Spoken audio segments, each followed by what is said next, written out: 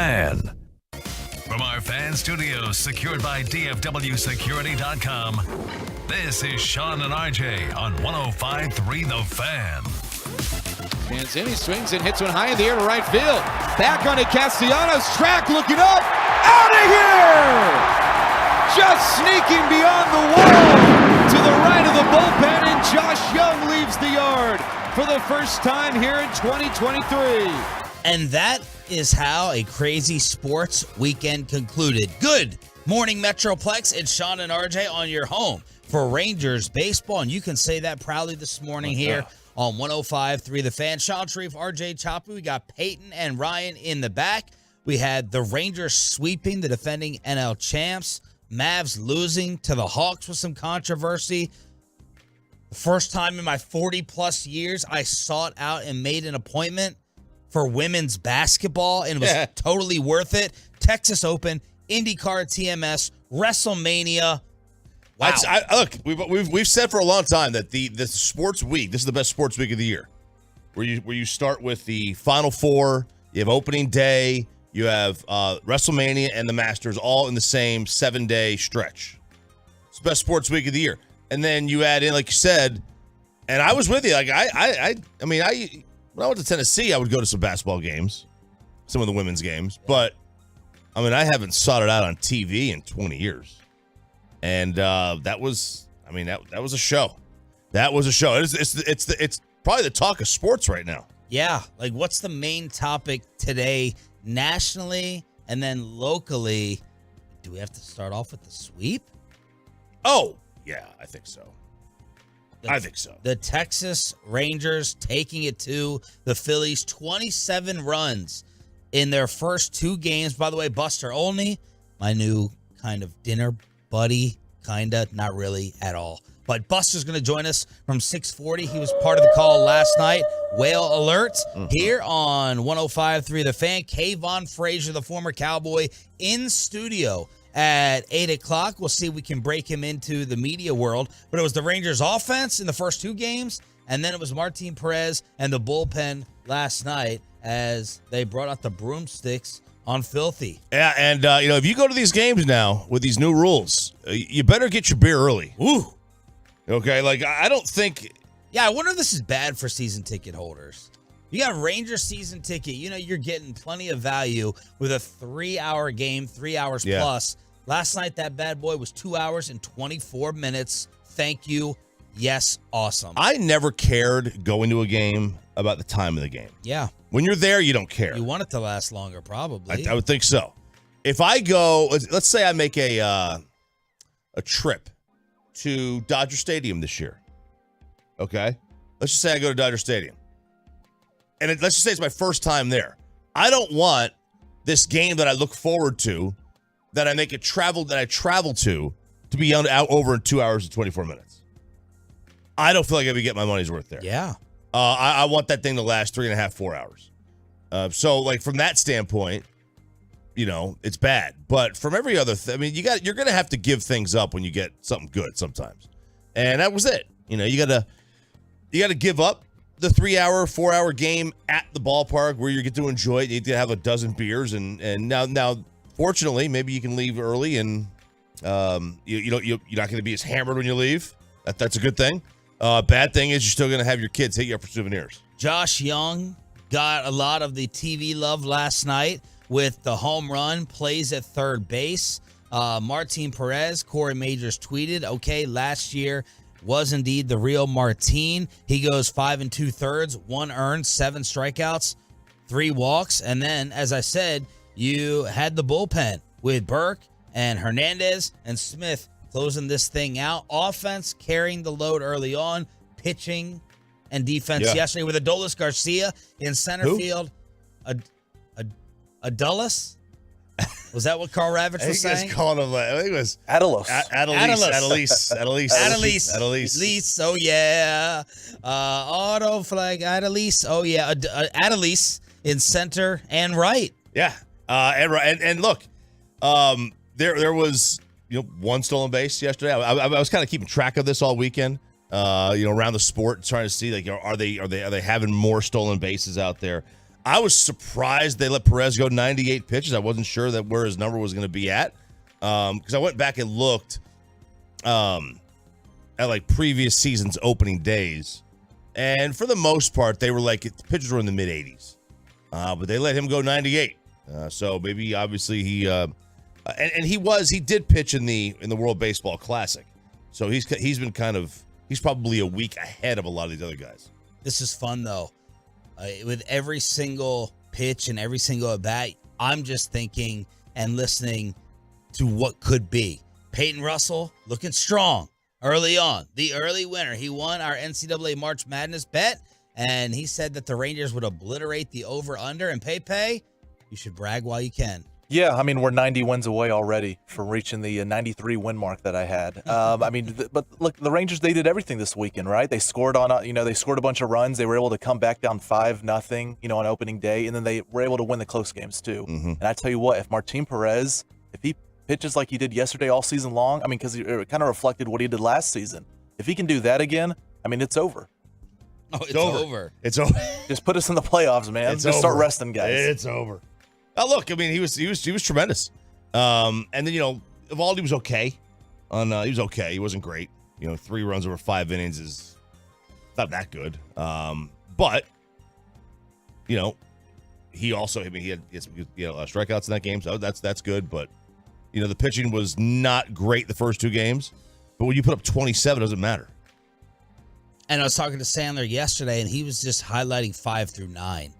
That's where you are really getting contributions that excite you if you're a Ranger fan. When you sit there and look at, Grossman and Heim and Jared's boy Duran, and then, as we said, Josh Young last night, nice start for Simeon and Seager, so you're getting that, but you're really getting the lineup balance with your 5 through 9 hitters who are contributing. So the Rangers pull out the broomsticks here on Your Home for Rangers Baseball, and the referees pulled out the whistle to, I think, screw the Mavs last night. 3 seconds, Trae Young against Josh Green, and there's a foul. Oh, and it was a foul call at the end of regulation that gave the Mavericks a chance, and it's a foul call at the end of overtime that is going to give Atlanta a chance, and this looked like a broken play to me. Yeah, it was a broken play. Mm-hmm. Derek Harper, are you serious? Are you serious with the call on Bally? Kyrie gets called with the foul. What an ending to this game. Christian Wood having to try and come up with clutch free throws. JaVale McGee trying to come up with clutch free throws, but it was Trae Young with the final 2 that win it for the Hawks after Kyrie gets whistled for the foul. After the flop, it's going to come off as homerish because it went against our team. I just don't like on a broken play that whistle being blown. I didn't care for that. The ball's backcourt, and then I agree. I thought that was kind of a broken play there.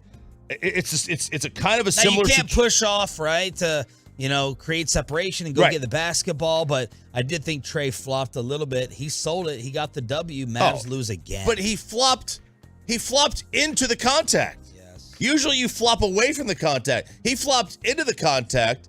It's kind of like the San Diego State Creighton ending. Can you make that call there? Remember the one in the Elite 8 to go to the Final Four? Yes. Can you make that call in that situation? Right. And this is kind of similar here. Can you make this call in this spot? Because you effectively were gonna end the game with that call. Well, Jason, your playoff hopes are dying. I think it was Follow said last night it was 30-8. Those were the percentages for the Mavs to make the play-in. This was before the loss. It was 30% from Basketball Reference, and it was an 8% chance to make the playoffs. And they are in deep trouble. It almost feels like that loss last night could have just broken them, as they're still a full game back of OKC, 11th out of the play-in in the West. Yep, and like you said, OKC has the tiebreaker, so that's not going to help anywhere either. We'll see what happens, but that's a tough way to lose a game, and it's an awful stretch. This has been the experiment. Awful. I'm glad they did it. Yep. But man, has it not worked. And if they had Dorian and Spencer Still, Would we be in this situation? Hard to say you'd be as bad. Okay, so they were 31-26 at the time of the trade? Sure. And now, let's see. Let me check my notes here. 37-42. I mean, you were hovering in that like 4 to 6 range, and now you plummeted to 10th. Hard to say that you would have been this bad. I agree. But you make a trade late in the season like that. I mean, your chemistry is going to be, all messed up. Hard to say you'd be this bad. But I'm with you. I'm still glad that they did it. You trade for an asset. You trade for a weapon. That team was not winning anything either. Agreed. It just has not worked out. How much of it is bad luck? If this was a baseball season or a football season, we'd be looking at the Minnesota Viking New York Giants stat. Mm-hmm. This was a baseball season, we'd be looking at some of those Banny years or the number of one-run wins with the amount of close games that they're losing. Yep. We would sit there and say, oh, they've lost, let's just make it a nice round number 10. They've lost 10 close games. Is that likely to happen all over? Bill Barnwell would have an article on why the Mavs are going to be a 55-win team next year. Absolutely. It sucks. It sucks, but this is, no one's dying. We're going to go out there and we're going to play, and whatever happens, happens. No one's dying. 877-881-1053 to hit us up on the truckwreck.com text line. Was the event of the weekend right here in Arlington, LSU, Iowa, WrestleMania, Taylor Swift, and a tornado next. Coming up in the next G-Bag Nation, we'll recap the entire weekend of sports and look forward to the champion.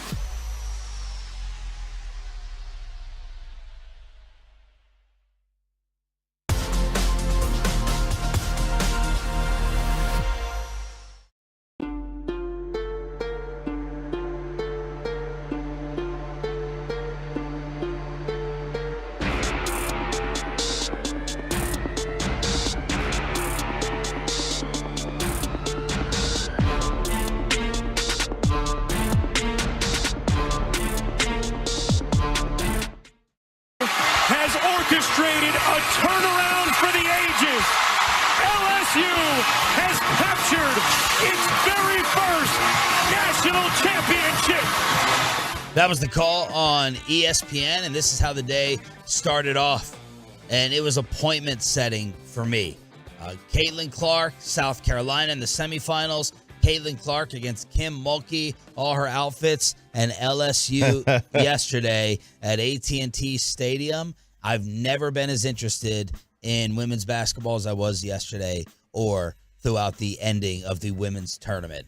It was awesome. It was fantastic. Yep. I've never been as impressed with the shot making, with the ability, with the skill. At first, I was just honing in on Clark, as Jeff Van Gundy called her the female Luka Doncic. And then last night, if there was Complains a lot. doesn't play any defense.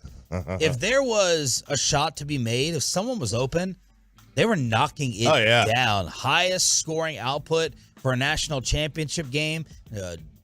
I think it was Carson.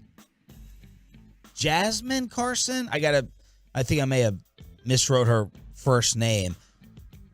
She averaged 8 points on the season, explodes for 21 and a half. So Dirk is sitting there on like the Becky Hammond, Diana Taurasi podcast, and he's sitting down with Pau Gasol and, kind of like their K-Rod, and there's these explosions in the building. They're at AT&T, and the shot making has the crowd losing their mind. This is at the end of the first half, and Dirk keeps like interrupting the interview like, oh my gosh, what the heck is going on? Yeah. That was the electricity that surrounded this entire tournament that you said beat NBA regular season games this year. It was Iowa-Louisville game. It was like the Sweet 16 or something like that. It beat every single NBA game this year nationally. Every single one had more viewers than every single game. So people were tuning into this.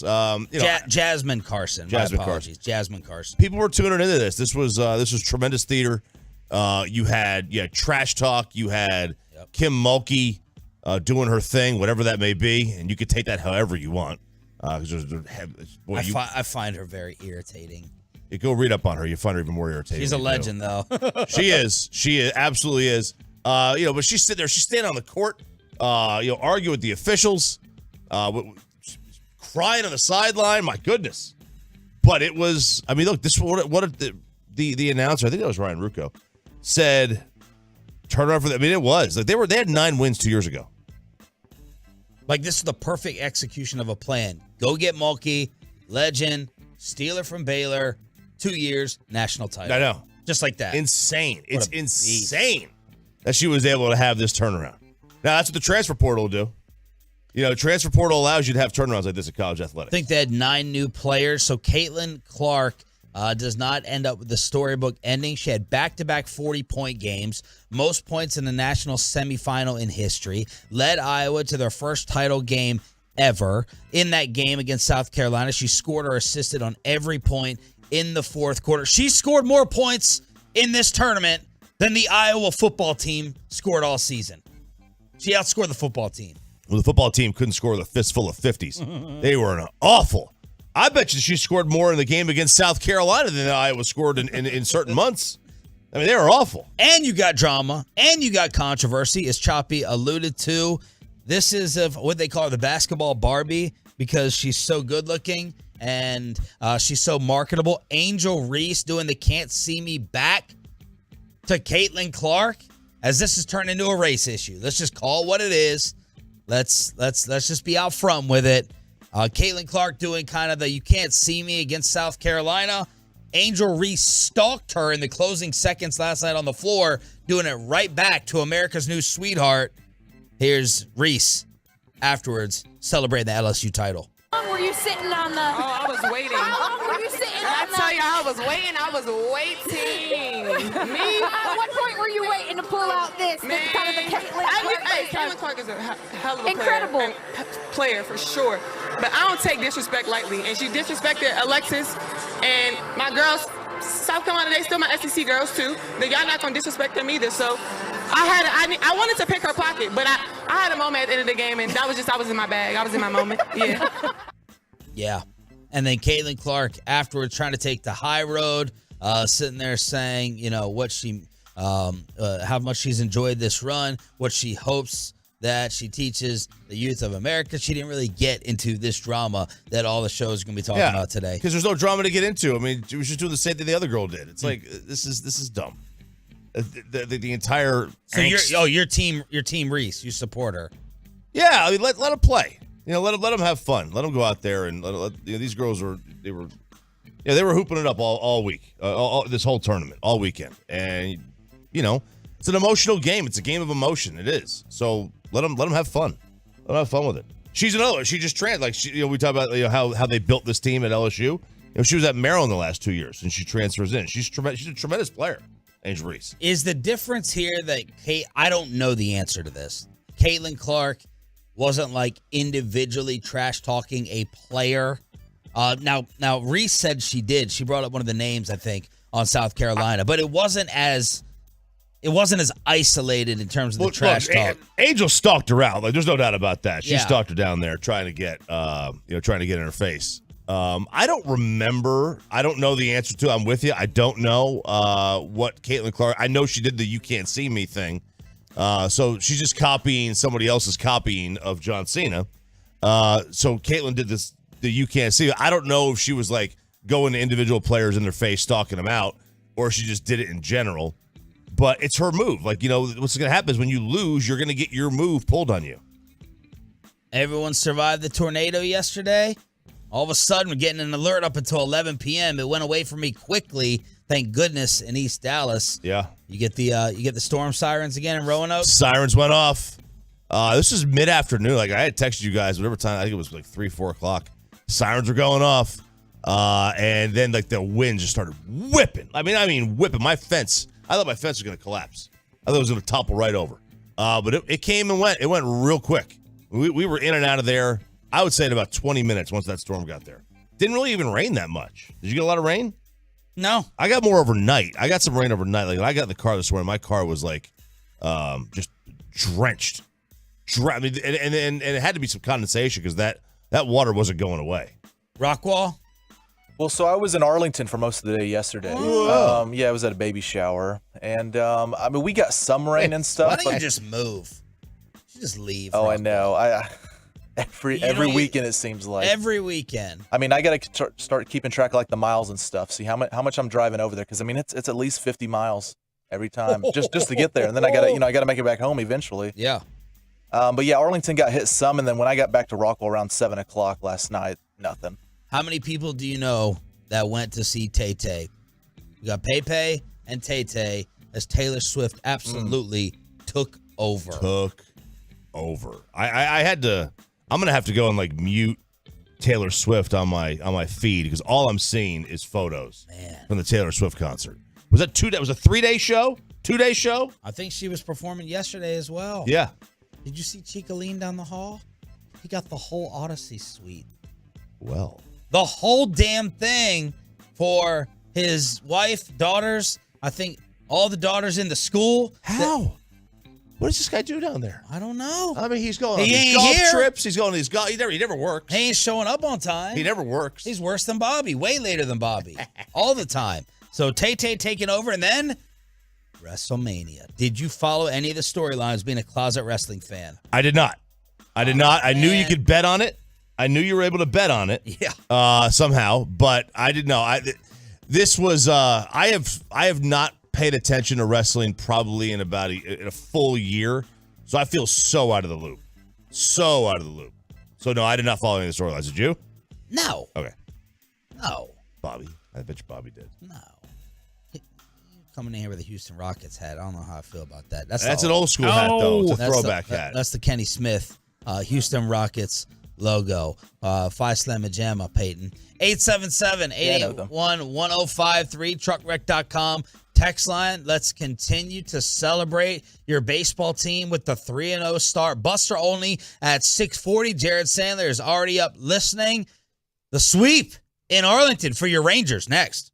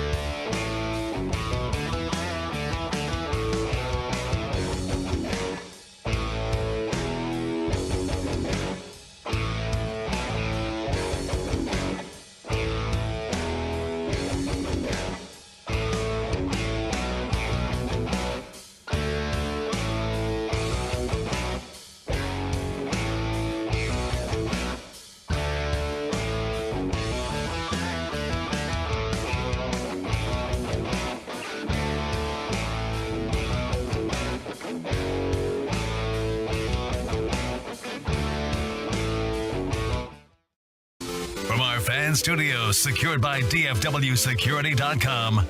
This is Sean and RJ on 105.3 The Fan. Here's a pitch that's driven deep into center field. Going back is Adolis. He leaps and he makes the catch at the wall. Adolis Garcia, I don't know if that was a home run robbing catch. Looked like the ball was probably going to hit the top of the wall.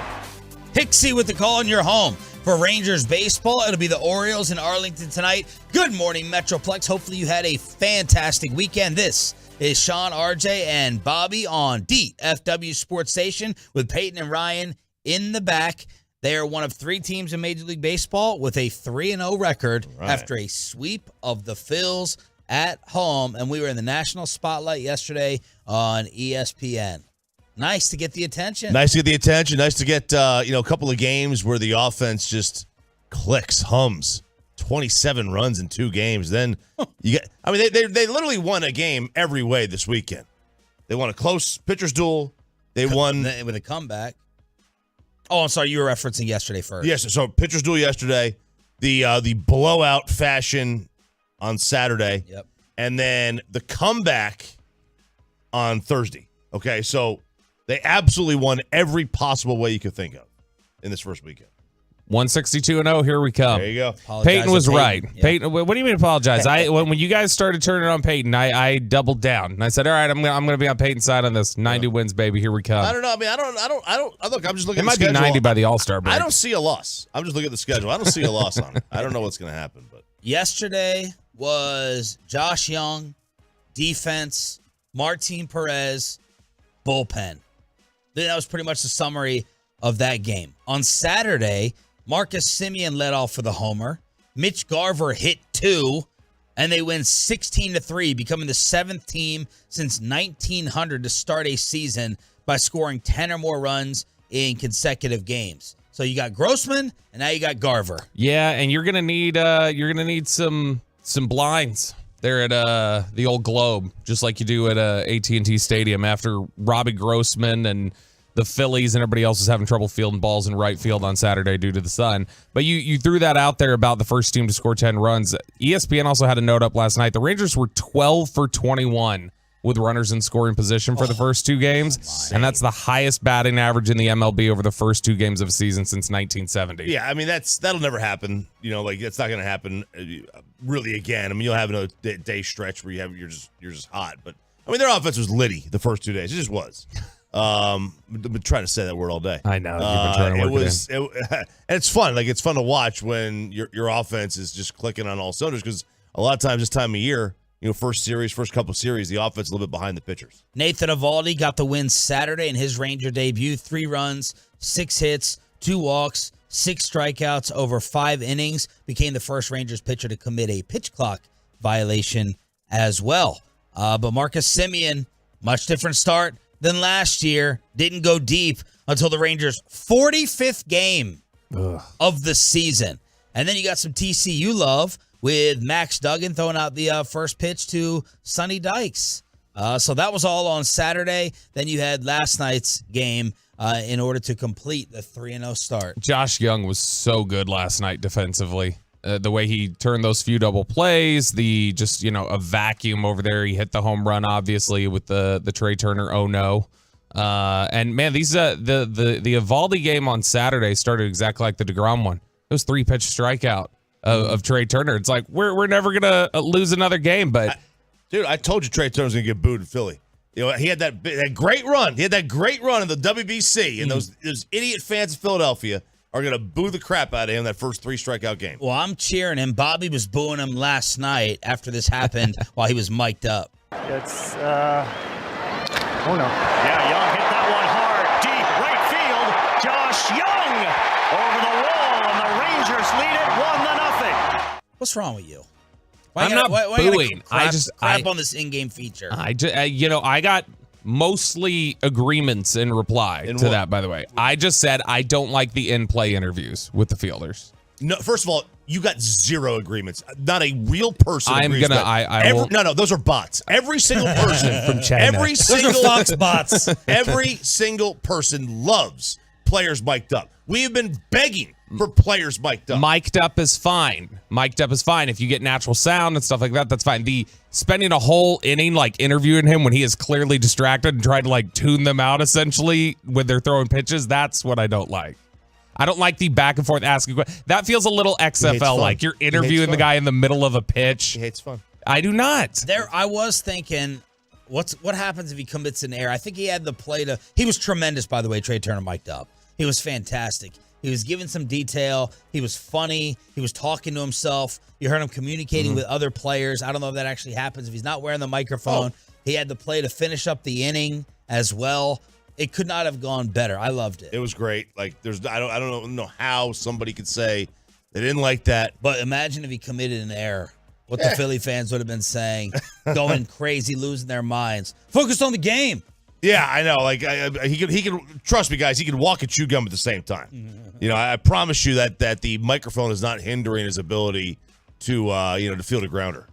I'm not saying that. I'm just saying he's clearly trying to tune them out when they're asking questions in between pitches. Oh, and sure. He's just, it felt like he was trying to ramble at times, like when they asked him about the World Baseball Classic. It felt like, let me ramble through this next pitch so they're not talking to me as the pitch is being thrown. And so he just felt like he was filling space there. So before yesterday's win, the Rangers had seen 27 plate appearances go to a full count.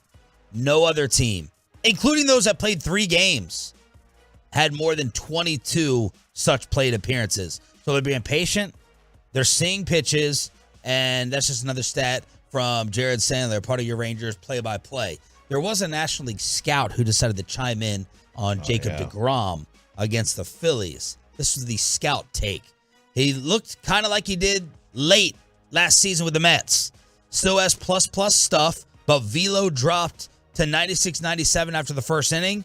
He wasn't commanding his fastball and slider to his glove side the way he did when he was unhittable. So that's an NL scout taking a little shot at DeGrom after the opener. I think he's still ramping up. That's what it is. That's what I'm going to say it is. He's still ramping up because, I mean, I think you saw the stuff looked like really good at times. It was just more about the command. And so for me, I'm not worried about it. Looked like he was a little jazzed up, still working into his game. If his velo went down, it's not like he threw 110 pitches either. Mm-hmm. If his velo went down by like the 3rd or 4th inning, that's I mean, the fastball was 97 by the 3rd or 4th. That's concerning, because I mean, look, it was over. I mean, how many 100-mile-an-hour pitches did he have in the first at bat? Didn't he already knock off the last year's 100-mile-an-hour pitches in one at bat? Yeah. Can we allow for adrenaline maybe coming down a little bit? Yeah, but I mean, like, does he usually throw 100 and? Like, his average miles per hour throughout his career. I mean, is it 99? I would doubt it's that high. Yeah, that's what I'm saying. So I hope that the NL scout is wrong and incorrect. Speaking of all the changes through the first 3 games, this season and last season. Yeah. You got it? Yeah, so like last year, his average four-seam fastball in October was 99.7. In September, 98. In August, 99. In July, 99.8. 97.5 in March. And in this game, it was 98.5. So it's in the same. This is his overall. So he's usually at 98, 99 on the average. This is his overall fastball velo over the years. He was dominant starting in 2016. Fastball velocity 94, 95.2, 96, 96.9, 98.6 in 2020. 2021 was 99.2, 2022 98.9, and then just the other day his average velocity was 98.5. I'm not worried about it. All right, now let's move on to the differences in the game. And ESPN flashed this up yesterday.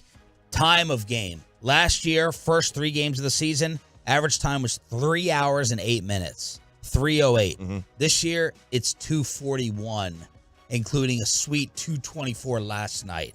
2:41 compared to 3:08. So that's the average for the season for the first 3 games. Yes, that's a 27-minute difference. Yeah, and that's with the opener. Opening day. This is for the whole sport. Yeah. But I'm saying opening day around the sport was 2:45. So in the 2 days, they've already shaved 4 more minutes off. Yeah, we're cutting 30 minutes off. At least. There's 26 minutes in spring training. So there you go. Yeah. We're gonna get about 30 minutes less each time. Batting average on balls in play. Last year was 272. This year's 310. There's a shift. We want more action. There's a shift. So there's no more shift. We're seeing guys shift in the outfield, making more creative shifts out there because you can't shift on the infield. But it makes sense when balls in play would be higher. Small sample, but good. Stolen bases and stolen base attempts have erupted. Last year through 3 games throughout the league, there were 17 stolen bases. That's it. That's insanely low. This year there's 49. Stolen base attempts last year, there were only 26 attempts through 3 games. This year 56. So not only are the attempts up, the percentage sounds like it's better too. Percentage is 65 to 88. There's an 88% successful stolen base rate through 3 games. And so analytics has the reason that they stop people from stealing is because the average was below 85%. They said the only way that we're going to let you guys steal more is if it gets above 85%. Well, now you're up. Now you're above 85. Which what was it?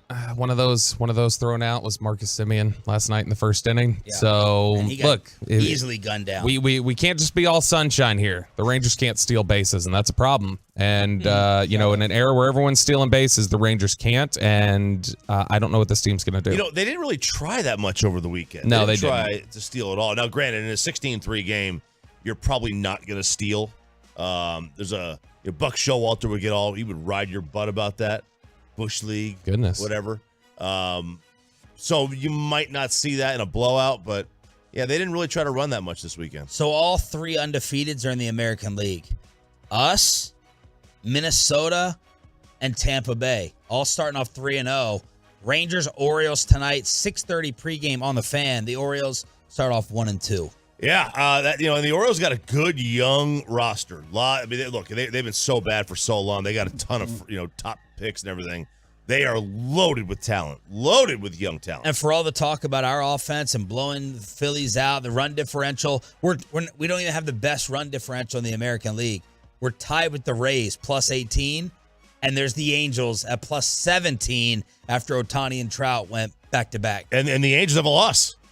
Yeah. They had a loss in their schedule, on their ledger, too. They do. Ohtani's start. Yeah. It was the first pitcher since 1901 to lose on opening day with 10 strikeouts and less than one earned run or one earned run less. We also, with you mentioning the Twins undefeated, already got 2 home runs there for Joey Gallo in Minnesota. 2 home runs. He's 3 for 10.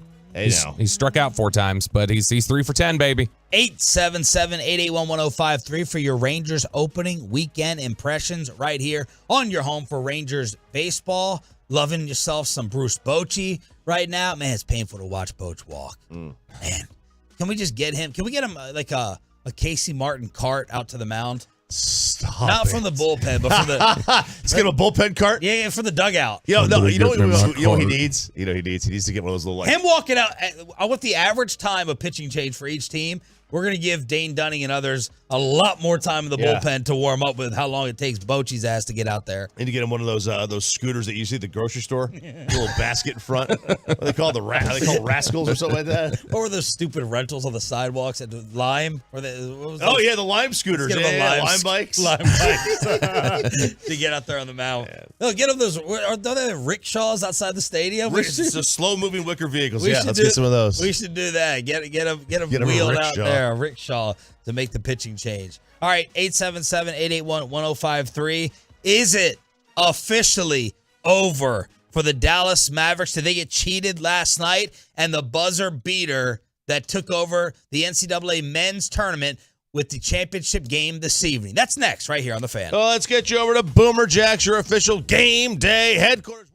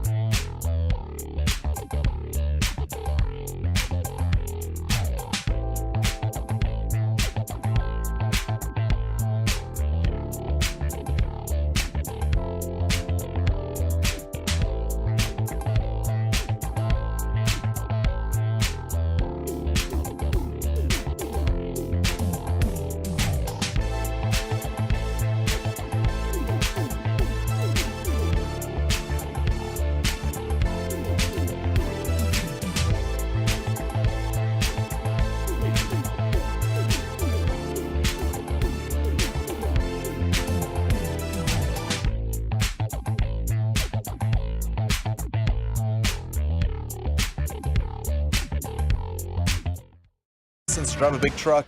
So companies that hire drivers and put them in a big truck should be held accountable for what happens when one hurts you. Frankly, you need Frankel and Frankel. Visit truckwreck.com or call them 214-333-3333. Can the theatrics of the end of regulation repeat themselves here in overtime? Ball in. Luka turnaround three from the corner. It's no good. And heartbreaking loss.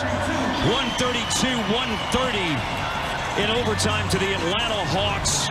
Man, that was the call on Bally. Kyrie went off, did his thing, 14 points in the fourth quarter, paying homage to Dirk by scoring 41. But it was fouls and controversy at the end of regulation and the end of overtime as Kyrie gets called for the whistle on Trae Young. 2 free throws. Mavs lose again. Again. And that may have been the final nail. I mean, they still have a chance. But, I mean, you are talking about the thinnest of margins now. Thank you, that Phoenix, you have to work with. for beating OKC last night. Thinnest of margins to work with, but no one's dying. That's fair. You know, we're not going to be able to play that much longer because the season is dying and Jason Kidd may be dying too, coaching-wise. Oh, I think that should carry into baseball season, and then we got to play for Cowboys. We should never not play that. Exactly, it's perfect. No, this is and I was just trying to make a bigger point. Well, it was a bad point, but that's okay, Sean. It's a Monday. You'll wake up. So we've got the we obviously know how the Hawks game went, but there was also the night before that on Saturday against Miami when you have Tim Hardaway and Kyrie and Luka combining to shoot. What did they shoot? 38 of 57. 61% as a team. Yeah, and they were knocking down 2/3 of their shots. They made 38 shots between them. Tim Hardaway 31, Kyrie Irving 23, Luka 42, and they lost by 7. Yeah. There's no way that you could predict that a team that shoots 61% and 41% from the three and then 88% from the line loses a game. Loses a game by 3 possessions. By 3 possessions. This is, you know what this is? This is God saying, Mark Cuban, you don't get to just come in here and scoop up Kyrie Irving and cover over all the other crap you've done to this team for the last few years. I'm not bailing you out. In fact, this is going to go sideways. What are they were 31 and 27 or something like that when they traded for Kyrie. So they're 10 games under 500 since Kyrie got here in that short a time. Good grief. Mavs were 7-0 this year when shooting at least 54%. They fell to 30-2 all time in games where they shot at least 60%. Why? Because they don't have a prayer defensively. Nope. Jason Kidd couldn't get stops. That's what he said afterwards. You just cannot get stops. Luka, quote, it's the same problem every time. The offense is fine, but if we give up 130 in 4 quarters, that's hard to watch. It was also hard to watch them trying at the end of regulation and overtime on these big defensive possessions and being like, okay, they're a little capable. Like Luka blocking Trae Young's shot out of bounds. JaVale McGee out there being a factor. 2 shot clock violations in the last 5 minutes. Yeah. They were denying. It's like, okay, there's some capability in there. They just don't want to do it. And look, they're not good defensively, but they lost the game shooting 61%. You can't make that up. And then yesterday, did you think that was a good or bad foul call, Bobby, on Kyrie? I thought it was bad, but I mean, it's Trae Young driving. I imagine if Luka's on the other side, they call it for Luka. Like it's what they'll do. You just can't call a foul there, I don't think. Like you could call a foul if it's like the right call, but like if you're gonna nickel dime and it's just, I mean, on a broken play, I don't like it. Yeah, you're rewarding them for having a broken play. It's just that to me, it was very reminiscent of the end of the San Diego State game. I didn't care for the call there. I get they call it. I get why. You know, his hand was on him. I get it. I didn't care for the call there because you were effectively ending the game. And I didn't care for the call here. I didn't care for the call in the Super Bowl either. I don't like officials. How about that? Landon Thomas tweeted, Jason Kidd waiting until game 79, second half actually, to use JaVale McGee over Dwight Powell is dejecting. Powell had 1 rebound in 20 minutes. The team is 30th in rebounding. And there's JaVale being productive. Christian Wood getting minutes at the end of this one. I thought Christian was making the second free throw. He looked confident. He looked like, I'm the man. This is my moment.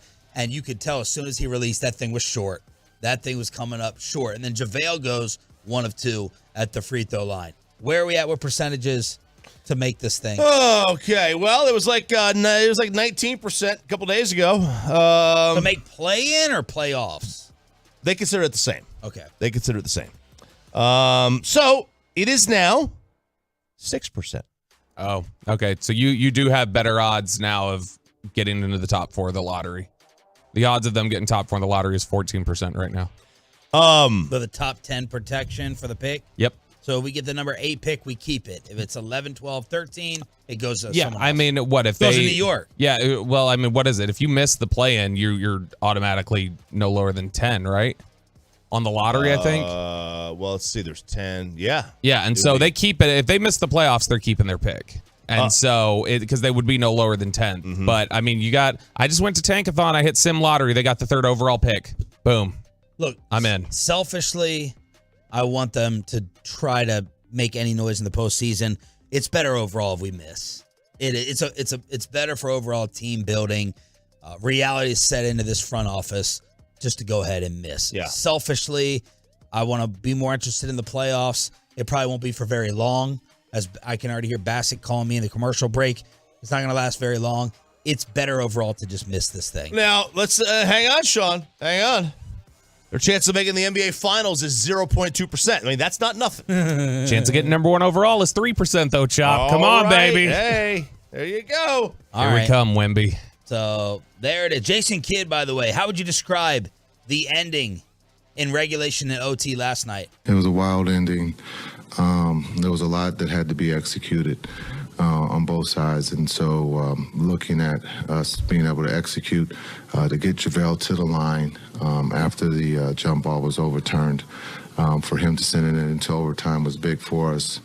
And then we unfortunately, we got a foul there late, which could have gone either way, but, give them credit. They stepped up and made the free throws, and I thought Luka got a great look there at the end.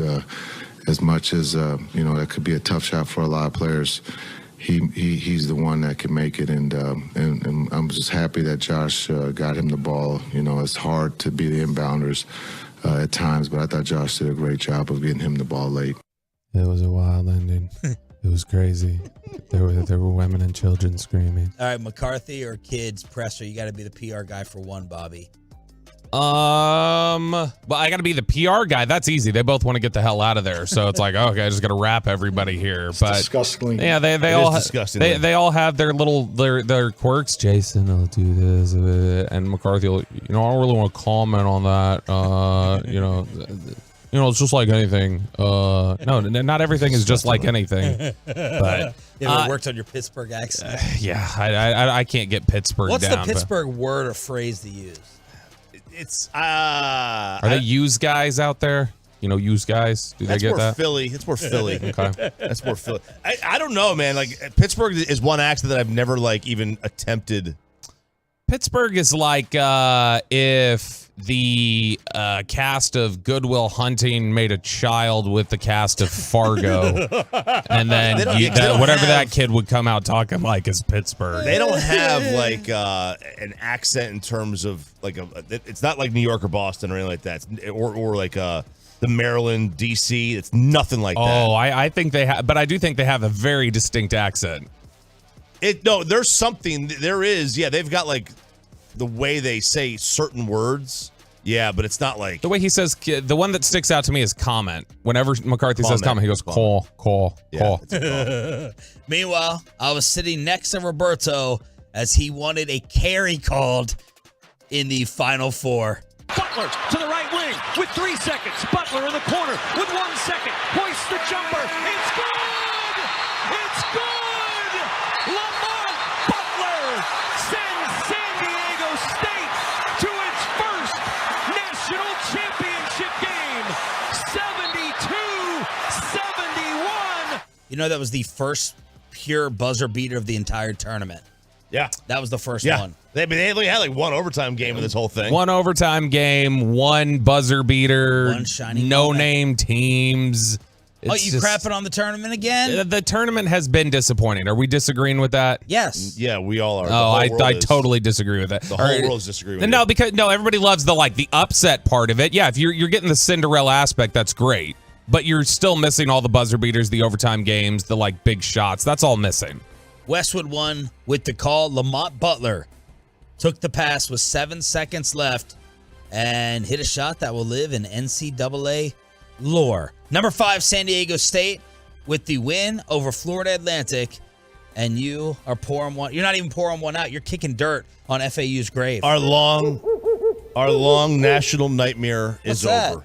So it's their. What's the owl? Oh, I thought that was a dog. I thought that was that wrestlers.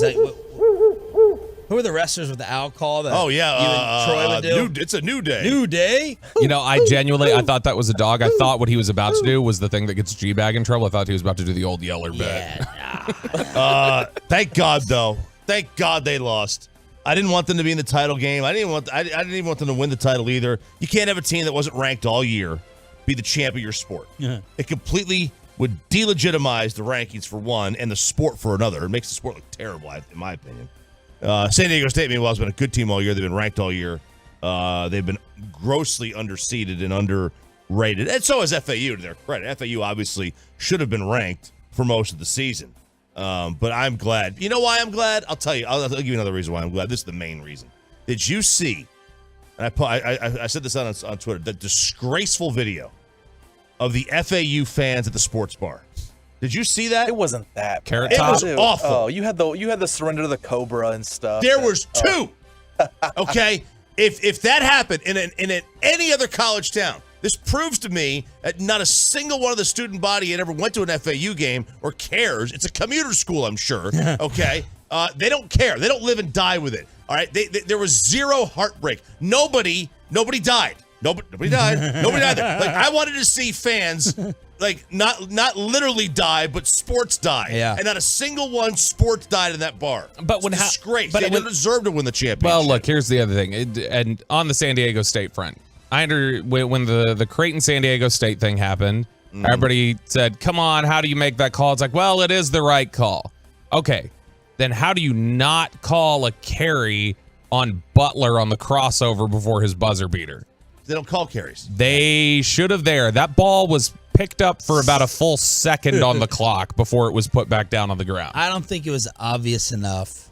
I mean, it's never going to get Man, called. you see it. I didn't even notice it. Okay, Now I'm that gonna- you're bringing I'm- it up. I'm like, I have to go back and watch. I'm going to show you during the break, and and you're going to see it's aggressive. Because it's not just, it's kind of there for a second. It's he turns his hand under the ball. He did it all the time. Man. LeBron James' career is that.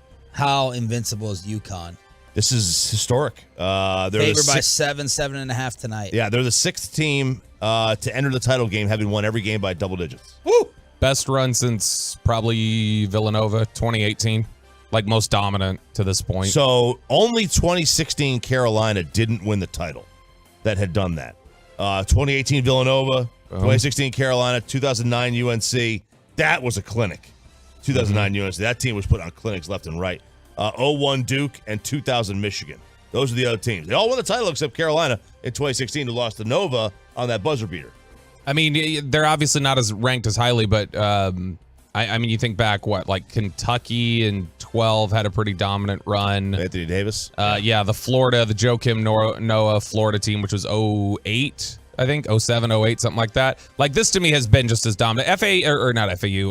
Miami kept it closer than anybody else has with UConn the whole tournament. They did, and and UConn's thing is they haven't lost a non-conference game all year. All their losses were in the Big East. Let's see if he remembers to wake up with us. My new dinner buddy. He was in Arlington last night. The national coverage for the Rangers sweeping the Phillies. The great Buster Olney. Whale Alert joins us on the home of the Rangers live for the 6 a.m. club next. But let me give a first official shout out to the Tolo electricians.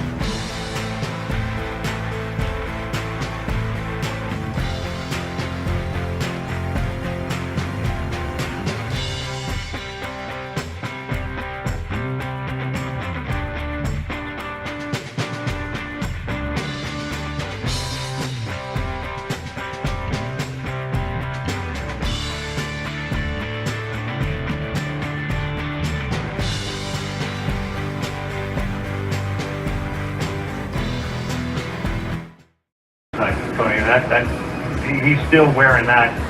Not sure that we're going to find another one like last night's. Baseball conversation to Nick and Sam's. That was recorded off my phone. High production value. Excellent work. From the ESPN game last night when the Rangers sweep the Phillies. But the reason we played it is we made it happen. Carl Ravitch, play-by-play voice, was on with us last week.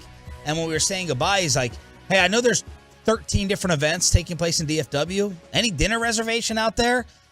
So we set him up at the steakhouse on Saturday. You.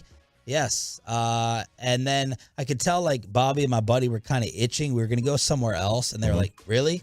We're going to go out to dinner? You're not going to go? You're not going to take us on over there to see Samir? So then I texted last second. We went in ourselves and I had to stop by the ESPN table. I should have gotten a picture. I was too much of a wuss. I was too scared. Now, did you stick them? Did they get stuck in the dining room or they were in the bar? They were in the dining room. Oh, okay. They're in the dining room. You know, got to class it up first. Got to, yeah. And then you ratchet it up after, you know, where the crazy action happens. But Ravitch is on the left. David Cohn is in the middle. And Buster's on the right. Buster looked the most uncomfortable that I walked up on him. I interrupted Carl. Carl was texting, and I was like, hey, man, Sean from the fan, blah, blah, blah. David Cohn looked like he was down for me to pull up a chair. I heard David Cohn is cool. Awesome. I've heard that. And he looked like he was down. And Buster was kind of like, you know, quiet and kind of just sitting there in the corner. And I was like, really appreciate coming on, blah, blah, blah. I'll let you guys enjoy. And then when I was walking away, I'm going to ask Buster, is this a compliment or an insult? Yeah, me and my friends over there, man, we grew up on you guys. Screw up on you. Is that an old? Is that a shot at being an oldie? What if I said I grew up on you guys?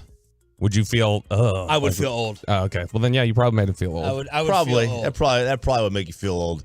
Like Cone, I'm trying to think who the oldest one of the bunch would be. But like, yeah, I mean, I think Carl and Buster are like 58, 59. I think as an athlete, like if you're like David, in this case David Cohn, I think it's like it's okay.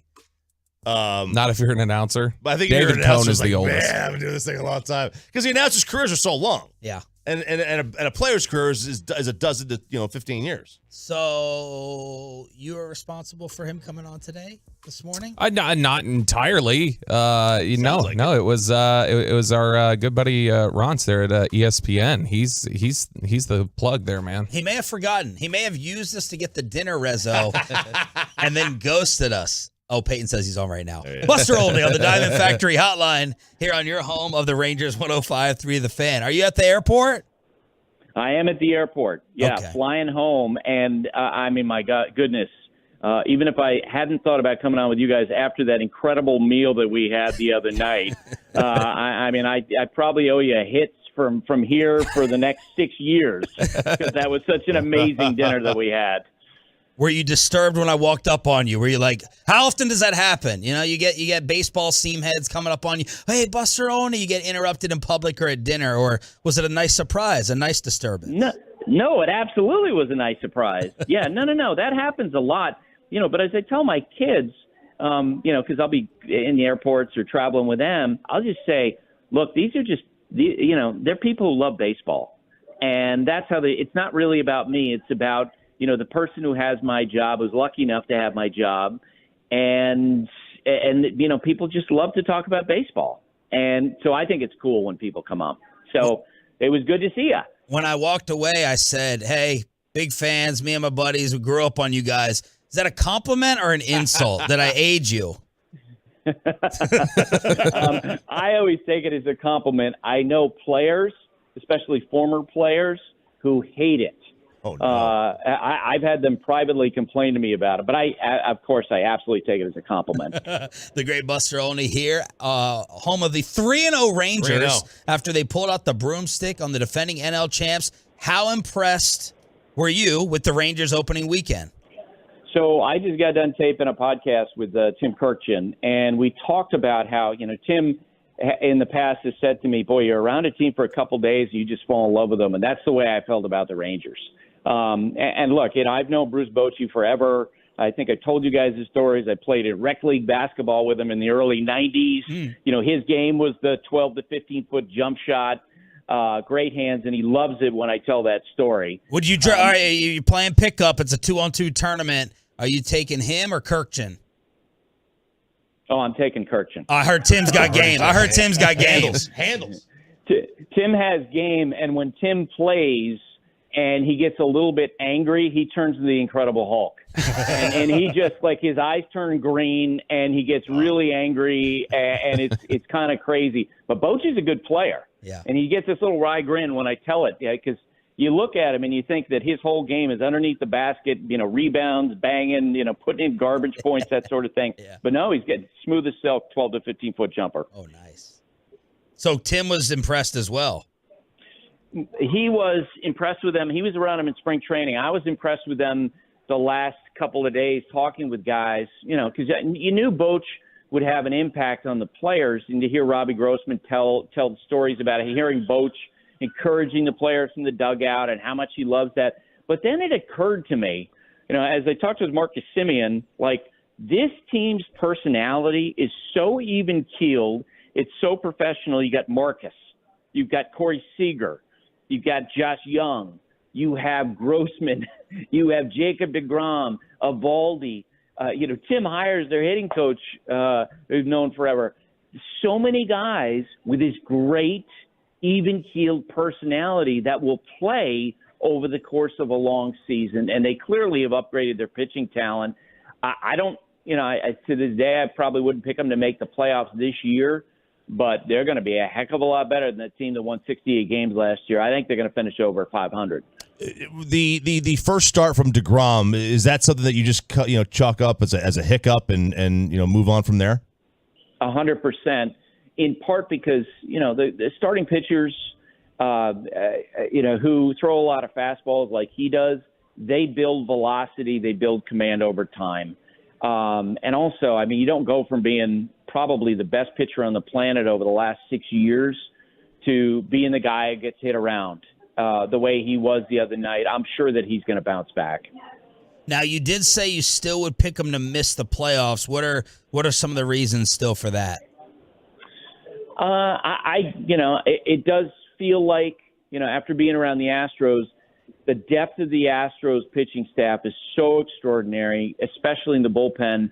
I don't think the gap is nearly as wide as I thought it was coming into the weekend, in part because I think Bochy, to me, is the best bullpen manager that we've seen in the last 30 years. He's so good with that. Last night, for example, against the Phillies, running out all those left-handers essentially to keep Christian Pache, the Phillies center fielder who doesn't hit very well, to keep him in the lineup. He kept on running out those left-handers, and they kept on picking on Pache, essentially.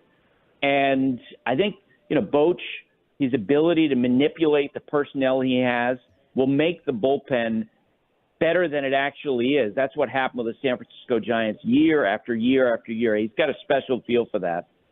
We're talking with Buster Olney, Sunday Night Baseball reporter, senior writer for ESPN. Buster, when you look at the way that the Rangers won these games over this weekend, we were talking about it earlier. You had the comeback in Game 1. You had the blowout in Game 2. You win a close pitching matchup in Game 3 where the bullpen comes in and holds things down.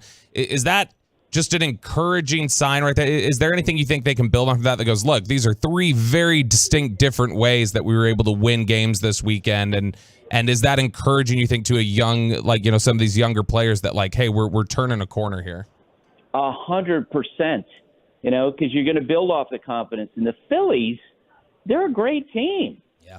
This is a team that made it to the World Series last year, and they pretty much kicked their butts over the weekend.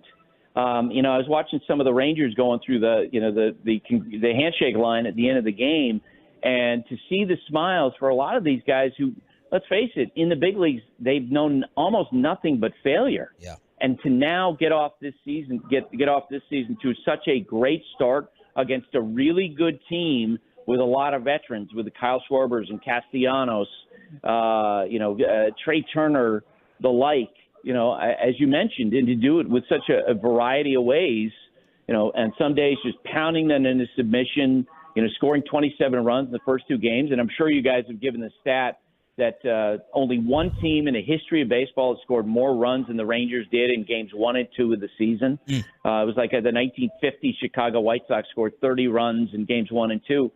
The Rangers scored 27 runs, and last night, Martin Perez, who you guys saw, he didn't have like great command right off the bat. Yeah. He didn't have great stuff necessarily. He just worked through it, and then Bochy turned it over the bullpen, made that great defensive change at the end, which may have been difference-making, moving Garcia to right field. It was a sterling weekend for them to start out with. We've been waiting on farm system and young players to emerge and stick around here for a long time. And it felt like last night on y'all's broadcast, especially David Cohn, that Josh Young seems like a hit. Your impressions of Josh Young and maybe having that cornerstone at third base for years to come? Yeah, it feels like he's been around for about 20 years when you talk to him.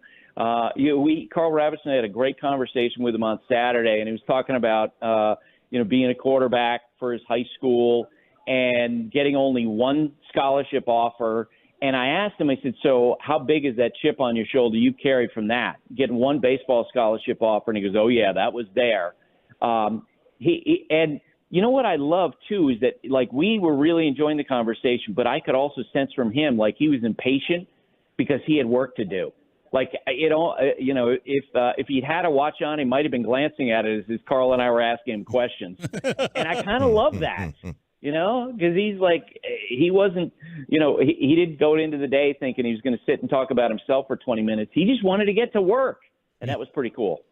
Buster, I know you were around it in spring training. You got to see all the changes up close, but did anything change, when the season started? How do you think the changes took effect, and what was your impression of them this first weekend? Well, statistically, the average time of game, 2022 compared to 2023, dropped by 27 minutes over the first 3 days of the season, which is enormous. The stolen base totals more than doubled over the first 3 days of the season, and I think we're going to see more of the same. I did hear more grumbling about the pitch clock from players, from managers. I'm sure you heard Bryce Harper's interview during the game last night where he sort of said something that was a little obtuse, where he talked about players taking the game back, and then he backed away from that because I thought about it. Bryce is someone who between pitches, he likes to step back and collect his thoughts and probably come up with a game plan from pitch to pitch to pitch. If Bryce asked me, if another player asked me, I'd say, you know what, you better get used to it because this is where we are now. Major League Baseball has gotten exactly what it's designed, which is a product which moves faster. And I think it was Robbie Grossman who said to us the other day that, eventually I think players will grow to appreciate the fact that they're off their feet, over the course of 162 games by a half hour less each night.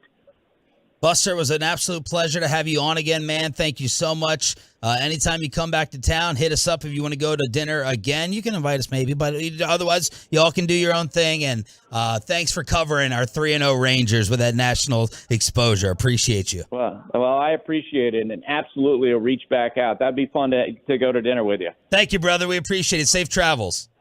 See you guys. The great Buster Olney from ESPN on the Diamond Factory Hotline. What? You angling so hard. You're angling aggressively. Of course. I respect the hustle. Look, the coolest person I've ever sat down with there was Tyler Glasnow. Oh, the pitcher Rays, huh? We're having good baseball luck. You got to take advantage when baseball's down. And you gotta sucker these guys. Are like, we're giving you some exposure, you know. You got it's like when the girl doesn't have her confidence.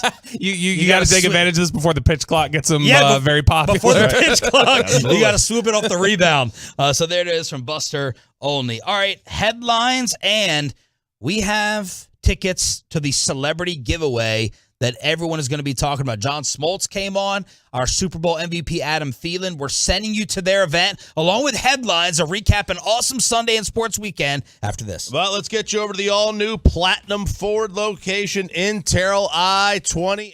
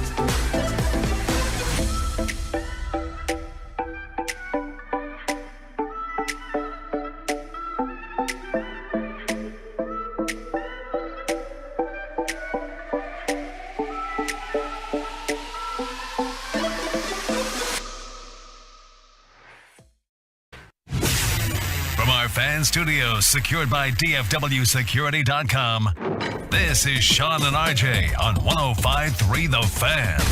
3 seconds. Trae Young against Josh Green. And there's a foul. Oh, and it was a foul call at the end of regulation that gave the Mavericks a chance.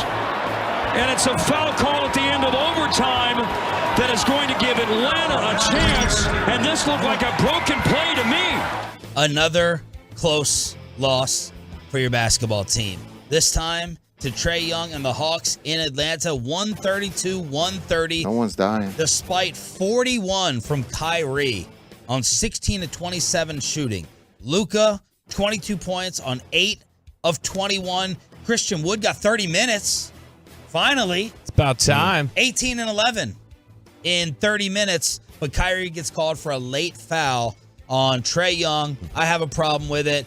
I don't know if the Mavs had a meltdown in the post. I switched on over to Rangers baseball, but the playoff chances are now even slimmer. They're on life support. They just are. It's a terrible end of the season. Mavs Muse tweeted this. I like their account a lot.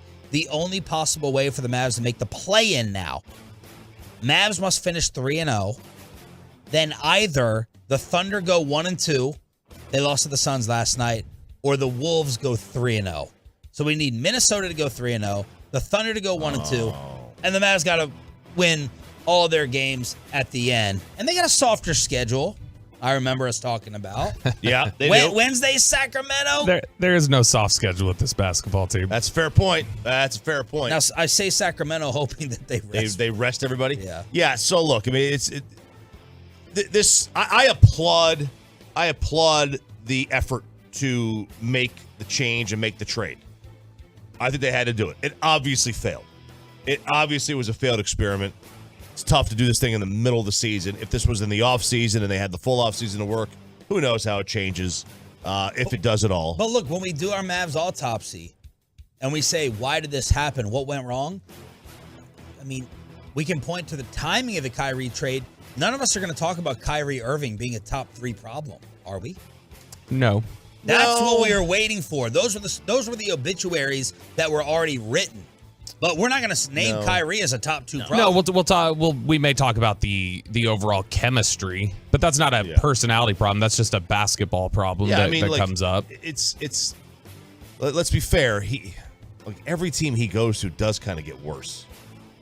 And maybe there's just something there. But you're right. He's not going to be one of the top 3 problems. I don't know how I would rank the issues. Thank God we would do it today, but. I do. Roster because of the front office, 1. And then number 2, Jason Kidd. And then I'll come up with a third.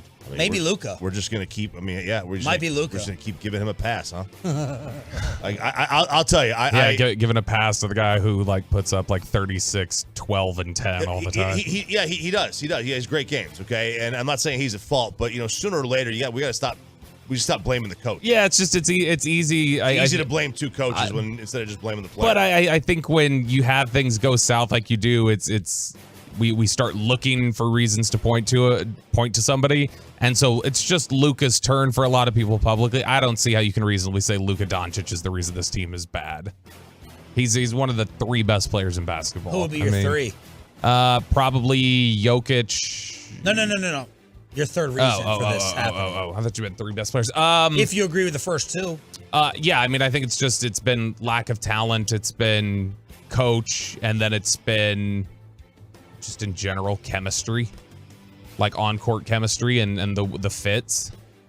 I want to see the ratings for tonight's men's championship versus the women's yesterday in Arlington. Kim Mulkey in year 2 has orchestrated a turnaround for the ages.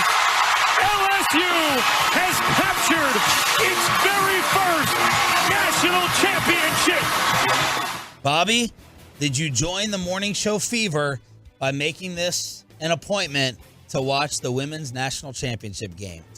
I was glued to my television. I couldn't get enough. Sarcasm of, meter. No. Like, I could not get enough of. I'll do the sarcasm meter on the fan cam based upon your tone and delivery. I was glued to the television. I could not get enough of the Walker Texas Ranger reruns as the as the game was on there. No, I didn't watch a single second. Why? Because I'm not on the Get Right. I'm on the morning show. Jesus. Whoa. That doesn't mean that it doesn't. You have daughters too. That's the true shame of girl it. dad, huh? I'm not. Can you tell me anything about Caitlin Clark's game? She shoots from far away. I know that. She shoots from far away. I mean, she I saw she most points, most assists. She's a big time 3-point shooter. That's what I know about her. Do you think Choppy and I are being fake? I think this is big World Cup energy from you guys. Okay. Agreed. Well, first of all, if you don't get involved, I don't get how you don't get into the World Cup. Like well, you don't like soccer. If you don't like soccer, you don't it's get true, involved. but it's boring. I get that, but the reason I love the Olympics, I love to be fair, I probably would not watch this UConn San Diego State game coming up if not for I know a good percentage of the Metroplex is going to want us to talk about it, so I'm going to watch it. But I think that there's a silent majority here on this particular game that is not interested. I think most of the listeners are not interested. On the men's game tonight? On the women's game. Right, I get that. Let's figure out a poll question with it. I'm not tweeting a poll. You guys can tweet this poll. I got killed enough for the last poll. Hang on. But you watch Maverick games. Uh-huh. But nobody watches them. I think a greater percentage of our audience is interested in the Mavericks game than this. A greater percentage of people watch this than the Mavericks game. Okay, but a greater percentage, I get it, because there's going to be the World Cup energy, gentlemen. Yeah. I think that there's a greater listening interest in what's happening with the Mavericks. Okay. All right, so this is how I was going to say there's zero listening interest in what's happening with the Mavericks, but whatever. This is how we would set it up. It's you have more interest in the women's tournament versus the men's tournament, or did you catch NCAA Female Fever? Or you put 3 of them, your interest with the women's tournament, the men's tournament, and the Mavericks as basketball options. You're right. It's a very dangerous thing to tweet. We'll make Peyton do it. Gather all the females.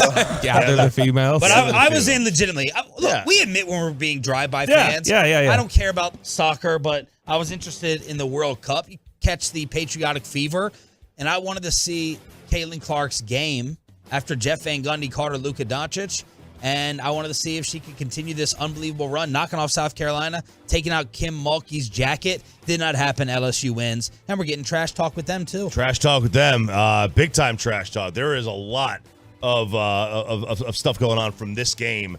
A lot of talking points. Mulkey's outfit, her antics on the sideline. Angel Reese doing the "You Can't See Me" to Caitlin Clark, which is Caitlin Clark's move. So she did her own move on her. It was, look, this was a tremendous performance by LSU. If the Mavs were playing, if the Mavs started at the exact same time as the women's championship, I would have watched the women's championship in the very beginning. I would have checked into the Mavs starting the fourth quarter, which is kind of what I did yesterday, but I would have watched this game. I was impressed with the skill. I'm never going to watch women's basketball. Women can drive too nowadays. It's amazing. They're able to do all these things. That's right. And vote.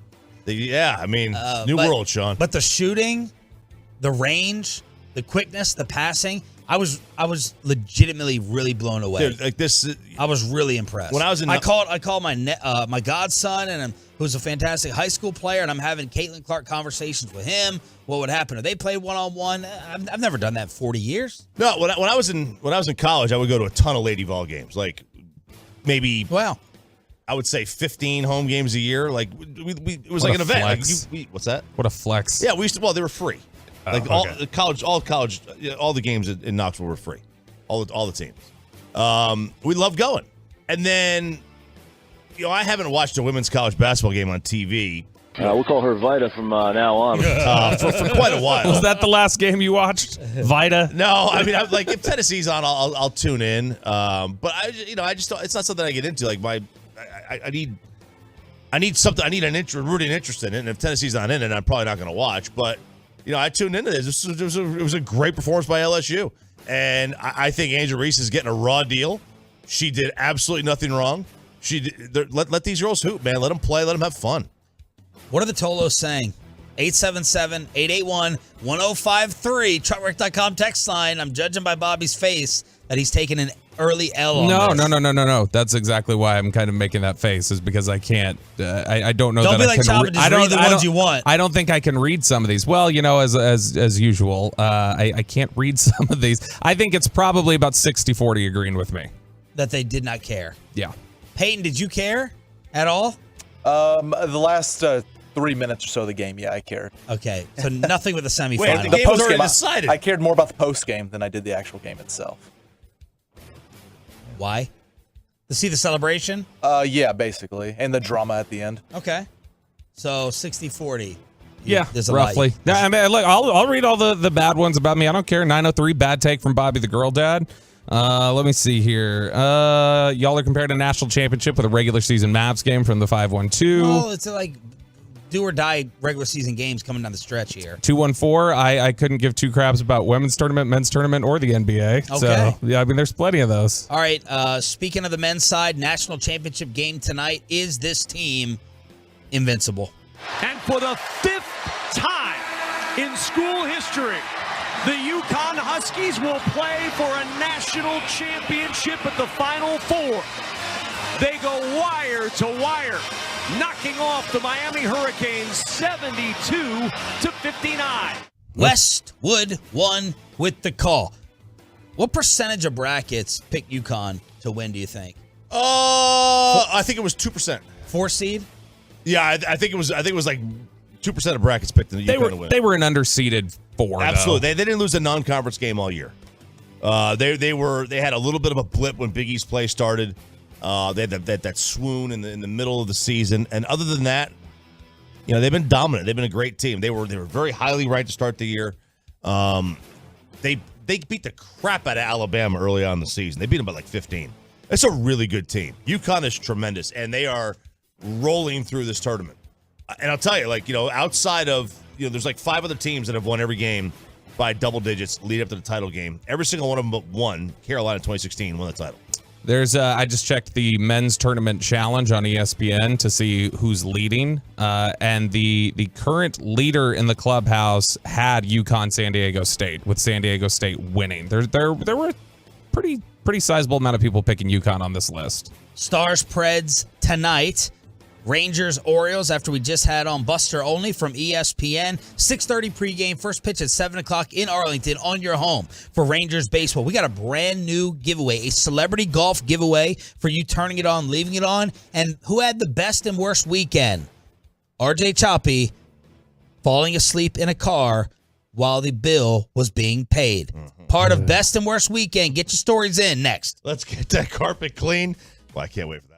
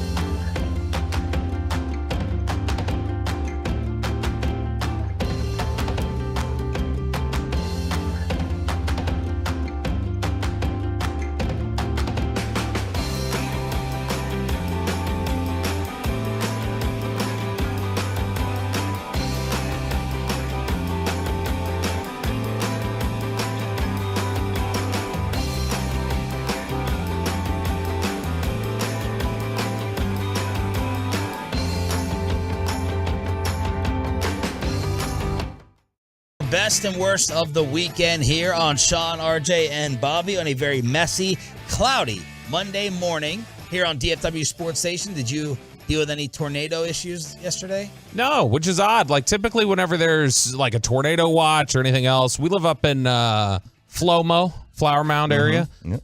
And just, I don't know, like that north of Tarrant, Dallas County line really generally gets hit pretty hard whenever there's thunderstorms. It's just more conducive up there, it feels like. But yesterday, we really didn't have it bad. Like, I think we were under 2 thunderstorm warnings, but even when they came in, I didn't see a lot of lightning, thunder, no hail. So it was good. No problems. Kavon Frazier, former Cowboy, will join us in studio at 8 o'clock this morning on your home of the Cowboys and Rangers.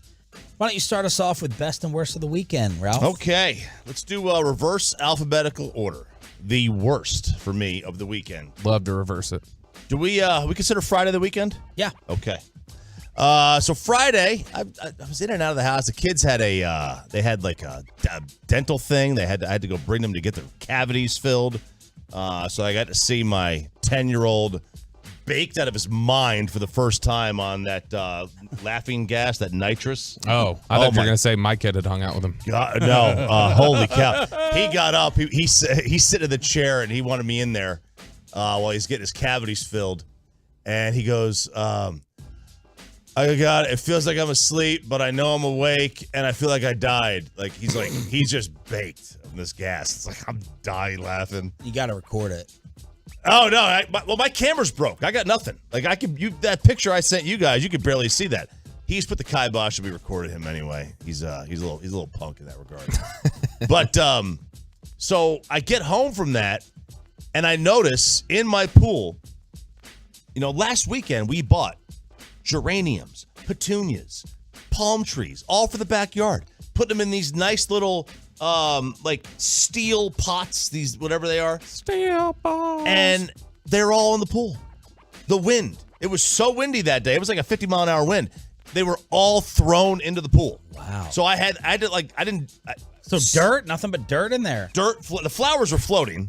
Okay, but the dirt's all at the bottom. Did you go in the pool this weekend? No. Okay. No. I thought I saw a picture of you in the pool on Instagram. No. Yeah. You were drinking outside the pool. Yeah, I was outside the pool. I didn't go in the pool. Okay, but you were in your shirtless bathing suit. Yeah. I was trying to get some sun. Yeah, I was trying to get some sun. Looked great, by the way. Yeah, so that was like Saturday morning or Saturday afternoon. So I was trying to get some sun, and so those were all in the pool. That was the worst. I had to get those out of the pool. It's a pain in the butt trying to get the pots from the bottom of the pool out without getting in. I was able to do it. I was able to wrap the pole for the good into the loop on the side of the handle and able to get it up. That was awesome. Clip all that. Now the best. Now, you may think this is the worst. Yeah. This is the best by far. Saturday night was a birthday party for our dear friend Glow. And love her. Glow. Yep. And she's the best. She is the best. We went out to Allstate spokesperson? Not the Allstate spokesperson. Isn't that Flo? Oh, Flo. That's Flo, right? This is the generic brand Flo.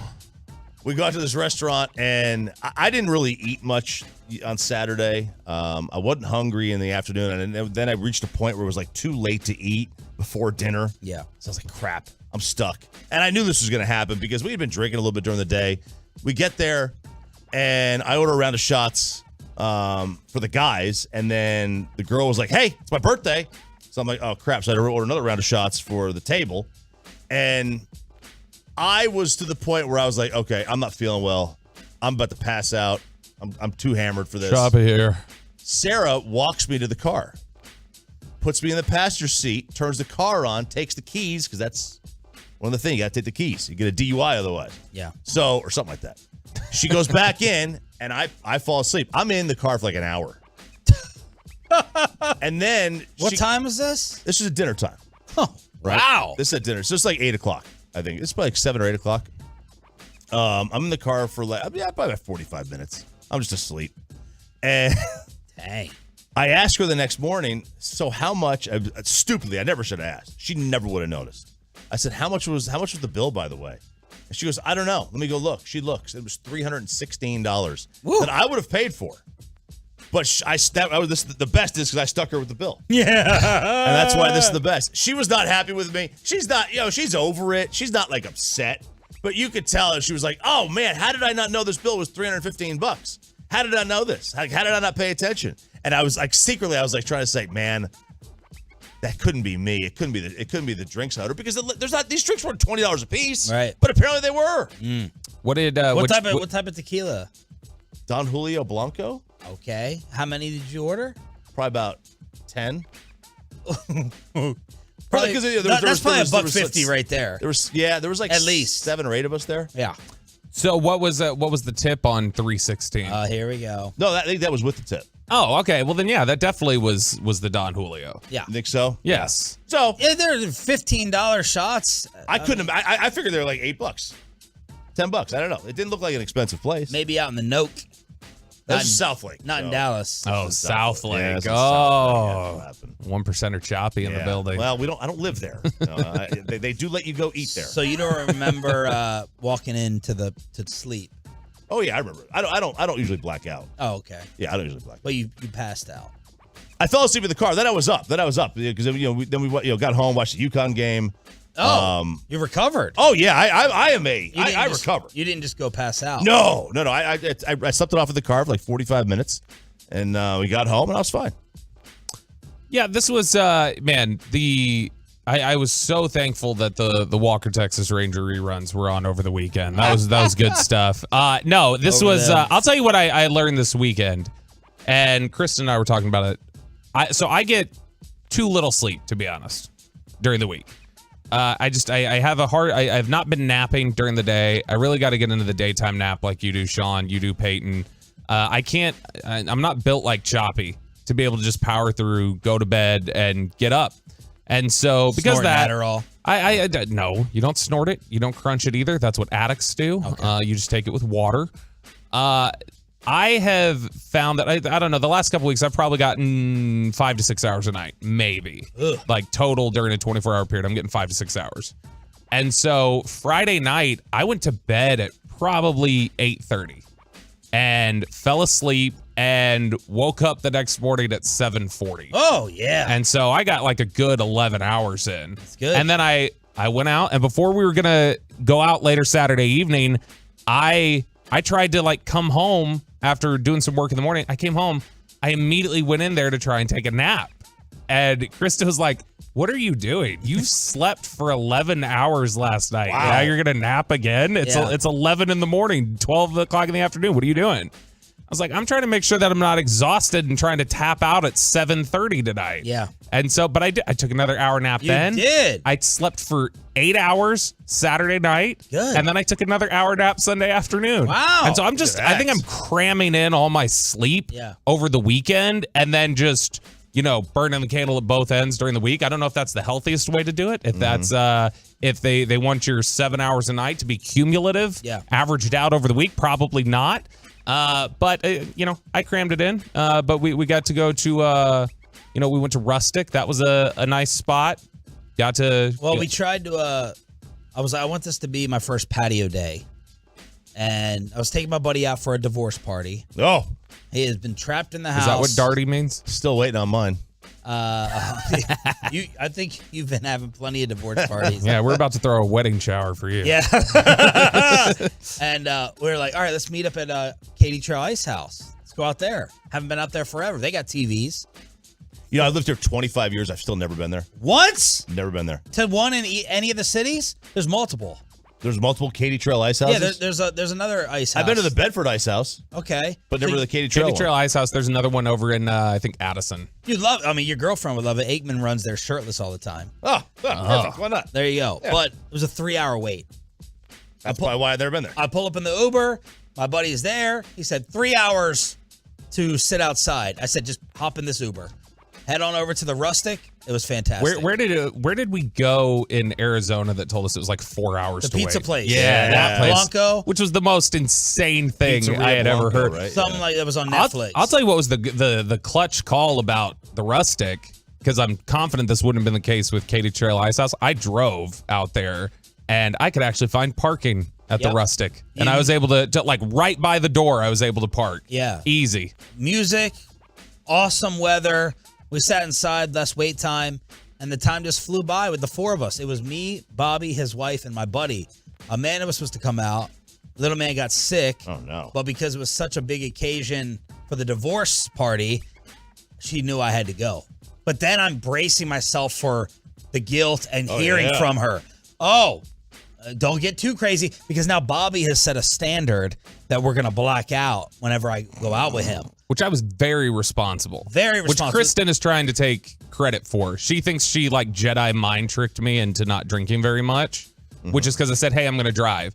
And she's like, I don't want to do that because we're going to end up leaving the car because you're going to drink too much. And I said, no, I won't. And she said, I've heard that before. Yeah. And she's like, I know you. You're going to do that. And I was like, no, I won't. Yeah. And so she was trying to take credit at dinner of, I knew if I said, no, you won't, and I challenge his ability to do something, that then he digs in and then he'll do it. And that if I doubt that he can control himself, then he'll control himself, which is garbage. That's not true. She's spot on with the mind trick that she just played on. You were very controlled and disciplined. I had 2 drinks. That was it. And then we went to dinner, had a phenomenal dinner, said hello to the ESPN guys that we set up for dinner. You would have loved Chop. Sean was so cute at dinner. It was so cute when he was talking himself into going to talk to Carl Ravitch and that, where he's like, guys, I want to talk to him, but I don't want to seem weird. What do I voice? How do I walk? What is this voice? Because this is an affected voice on the air that he does. He doesn't really talk like this if you meet him in person. He talks much more softer and quieter. And so he was. Oh, so you think I do a fake radio voice? Yeah. You don't have that gruff at all. That's just like the that's a voice there. The gravel. That's not real. Okay. So but he was Those like Marlboro Reds. He's like, I'm gonna like we had Samir's son came over and he's like, hey, give me some tips for how I walk over there and talk to him. Yeah. How do I talk to him? How do I introduce him? But he went for it. He just went over there solo, introduced himself. And the walk across the bar is it's a dangerous walk. No, he was in the dining room. Oh, across the bar. It's just in general, it's just a dangerous stroll. Yeah. So nothing's longer than the walk back. He did it. He went up and talked to him, but he was fanboying a little. You were fanboying. No doubt. And look, when I stop fanboying, I need to get out of this job. When we go to Radio Row, I still am like, whoa, there's that person. I still like to stargaze a little bit, but I think your wife was the big winner of the night. She was the number 1 seed in terms of having probably the most fun. Yeah, because I was driving. She got a night out from the kids. She got to just drink. She was very disappointed, Amanda. I was very worried that, your wife was going to cancel because she was going to be the only girl there. And I told Bobby, I was like, she'll still have fun. Don't worry about it. And Bobby writes back immediately, oh, she ain't worried about it. Hell no. She's getting out of the house if the kids are there. She ain't passing up a night to get out. I'm driving. She gets to drink. She doesn't have to Uber or any of that. So she got to go to Nick and Sam's unexpectedly. Leftover she was sausage at night or in the morning. Oh my gosh, she ate, we brought some home. She ended up eating all of it the next day. I was like, damn it, I wanted some of that. Yeah. Chop, they made this. They brought this thing over. It was this sausage casing where they had put Wagyu in there. Yeah. And so it was like Wagyu sausage, and it was the most incredible thing I've ever eaten. Fantastic meal, fantastic time.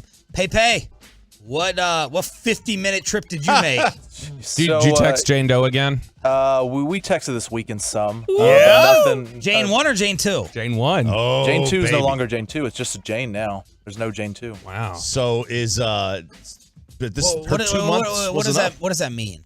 Now she's just somebody that he Like used to Jane know. 2 is just we're not talking anymore. No, she's gone. Yeah, she's gone. Jane 2's gone. So it's just Jane. Okay. So Jane 1. Yeah. All right. Yeah, but we talked a little this weekend. Nothing in the last day or so. But we'll see how the week goes. Sounds like she broke the 60-day barrier before you did. I know, right? We were 25 days away.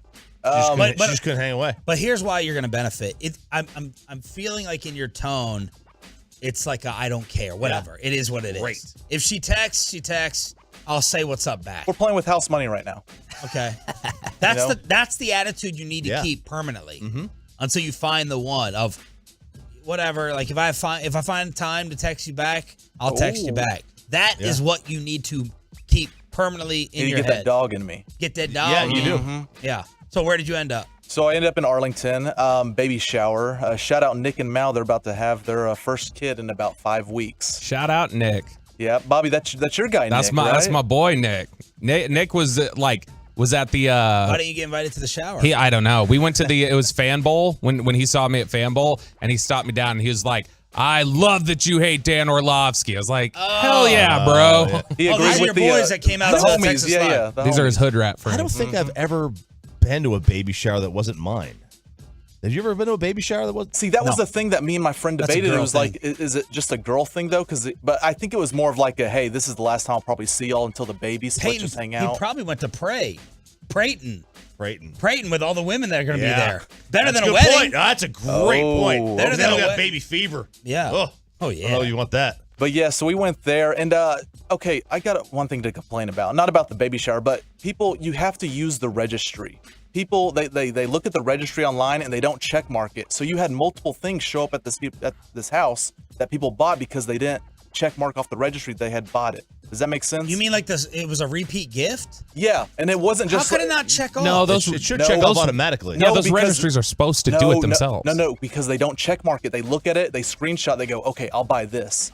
They don't check mark it. They buy it themselves at the store. Yeah. And so you have and it's not like it's like multiple diapers and pacifiers and stuff. It's like, strollers and stuff that people are showing up multiple things with. And it's like, guys, you don't need that. I hope you have a gift receipt. What did you get?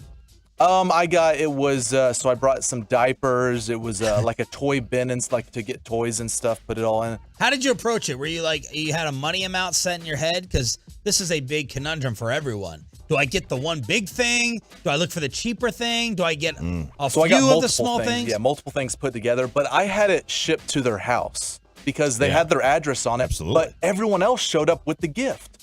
No, I was like, what would I do wrong? I screwed up again. No, you didn't do anything wrong. So my gift was there. It was the first one there. But everyone else showed up with stuff. They were like, hey, Peyton, why didn't you bring anything? I was like, well, mine showed up like a week and a half ago. I did my job, right? Yeah, you're fine. You're fine. I always buy something more expensive. Of course you do. No, but it's shame everybody else. No, it's for a reason, because I think that like it's a douchey move if you've got like a sister or like a college friend coming who's going to be clearly on like some tighter budget. I think it's a douchey move to buy up all the cheap things, and then there's like nothing left on the registry for them to buy. And so even though it like be like, man, this hurts, I don't want to spend this much on whatever this is, I try to buy that. You make me sick. Yeah. Why? I want to make you keep the cheap things for everybody else. No, I'm just saying they need to move faster. They need to move faster. I'm just saying I want to keep Robin Hood. I want to like, it's not like keep the cheap things for everybody else, but keep the cheap things for the people who need to keep a cheap budget. That's all. So you're looking out for the poor. He is Robin Hood. He is Robin Hood.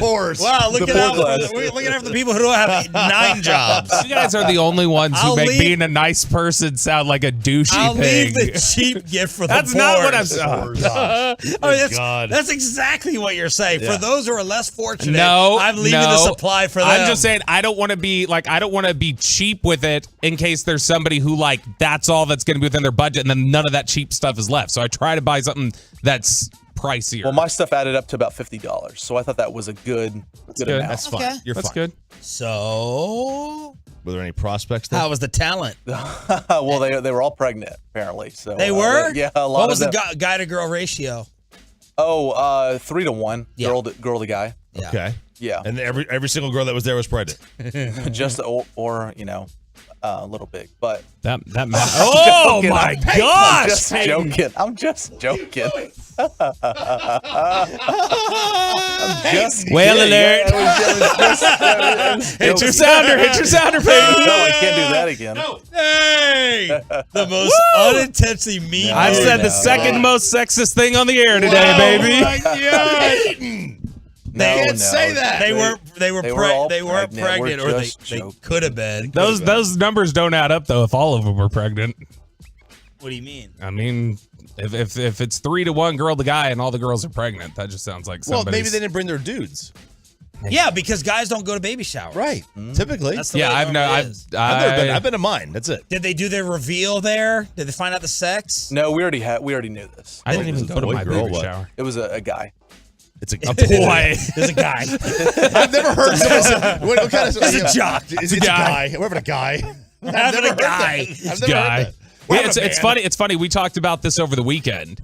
We were talking about having another baby, and You were? No, You were talking about we it. were talking about the idea of having that. Like we were discussing that idea, and Kristen told Sean how she's like, I don't want to have another baby, mainly because if it happens to be a boy, I don't trust that Bobby's not going to be a heavy-handed jerk. She was terrified of Bobby having a son. She's like, Bobby's like girls have him wrapped around his finger or whatever. She's like, he's too heavy-handed for the boys. Like there's no grace raising the boys. Yeah. Okay, I see. Yeah. I know that if I had a girl, I would totally treat her better than my son. Not even a debate. But I mean, isn't that like the case though? Typically with like, even though they talk about like fathers and sons and moms and daughters, like historically, I've always found like the tighter relationship generally is mom to son and father to daughter. Typically. What is in your house? Yeah. You're the only one with a girl.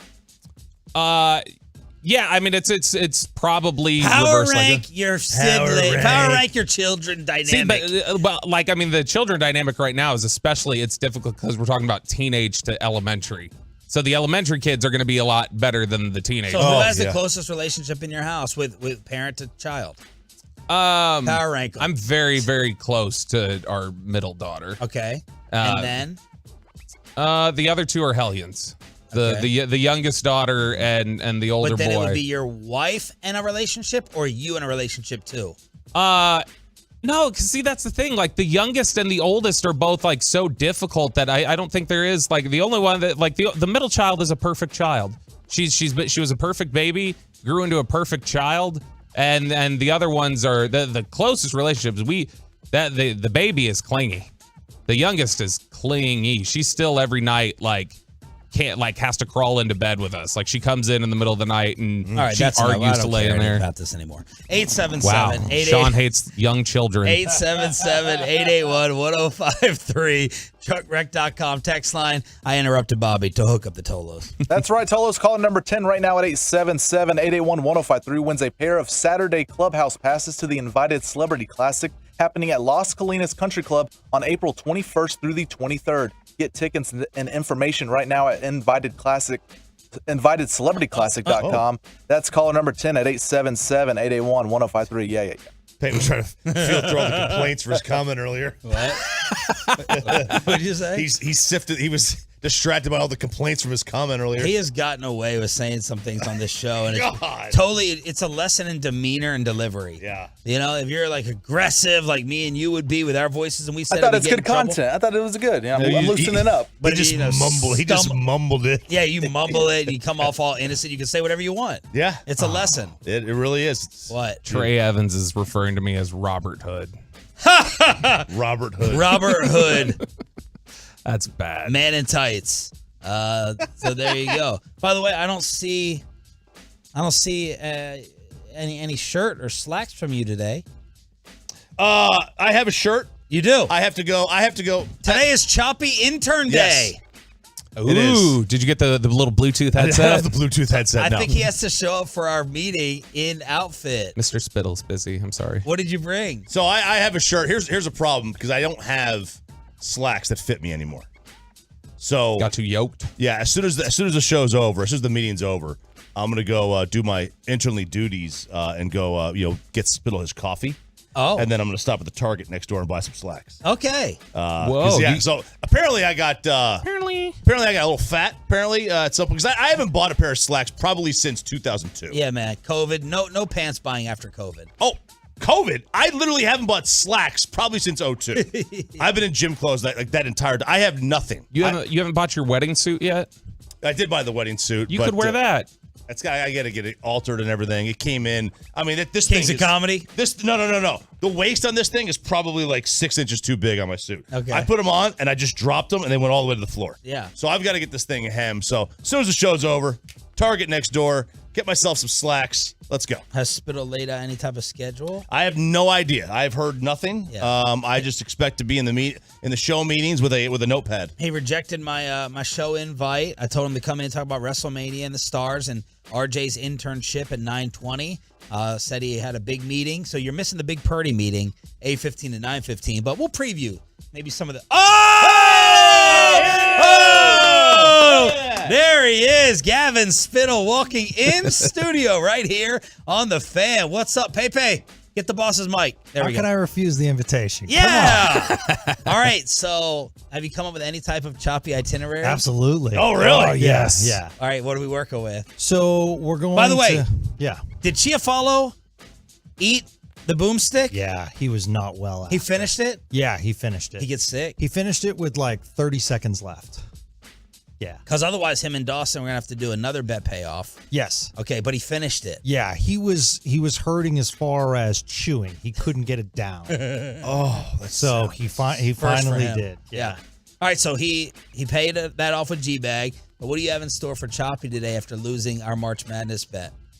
So first off, when we go into, technically the show is over. So when we go into the morning show meeting, you are the intern. Okay.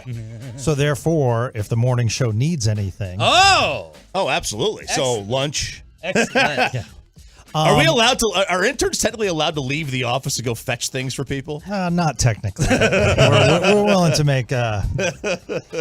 We're willing to make a little change. to Okay, this. very good. Yeah. So today we are going to dive into music beds, and we're going to come up with all new music beds for the radio station. Oh, wait, Bobby, what music beds do you think Chop will be picking after his... it's gonna be all we're gonna have is Morgan Wallen loaded up. We're gonna have Morgan Wallen and Latino Trap. That's gonna be it. This is great. I'm excited about this. Yeah. So, but they're going to be, I will give you the genre format to go by and everything like that. So you're going to search them out and you're going to create links for us. And then you're going to write some liners for the radio station. Oh, yeah. Perfect. Actual work. I love it. Yeah, absolutely. Absolutely. And then he's got to be on the other shows. Yeah, you're going to appear on the other shows, which is great. You're going to appear in the show meetings, which is wonderful. Oh, yeah. Absolutely. And what about the contract discussions with the other shows? Can I appear in those? If you'd like to. And then he can pop in the other shows, and then bam. Yeah. When's kind of like, the down part of the day happen for those who are in the building past 11 a.m.? Is there a lull? Is there There really isn't. No. I mean, there really isn't, Chop. I mean, this isn't like a relaxed day for you. Okay. I'm ready. I'm ready to hit the ground running. I'm giving you actual tasks, so they might be fun for you. Yeah. I think I will definitely enjoy writing liners and finding the music beds. Yeah. It could be tedious, I bet. It But absolutely is. I will dig my heels in on this one. Does he have an office or a cubby Well, hole? we're going to set him up in the conference room. Okay. Absolutely. Okay. All right. We're not going to make him like go get me coffee or anything like that because we don't do that with our interns. Peyton was an intern, so we don't do that. Yeah, I just want to grab food and stuff downstairs. Who was the most demanding host in terms of go get me this or that? Oh, you were. No. No. I've never asked. I'm not Ben Rogers. I never asked you once to go. I probably didn't speak to you. So I know I didn't say go heat this or go get that. Was there someone? I think when I was with KNC at nights and stuff, maybe Kevin. I think maybe Kevin late at nights. Okay. I have to remember it. But. All right, boss, give us a little WrestleMania recap. Yeah. So first off, it's really long. Let me tell you. It's like a 4-hour show, right? 4-hour show for 2 nights. The recap. I was like, yeah, 4-hour show for 2 nights. But I mean, it was spectacular. What they do, it's more entertaining than the Super Bowl. I don't know how else to say it. I mean, the electricity, the fans into it. I saw Vince McMahon's mustache. Oh, that was what happened there. I saw that. Snoop Dogg was wonderful as the MC. He was terrific. Miz was terrific. There were a lot of twists and everything. I think it was one of the best WrestleManias I've seen. Really? Yeah, absolutely. Main event, big time. I think Kevin tweeted he was a little disappointed in the main event or the way they ended something. I wasn't necessarily disappointed. I thought there are 2 wrestlers, Cody Rhodes, who is Dusty Rhodes' kid. That was the thing to win the championship. So I thought he was going to win it. I think the fans thought he was going to win it, but Roman Reigns retains the championship. So it was good. Yeah, I really enjoy how they're bringing in real life situations into fake wrestling. You said the word. Yeah, I think they say it too. Okay. Because Bobby, didn't you say sports books are like creating this to bet on the like scripts? they've been, so it's the WWE is trying to like start negotiating with state regulators to allow gambling, and there's this hesitancy because it's like that's a It's a fixed match, and their argument is from the perspective of you're allowed to gamble on the Oscars, and the Oscars has fixed outcomes. Yeah, so you can bet on like how many. They're like prop bets. Like WWE used to have a fantasy league, and so I entered it, and there were like 180,000. And at one point, I was in the top 1,000. Wow! Because remember the Hornswoggle, the little person? Yeah. Yeah. So he was on my team, and if he had a foreign object, a shillelagh, and every time he beat on somebody, I got points. So, that was my big fantasy play. But of course, nothing has you more excited than the Rangers start. Oh man, it's wonderful. Yeah, it was just so much fun. First of all, the electricity in the building's wonderful. Yeah. I love how the Rangers were opening the roof. That's awesome. Just love the pitching. Fly ball to right. What's that? Must the fly ball to right. Yeah. Ooh, yeah, that wasn't great. But it's so fascinating watching the Bochy moves, and it's a different team, and I'm super excited about it. And I think Buster Olney pointed it out great this morning. This Phillies team's good. So yeah, I'm excited. The players seem into it. There's a lot of enthusiasm. It's great. And the fact that you have Martin Perez throwing on the third day. Yeah. Tremendous. What an outing last night. Yes. So the sweep over the Phils, Gavin Spittle, the boss man for us, and specifically RJ Choppy today on the home of the Rangers. Yeah, absolutely. I actually can't wait. I was like, I thought I was gonna have to do like paperwork or file papers in the sales pit. Nah, this is good stuff. Should I put him on the hockey podcast? Yeah. You should make him today. That's Yeah, Is we it record today? today. Yeah. You should make him run the board for the whole thing. He should record it, edit it, I everything. might have him ask some questions. Yeah. Sean Shapiro's our co-host sure. today. Ask some questions as we go. Guest appearance. There you go. Thank you, boss. Yep, you guys rule. The hockey hawk, Gavin Spittle, here in studio. Before Kavon Frazier joins us in studio, the former Cowboy, did you watch any K-Rod last night? We always ask this for Monday Night Football. Yeah. Did you watch Buck and Aikman, or did you watch, the Manning boys? They popped on Michael K and A-Rod at points in time for their guest list. Did you watch? I peeked in a little bit. I didn't watch a lot of it, but towards the end of the game, I had flipped over to that because I was like, "Ooh, I forgot this thing is on. Let me go check this out." And it's different than the Manning cast. I think it's better from the standpoint that they're both in the same room. Yes. There's no delay. Yeah.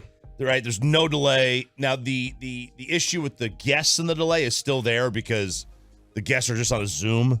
I really wish ESPN would find a way to get like actual cameras in there in these people's houses or wherever they're doing it from. So from the standpoint of like the production value, them being in the same room makes it better than the Manning cast.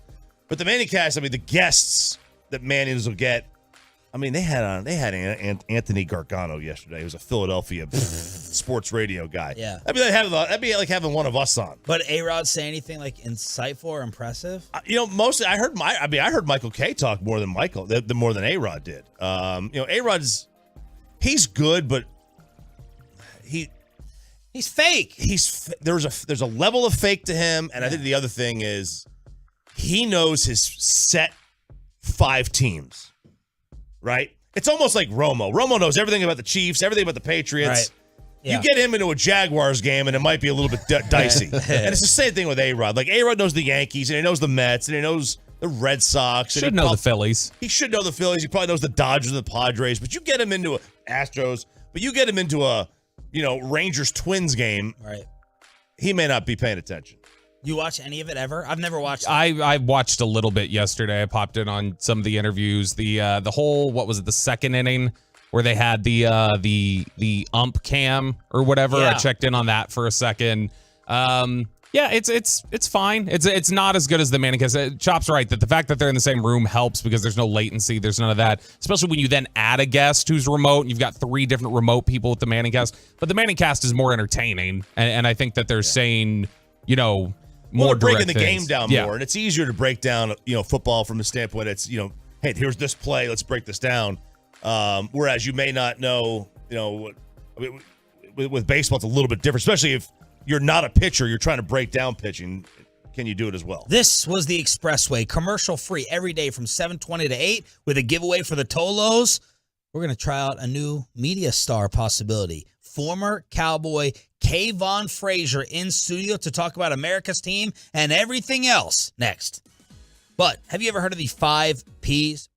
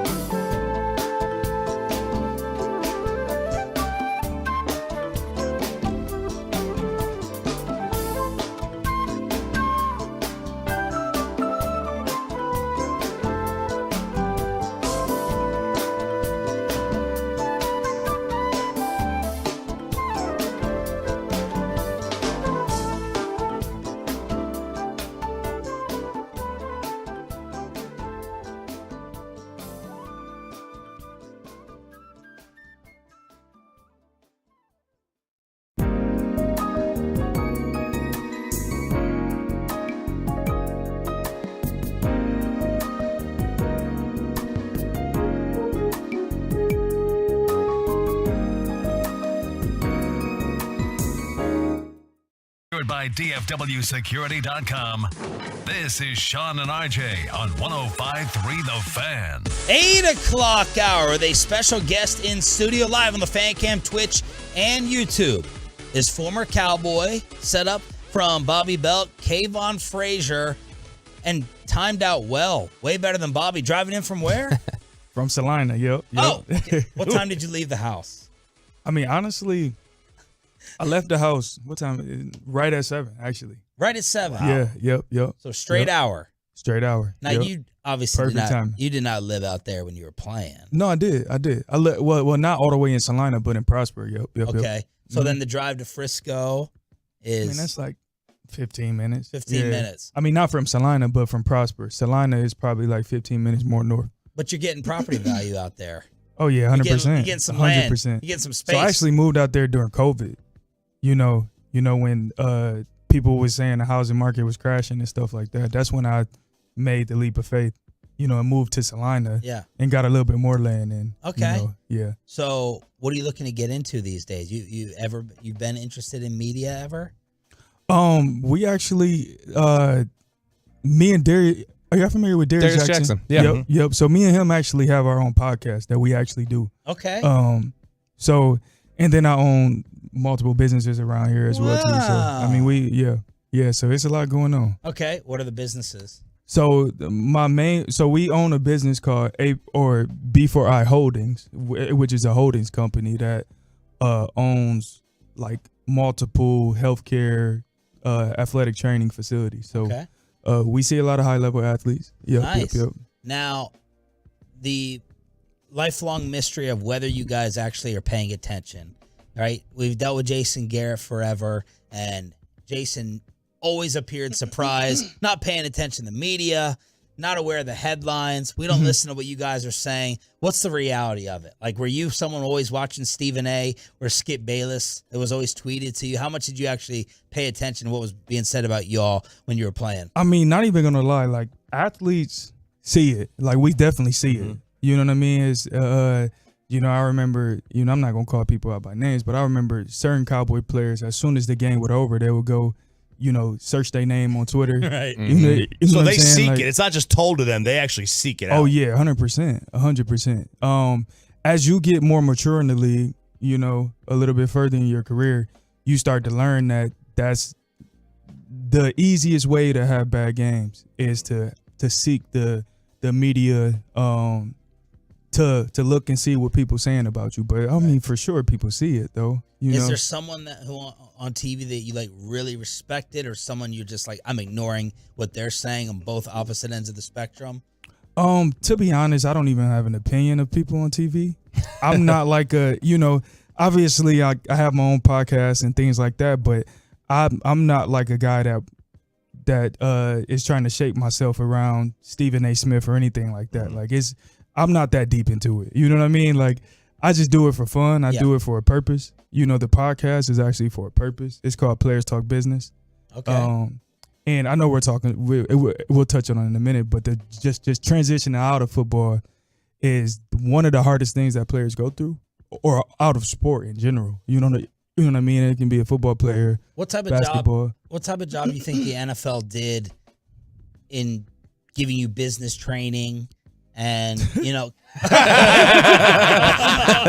care. Or like setting you up with someone to help you handle your money. I mean, zero? They give you more media training than business training. Is that a team? Whatever they would give, is that more a team, or is that a league resources? Like, would teams give you resources, or league, or are they? I mean, I'm not even gonna lie. Brian Wansley at the Cowboys, he do a really, really good job if players are interested in business. Yeah. To set them up and put them around people. He still, till this day, I can still hit him up and he'll still connect me with different people and stuff like that. And when I was with the Cowboys, it was their Brian Wansley, his name was Caleb. He did a really, really good job as well too, setting you up with people. But the teams don't, man. Come on, like why would they? You know what I mean? Right. Like you're their employee. Why would they want to share you with anybody else? It doesn't make sense business wise. Who was really, really sharp business wise that you've been around in the league from a player standpoint? We're like, this guy. I mean, he's on it. He's gonna be crushing when he's done playing? We We always talked about Jalen Smith around here. He had that entrepreneurial spirit, it seemed like. I didn't know there's someone in Miami or someone that impressed you. I mean, I wish I had an answer for you. I don't. I wish, I didn't have that player that I was looking up to from a business perspective. I mean, I've heard great things about Larry Fitzgerald. You know, I've heard great things about him. I haven't had the pleasure of being around him. Yeah. You ever pick Jerry's brain? Well, actually, no, I would say Travis Frederick was pretty, you know, he was pretty impressive. Yeah. He was pretty impressive. But I didn't have the privilege of being around him, you know, from a personal level. You know, I was in the locker room with him, but I didn't really see everything that he was throwing into his business. So, I mean, I can't even, I wish I had an answer for you, but I didn't have somebody that I was looking up to from a business perspective, or that was showing me the ropes. I didn't have that. Former Cowboy Kavon Frazier in studio here on 105.3 The Fan. You know, when we talk about the noise from the media and guys who seek it out and stuff like that, like one of the lines that gets parroted a lot from NFL teams or NFL coaches is they'll talk about, you know, we're just blocking the noise out. We're blocking the noise out, blah, blah, blah, blah, blah, things like that. Specifically here in Dallas, and I would imagine other places, but specifically here in Dallas, is it less about, do you think teams should focus less on just block out the noise and more, hey, here are tools on how to equip like dealing with the noise? Because the noise is there and it's not reasonable necessarily to think that it's going to be blocked out. Should that be more of a focus from some of these teams, is just teaching them, equipping them with like, here's how you put the noise into context and how you respond to it? I mean, Dallas is one team in particular that is always going to have noise. I mean, that's how the whole brand is built, right? You know, around like the media noise and just stuff like that. You know, I used to think when they talk about it so much on ESPN, I used to think that they be getting paid, like that they get kickbacks to talk about it. It's like, honestly, I mean, because every day you turn it on, it's something about the Cowboys. So yes, I would. Like, instead of trying to ignore it, you're not going to ignore it. No player is going to ignore it. You know, how do you deal with it? How do you handle it? Is that the reality? Like, I mean, when they tell us we're blocking out the noise, is that the messaging from the organization, you guys, or do they recognize you guys are going to hear it and this is how you need to put it into proper context? They try to tell us to block it out, you know, but the harsh reality is we're going to hear it, you know, like teach us how to handle it, you know, instead of just telling us to block it out. Ain't nobody gonna block out the noise. Did you ever get the sense that they were listening or seeking it out? For sure. Yeah. For sure. Right, they're human. I mean, come on. Like, yeah. I But mean, Garrett, JG is who's it. Garrett was great I love Garrett. Like Garrett was, honestly, people say a lot of negative things about him. He was one of my favorite coaches. You know, until this day, I still have a good relationship with him. But I think we'll be a fool if he wasn't. It would be a fool to think that he wasn't hearing what the media was saying about him. Does it seem like, and I think we all view the perception that the Cowboys as an organization want the chatter, want the noise, Well, whereas Jerry does, yeah. at least Jerry does. 100%. Whereas in the other teams that you played for, did you get the same sense that they want them talking about them too, or they're like, hey, we love being anonymous? I mean, everything that's built around the Cowboys is about noise. It's about distractions, right? When I was with the Raiders, you know, people would think, hey, this is in Vegas and stuff like that. But when I was there, everything was completely the opposite. Like, you know, the practice facility, it wasn't like on the strip or, you know, around all these people. Who was your when coach you practicing, I was with Bochy. Bochy, yeah. Yep. Because that was right after Gruden transitioned out with the stuff that he was dealing with. But here with the Cowboys, you would think we was on the Vegas Strip because you'll see all these tourists coming in and checking out the practice facility while we're in practice and stuff like that. You practicing, it's people. Oh, I'm sorry, I almost spilled my coffee. Almost fumbled. It's people up watching you from the Cowboys club. Like, you would think that you on the Vegas Strip, but in Vegas, it's completely off of the Strip. It's nowhere by any fans or anything like that. It's completely isolated from anybody else. Do you feel like it made a difference for the environment of winning? That season it did, for sure. We was like, I mean, that was, so I don't know if you remember, like, we went on that. I mean, it was a lot of stuff that was going on. I just came in after Bochy. Yep. You know, after Bochy transitioned to head coach. He brought me in, and that's when we went like on a huge winning streak and ended up making the playoffs and stuff like that. Now, where are the Cowboys now, in your opinion, in terms of contender status? I mean, Maybe we should ask you who you're still tight with first. Yes, I mean, I'm cool with all of them. Like, yeah. you know, I'm not going to come in here and sugarcoat. I mean, I'm on y'all show, so yeah, I'm gonna keep it 100. Okay. Like, I'm gonna tell y'all exactly how I feel about the Cowboys. Still a Cowboys fan. They support me. I support them. They come to the gym. You know, all the Cowboy players come and get treated, come train with us and stuff like that. Like, we see them all. So, I mean, I'm not gonna talk negative about them at all. But I'm gonna be real. I think that they have a lot of talent. I think that this is the best that our defense has been in years, right? You know what I mean? Like, we couldn't ever, you know, sit here and say we have a defense like this. You know what I'm saying? And I think that that's something to really, really speak about, you know? And I think we have championship defense, for real. Like, I really, really think we do. I think that on the offense, they got to get it together to be able to match it. I mean, and it's not about like talent or anything like that. You know, people ask me about Dak a lot, and is he like Dak has the talent. He, you know, I mean, honestly, his talent is up there with like his talent level is up there with like Brady's. I mean, you can compare it like as far as arm strength. You know, it's very, very similar tangibles, but him and McCarthy got to get on the same page to be able to play off the defense. You know, and that's just my opinion. You know, that's one thing that Brady did very, very well is he had fired, excuse my language, but he had some really, really good defenses, right? You know, I was going to say something. Yeah, be careful. He had some really, really good. I forgot we was on radio. Yeah. But he had really, really good defenses. You know, Brady always had really, really good defenses. And he did a great job of understanding where the game is at and not making any risk while his defenses is playing really, really good. When you take a step back and you're looking at it from afar now, on social media, does it seem like the fans that the players in the league hold Dak in a higher regard than the media and the fans do? It seems like my perception is that the players around the league love him. Yeah, I mean I mean the players love him. Everybody loves Dak. I mean, I think the fans do as well too.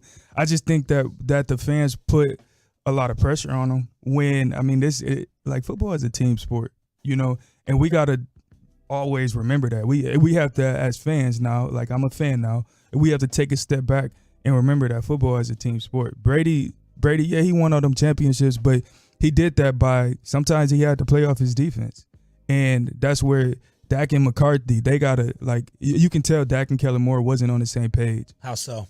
Like, when the defense, like last year, our defense was really, really, like, it was the best defense that we had in years. Yeah. That last game, there was no reason why we should have been taking as many risks and putting the ball in harm's way. While our defense is playing, while our defense is playing that good. Yeah. Our defense was holding down the game. You know, and that's one thing that Brady always did very well was when his he's managed the game. You know, that's all football is. But if I'm paying you $40 million, I expect you not to be, we call it a bus driver. Mm-hmm. You got to be a difference maker, right? You're supposed to score 24 points against San Francisco. Mm-hmm. Maybe not being a 17-14 game. That's my problem with Dak. I feel like now I want to put all my resources defensively to try to be like San Fran. I don't think Dak is going to. He's got flashes, no doubt. But I don't think they're going to win the championship because of his right arm. How unfair is that? I think that's fair. I think that's fair to say. But he can play like an MVP. I just don't think it's going to be consistently there. I think that's fair to say, and he is getting paid a lot of money. I mean, that's us being real. He is getting paid a lot of money, but I think that's very fair to say. But you can say brilliant. It's brilliant, Sean. Yeah, but I think we have to stop putting all that pressure on him. I think the organization have to stop putting all that pressure on him. I think that Kellen Moore was really, since he was getting paid that much. I don't know if it was coming from the top. You know, I don't know if it was coming from the head coach. But since he was getting paid that much, I think that we was trying to put everything on Dak back when we didn't have to. You think this could be an improvement with McCarthy as the offensive coordinator? I mean, I hope. Well, I hope too. But I mean, I hope. But we it would be fools to think that he didn't have a hand in the play calling last year. Right. You know what I'm saying? I think it all just came down to who gonna take the fault for it, and he wasn't gonna take the fault for it. Yeah. You know, But I mean, you think do we really think that he just took a step back and be like, hey, Kellen, you can call whatever you want? Man, come on. Right. You know what I mean? Right. Like, they go over the same game plan every single week before the game, and Kellen Moore probably have to get it approved by the head coach. But you think Kellen maybe trusted Dak too much? Not trusted, right? You know, and don't, like, I don't want to twist up the words. I trust and, you know, putting everything on Dak back is completely different. You know what I mean? Like we have to trust Dak to manage the game. Don't trust him to make some Patrick Mahomes plays. Like he doesn't have those tangibles. Right. The Patrick Mahomes, you know, I know we're going to talk about Lamar Jackson, but he doesn't have those specific tangibles. So let's work what we got. Like Dak is a really, really good player. You know what I mean? Yeah. But let's not get him out of his box. Kavon Frazier in studio right here with Sean, RJ, and Bobby. We're going to talk Mavs. Kavon says it's not Kyrie's fault. And let's see if he agrees with Bobby that there was no reason to watch the women yesterday. Oh. Next on The Fan. Let's Little unfair, maybe unfair tease a little bit. Let's get you over to Zerez. Let's get that carpet clean way.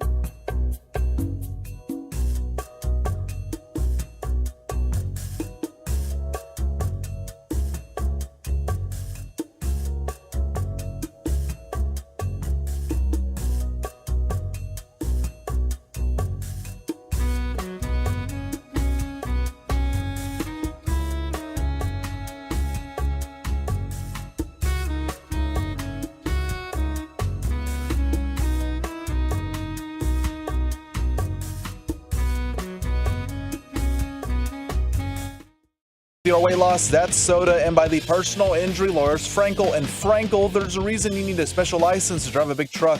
So companies that hire drivers and put them in a big truck should be held accountable for what happens when one hurts you. Frankly, you need Frankel and Frankel. Visit truckwreck.com or call them 214-333-3333. Can the theatrics of the end of regulation repeat themselves here in overtime? Ball in.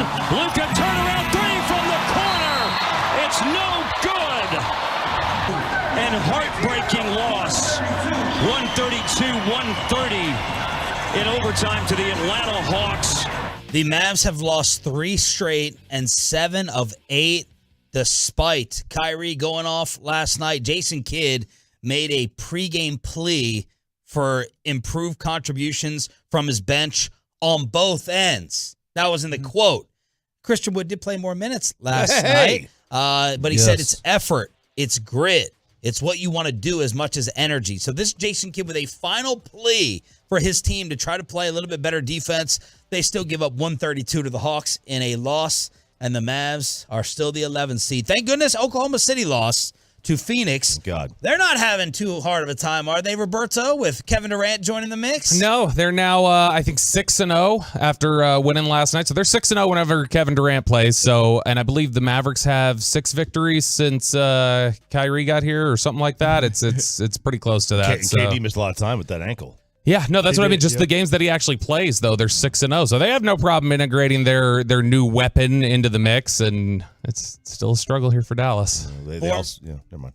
Sorry, go ahead. Oh, I was going to say, they also have a ball hog as their main guy, Stop, slow down. Former Cowboy Big old Luka hater over here. Kavon Frazier in studio. Kavon agrees. Right. I saw you tweeting that Kyrie is not the problem. I don't think so. I mean, anybody that knows basketball and can sit there and watch the flow of the game, you know what I'm saying? Who's making quick decisions? And, man, Kyrie is out there playing. You know, he's playing ball. Yeah. You know, at a very, very high level. You know, he makes the right reads. He get his teammates involved. I think Luka is tough to play with. You know what I'm saying? If I'm going to be 100% real. The style?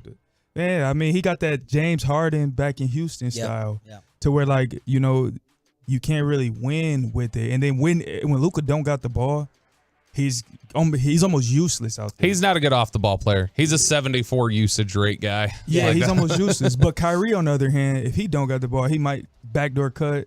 You know, if you throw to him, he can make a quick read or quick move. And that's just, I think Luka's, an issue to play with, to be honest.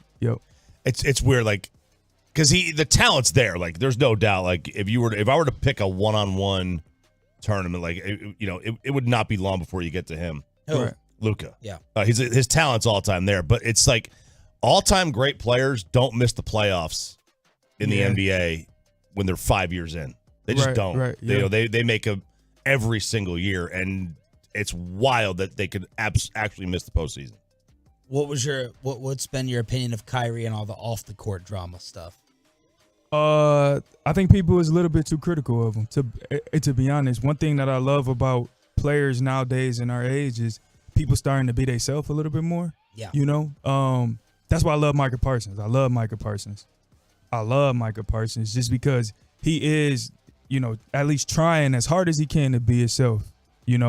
I think Kyrie on a lot of the things, I don't agree with everything that he's done, but he is being himself though, and I think that sport being at this high of a level, yes, we got to be role models. I was the guy that was advocating while I was playing for being a role model, but at the same time, I don't know that if I was 100% myself, because in the media, they training you to what to say and what you can't say. Like, it's so much things that go on behind the scenes that people don't 100% realize, and I mean, you see it nowadays. I mean, I even know guys I came in with that, they actually struggling. Like, I can tell that they struggling right now because they're really not themselves. You know what I mean? Yeah. So I respect Kyrie. To be 100% honest, I respect Kyrie. Yeah, I mean, I think that's the one thing you can say about Kyrie off the court in terms of how people perceive him, is that there's no question that he's authentic. Like, there's nothing phony about what he does, and I think that there's a respect that comes with that. And I mean, he's He's authentic to a point where when it's causing him problems, he's not going to back off of it. And so that authenticity, I respect and appreciate that. Obviously, same thing. I don't agree with everything that he says, but I think he's smart. I think that he's proven, at least so far here in Dallas, to be a good teammate, a good role model in that sense for being a good teammate. But it's clearly not at this point working basketball wise. Like that pairing's just not. It's not been good. Yeah, but I mean, they got a decision to make. I mean, I think, Kyrie, he's an elite level player. Like honestly, he's a guy that you can really build.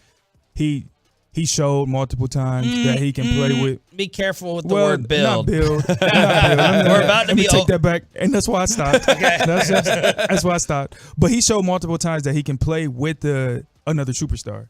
He showed it with LeBron. Oh yeah. Yeah, chemistry wise, he's shown that the basketball will work. He's shown that he can play with a superstar. That's not true either. You don't think so? Where? He showed it with LeBron. Though. Okay, he did show it though. That was he 3 teams ago. That was a long time we do ago. have to acknowledge He did make Boston and the Nets probably a little worse. we got the Boston and Brooklyn were disasters. This thing, and I'm not putting it on him. I'm just saying let's just say on the surface what it looks like. And I'm not blaming him. I'm just saying how much do we hold him responsible for Boston, Brooklyn, and now the Mavs are going to miss the play-in.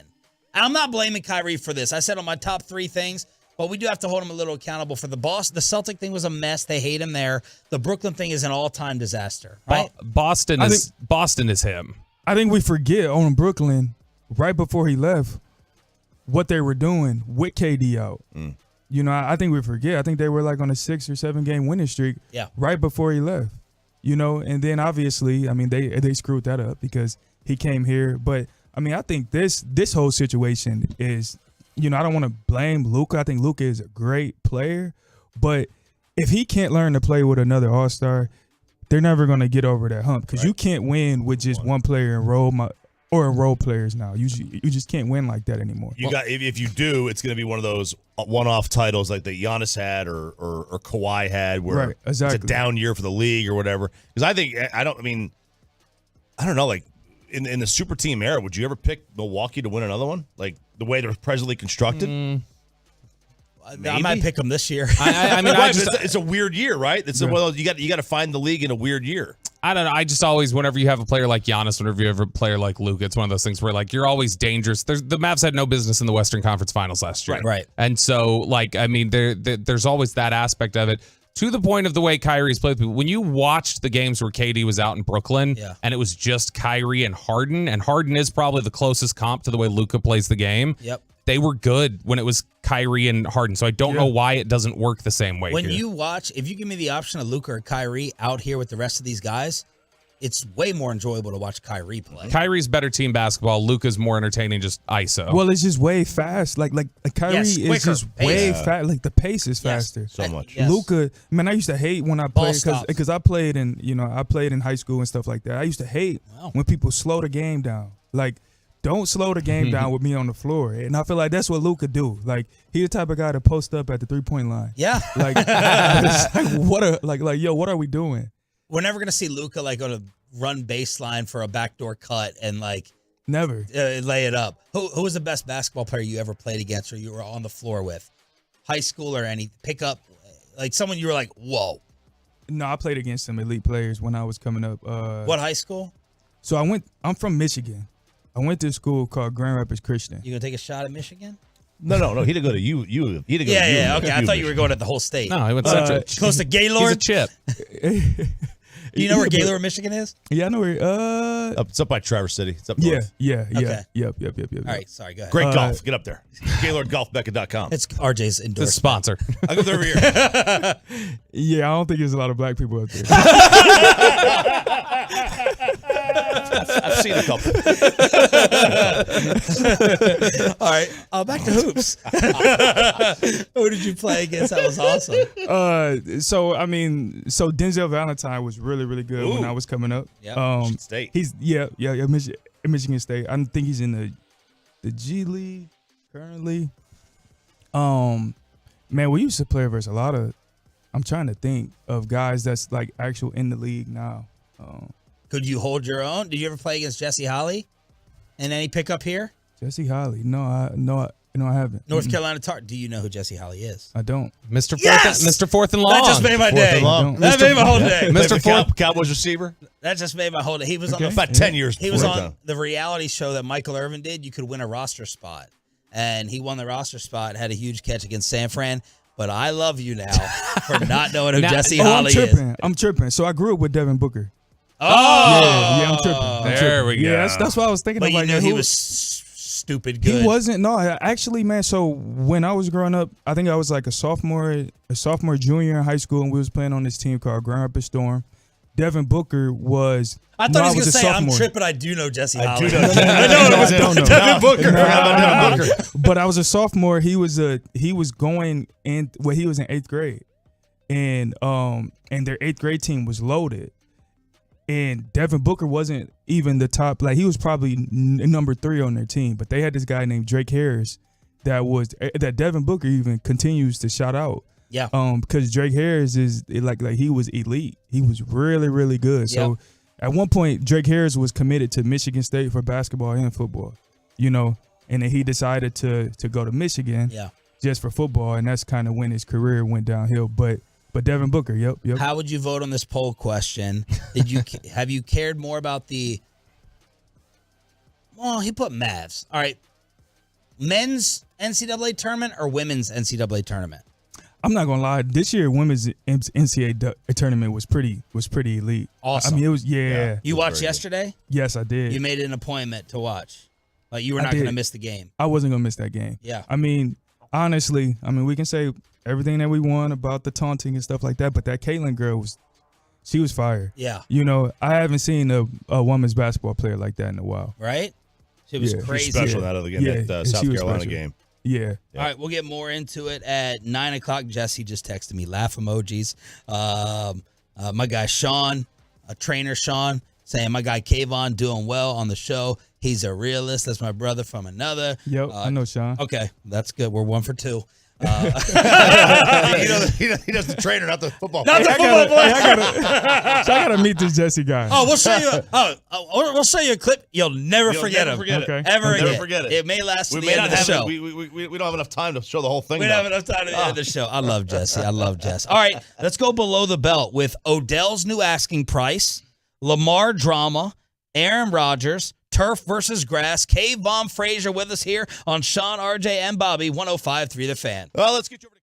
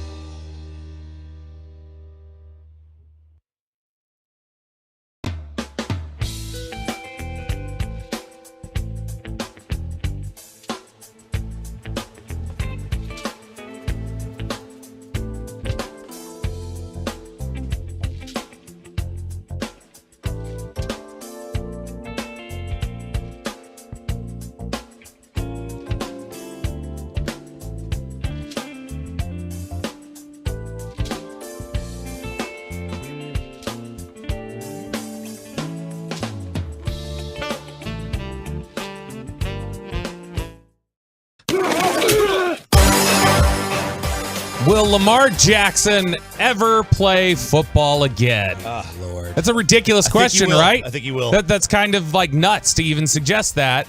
And yet that's exactly what is being asked by Mike Florio over at Pro Football Talk. Oh, my guy. Mike's quote here, he says this in his article about Lamar Jackson, as we're joined by former Cowboys safety Kavon Frazier, now all-around businessman, hosts the Players Talk Business podcast with former Cowboys running back Darius Jackson. But Florio writes this, here's what could happen, and we need to at least keep an eye on this possibility. Lamar Jackson may never play in the NFL again. It's not as crazy as it sounds. It wouldn't be a sudden and abrupt decision, a consciously and deliberate storming out. It would be the end result of a day-by-day process based on neither Jackson nor the Ravens ever giving in and no other team ever making a serious run at acquiring his contractual rights. That sounds impossible. Yeah. There is zero chance to me that Lamar Jackson just never plays football again, but it's at least being brought up now. So, we can go around the room here. We'll start with Kavon Frazier. Your thoughts on the Lamar Jackson Baltimore Ravens standoff?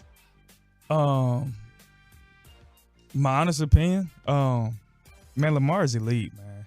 You know, he's elite. Oh, Bobby. He's elite. Sit back and take it. Number one He's running back in the game. He's different. You know, I'm trolling. I'm trolling. Like, no, I mean, let's be honest, man. It's quarterbacks. Like, it's some very, very elite, like, just athletic ability type of quarterbacks. You know, we got Patrick Mahomes, who's athletics, also like got, you know, the knowledge of the game. He trains at your place? Yeah, he trains at our Fort Worth location, at our APEC in Fort Worth. And then you have, you know, other than Pat, you have, you know, Lamar Jackson, you know, who's up there with him. You also have like Kyler Murray, athletic. You have Joe Burrow, who's an elite level quarterback, not like athletic wise, but you know, you got Josh Allen. You know what I'm saying? He's in that top 5 of just, you're not going to see that type of talent come out a lot. Like, you know, even, I mean, this is a really, really good year of quarterbacks in the draft, in my opinion. You know, I like the top 3, top 4 quarterbacks in this year's draft, but there's maybe a 10% chance that any of them turns out to like a Lamar Jackson. But here are the Lamar questions. Number 1, do I pay him fully guaranteed with that running style? Can he get hurt? Number 2, when he isn't running past and around everyone, can he beat you with his arm consistently enough? Are there enough pocket questions about him and health questions about him to stay away from giving up 2 first-round picks and giving him the Deshaun Watson deal? How many games did he lose since he's been in the league? He don't lose a lot. I think he's 45-16. I think he has like the 4th best winning percentage all time of any quarterback. Come on, man. Come on, man. Like, have you faced him throwing? You know, I faced Lamar a couple times. Okay. And you weren't thinking in the he's game a guy, but I mean, like, it's not even about like, can he throw, right? Like it's about coming in and a guy like scaring, like who makes you like nervous to play versus him. You know, who embarrasses people. Yeah, the way he stresses the defense. He stresses you out playing versus him. You know what I mean? It's not a lot of quarterbacks that do that. You know, Lamar is one of them. You know, obviously Burrow is another one. You know, Pat and then Josh. But there's not a lot of quarterbacks that really, really stress you out while you're out there on the field besides Lamar. What quarterback, either with their ability throwing the ball or a guy like Lamar who can threaten you with the run and then, you know, beat you when he's breaking, you know, when he's broken the pocket and everything else, what quarterback do you think puts the most stress on defense's schemes? Pat, or I mean, obviously Pat. Like let's take Pat out of the equation. Sure, yeah, because Pat's an alien. Yeah, you know, but I mean Lamar. You know, Lamar is so tough to play an offense that has a running quarterback. You know, and no matter what, you know, who can also drop back and make a throw. He can make NFL throws. Like let's not disrespect him on, you know what I'm saying? Yeah, well, we need to dive into that. If a guy is, you know, if it's a guy is open, he can make the throw. Okay, you know? So when you're leading up to the week of playing Lamar Jackson, your D coordinators weren't saying, y'all, let's make him throw to beat us. We're fine if he has to throw to beat us. It's not like it was this huge kryptonite of Lamar throwing. I think every defense says that. You know, every defensive coordinator says that. But the problem is that you still can't stop him running the ball. Yeah. You know, so he's that elite that every defensive coordinator is being like, hey, let's make him actually play quarterback. You know? Yeah, especially when the play breaks down. Every defensive coordinator says that, but you still can't make him actually play quarterback. He's really that good. You know what I mean? Like, yeah. All right, let's get your player perspective on just let's put them in order. Yep. All right. Pat is an alien. Yeah, Pat is obviously Who's one. two? The normal top three have been like, now people are putting Burrow two with Josh Allen. But I want to see if I'm building my team, I got Pat in one, and I got Burrow two. I played with them for a couple months. Yeah. Yeah. But what was that like? He's different too. I mean, imagine a guy that's sitting in the, by his locker playing chess versus self.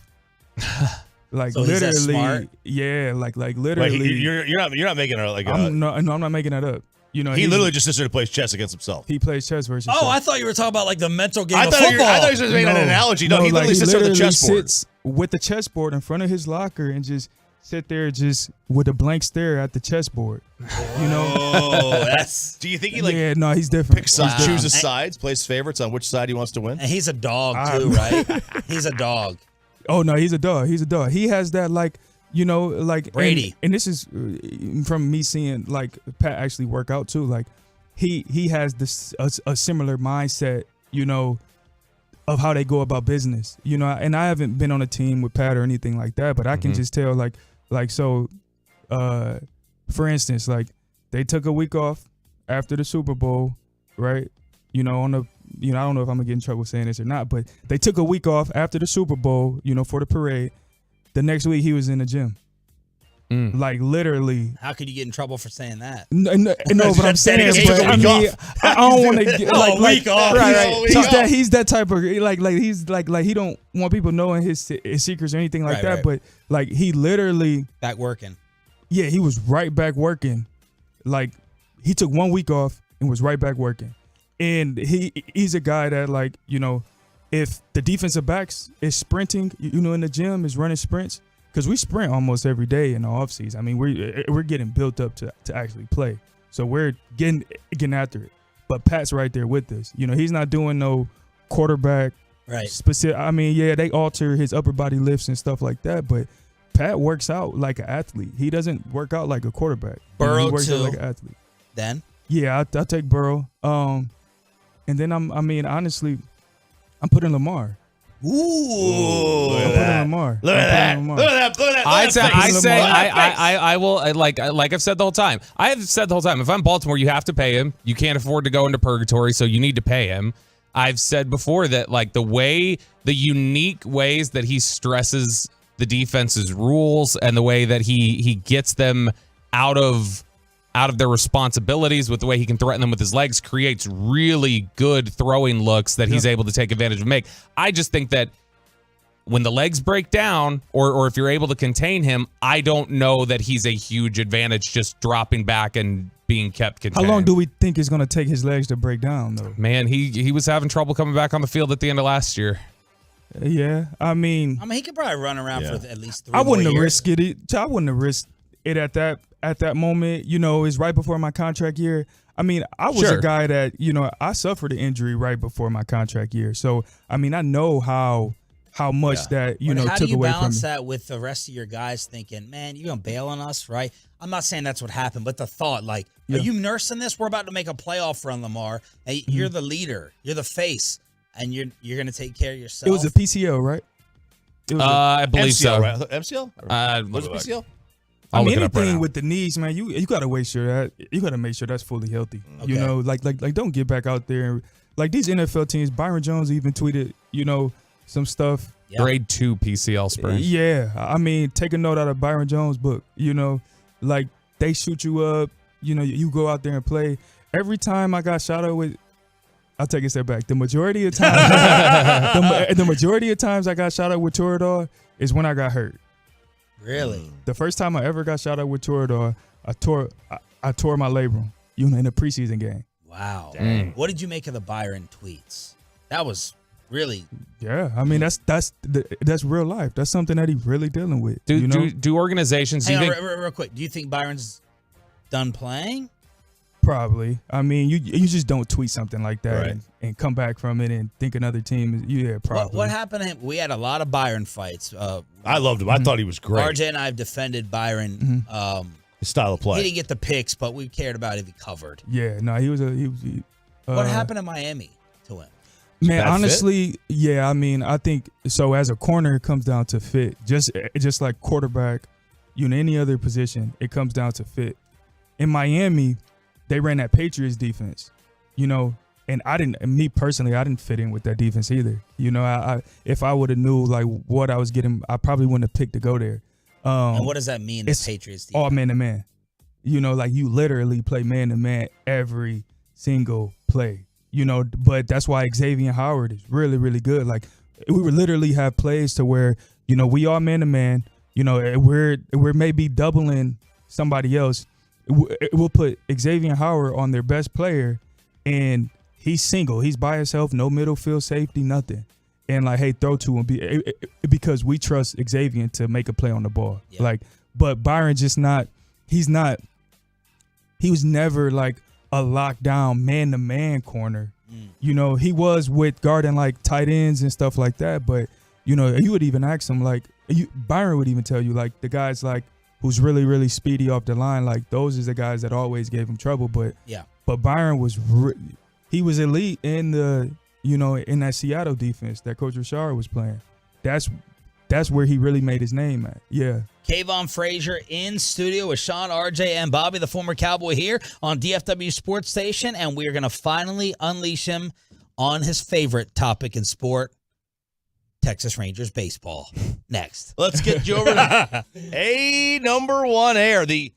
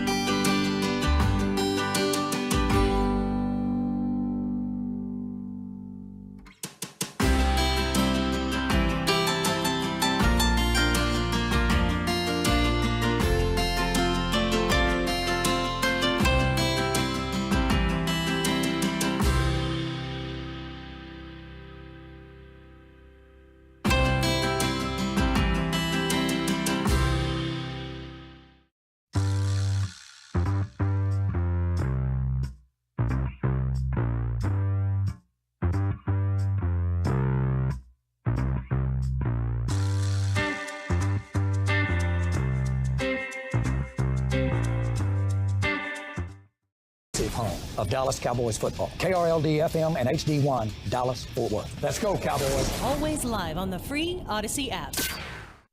From our fan studios secured by DFWsecurity.com, this is Sean and RJ on 105.3 The Fan. It's, oh no. Yeah, Young hit that one hard, deep, right field. Josh Young over the wall, and the Rangers lead it 1-0. The Texas Rangers are the #1 story in town. It's not the Mavericks free fall.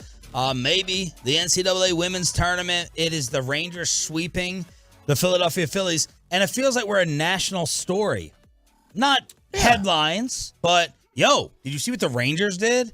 3-0, one of the 3 teams in Major League Baseball with the 3-0 start, and they won each of the games in a different way. The comeback in the opener, the absolute beat down on Saturday, and then yesterday, a close pitcher's duel to sweep Filthy. What was your Philly stat that you had? Oh, the runners in scoring position, that one, or the Philadelphia. The city of Dallas, or the 4 Dallas major sports organizations: Stars, Cowboys, Mavericks, Rangers. Philadelphia, the city of Philadelphia's teams have lost 10 straight here in Dallas. So the Rangers have swept the Phillies the last 2 years. 76ers haven't won here in a couple years. Eagles haven't won here in a couple years. And then the Flyers haven't won here in a couple years. And they get another chance on Thursday. Stars and Flyers here in Dallas on Thursday. 27 runs in the first 2 games. Last night, defense, Adolis in center and right. Josh Young showing off the power as well. Martin Perez, Eovaldi. Jacob deGrom had the worst start amongst the 3. Not even close. Oh, not even close. Not even close. It was not good at all. But fast starts for Simeon and Seager, the role guys, right? Your Mitch Garvers, your Grossmans. I mean, it's basically a dream start except for DeGrom's debut. That's it. I mean, and Garver had. Look, he was an under the radar pickup. When they got him last year, anyway. He was an under the radar pickup. He was always good he was good in Minnesota. He's got pop. Napoli light.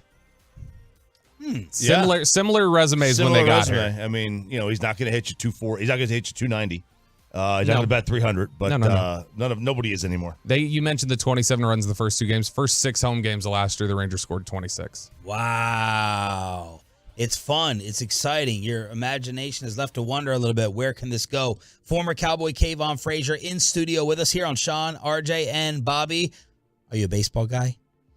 I'm not gonna lie. I mean, I watch it here and there, but I'm not like. I mean, I can't come on here and talk, and talk baseball confidently with you guys. Not this year yet. You know what I mean? But you would say with absolute certainty that Derek Holland should be in the Rangers rotation right 100%. now. Yeah, that would be.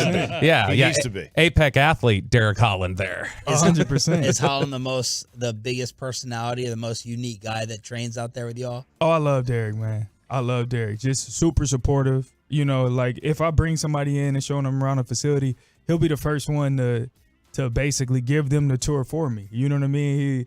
Man, Derek is a great dude, great personality. He should be in the big league still. He still got an arm on him. You know what I'm saying? He still got an arm on him. And by the way, screw whoever pulled this prank on him. Oh, dude. Gosh. What was that? Who was that So with? that's the Cleburne Rail Riders. They're like an independent minor league team, obviously in Cleburne. What type of prank? They tweeted on April 1st. They said, we've signed Derek Holland. We've added him. And so everybody was like congratulating Derek. And Derek's like, this isn't true, you guys. This didn't happen. Why would you, I don't know. Read the room. I think we're a little bit, we're biased, obviously. But it's like, are you trying to mess with him? Or was he obviously wasn't in on it. It's like, it's kind of a loser move from this team. You should at least make sure he's in on it. Not just, Yeah. Would you be cool with it? Yeah. Or a player who's definitely retired instead of because it's like, oh, Derek had to settle for this or Derek's going to play for them. And then he had to tweet. I mean, loser move. I'll tell you what. Derek's not giving up 5 earned runs to the Phillies on opening day. I'll just say that. Oh. I'm just saying. I don't agree with that. I'm just saying. Should have. Well, Bryce isn't playing, so he might not. So you're getting that's right. So you're getting the awesome Rangers start. Did you ever play baseball? Youth baseball? I mean, maybe for a couple years. Okay. Not like. But not in high school. No. Nope. When did baseball feel like it had to feel like, because we're always talking about how to improve it, did it feel like it was just a non-factor for you and your buddies growing up? And why? Honestly, like, did your dad play, or because the Tigers fan? I have no clue if any of my family ever played. Honestly, from middle school through college till like maybe a couple years ago, I paid no attention to baseball. None. None. You know what I'm saying? It wasn't until it's just so slow. Yeah. It wasn't until like my life kind of settled down to where I started having kids and I have like enough downtime to sit there and actually watch a baseball game that it became enjoyable. Your kids play? I mean, I got 3 girls, so nah. No softball. Softball? I mean, they're 4-2 in a week. Wow, it's an Eric Chiafalo house there. Yep. Yeah. right. We got a guy here at the station. He has 3 girls under 3. Oh, yeah. Yeah, just back to back to back, turning them out there. He had to get snipped. Close to that. He had to get snipped? Yep. Yeah, I'm not getting snipped. No, not right Stay there. strong. No, Stay there you go. strong. Yeah, we're not Stay doing strong. that. What are you fist bumping for? Because I refuse. Everybody keeps trying to tell me to do it. I refuse. Your wife is telling you to do it. She wants no more. Well, I mean, she has options. I'm just saying. Yes, she does. It's I been saw working. her Saturday night. It's been working out. It's worked out for 7 years. Our last one was 7 years ago. Would you take the male birth control pill that's coming out? Is that a thing? They're saying that it's in trials. No, I ain't trusting that thing. I'll get snipped before I ain't trusting. I mean, I'm too young to get snipped. I'm not. No. So how many? You have a cap on how many kids you would have? Yeah, no, I do have a cap. I do have a cap. What is it? Probably like 5. Oh, dang, okay. man. I'll probably, yeah. I mean, Kavon I want, Cromartie. I mean, our house is. Cromartie. Well, I mean, it's all with one girl. I mean, is Cromartie's all with one girl? Oh, no. Antonio Cromartie's got like 12 kids. I don't think it's all one. See, I mean, I'm married. It's always, we have, everybody's in the house. So, I mean, but we have a very, very entertaining house. Like, I mean, it's always something going on. My oldest is getting into sports now. So, I'm coaching her soccer team. So, I mean, I want to continue to do that, for the next couple decades of my life. Do you know more about soccer than baseball? I'm asking for your soccer coaching as far qualifications. I mean, I know the basics, right? The corner kick, the ball goes in the net. Yeah, the ball go across the line. We got to throw it in. I know the basics. Do you get fake into the World Cup like these guys? No, I don't. No, I'm not that deep into it. There we go. I'm not that deep into it. All right. So not only do you have the Rangers winning, Orioles tonight, pregame 6:30, first pitch at 7.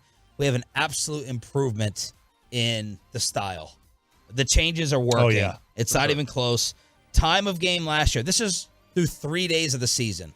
Average game last year, 3 hours and 8 minutes. This year, 2:41. Well, we're slicing off 30 minutes in spring training, and we're basically slicing off 30 minutes. Last night's Rangers game was 2:24. We were sitting there texting about it. It's speedy, man. And I'll tell you, though, like some of the issues that, not even issues, but I said this on, I think it was Friday. Like I went like to make a protein shake, and I missed an at-bat. That's how fast the at-bats are. Yep. Like, and this was a 5-pitch at-bat. It doesn't take very long to put a scoop in and get some water and shake it up, and I missed an at-bat. Batting average on balls in play. Last year through 3 games, 272. This year, 310. So we want more action. We want balls getting hit, not just strikeouts or home runs. Stolen bases are through the roof. Last year was 17. This year it's 49. There have been 30 more attempts this year through 3 games. 56 for teams. Last year was 26. And then the stolen base percentage is also up there. 88% conversion. Last year, 65. I can't wait till someday they just move the fences back too. Create more triples, more space out there. Let it become a speed game. You want modern day polo grounds? No, not quite that The big. 500 but you know what I mean? foot Like, let the speed, let the athletes play. No, I would Baseball's like too that. specialized. Yeah, I would like that too. Yeah, Yeah. the play at the plate and triples. Triples are the most. Triple stolen base. It's so fun. Yes. Yeah. All right. No, I agree. So yesterday, you had the Rangers ending, the Mavs disappointing in the middle, and then the very beginning was LSU over the story in sports, Iowa, and Caitlin Clark. Did you make disappointment television? You watching it? Yes, I did. Okay. Yep. Now, what do you make of all the trash talk and this big storyline, the controversy? Yeah. This is after the game. Now, Caitlin Clark apparently, in the semifinal win over South Carolina, was doing the You Can't See Me. Angel Reese, they're calling her the Bayou Barbie out of LSU with how attractive and marketable she is. She did it back to Caitlin yesterday. How long were you sitting on the... Oh, I was waiting. How long were you sitting on I tell you, I was waiting. Me? At what point were you waiting to pull out this? Man, Kind of the Caitlin Clark is a hell of a Incredible. player for sure. But I don't take disrespect lightly. And she disrespected Alexis and my girls. South Carolina, they still my SEC girls too. Y'all not gonna disrespect them either. So I wanted to pick her pocket, but I had a moment at the end of the game, and I was in my bag. I was in my moment. Yeah. Kavon, you tweeted about this, right? Yeah, 100%. What do you 100%. think? Well, I mean, this turned into like a hypocrisy thing. Well, I respect Angel, and honestly, like I respect her so much because, I feel like she's full of culture. You know what I'm saying? And her being an advocate for who she is, I love it. I love it. The one thing that I would say about it, and I said this on there, because it did turn into like, her hypocrisy. I mean, it ultimately even turned into race. A race, right? It ultimately did. Yeah. And I think that was kind of sad, a little bit. The only thing that I said about it was that I'm cool with taunting. I love taunting, trash talking during the game, because it's showing that it's showing that, hey, I'm into it. Yeah. We're going to feed off each other, that I'm confident, right, that I'm trying to express my confidence or even cockiness on you during the game. But after the game, I think that's a little bit of a low blow, in my opinion. That's what Luka says. It's easy to talk at the end when you're up. It is. Yeah. I mean, I think it's a little bit of a low blow after the game. I wish she did that during the game when it was a tight game and she made a bucket or whatever. I wish that happened during the game because I would have been a little bit more supportive of that particular action. Here are my questions about it, and I did not focus in and break down Caitlin Clark's taunting during South Carolina. A lot of people are saying she wasn't necessarily like stalking out one particular player. She doesn't do her bench a lot. She might do it to the other team's bench too. And to me, that makes a difference. I mean, the stalking out of somebody, but it's clear Angel was going after her because of what she did. Yeah.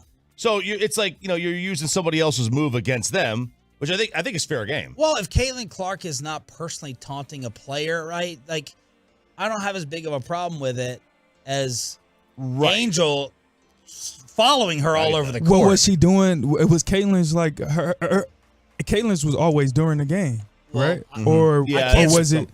I don't know whether the games were decided. I'm speaking to ignorance on that. I'm not sure. Okay, me too. Me too. But either way, like if it's after the game, the game's decided. You're gonna win. Yeah. Like, come on now. Like, and that's just my opinion, right? I think it is a double-edged sword there a little bit because, it is. If we're talking about if she do it, if she like whatever. But either way, I'm not a fan of it. If it's like after the game, you won already. Yeah. You know what I mean? It's kind of trash in my opinion. Oh yeah, during the game for sure. You were a talker for sure. Yeah. Who's the biggest talker you played with? The biggest that here in Dallas specifically. Oh, do you have anybody on the defense that was really loud? I mean, DeMarcus Lawrence, he used to talk a lot of trash. Antoine Woods. Twaka talked a lot. Man, that's a guy who y'all should have on here. Really? He's dope. And he's doing well right now too. Antoine Woods, he talked a lot of trash. How about throughout the league? Throughout the league? Christian Wilkinson. Clemson defensive tackle Christian Wilkins in Miami. Wilkins, yep. I played with him, man. He talks the most trash. Really? But in the weirdest ways though too. Like to where like if I was talking trash against him, I wouldn't want to continue to talk. It was like the weirdest ways. Like personal? I mean, I don't know if it was personal, but I would have took it personal. Just the weirdest ways. Like to where it would have made me uncomfortable. Who's the corniest trash talk?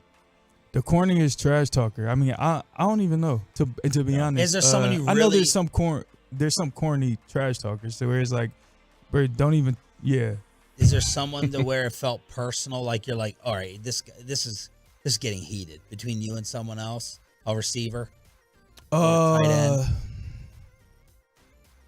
Not receivers, tight end. I feel like, both of us was too gassed during the game to talk trash to each other. Heated to the dang. Like it bothered you. Like you're like, Nah, this guy's. It never really bothered me on the field. Okay. Mm-mm. How much does because we saw it on the Amazon Prime series, how much did Jordan Lewis talk? Talk trash during the game? Yeah. I mean, during the actual games, no, he can talk. Yeah. He can talk trash. I mean, he's from Detroit. Man, Jordan Lewis is from Detroit. He can talk some trash. Any quarterbacks talking a lot? I mean, Josh Allen, he talks. Yeah. He talks.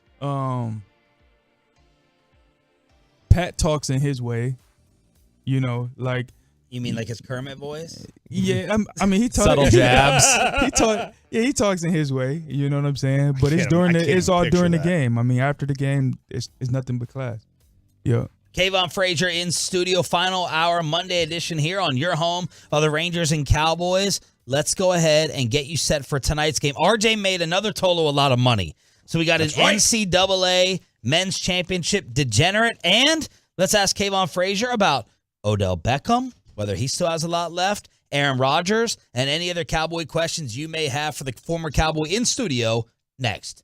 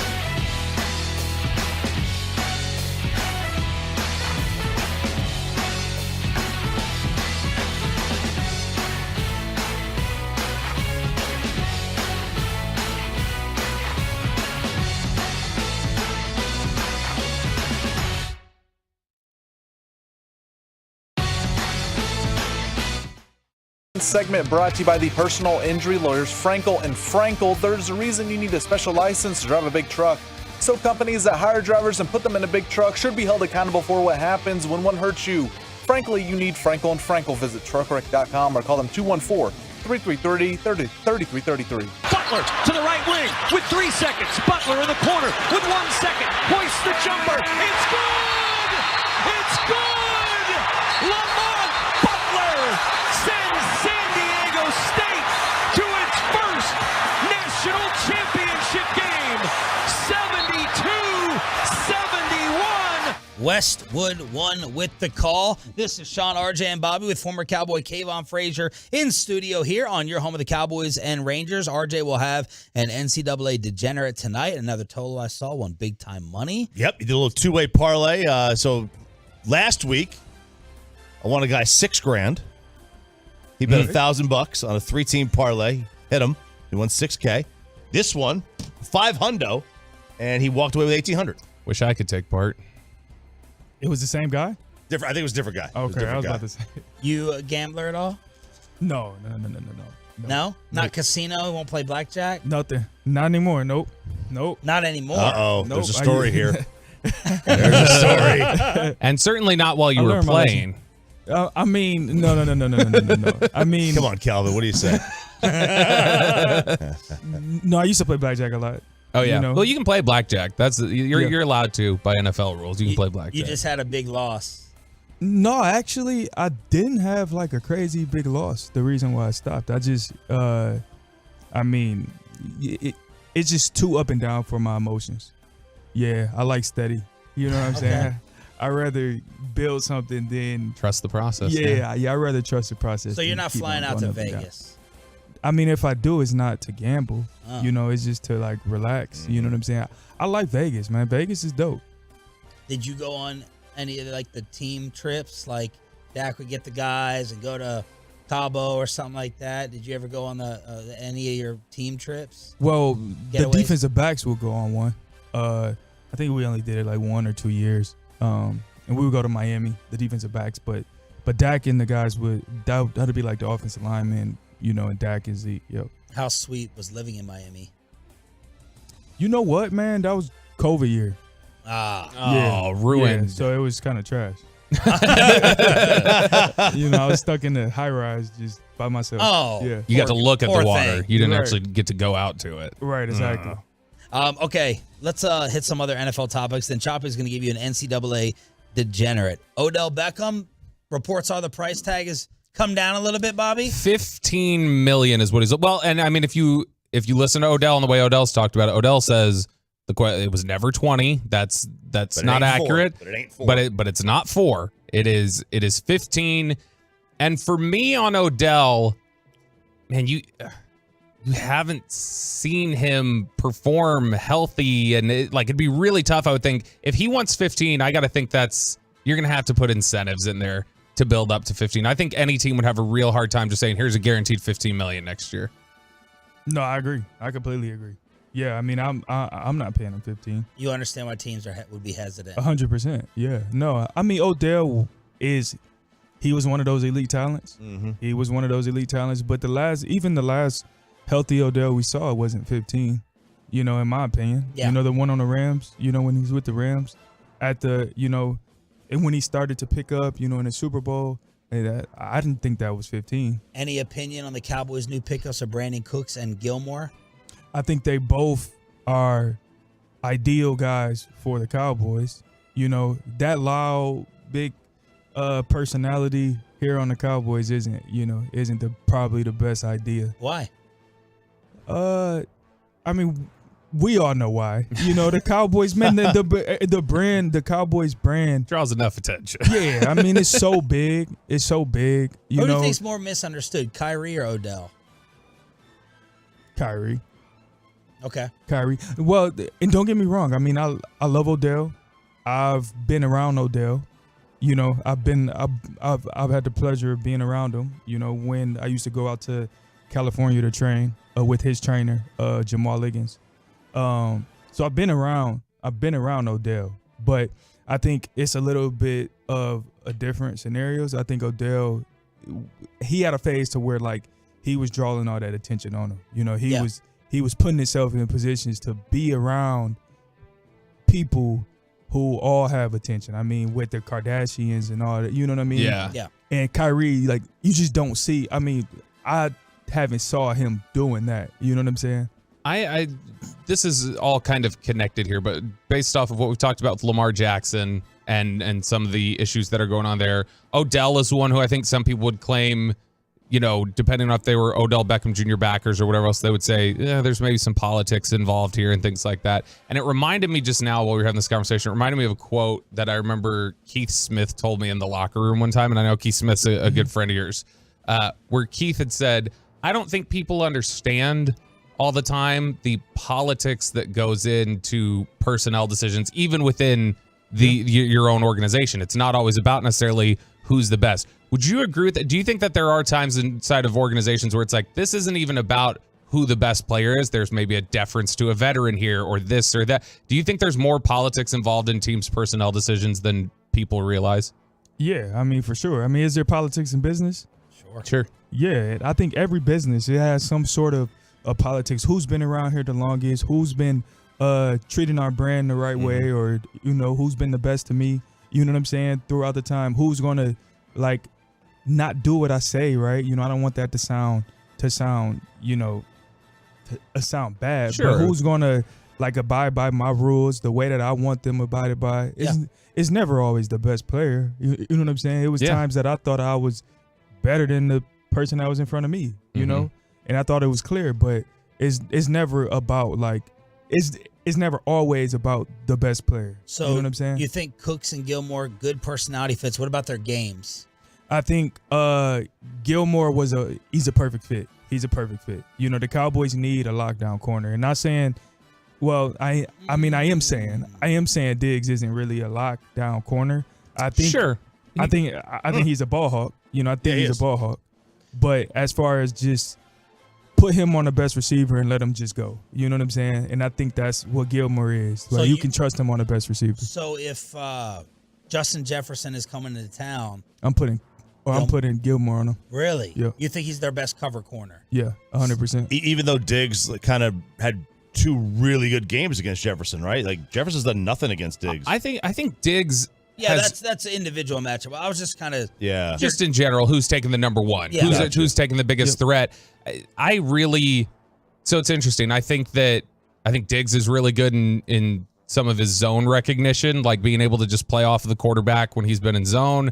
I think Gilmore, to me, still, and I know we talked about this a couple weeks ago, I still think Gilmore is one of the best man-to-man corners in the NFL. It's more well-rounded than that, but I think man-to-man, just straight up, he's so smart. And I don't think he's just fallen off athletically yet. To me, I think Gilmore is a top 5 just in that style, man-to-man. I think he's top 5. Agreed. No, I agree, 100%. You having hesitation giving Trayvon that next contract if you're Steven and Jerry? Yes and no. Yes and no. You know, I mean, so Trayvon, as far as ball skills and going out and getting interceptions, he remind me of Xavier Howard. Yeah. He's a receiver. I played with Xavier Howard. He remind me of Xavier Howard. But the one thing that he doesn't do to the level that Xavier Howard do is lock these corners down too. Xavier Howard is locking them down too. You know what I'm saying? So yeah. So yes. I mean, I do have a little bit of a hesitation. Ramsey and Howard going to be the best corner duo in the league, or are they a little bit past their prime? I think that's obvious. Oh, okay. Yeah, I think that's obvious. You know, who else we gonna put up there with them? I mean, the Cowboys duo is really, really good too. But I mean, that's like these two are like elite. You know, Ramsey and Howard, they're both still like in their prime, elite. How old are you? I'm 28. 28. Okay. Yeah. Do you have an age marked down mentally in your mind where you think a guy may start losing that step physically? We're trying to figure out if Ramsey is still, to me, and I use this, I'm very serious. I take this seriously when I call someone a shutdown corner. And Jalen Ramsey was a shutdown corner. Yeah. I don't know if he is anymore. You think 28, 29, 30? Like, I know that this guy's going to lose a step here. Yes. I mean, they both probably lost a step, to be honest. Yeah. but they're where they was in their prime. A step down from their prime is still better than 99% of the other corners in the league. And when you say lose a step, you don't mean like straight line speed. You mean like the ability to stop and get going again. Yeah, quick, right? like straight line speed. They probably maybe lost a little bit. I mean, from the combine, you're seeing everybody at their peak. Sure. Like every year they're not gonna run the same 40-yard dash, as they did at the NFL combine. You remember anything about facing Cooks? Like his speed? I don't. Like Cooks was never, I played him a few times. He was never a guy that made us nervous or game planned around him. That doesn't make Sean feel good. And I'm gonna be honest though. I'm gonna be honest. Like I don't. Like it's sad that he's always. I mean, but he's a personality guy that it's a safe. He's safe. Like it's a safe bet. We fight about Aaron Rodgers on this show. Bobby thinks he's completely done. We're going to have a bet on the Jets' offensive numbers being better this year. Last year he had a down season. Where do you stand on Rodgers? What do you remember? I love Aaron Rodgers. You still think he's got it left? Yes, of course. He's in that top category of players that I was saying. The Patrick Mahomes. The Joe Burrow. Still. Oh yeah. Why do you even talk to Bobby? You should just talk to us. You should block him. Do you think his performance, though, in terms of whether it's good or not, is going to be dependent on his interest level? Like, do you think there's a disinterest? Because you remember felt like he was kind of checked out. They drafted Jordan Love. He locked in and played well for 2 years. I think he does have a very low attention span when it comes to football right now. I think he's starting to transition out of the league. And to me, like, I think he's not the guy like a Tom Brady who's going to retire and then come back, and play again. Like that's not a lifer. Yeah, no, he's not a lifer. He seems like a guy that that goes home after practice and he's home. Yeah. He's not watching film. He's not game planning anymore. He's going to do everything he can at the facility so he can go home and be on some weird stuff or do it. He's a weird dude, but I love him. You never sat in a dark room for 5 days in a row? You're not going to the dark closet? I don't think I'll be able to do that. Yeah, y'all don't have darkness retreat as part of the APEC training package or anything? Tell us about. I mean, that might be a good addition. Yeah, there we go. Tell us about your facility and everything that you're doing. Where Tolos can find you more at. Yeah, so we own a facility or multiple facilities called APEC. APEC is a training facility. It's multidisciplinary. So when I say that, is not only training for the elite level athletes. I mean, we train for kids. We train for adult fitness. So we work on speed, agility, quickness, reaction. A little bit of everything that can get you better for your particular sport. And then the adult fitness, they come in and they just work out for everyday life to be able to live life, at a healthy level, pain-free, right? But we also do some medical stuff as well, too. So we also do physical therapy. We do a lot of chiropractic treatments as well, too. So we have PTs and chiros on site. And then we have massage therapists as well, too. Ayahuasca? No. We don't do that? Come on now. We don't do none of that stuff. But yeah, just the all around. So, I mean, when people come in, they don't really have to go anywhere else. Who's been the biggest freak athlete that has come in there and trained in your facility? Derek Holland. Where you're just like, he's a freak, or she's a freak. Like crazy, just off the charts, nuts. I mean, freak athlete.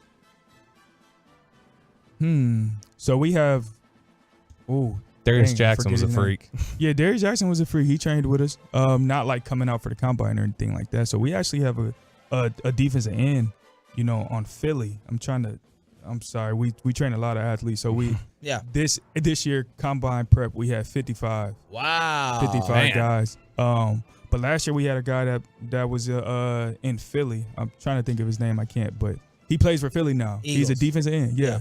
He's defensive end. He ran a 4.3. He was a freak. Ooh. One more. Wow. He was a freak. This is perfect timing for you. Kavon Frazier, former Cowboys safety. Let's see. This is from Albert Breer. Some NFL teams believe the Cardinals will release DeAndre Hopkins. There's no one who is willing to take on his contract and pay the Cardinals' initial asking price. We've had a lot of conversations around here about Odell and D-Hop, and the Cowboys obviously went out and got Brandon Cooks. D-Hop still a problem? Yeah, I think he is. I think he is in the right fit with the right quarterback. I think here would have been a good fit for him, but obviously they went and got Cooked. But if the price was the same, you'd sign D-Hop over Odell. Yeah, I would. Because of the health concerns? Yeah. Why would it have been a good fit here? Well, D-Hop, man, he's mature, in my opinion. Obviously he did have the one off the field issue with the substance PEDs, right? With the PEDs.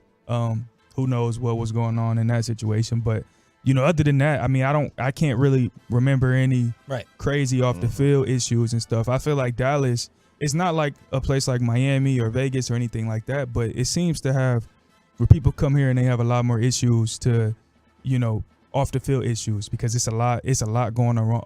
It's a lot going on. Like our fan base is crazy. I mean, you got autograph signings everywhere you go. Yeah. It's a crazy fan base to come here. So I think D-Hop would have did well here. Well, look, man, thank you for coming in. You're welcome anytime. I appreciate y'all having me. Let us know and keep the media thing rolling, hopefully with us. Kavon Frazier. We'll tweet out all the handles. You know where to find them in the gym. And the podcast is happening as well. Yep. Which is Players Talk Business. There it is. Players Talk Business. Choppy gives you his national championship pick and WWE plus UFC merging together. Let's crosstalk with KMC. It's a lot of letters. Next.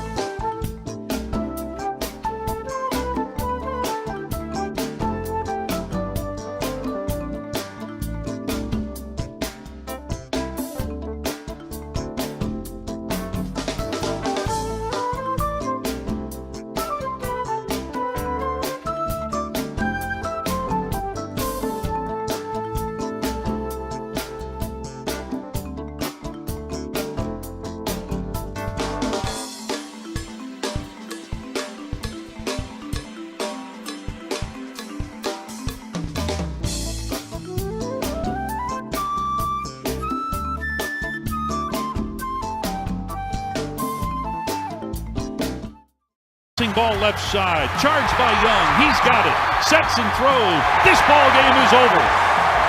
And the Texas Rangers sweep the Philadelphia Phillies, winning tonight by the final score of 2-1. That was the call from Hicksy here on your home for Rangers baseball. It's Sean, RJ, and Bobby, joined by the KMC Masterpiece. Good morning, Corey Majors. What's coming up? Guys, what did you learn from this week in baseball? Not the show that we all watched.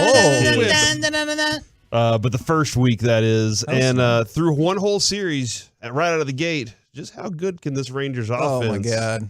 Undefeated. Oh, man, it's just so nice to have good baseball, good sports, a good sports team here in DFW. Yeah. This is great. How about turning on MLB Central this morning with like Mark DeRosa, and I always forget the other two names. They're very good at their job too. Isn't it Lauren Shahadi? Yeah. And then that other guy. Dan Plesac, right? No. Plesac. It's at 8 a.m. It's not a person who Frank played. Thomas. It's Okay. the other. Adnan Verk? I don't know. Okay. Anyway. I don't even know his name. Rob And if he Deere. said it, I wouldn't know. He said he doesn't they play led baseball. with the Texas Rangers. Oh. Can you like out of all like that's Yep. that's hey, we know that it's always going to lead with the Dallas Cowboys. Every morning you turn on Monday morning, no matter what, pretty much you're going to lead with the Dallas Cowboys. And I just thought on Monday morning, Major League Baseball's network decided let's lead with the Texas Rangers. And that is like, let's lead with the Sacramento Kings. Nothing against the Sacramento Kings or the Texas Rangers, but if you led NBA Network today with like, let's talk Sacramento Kings, you're like, whoa. Yep. Like, how big of a rise is this? It's Roflo. Roflo. Robert Flores. That's the other guy. Oh, okay. Yeah, Roflo. No one cares. Nobody knew it that way. Everyone knows Roflo. Nobody knew what Roflo meant. All right, Choppy, let's try to make some Tolos some more money, as you've done with your last two picks, an NCAA men's degenerate. After this week, I'm up to 9-4 since the Sweet 16 start. That is just dominant right there. Better than your bracket. Way better than my bracket. Yeah, today Choppy starts off his intern bet payoff. Yeah. I know. I thought we were going to I'll be incorporate joining you him someday at some point during the show. I thought we were going to incorporate you more, but then I heard you have like real work that you have to go do. I do. And then I got to do my work at some point for the show. Maybe a late email today. It might be a later email. Sean shrugged his shoulders. I He's still like, have either a way. perfect bracket. You what? I still have a perfect bracket. Look at you. This is amazing. Good for you, buddy. UConn minus 7.5 tonight. UConn by a milli in this game. And then also Kemba Walker time. Take the over 132.5. It's a very low over. I know Ken Palm has it at a 69-64 game. Nice. I think he's crazy. I think UConn wins this one like His five 84-67. UConn by a milli. UConn minus 7.5 and the over 132.5. I'll let you know tomorrow if he's right or not. Okay. Have you been betting his picks? No. He's been betting his picks. I've been That's betting why my he's own undefeated. picks. Yeah, man. Dude, I'm telling you, perfect bracket all the way through. Yeah, I feel he's about to win $1 billion. I feel obligated to ask you about the end of the Mavs game. Okay. If you watched.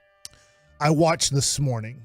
You didn't watch it live? No. He's Were you watching working? WrestleMania. No, I went and took Sue out on a little bit of a date. Ooh. I went when the Mavs got down Did you by, wear your lucky I think it underwear? was like 91-74 approximately in the third quarter. I was like, all right, let's go. What did you think of the end?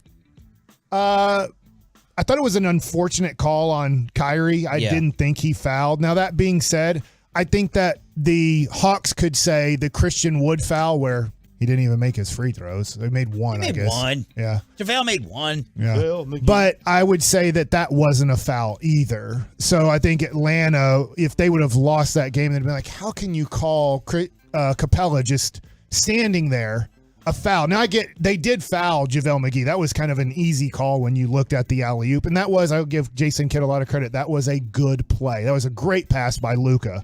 And that was a great play with 0.4 seconds left to try to get a game-winning basket, and it ended up getting them at least to overtime, going 1 or 2 from the line. All right, I've shifted, I've converted over to Mike's side. So, hands raised if you want them. You okay? Yeah, it was brighter than I thought. You blind yourself with that I thing? did. It was very bright.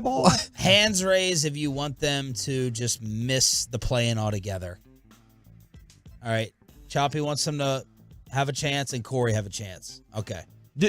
I just saw this from Shams on FanDuel TV that he thinks the Mavericks seriously need to consider shutting those two down for the last 3 games. What? Why? That's what Shams says. He says, Why? I think the Mavericks have to seriously look at whether you shut down Luka and Kyrie these last 3 games of the regular season. To like ensure that you miss for the pick? Yeah, I think that Tank? Your assets. Oh. Let's just assume this. I don't know this, and this gets into a whole topic, but will the Mavs ever get a top 10? Like, will they get a top 10 pick next year? Let's just say they give this one to the Knicks. You're like, I want them to give it to the Knicks at number 11, give it to the Knicks.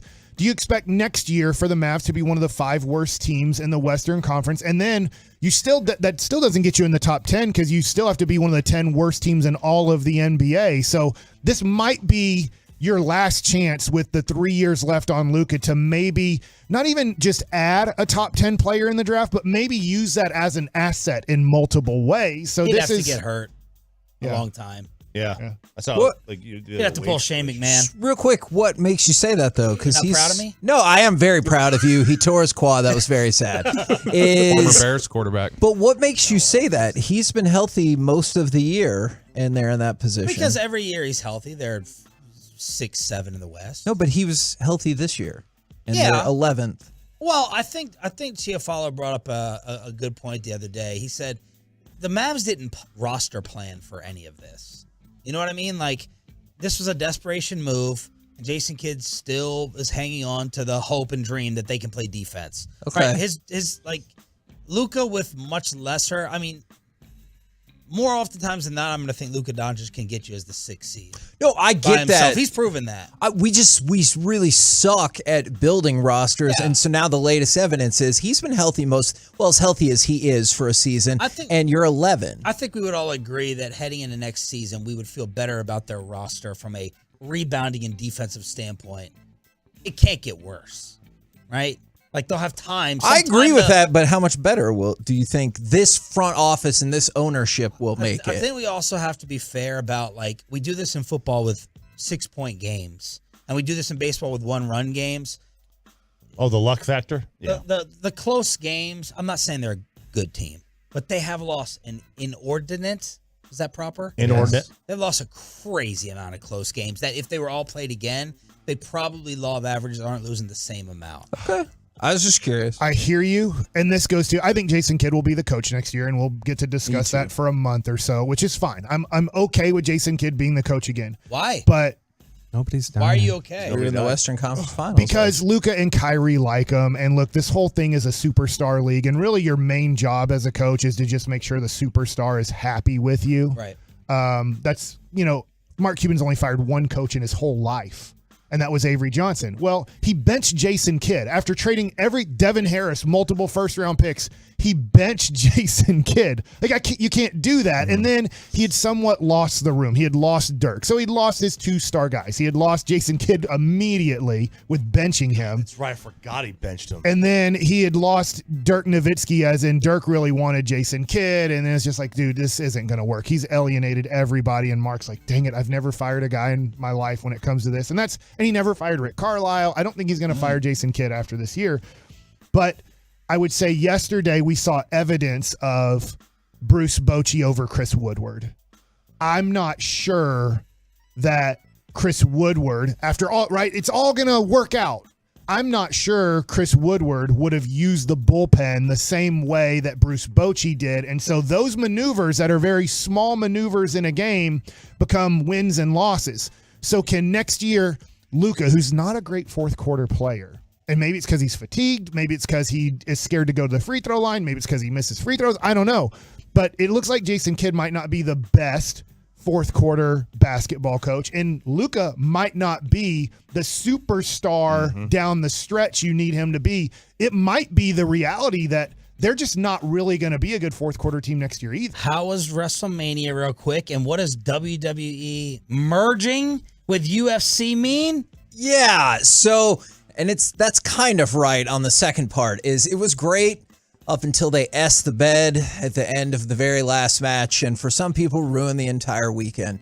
Now, they're merging with Endeavor, who is the parent company of UFC. And so WWE will own just below half 49 of this company. Yeah. 49. Yeah. And so it's great for their bottom line. It's great for the shareholders. I think some UFC fans will argue that since Endeavor took over, they made a lot more money and they made the product a lot less pleasing for the fans. So it's not like Vince McMahon is going to make Dana White decisions and vice versa. No.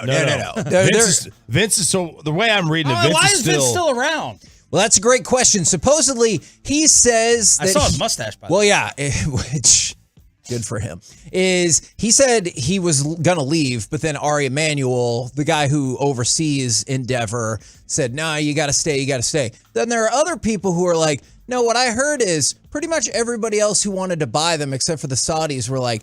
Hey, you don't need Vince McMahon. Get him the hell out of here. And he picked the one where they were like, "No, you got to stay because we need you." The way I read it, Ari Emanuel is going to be the CEO, but Vince is the executive chairman of WWE. So he stays on as the chair. Yeah. And he said he'll be involved in the big creative stuff. So neat. And I assume Dana White, and he will continue his current role. All right, we're back tomorrow morning with another giveaway. Was RJ right about the national championship game? Hopefully and will not. The Rangers be 4-0. The KMC masterpiece on the home of the Rangers. Next.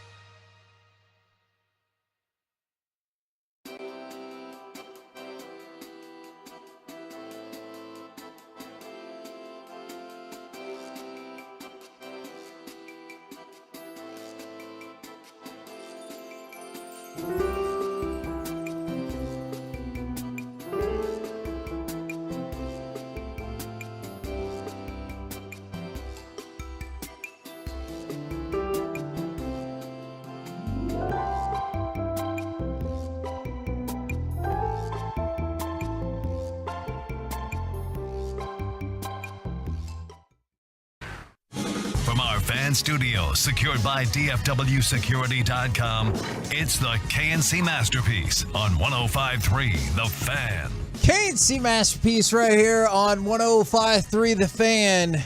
It's just one series, but it's one whole series. It's enough. That's all I need. Just how good can this Rangers team and this offense be? Because, and the reason why I asked about the offense, and I know people will be like, well, the game was 2-1 yesterday. And I don't mean to disrespect Martin Perez or anything, because that was awesome.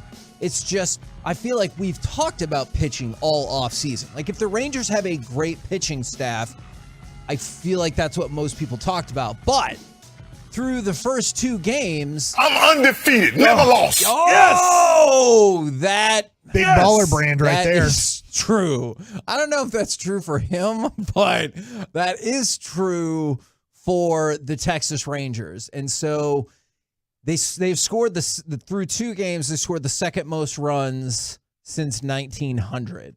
Now, is that good? Yes. I think the White Sox have the most. That is 30, correct, right? at 30. The Rangers were good in 1900, too. That is less true. Now, is it true that I went back and looked up those other teams?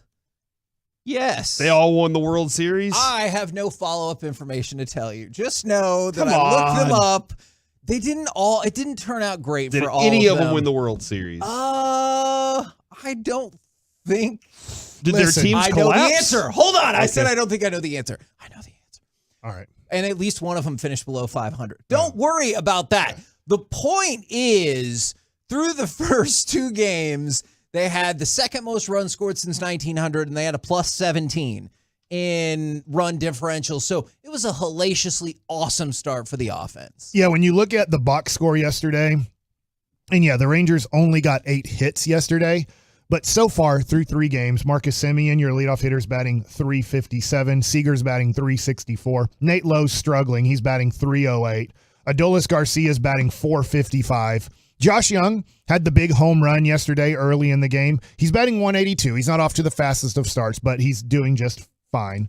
Robbie Grossman's batting .444. Mitch Garver's batting .429. Jonah Heim, .286. And Ezekiel Duran, .250. And I know there's other guys that have played, obviously, in the series. But, like, you just start looking at this, and you're just like, my gosh.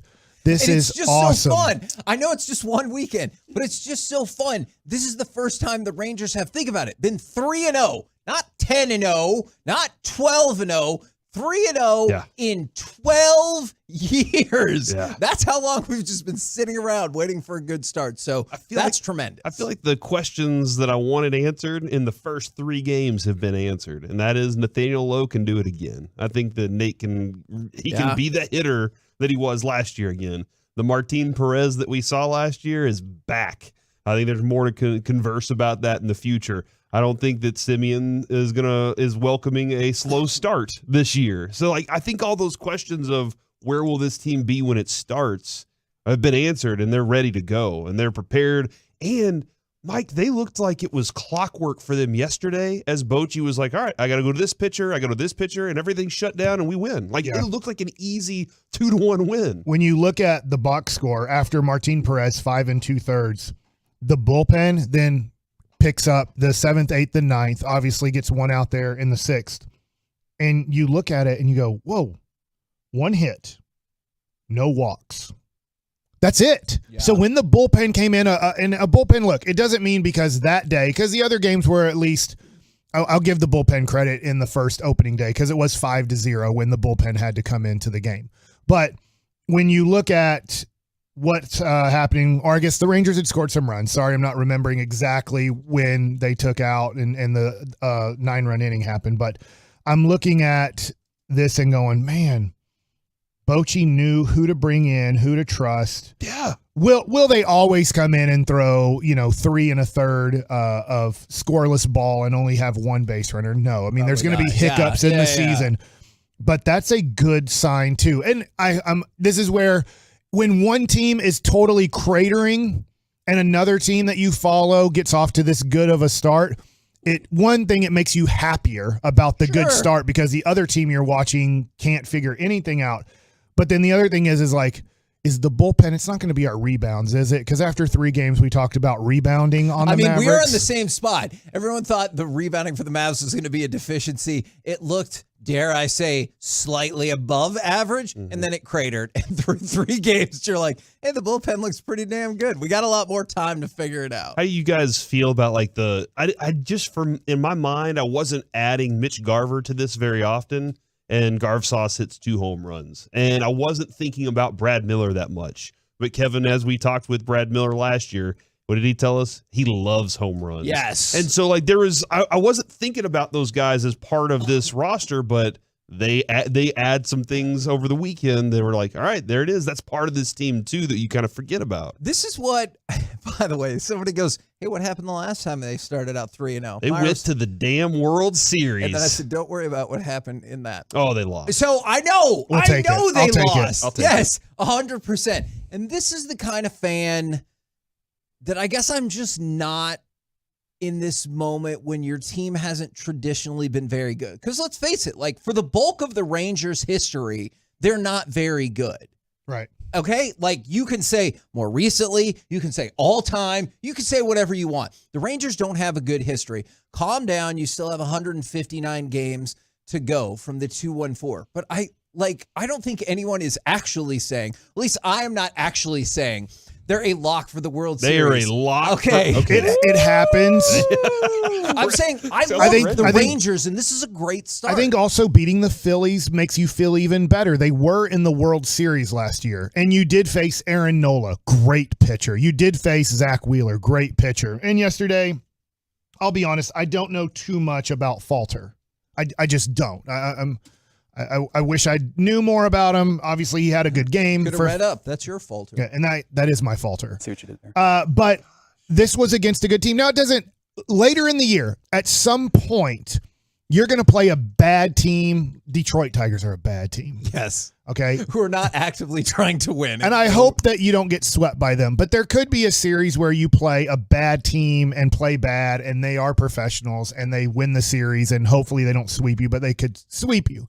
But it does feel good when you looked at the schedule, you go, all right, we're opening up against the National League champs. And then starting tonight, you're opening up against a team that surprised everybody last year that was predicted to lose 90-plus games, and they won 83 games last year. So you're playing Baltimore here at home, and you just go, okay, Baltimore's not as good as Philly, but they are good. And if you get off to this good of a start against good teams, it has to make you feel good. I mean, I understand the slowdown. I totally get it, but what do you want us to do here? You want us to concentrate on the Mavericks right now? No, absolutely not. Thank you. All I want to do is talk baseball all the time right now. That's exactly where my mind is. This was unexpected. I don't follow the lines for baseball. I know that there's like minus 120 plus 200, whatever, for the team that's an underdog. Yeah. It's not like there's a point spread like there are in football and basketball. But I'm going to assume. Sometimes they do that, but I do not think people look at the run line differential as much. So I hear you. I'm going to assume that the Rangers were barely favored in opening day because of Jacob deGrom. Correct. And then I'm going minus 130. And then I'm going to think that it was pretty darn even these last 2 games. That Vegas probably put it a very close pick'em. I don't know. I didn't follow the line beforehand, but I'm sure that if you would have put money on before the series started, and I don't even know if you can do this, Rangers sweep, I bet you would have got like 4-1 odds that you would have, if you'd have bet 100, you would have won $400 because they're like, no, it's probably not going to happen. Yeah, I love this text, Kevin. I think I'm starting to suspect that you guys give crazy opinions and then quickly play it off by adding from the 972. That's genius. By the way, that text was from the 972. Kevin, I tweeted this yesterday. And just, Corey, real quick for we that. We never do that, by the way. I would do that for things I knew I was going to get hated. I would be like, your opinions. I don't like chili from the 214. I don't think tea is good from the 817. So, I own my opinions. They get me crushed all the time. This is my tweet that I keep going back to yesterday, Kevin, and it's I did a screenshot of the standings. Rangers are at the top at 3-0. Angels 2-1, Astros 2-2, Athletics 1-2, Mariners 1-3. How do you stay there? Keep acting like you belong. If you don't lose. Yeah, and that's a fact. That's no, you're right, Mike. Point. If you can't win all of them if you don't win the next one. That's where we're going now. And just keep acting like you belong there. Do the work that you got to get to these 3 wins. Do it again. And keep doing those things for 162 this year. You're going to come out with more wins if you keep doing the work that it took to get you to those 3 wins first. The other thing too, Kevin, which was great about this 3-game series, you're down 5-0. Yes. You came back and won. You jumped on a team and then blew them out. It never became a game. So Game you did. 2, yeah. And then in game 3, you were in a pitcher's battle where you had to hold on to a 1-run lead pretty much all game. Yep. That's 3 different ways to win. Yep. If you only have one way to win, and as a Rangers fan, right? Like, especially in the 90s, I know it's sounding always like this, but it felt like, right, if it's not 10-8, we probably lost. Right. It was very tough to win unless your offense carried you. And I remember, like, if you could pitch 6 innings, and that was more common back in the 90s, if you could pitch 6 innings and give up 4 runs or less, you had a great chance of winning 15 games for the Texas Rangers. Rick Helling, solid pitcher in the major leagues. But I mean, Rick Helling gave up runs, but he knew if I could just last 6 innings and not give up as many runs as innings pitched, I'm going to get some W's on this team, because you had one way to pretty much win, and that was outslug the other team. And the Rangers did have some good pitching. I'm not taking shots. We saw the great Ken Hill there the other day, and he helped out the Rangers. Yeah. But if you look at when it comes to right now, I have no clue how this season's going to play out. But you won 3 different ways, and that's big. If you can win 90 games in a season, it's rare. And I know the Rangers did in the 90s for a few years. It's rare to only be able to win one style of baseball. Yeah, no, you're right about that. And it goes back to this is I understand better from the Cowboys fans. I know it's been a long, long time, but I understand better the jadedness of Cowboys fans, because they're like, no, I saw us make all the NFC championship games. I saw us make all the Super Bowls. I saw us. If you're a Rangers fan, you haven't seen that. Yeah. Like, you saw them get to the World Series twice, ever. And lose. Yes. Both of them. Yes. And so for most one in the most dramatic fashion that it has scarred us. It's true. I will say this time and again, the 2011 World Series is more dramatic than the 1986 World Series. Don't at me. I don't want to hear it. It is what it is. You can accept it or not. It just didn't involve Boston and New York. Had more of an impact on me for sure. Okay, well, I would hope so, Corey. I'm not over it. But Nelson Cruz. Yes, I know what happened. But this team, there is no team in baseball through one series that has a better record than the Rangers. There's no team in baseball through one series that has a better run differential than the Rangers. If you want to be stoked about, you can't. Oh. None. Nice. If you want to be stoked about the opening series like I am, then go right ahead. If you don't, that's fine. If they we lose don't have one, to find that. We don't have to fan the same way. If they lose a game, though, end of the world. Like, Baltimore's good, right? Baltimore's a good team. Yeah. If they lose against Baltimore, do we have to say, all right, that's it? Like, we got. You want to start the show tomorrow with like everybody hurts? Get the Cowboys. Everybody hurts. Or Mad World. Like, we'll come up with a really sad song. Bicycle versus car. I will say, if obviously the weekend, man, I didn't see the attendance. If you guys can pull up the box score real quick, but it seemed like there are a lot of people there for Sunday night. And it was also against Taylor Swift, which was tough because you could have been like, I'm not dealing with the traffic, or I'm going to Taylor Swift. And then there were tornado watches all around our Metroplex. But I thought that the crowds were great for Thursday, obviously, but Saturday, Sunday were great. I know this is highly unlikely. Is there any chance people were trying to get scalp tickets for Taylor Swift and they're just too expensive? And they're like, you know what? Let's go to the Rangers game. It's like right there. So far, the average. I don't know how many people are scalping Ranger tickets outside, but I'll be honest, I get to the game pretty darn early for my job. No, they were trying to get Taylor Swift. And they just walked over to the ticket like, box office. I can't afford it. I'm going to just go across I got the way. on some baby blue. Let's do this. So far, their attendance is 32,000 a game. So That's they're their average? at 32,042. I know it's tougher. It's a Monday night real quick, and I know you have school and all kinds of stuff like that. But also seeing this Ranger team seeing that Baltimore Orioles team, you're going to go see some young star players. Obviously, Adley Rushman, superstar in the making, number 1 overall pick. Gunnar Henderson, really good player. That's a young, big-time prospect. So if you're like, should I go to this series Monday, Tuesday, Wednesday? Yes, not only for the Rangers, but the Orioles are not a bad team. They have a lot of good young players. Cedric Mullins in center field. So that's a fun matchup, too. We're the KNC Masterpiece right here on 105.3 The Fan. Coming up next, from giant upsets to buzzer beaters to Taylor Swift again. Let's talk about the Final Fours and that national champion. We'll do it next right here on The Fan. Be a part of the show.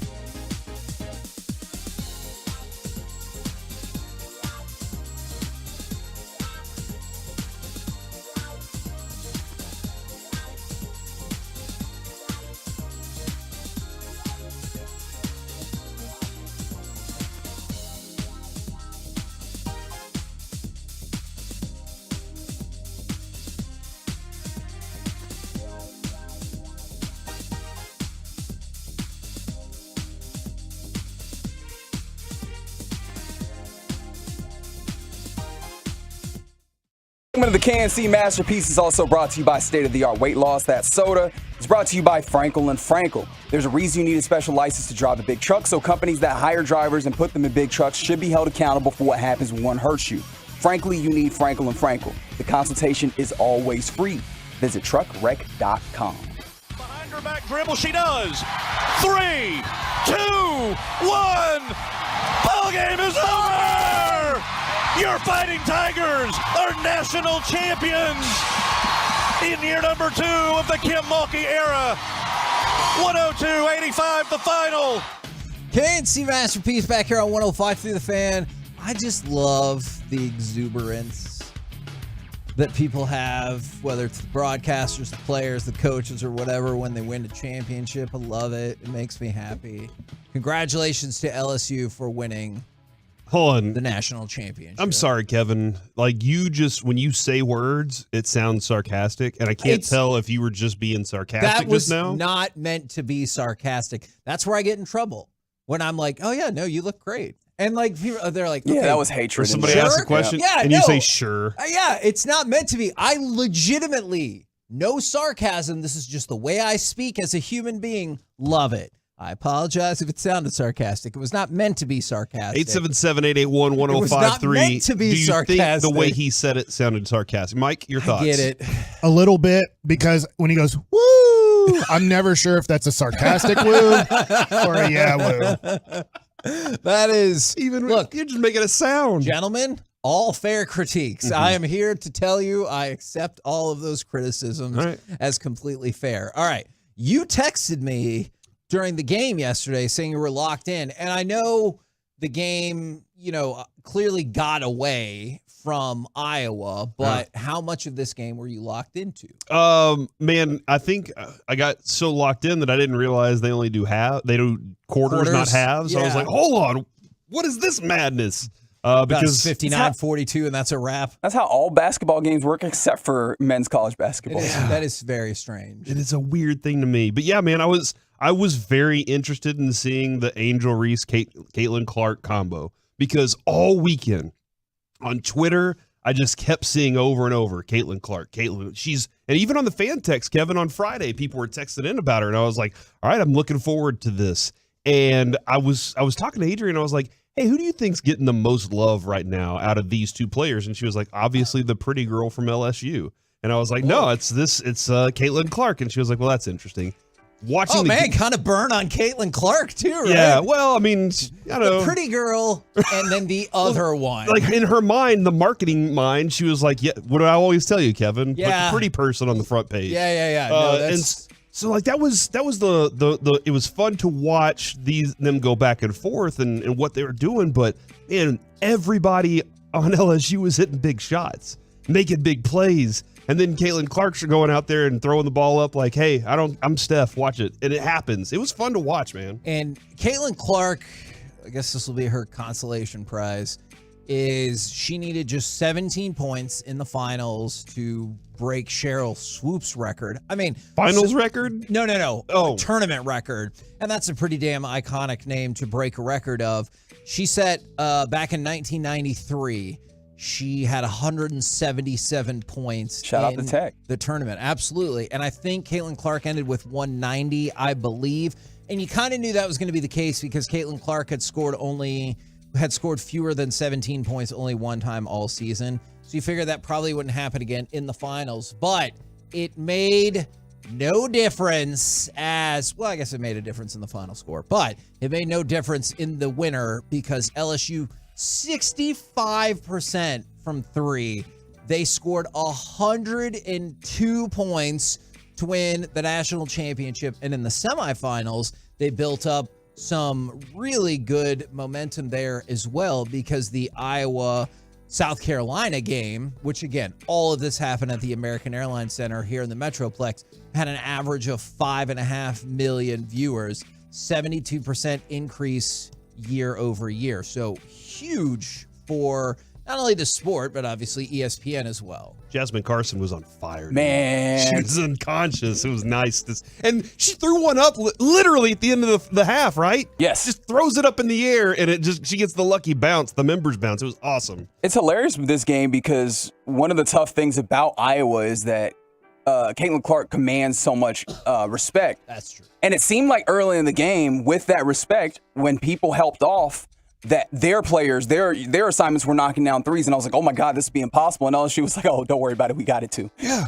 And that arena was on fire too. Like that was something that was really, and even outside the arena. Yeah. A championship game is supposed to be like that, but seeing that thing was packed and that everybody was into it the way it was. And I don't know if you guys feel this way. I certainly understand the reason why a lot of big events are played in like these giant stadiums and everything like that. But when you condense that down and instead of having, 70, 80,000, whatever the case is, you're more like in the 18 to 20,000 range, but it's going to be louder in terms of it's a smaller space. The noise is not going to travel as upward as well. And you potentially have more diehard people who are like, hey, I'm here to see this game as opposed to this is an event and a happening. Like, I'm not going to say that nobody was at the American Airlines Center this weekend just because it was an event and a happening, but I'm willing to bet that a lot of people went to the men's national championship tonight and then the Final Four because they're like, hey, it's a cool thing to do. As opposed to you give a crap about any of those four teams because of the smaller venue that the women were playing in. So it seems like a triumph certainly for LSU, but also a triumph for their TV ratings. I don't know as much about the men's Final Four where it felt like apathy had set in this weekend. Because the teams, and you're just like, oh well. But the first game was great. Now, the UConn game, it was boring, and credit to UConn. They have annihilated people on their way to the final. They won by double digits yet again. They're the sixth team since 1985, which is when they started seeding and everything like that in the expanded tournament field. They're the sixth team to make it to the finals, winning every game by at least double digits. 4 of those 5 won the national championship, and all of those 4 won by double digits. So when RJ said earlier, I wonder who lost. It was North Carolina. I believe in 16. So what you're saying is there's a chance Reggie's for sure. got a tough road to hoe here. Yeah, Reggie. Don't call me that. You might not get that higher amount of Specs gift card, but trust me, I'm rooting against UConn heavily tonight, and I trust that you are as well. But history says they will win this game, and they will win this game by double digits. I'm sure that's why RJ made that wager. I mean, UConn should win this game. Oh, yeah. I understand the term blue blood is kind of nebulous in some ways. This would be their 5th time in the national championship game? By the way, they're undefeated in national championship games, which is wild. So this is their 5th time in the game, and they are going for their 5th national championship. How many programs have 5 national championships? I mean, it's not a ton. Let me go look it up. Duke, North Carolina, Kentucky, UCLA. I wonder about Kansas. I'd need to UT El Paso. They don't think they have. I think Tennessee, 5. the women's program for Tennessee. Oh, Baylor. yeah. I feel like she won a lot. And then, so if we're including the women's programs, and I know UConn will as well. UCLA has 11. Kentucky has 8. Okay. North Carolina 5. Duke 5. North Carolina 6. Duke 5. Indiana 5. How'd that feel? Es Toto. You okay? Well, that's fine. Is it though? No, it's never going to be fine. It's not fine now. It wasn't fine at this time last year. It's never going to be fine, Reggie.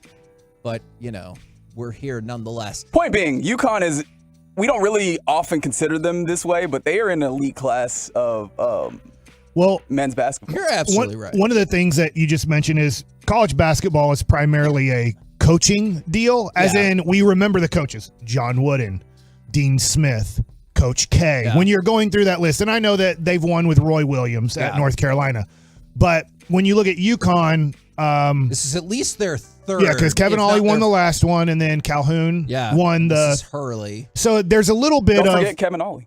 No, that's the first one he said. Oh. And so I just look at it and I go, That it makes it maybe even a little bit more impressive that it's, first of all, UConn. It's not like the biggest school in the world. And then they were able to take from Calhoun, be able to pass it to Ollie. Then once Ollie kind of ran its course, now they're with Bobby Hurley's brother. Yeah. Yes. Actually, that is I true. forget his name. Danny. He goes by Dan now. Oh, yeah, that's He's right. an adult. That's a good point. that has been Corey's long-held belief about the failure of Joey Harrington in the NFL. If it had gone by Joe Harrington, maybe it could have been a whole different deal. Point. But San Diego State and UConn both started the year at Caesars as 60-1 in terms of winning the national championship. So it's not like people were saying, no, this San Diego State team or this UConn team, they're real sleepers right here. All right, so I want to take you to a couple of different things. Here is cut 12. And you might think this is weird. This is at Petco Park for a Padres game when they're introducing the Rockies lineup. Kevin, we're talking about college basketball. You know what? It was a very weird We're left going to turn. play it anyway. All And right. my wife said, wow, they're really hyped for the game. Okay.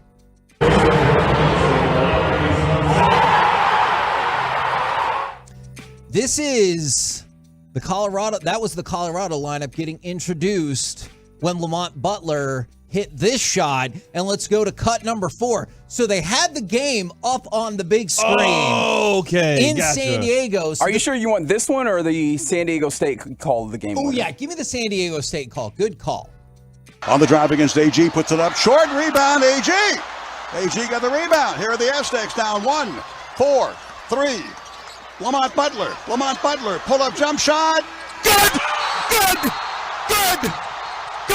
They're storming the court. Who's going to the championship game? Not FAU. No. The San Diego State Aztecs are going to the NCAA championship game on Monday. How about them Aztecs? How about them boys? I mean, I feel like this is where Reggie would go, that is factually correct. That is technically correct. Yeah, who's going to the championship game? That was Not trash FAU. talk. That was trash talk by the play-by-play guy. Don't you love trash talking and sports in general? Yes, absolutely I do. Especially when, it's the same thing. It's the same reason that Jesse Hawley called me up 8,000 times and I just turned my phone off after the Final Four last year. Because there's nothing you can do about it for a year. I know people are upset. It's or LSU trash talk. Well, guess what? There's nothing you can do about it for a year. For people mad about that radio announcer, there's nothing you can do about it. Last year, there's nothing I can do about it. That's the way it happened. Mike, was it Bird that won and then Magic then enters the NBA later? I'm trying. They both entered same year. Who won in college? Magic. It was Magic that and then won. Magic won rookie. And then they carried that over into their careers. Yeah. They carried that bitterness and that kind of into their professional careers. And that's kind of the kind of thing, Kevin, you're right. You can't do it for 1 year.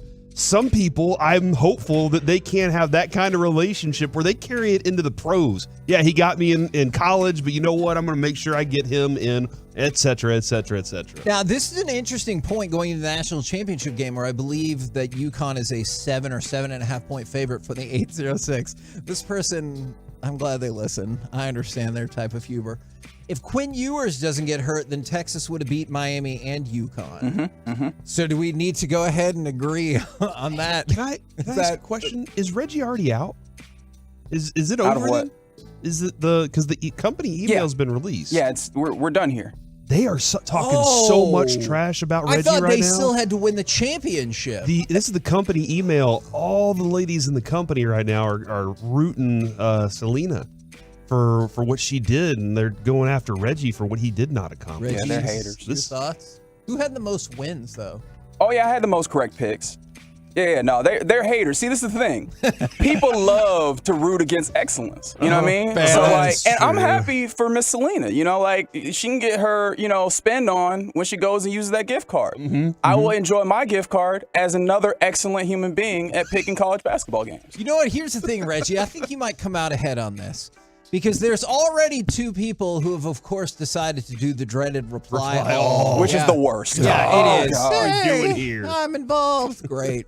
is there's already two people who are saying that. Was that sarcasm? Yes, that was sarcasm. I thought you were being for real. I think that's why I do the voice, to distinguish from my regular obnoxious It's always voice. a really old lady. I don't know why. It really is. I don't know why. About this. That's probably because it sounds similar to my regular voice. So they're already saying drinks are on her. So once you total it out, she'll probably get about 150, 175 of That's that right. gift card. Whereas you have 200 and no friends. So Correct. I'm just kidding, Reggie. I'll be just your kidding. friend, Reggie. I'm just kidding. No, he doesn't want you to be his friend because that means you want free stuff from Specs. Reggie, did they also give you stock shares? Okay. I mean, what would that amount to? Okay, Reggie. Wow. What the hell are you doing? That was a genuine question. Yeah, I didn't know. I thought it'd be cool.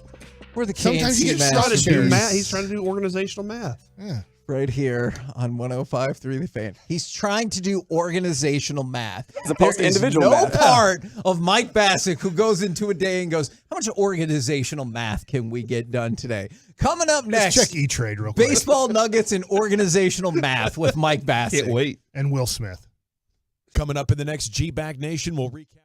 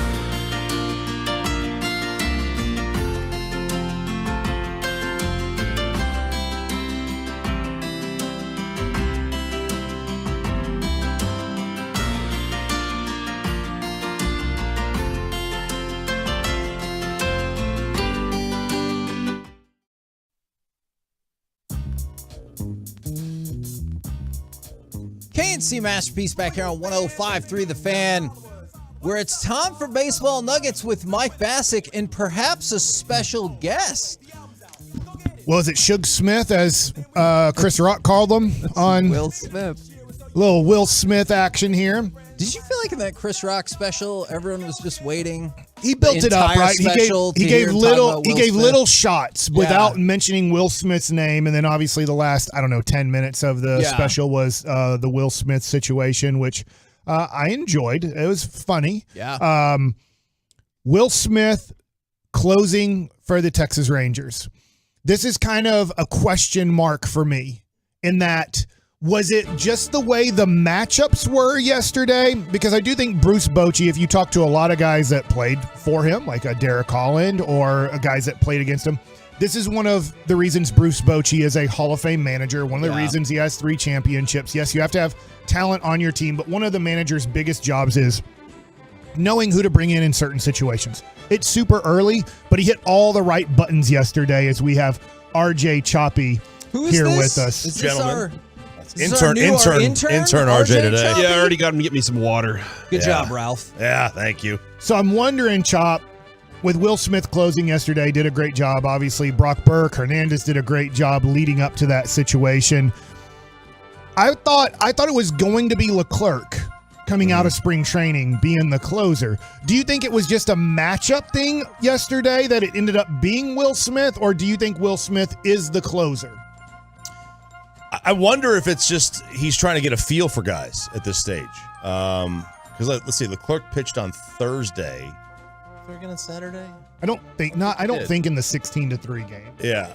So maybe he was just trying to get a feel for guys and see how players respond at different points. Because I mean, and also, and you had brought this up, and I was curious with Bochy in terms of handling the bullpen because he has never had to do this with the 3 batter minimum. Okay.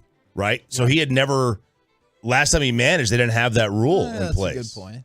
Yeah. So I wonder how this is going to affect how he manages a bullpen, because you're right. Like, that's one of the things he's like known for. Yeah. Is his managing of a bullpen. And how's that change when you have the 3 batter minimum? And I know that Brock Burke will be available tonight. Pretty much everybody will be available. I don't think that anybody, maybe Hernandez, they have to watch his arm a little bit and they don't want to throw him back to back. You don't love throwing guys back to back this early in the year, but I just wonder, if you get to the end of the 7th and the Rangers are winning 4-2 tonight, and you see coming up in the lineup is Adley Rutschman in the 8th inning, do you go, I would much rather have Will Smith pitch this 8th inning and make sure that Adley Rutschman has the toughest at-bat possible, rather than, nope, Will Smith is my closer, I'm going to go to Jose Leclerc in this situation, where if he accidentally throws a Slombio down and in, and it's in the happy zone, that all of a sudden you have a tie game or something like that. So I'm wondering, I don't know. I'm so excited about this Rangers team, but I'm wondering, was it a matchup thing yesterday?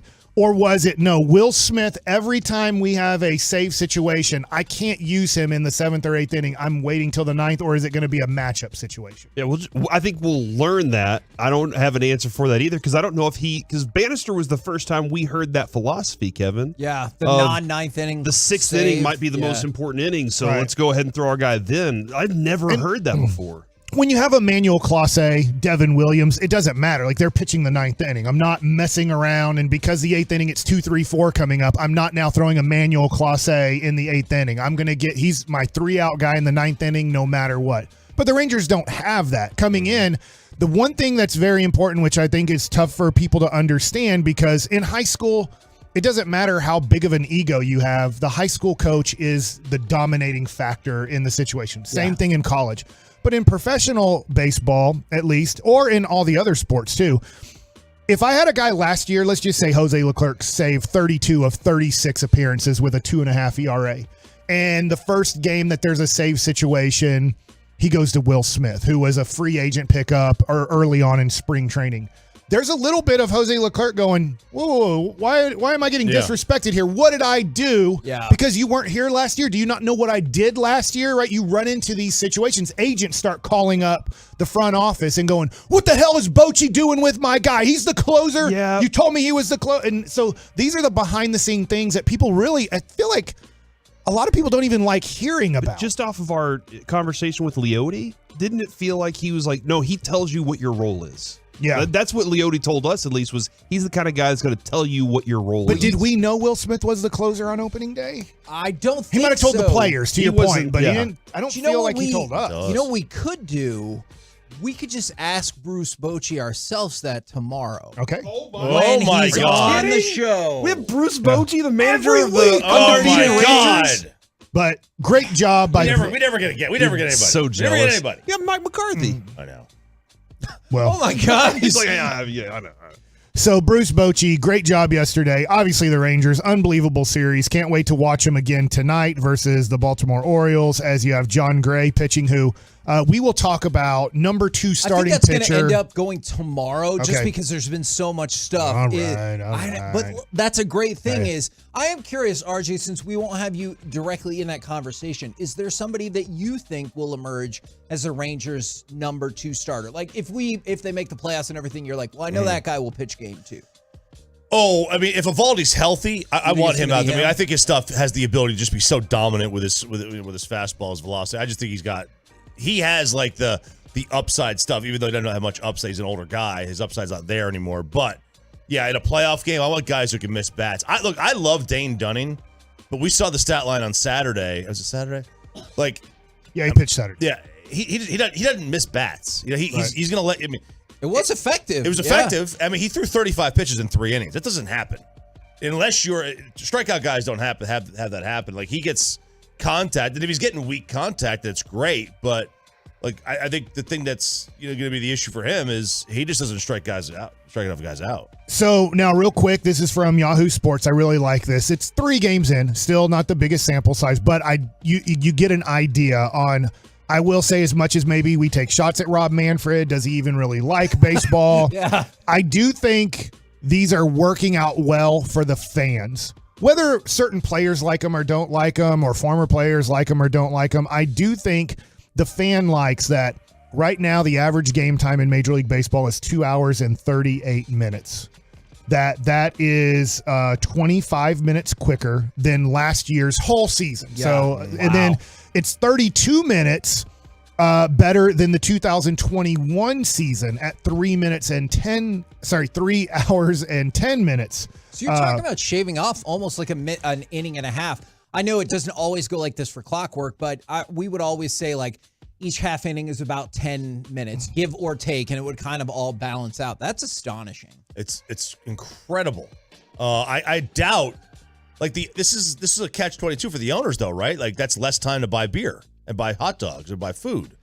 Like if you're in the state, like if I'm going to, let's say I have a destination, I want to go to Wrigley Field. Never been to Wrigley Field. If I go to a Cubs game, like, and it's my first time at Wrigley, do I want it to be over in 2 hours and 20 minutes? I guess their hope is I want to be there for 4 hours. My understanding, Is there a material difference in that? My understanding instance, from front office, and this goes to Frank, Kevin, is those things are the very minuscule You're right. things to them. It's season tickets and TV money. Yeah, like yeah, that's where they make their bank. Yeah, and if Reggie's right. There's not like a huge, I don't think you notice, like, maybe if I'm going, like, do I care? Like, you're there. But, man, I mean, sometimes if I went to Fenway last year. I will say it's been a little bit tougher for people to put home runs on replay. Have you noticed after a guy hits a home run, they show him touch home plate, and they can't really show the replay till the next guy's at bat is over. So, like, you'll go 5 pitches, let's say, if it's a 5-pitch at bat to the next guy, and then, like, all right, now we can show you the home run replay. There's been 41 pitch timer violations, 29 charged to the pitcher, 11 to the hitter, and 1 to the catcher. And I do think that'll get a little bit better as the season goes. And in this article, it does say, look, we haven't had the catastrophe of the 9th inning close game situation, ball 4, strike 3. Did you see the mind? I don't know if it did this on purpose, but the catcher was talking to the hitter the other day. Try to get him not to set up. And he wasn't set up, and he got the strike called on the hitter. Yeah, I can't remember what game it was. Maybe in the Marlins game. 10 stolen bases in the first 2 games for the Baltimore Orioles. That's who you play tonight. So just to give you an idea right now, if you're wondering about what could this game be, they say Jorge Mateo and Cedric Mullins were let loose against the Boston Red Sox.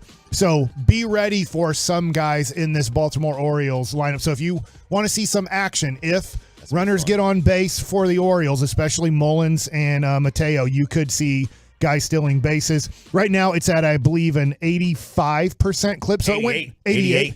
Okay, Wow. so it went down a hair from 74%. It does say here 1.4 number of stolen bases per game for both teams. That's the highest rate since 1999. And I'm wondering, it does say here, it says perhaps teams will encourage the development of others like him. They're talking about Kenny Lofton, because 85% success rate on stolen bases attempt through 50 games. So it might be this one says because 85. we saw a stat this morning that said 88, so Okay. maybe it's a different one. But anyways, I think that's a really fun part of the game too. There's more to get to in baseball, and we will get to it later, I guess. I mean, thanks a lot, clock. We're the K&C masterpiece. Well, plus RJ has important other he's gotta go do work to go today. do. I know. Coming with up, his rulers and his staples. he got a little gift basket. He's got a gift basket. Coming up next, the Mavs weekend that was, along with all the possible playoff possibilities and tiebreakers, where you can just say they're not going to make it. We'll do that next right here on The Fan.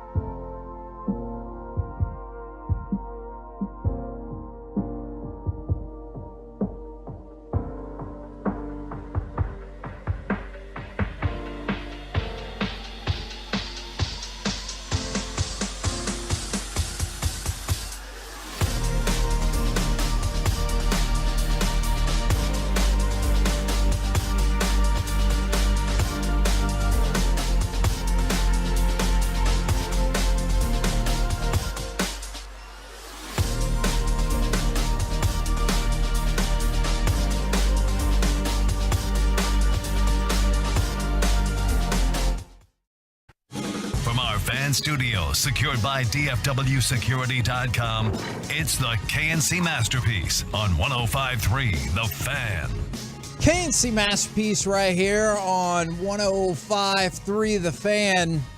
Let's talk about the Mavericks weekend that was, with all of the playoff possibilities and tiebreakers, unless you are just resigned to the fact that they're not going to even make the play-in. They still could. Can they just sign like a team full of 11-day contracts for the end of the season and not start any of their other players? Like, can we just roll it out that way? We got it. No, of course you can, Corey. We don't even need to do that. We have depth. Remember, depth is our strength. I've been told by the broadcast that the depth is tremendous on this team. Yeah. A lot of young depth out there. It's a young talented team. Let's be honest, Corey. They are trying their best in losing every game. Like, that's the thing. Yeah. They're like, oh no, should we play Luka or Kyrie? Because I don't know, they lose all the time too. I don't know if sitting them out. I mean, you would be worse. I know that those are two great players, but we lose every game.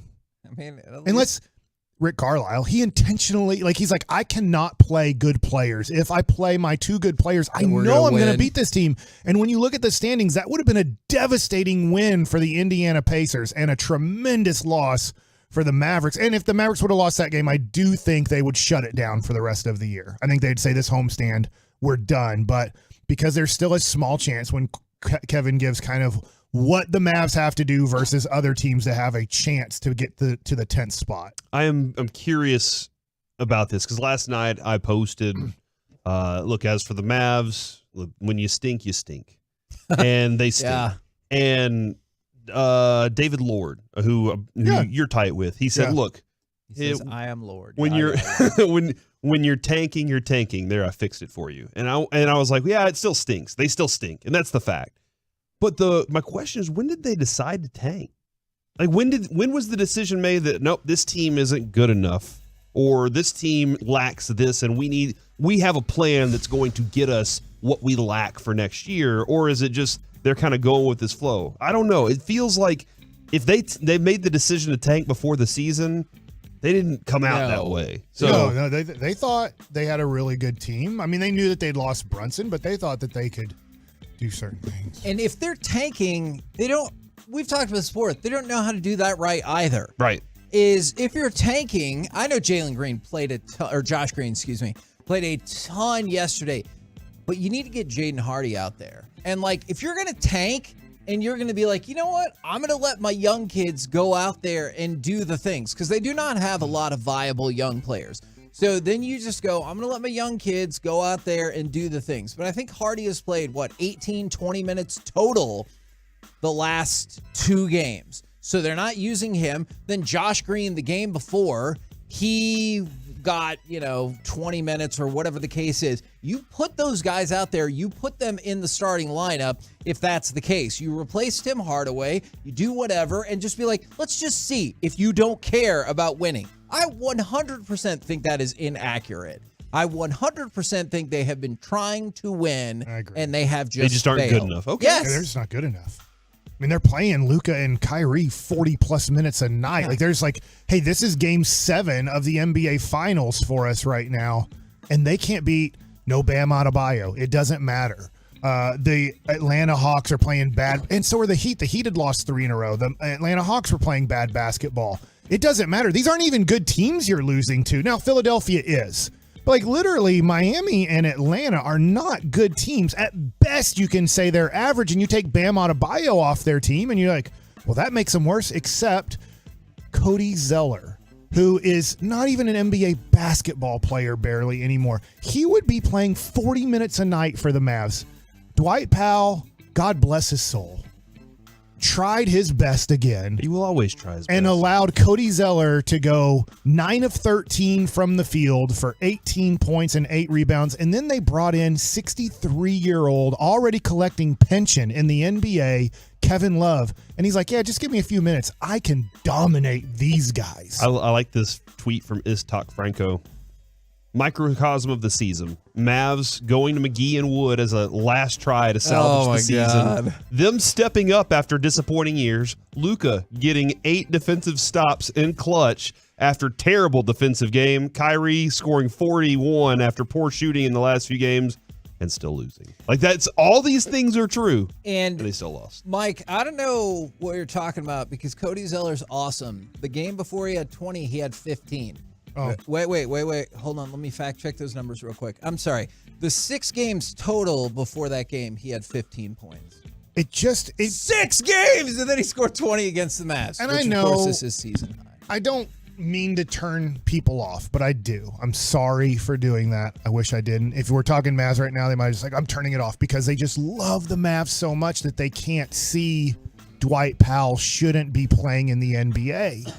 And if he should, it's maybe 10 minutes a night off the bench. Yeah. Maybe. And Maxi Kleba, as much as we love these two guys as people and they're goof off guys before the game and they're, like bosom buddies type of deal, like it's Tom Hanks and that other actor dude, I don't know who it is. I know what you're talking But about. it's I just don't know the other guy. They're not good.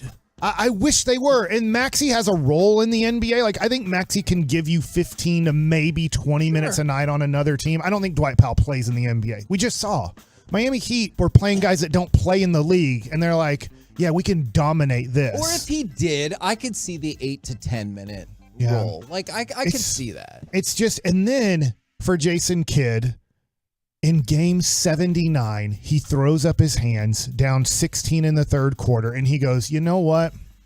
I've had Christian Wood and JaVale McGee on this team. Now, let's face it. Jason Kidd brought in JaVale McGee. That was a Jason Kidd recommendation. It doesn't mean he can just go and sign him, but that was the recommendation, and they got him. Yeah. And then I don't know if JaVale McGee was a Jason Kidd guy. It doesn't seem like he was. But somebody in that organization decided, let's give up our first-round pick and 4 guys that they needed to move, but let's give that up to go get Christian Wood to kind of replace the Porzingis situation. And immediately they quit on both of those guys. I mean, it took 2 weeks into the season to go, we don't like either one of them and never will. And in game 79, they threw up their hands, and it was the best we've seen the Mavericks play in over a month. It was the weirdest thing to I don't know. Would it have blown up, and could it blow up on Wednesday night, Kevin, that they try McGee and Christian Wood for 30 minutes and it looks horrible? I don't know. I think they are going to try that, But too. they went 78 straight games going, we tried to replace Powell and Maxey somewhat and Porzingis trade with these 2 guys, and we never gave them a chance. And then in game 79, they gave them a chance. And it looked pretty good. And I don't know if it's going to look horrible Wednesday night, but it's the weirdest thing to add. You have one free agent you can add all off season because you only have $5 million. And they added the guy. And 3 games into the season, they said, we're never playing him again. And Derek Harper on the broadcast last night, I think it was late in the fourth quarter, Derek Harper brought up this point. He said, man, this is a championship player, man. He won a championship with Golden State. He won a championship with LA. This is championship blood right here. And he's stayed ready, and he's ready to go. And all these compliments. But I'm thinking to myself, and I know Derek can't do this. It's not his job to do on the broadcast. But Derek Harper, why did your coach bench him after 3 games and DMP him for 60 games this year? If all of this is there, and you're saying all of this is there, all you have to do is put him in the game. Because Derek Harper was saying all you have to do is put him in the game, and you know he's going to be ready. He's going to stay ready. He's going to help you win. He's a proven winner. Why did it take game 79 after game 4 to try it? Because you remember we talked about Indiana Pacers game when he had it was in a blowout, but he played great in the blowout at the end, and it's like, all right, JaVale McGee. And then I said, I don't know if he's going to play. And he didn't. He just benched him again. By the way, shout out to the people who did tell us that Peter Scolari was the other person who was in Bosom Buddies. So that's good to know. All right. The Mavericks are officially eliminated from making the real playoffs straight away. Why are you so happy?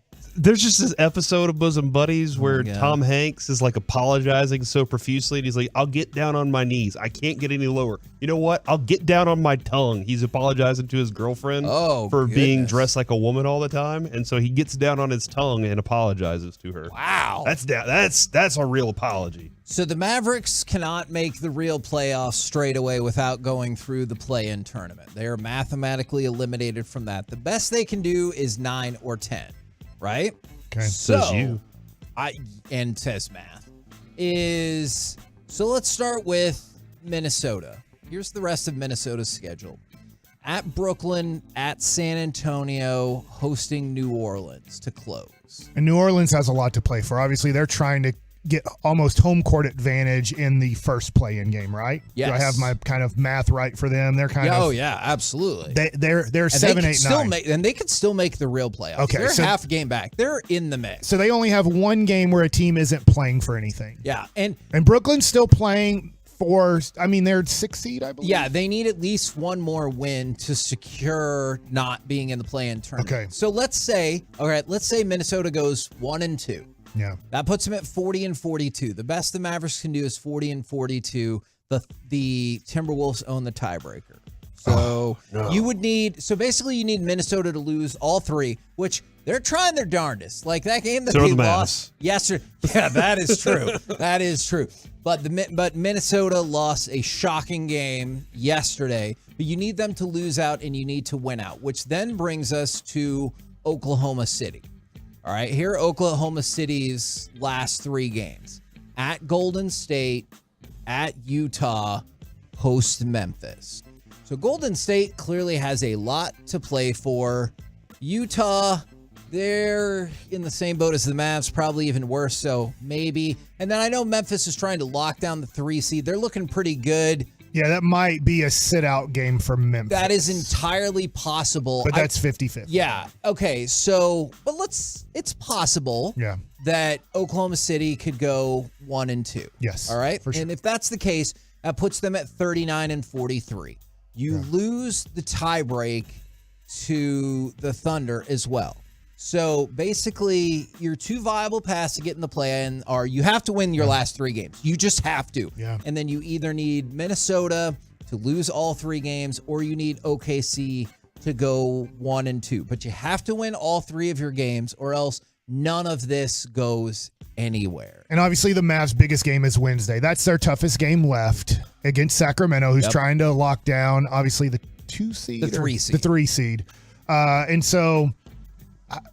they are making a run at 2. It's really just watching the Mavs now. You're just watching such bad basketball. Yeah. I mean, they find ways to lose. And yes, they are in games. I'll give them credit. Like they're usually down by double digits in the third quarter now in almost every game, it feels like. And they fight their way back into a highly contested game. Yesterday, if they could make free throws, they'd win. And I'll be honest, I don't know if happy is the right word, but I think losing's better than winning right now. So them losing the game, I was like, I think this could help out the Mavs' future more than winning that game. I don't see what getting the 10th seed, and I know it would be against one of these teams we just mentioned, a bad team. Oklahoma City, Minnesota, they're not a good team either. But I just don't see how they're going to win 2 games on the road in do-or-die situations because we just saw them, as Mark Followell pointed out during the broadcast, the Mavericks are 34-3 in franchise history when they shoot 60% or better from the field. To show how almost impossible it is to shoot that well in a game, and they lost. And you know what? It wasn't close. It wasn't like a last-second shot by Miami. They were down 117-103 because I looked at my son and I go, you're going to have to get to 130. I remember going this. So you're going to have to get to 130 and hold them to 12. So you're going to have to finish this game at a 27-12 run with about 6 minutes to go. And I'm like, I just don't think the Mavs can go on a 27-12 run to win this game. And they got a little bit close, but it wasn't even close. So last night, 51.6%. Now, you lost in overtime, but 50% does not win games for the Mavs. 60%, I do think it's like about a 2 out of 3 you'll win. But literally, you have to shoot 60% now to have a 65% chance of winning a basketball game, which the Mavs have shot 60% or better in 37 games in franchise history, if I'm recalling Mark Followell's stat correctly. And so, of course, somebody asked, what are your percentages the Mavericks win their last 3 games? Well, 0. I'm not going to say 0, but it's like 33%. 2%. I mean, I get that. But they've lost 7 of 8, I think. Mm-hmm. So I would say 2%. It exists. It could happen. This Chicago game's going to be so interesting because Chicago owes their pick to Orlando. But if they get into the top 10, they get the pick back. I don't know what Chicago wants. Like, I see both sides. It's for another discussion. I see both sides of giving the pick to New York versus keeping the pick. I understand the logical explanation of just give the pick to New York. If you end up with the 10th pick, just give it to New York. See if they'll take it anyways. Yeah. I totally get that. But I just wonder if Chicago's in the same boat or if they're like, no, we want the 10th pick. They have an outside chance of making the play-in too. They're 38-40. Atlanta's in the play-in at 39-39. Yeah. So they are playing for approximately the same thing in that game that the Mavs could be playing in. But to your point, the Bulls are locked in. They'll be in the play-in. But oh, really? Yeah. Okay. It just right now. I guess there's more bad teams. I'm sorry. Yeah. I'm looking at end of the lottery instead of. No, they're locked. They'll be in the play-in. Okay. They're just at the bottom of the play-in. Anyways, I just can't believe, and it's for another day, but I just can't believe that in the 5th year of Luka Doncic's career, the Mavs are the 10th worst team in the NBA with no major injuries. I wonder if it harkens back to like the 04-05 Lakers, because I know some people have been bringing up, is this the worst, run for a top 5 player in the league? And I don't know if Kobe was first, second, or third team that year. I imagine he made one of those teams, but I remember that 05 or 04-05 like Smush Parker Lakers team was pretty terrible. If they don't get better defensively, they won't be able to compete. Like that's. No, I think that's the thing. It's for off season, but I think they're poised to lose 50 games next year. I don't think they will. I think they'll, but right now, I don't think they're going to play over 500 basketball next year unless they have a great offseason. I'm not sure. It's just the way Sean was talking about it. He just thought it was a done deal that they would obviously get better. And I hope he's right. We're the KNC Masterpiece right here on 105.3 The Fan. Coming up next, how much Dallas Stars did you watch this weekend? Because they had their own ups and downs. What about WrestleMania? 877-881-1053. I'm looking at you, Corey. We'll do it next right here on The Fan.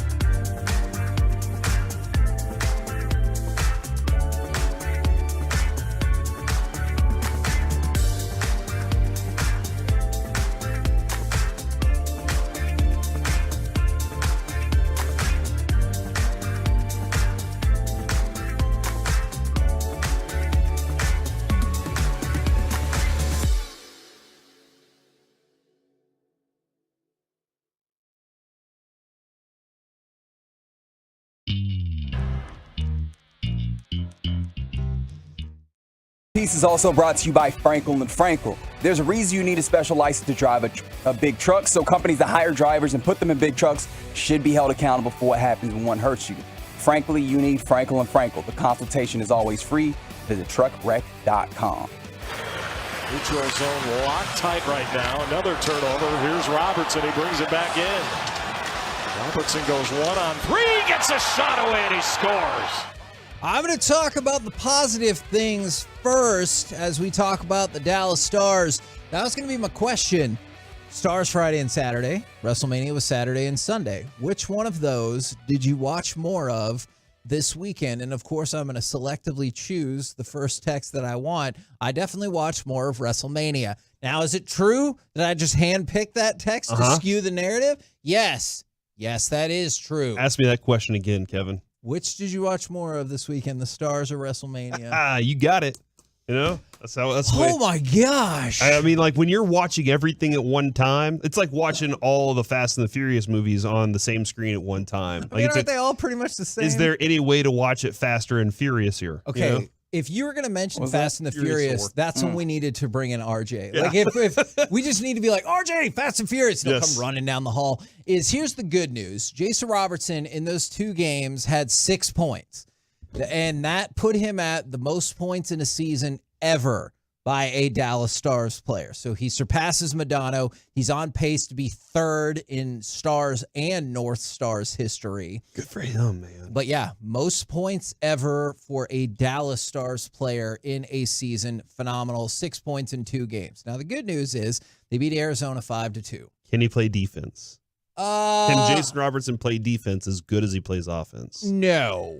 But he's an excellent offensive player, and he's not particularly asked to do as much defensively that would lead to that same sort of production. Who is asked to play defense? Well, it makes me confused sometimes because Eero Heiskanen does play defense, but a lot of people think about the offensive contributions that he brings as well. So, I guess Sergei Zubov is who jumps to mind, who can equivalently be awesome at both. You know who's asked to play defense, Reggie? Who's that? The goaltender. Who is that? It depends on a weekly basis. Today, that's true. On a daily basis. Scott Wedgwood is going to be... That's the guy. That's the last line of defense in hockey. It would appear as though Wedgwood will be the Wedgwood goaltender won. tonight. That's not... Yep. That's not right. That's very I'm proud funny, of him for branching out and creating a whole network. I do appreciate that. But the bad news for the Stars was the game that they played against the team that they really needed to win, Colorado. They lost 5-2. So they beat Arizona 5-2, and hooray for that and everything, even though Arizona's terrible. but then you lost to Colorado 5-2. Here's what that means. The Stars would have been, if they would have won that game, today they would be in first place of the Central Division. Instead, they're in third place.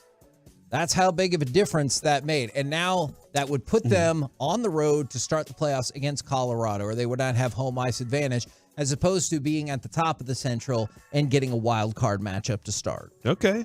So it was... It's not your favorite thing. It is not. At all. My favorite thing at all. But...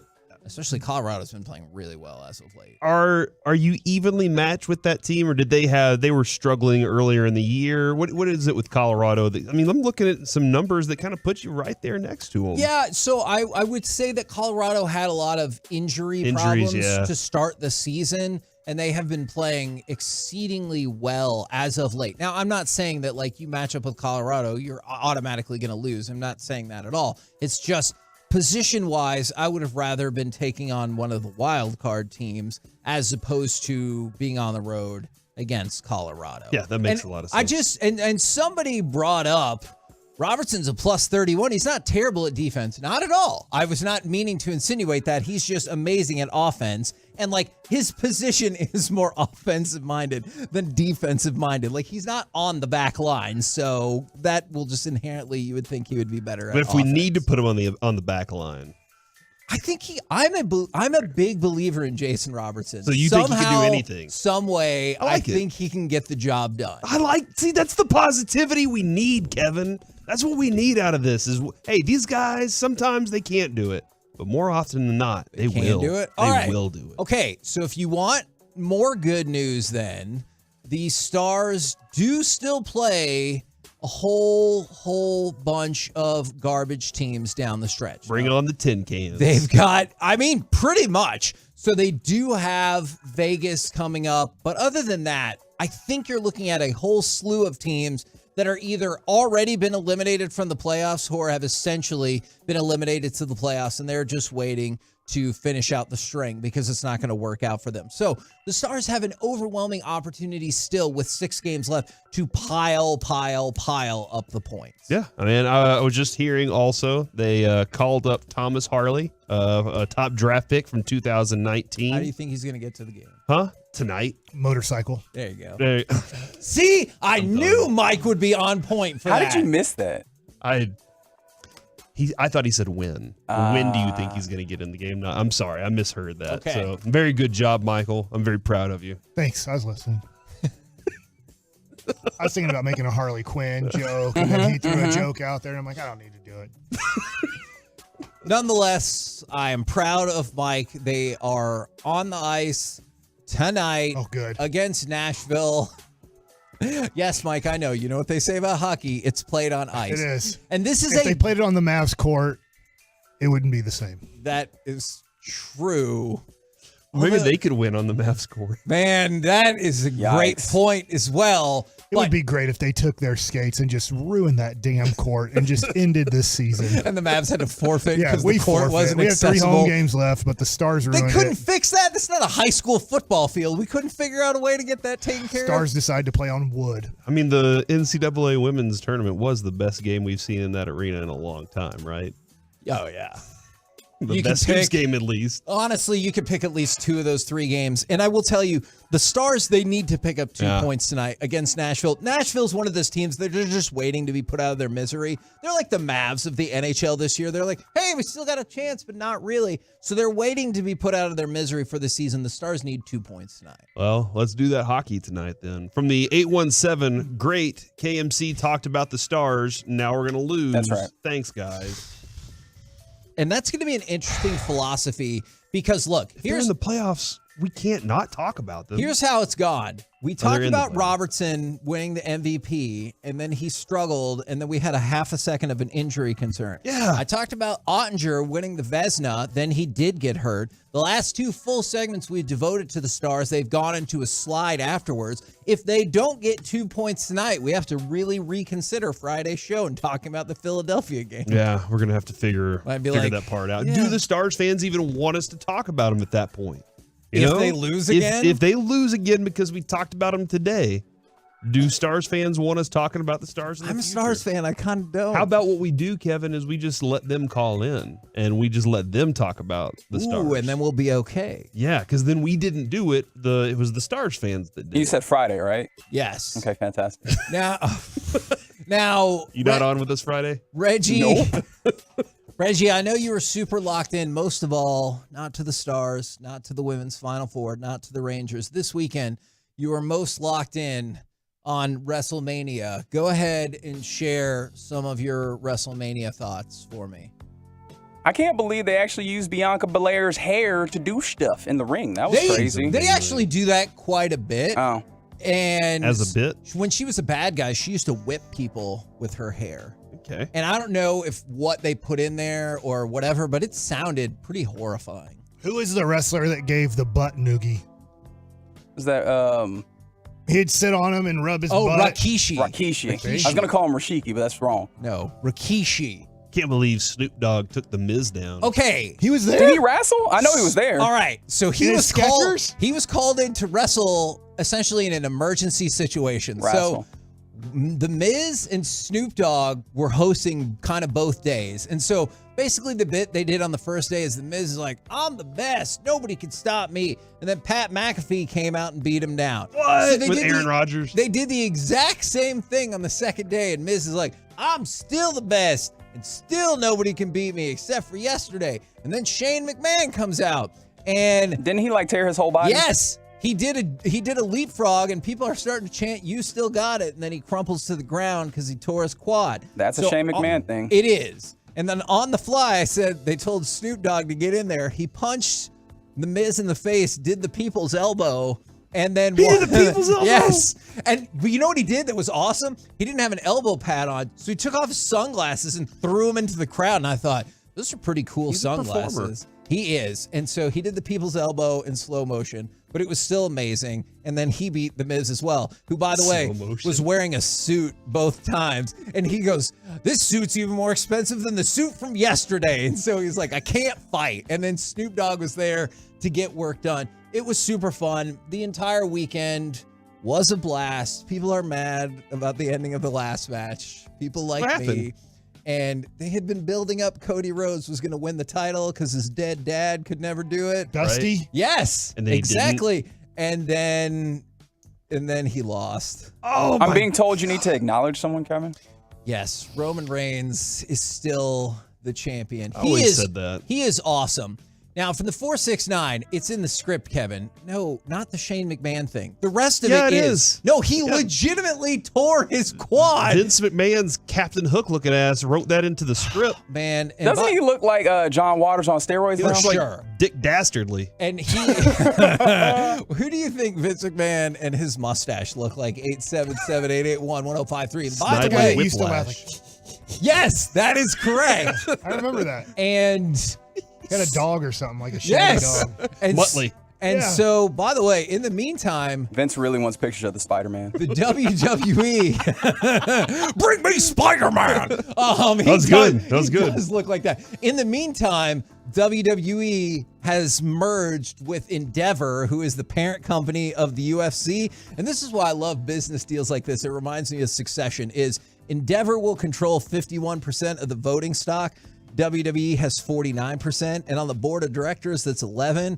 Endeavor gets 6 seats, and WWE gets 5. So they're like, we're pretty much almost the same. But I need you to know that you are the smaller part of this. You are being absorbed by Endeavor, and so They're gonna make it worse. by the way, they value the company at $9.2 billion. So Is that good? I mean, if you're getting some of that money, it's good. Who's getting that money? Not the performers. Vince McMahon's getting a lot of that money. Oh my gosh, him and his mustache. We're the KNC masterpiece, like even Vlad the Italian Impaler. mob boss. Yes, send in your thoughts about what Vince McMahon looks like. Coming up next, it's time for Gridiron Gravy. Mike's favorite team cracks the code. And was this Cowboys move actually bad? 877-881-1053. We'll do it next right here on The Fan.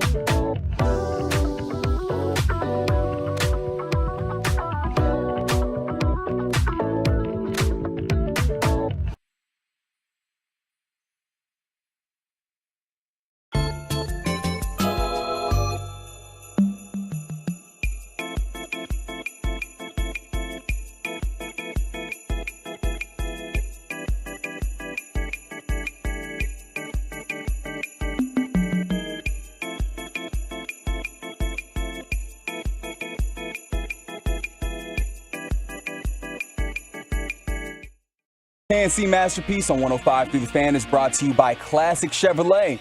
Don't miss the Grand Champ Truck Month at Classic Chevrolet in Grapevine, where there's 63 acres of discounts. They've got more than just Silverados. They've got Equinox, Tahoe, Traverse, Malibu, and all your favorite Chevys. This is Texas. This is Classic Chevrolet. Relax and enjoy the difference and find new roads. KNC Masterpiece back here on 105 through the Fan. Right now, it's time to go around the entire NFL and dip into some gridiron gravy. Buttermilk biscuits. And we start with how much. That was lovely. How much is too much? And you're like, man, 100. We really screwed this up. 13. When we built our stadium. How much? You built a stadium. Like Chiafalo in the 24-inch. Yeah. I want to know how his weekend It was just went. enough. Yes. 2 feet of burger. Did you make it with 1 minute to go? Is there? Something like that. He was right under the gun. 25 inches, too much. Yes. Like But 24? 24. He was close enough that if Jonah Heim's pitch comm hadn't messed up, he'd have been screwed. Oh, man. That's a great Man, point. that's valid. Ooh, I That want to is know valid. how that weekend went for him. All right. So There he is. Oh, hey. It You looks like he's doing fine. built a stadium. Yep. How much in repairs does your stadium need dollar-wise if we're like, whoa, should we just give up and we made a mistake and start again? I'm gonna say $6-7 million in repairs. Okay. You talking about out in Allen? Oh, crap. No, not this is a professional. Where the concrete started cracking? That happened within like a year. $25 million in repairs. Your Just too stadium much. Oh is only 7 years old. How much did the Rangers one cost? Like 1.2 billion. Oh my gosh. I think. Yeah, like you can't. Was it that rebuild much? quickly. Yeah, I mean, didn't the Something like- citizens pay half? Yes, they did. So, you're still paying for that, Arlington. I hope you like it. 100 million? Okay, 100 million. In for I guess that's a good number. Okay, would you pay 150 million? I mean, I guess I have Just to. 'cause Maybe I give can't a number and then you just added 50 million to it. I just can't tear it down. I mean, that's it. I quit. We're just gonna move. Well, the Vikings might want to consider that. In the next decade, their stadium needs approximately $280 million in maintenance. Why don't they just get U.S. Bank to pay it? They have a name on the stadium. But you knew that stadium was a mistake straight away. When in like the first week it was open, they had all those glass walls and somebody threw a rock through one of them. And also, like, because they had a bed of rocks in front of it. Weren't they like also in a bird path too, like a migration path, and the birds kept flying into the windows or something? Not cool. So what's wrong with like what are they repairing? Is it toilets? Is it pipes? Is it Well, the Minneapolis Star Tribune. Look, maybe that is not factored in. Start with the quarterback. To this figure, maybe so. But this is what I'm talking about. The Minnesota Sports Facilities Authority chair had this to say: is there sufficient money to cover these? The answer to that is no. That's the end of that quote. Hey, can we afford this? We cannot. And the current fund for improvement to the stadium is at $16 million.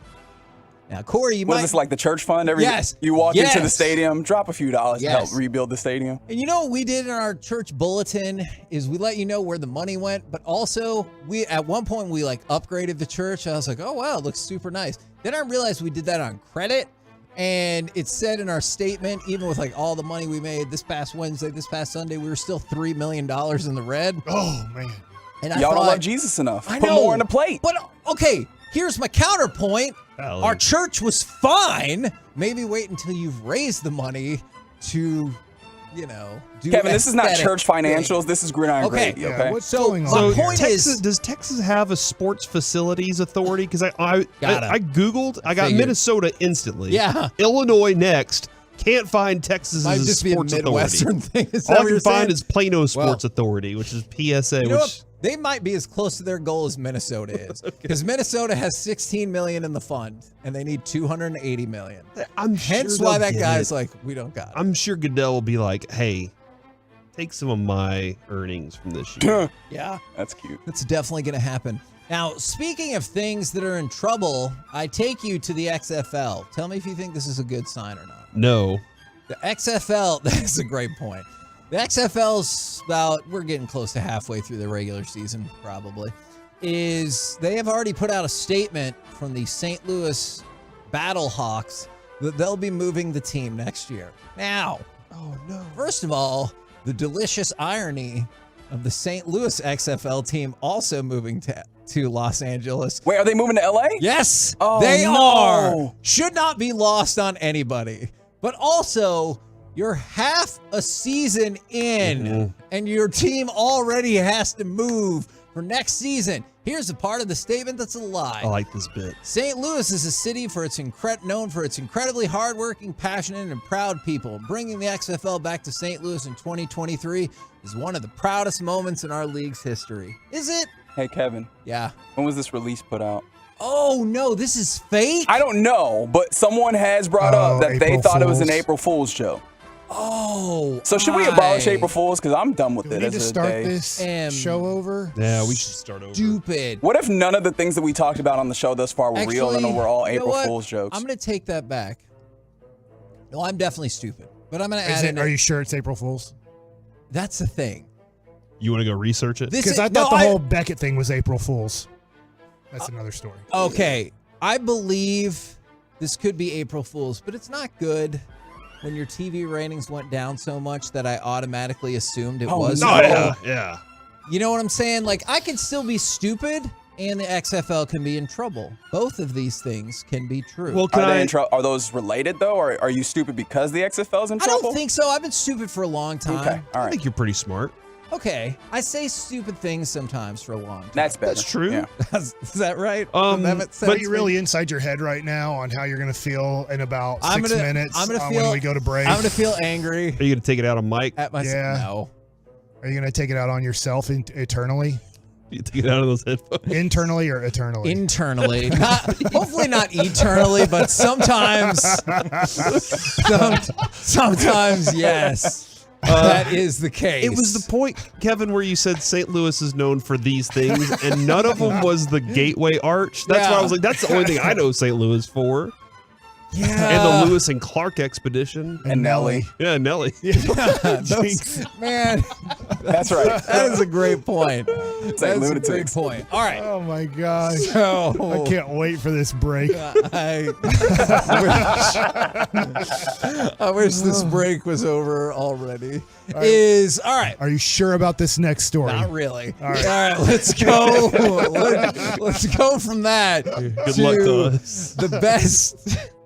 Take everything that we do in the remainder of this segment with a grain of salt. You know what? Hold on. I'm going to go with what Corey will say. Hey, could they still relocate the team for next year? Absolutely. See? I would love that as a Could bit happen. too. Every year, you don't get a team. You know what? You do really well in this city, we'll keep the team around. You don't, we're moving it next door. How much would it cost to buy that team and move it? $48. Jeez. Sorry, Carter. All right. So I wanted to ask if you thought this was really that bad. So Yardmarker's doing the best and worst offseason moves for every team. So some of the ones for the Cowboys make logical sense. Best, trading for Brandon Cooks, trading for Stephon Gilmore. Yeah. Worst, one of them was losing Dalton Schultz, and the other one was signing Tack McKinley. That's fine.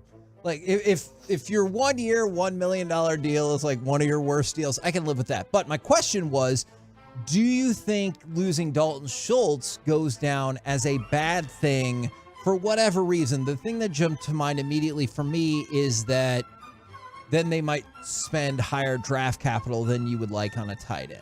But other than that, I don't think it's bad at all. Yeah, I think this goes very similar whenever we were talking about Kyrie and how national media was blaming Kyrie for the Mavericks' woes. And we're like, locally, we've been watching this thing kind of fall apart and slide for a long time. Yeah. Nationally, everybody thinks that Dalton Schultz is just Dak Prescott's favorite target. Yeah. When the reality is the way the offense was built, it kept him open a lot of times. And Dak was sometimes afraid to go to other targets and said, this is the best target for me to go to. He's in none of our minds, Travis Kelce, right? Like, I don't think anybody puts him in that category. I'm very interested to see how he does with his next team, and if he continues to do that. But I'm betting you're going to see very similar production, but not Travis Kelce #1 target production. So no, I think it is a loss in that you do have a guy that Dak Prescott trusts and has a connection with. But I'm hopeful that the new tight ends can do their job too. Now, does $15 million sound like too much for Odell Beckham? Now, there's a couple of moving parts to this, which are probably true. But then again, do I have any credibility to say that? Is ESPN reported that yes, it's going to bother me a lot, Mike. Odell Beckham, ESPN reported I feel bad for your brain. Is looking for, me too, a 1-year, $15 million deal. However, there are also reports that he might end up more in the 1 year for $10 to $12 million plus incentives.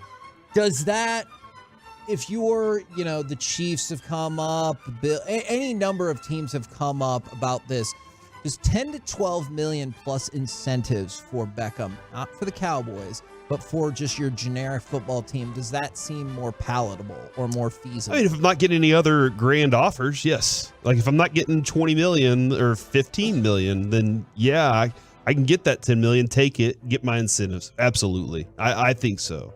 But man, it's just the fact that the market hasn't really created for him the way that he expected it would is very interesting. And I think it's because, Kevin, look at what's been happening, man. It's a draft of a receiver. Yeah. And it has been. Now this year's light, but it's been that way for a while. Hopefully you're watching on Twitch or YouTube right now because, Kevin, before we go to break, I think I need to be the guy who does this. Yeah, Mike is currently standing up. He's walking Kevin. I'm fine. That's so lovely. Mike is putting his bosom on Kevin's ear. You know what?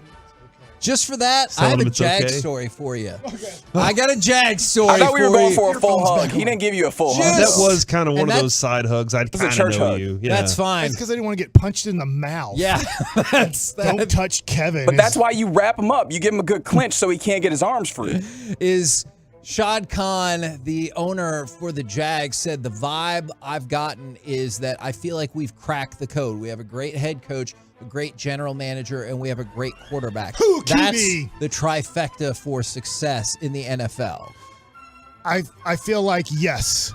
Now, I don't think he's top 5 yet. As much as I love Trevor Lawrence, I do think he's he's cracking on the door. He's knocking on the door. Mm-hmm. Tapping. Yeah, tapping. Who am I to say? Yeah. I mean, hopefully he'll crack that door open, Yeah. He'll crack it wide open. Uh-huh. That makes a lot of sense. But I do think that they have a great chance to have a great year. The other thing, too, is when you look at the draft, you look at Houston, you look at Indy, they're probably going to be playing rookie quarterbacks. Yes. Tennessee, they look like they're tanking. It looks like. It does feel like that. So their division will be next year 2 rookie quarterbacks and a tanking team. We're the KNC Masterpiece. Jacksonville! Right here on 105.3 The Fan. A bye? Coming up next. Wow. What did you learn from the first weekend of baseball? 877-881-1053. What'd you learn? It's going to be okay. Sometimes you should read through a fake press release. You're good enough. What you should learn, though, is that people love this show and the dynamics that we bring. Okay, good. And gosh darn it. People like you. Yeah, they love you. Not everybody. I'm an idiot. More people like you than me. Just remember that. If you're trying to compare, just always compare to me. And almost as much as Corey. Hate you, Mike, than love Kevin, though? Ooh, that's a poll question. That's what I want. I want your catchphrase to be from now on. Mike just going, ooh, that's a poll question. Coming up next, we'll talk baseball right here on The Fan. Blasting out.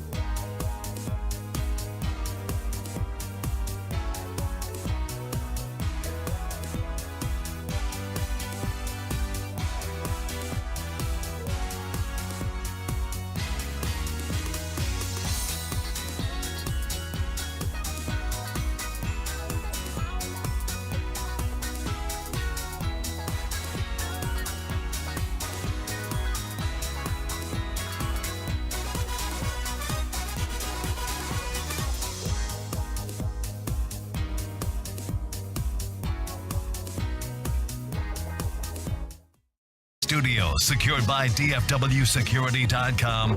It's the KNC Masterpiece on 105.3 The Fan. KNC Masterpiece right here on 105.3 The Fan. What have you learned from the baseball season thus far? Now, this can be specifically in the first series. This can be specifically to the Rangers. It can be about baseball in general. Whatever the hell you want. Mike, as the baseball show of record, we have lots of people that can discuss this. I would like to throw out the first thing. Go.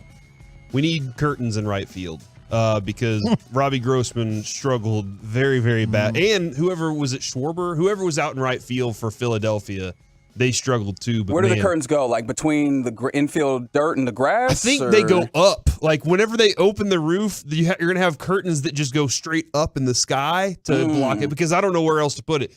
The sun was peeking right over the roof as they opened it on a 3:05 game on a Saturday. I don't know how many 3:05 games they'll have with the roof open this year. Thanks a lot, Taylor Swift. But it definitely was one of those. Good idea to move it. One of those days where, like, every time the ball was hit into right field, the sun just ate Robbie Grossman up. So, and like the score may have been different for sure had he been able to get to those. There were a couple that were really close to his glove. Yeah. And you could see on his face, nope, I don't see it anymore.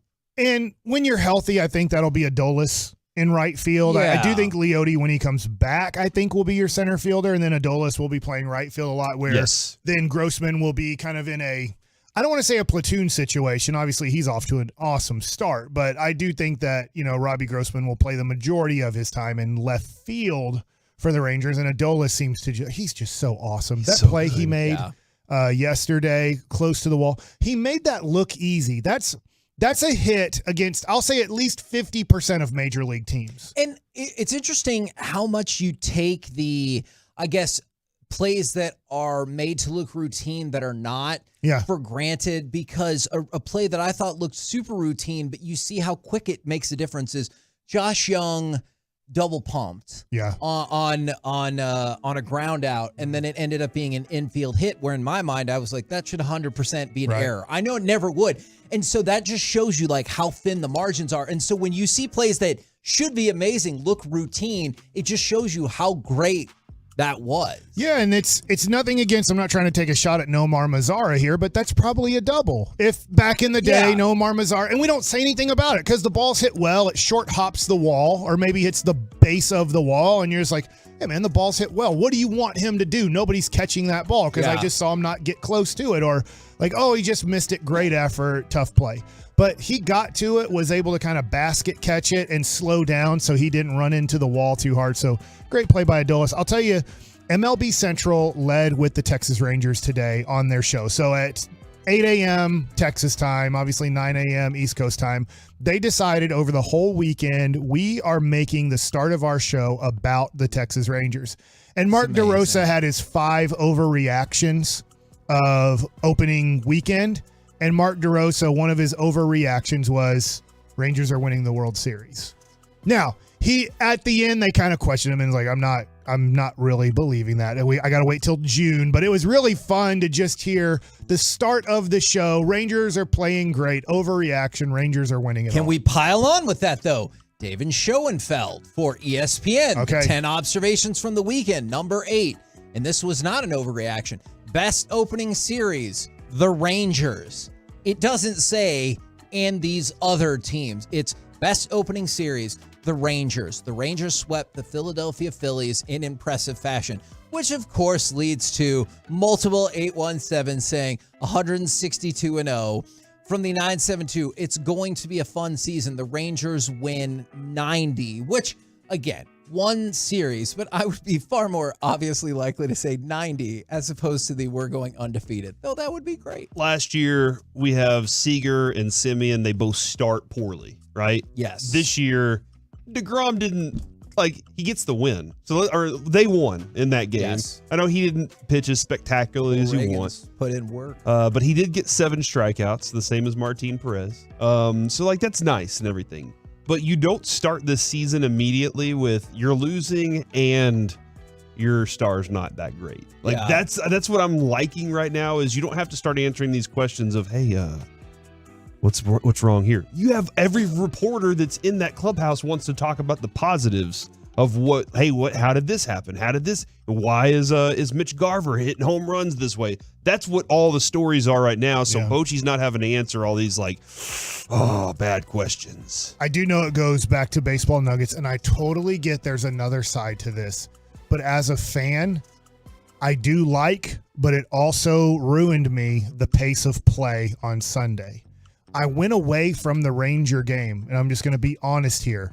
I can't remember what I changed to or something. And the Mavs were going too. Yeah, and it was I turned back, and the game was over. Yeah, and I'm like, it's amazing how fast these games are going because you're so used to if a game starts at 6 o'clock approximately. Yeah. You expect it to be in the 8th or 9th inning around 8:45, maybe 9 o'clock. You're getting to the 9th inning. And at 8:24, the game was over, or approximately, because I know it was a 2 hour and 20-something minute game. And I remember at 8:30 flipping back, going, I got busy doing something. Let me get back. And then they're on Sports Center. And I'm like, no, this game can't be over yet. It's less than 2.5 hours into this game. And it's the opening series, which we couch all this discussion with that last year, 3 hours and 8 minutes at this point. This year, 2 hours and 41 minutes. So that's 27 minutes. That will surely evolve one way or another when you get more sample size. But when you include spring training, I think it was 23 minutes. In the minor league, it was close to 30. And now through the first series, 27 minutes less. It is obvious that the evidence is pushing it this way. I was going to bring up, Mike, the Pete Alonso moment. Yeah. Where Jeff McNeil's at the plate. They have a hit and run. Alonso runs, and the ball goes foul, Kevin. So then they say, all right, as he's going back, Pete Alonso's going back. Jeff McNeil points and says he's not back yet. My own teammate's not back yet. Umpire calls a strike. It's not just pitchers that need to be ready. It's not just hitters that need to be ready. Yeah. Because it becomes a strike on that guy. And I was like, hold on, I didn't know that. But all the clocks are moving faster, even internally for these guys, to where they're like, I'm getting the ball. I'm ready to pitch. I'm ready to go. I love it. The reason I think it's great is this, and I get players' perspective. I get Derek Collins' perspective. I get Bryce Harper's perspective. I get all the players that play now, that played before. But when my father played, I wasn't born for part of it, and the other part I don't remember. But when Fergie Jenkins pitched for the Texas Rangers, it was a 2-hour game. Yeah. Every time he pitched, it was a 2-hour game.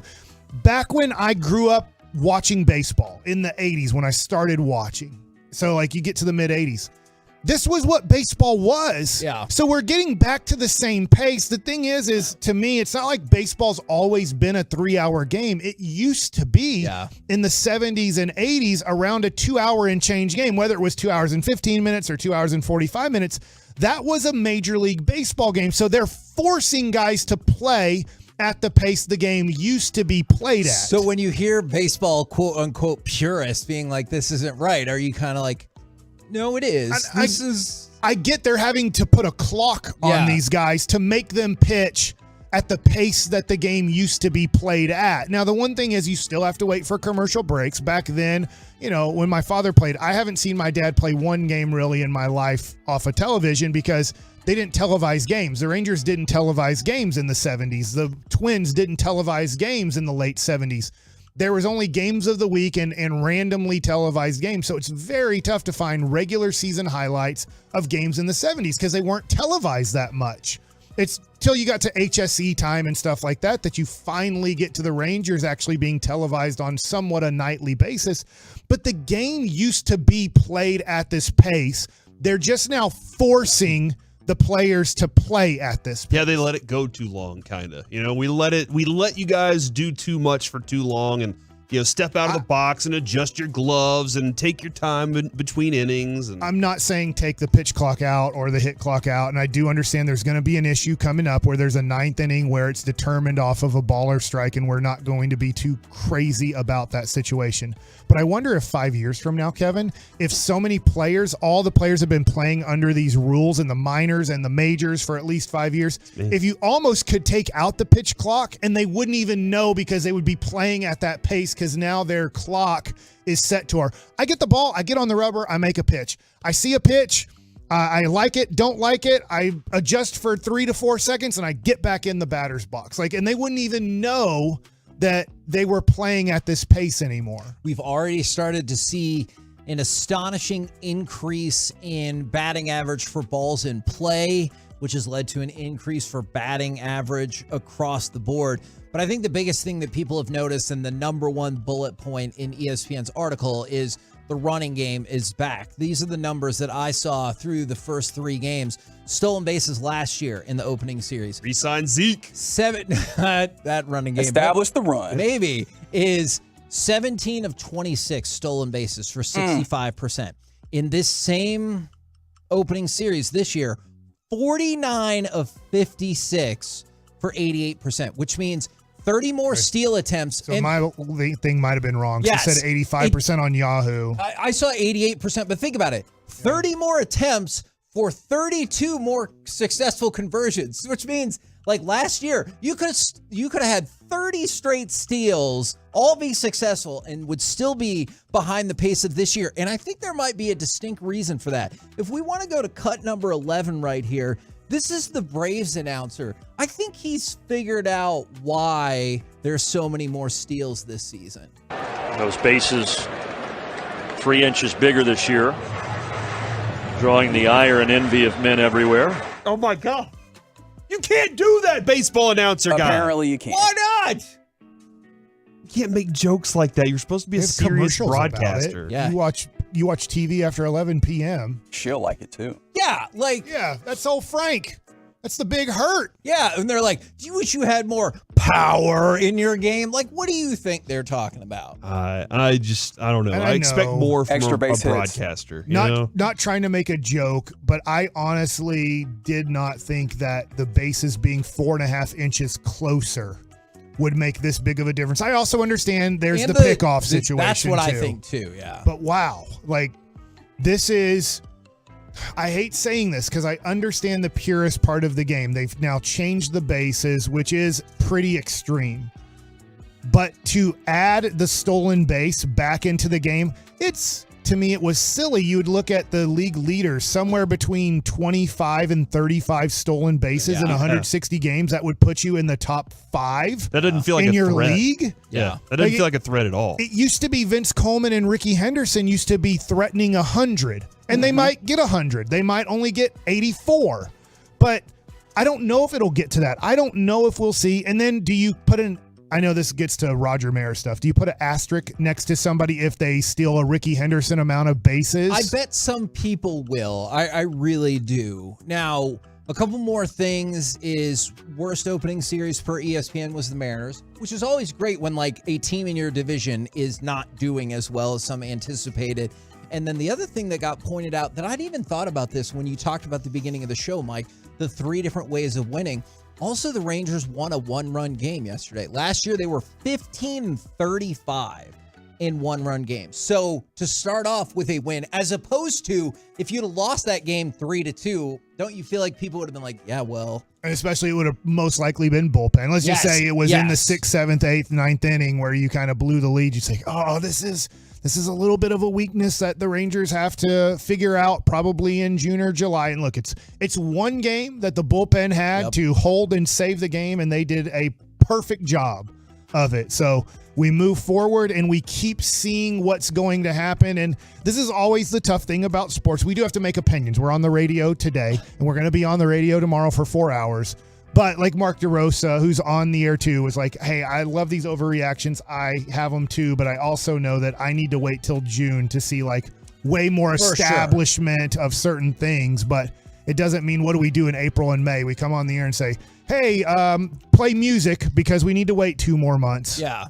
I think what you saw to start is super encouraging, and there's nothing wrong with being excited about that. We're the KNC Masterpiece right here on 105.3 The Fan. Coming up next, do the Mavs need a tweak in the offseason, a full-on rebuild, or do you just want to wait and see what happens in these final 3 games? All the above. 877-881-1053 if you want to get involved. Tolos as well as Twolos and YouTubers. We want to hear from you. We'll do that. Mike likes it. And our giveaway next on The Fan. Are you ready for some...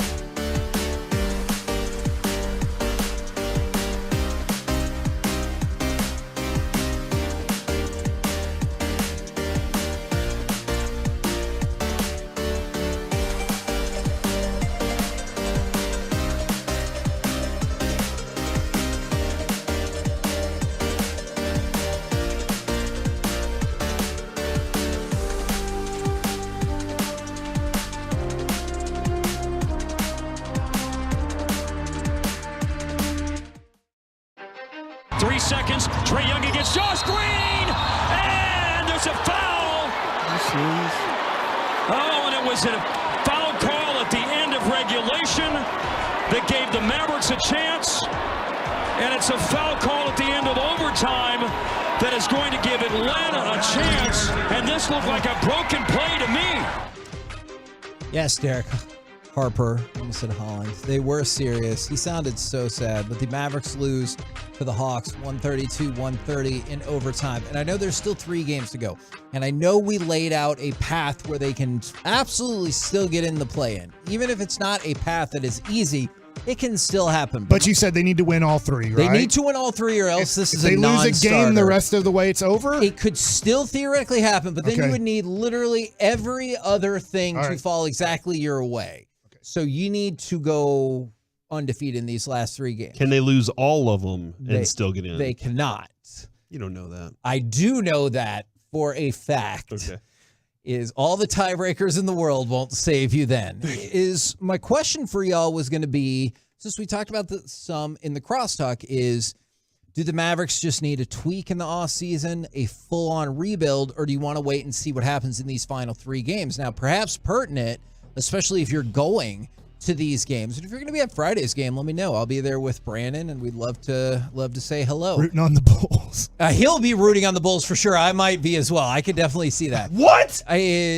Not even in a bad time like this, Kevin. You can't do that. 100%, because I want a better draft pick. Are you telling him how to fan? Yeah. Oh, you're not supposed to tell me how to fan. Ooh. Now what do you do with your life now, Corey? I got to re-examine everything.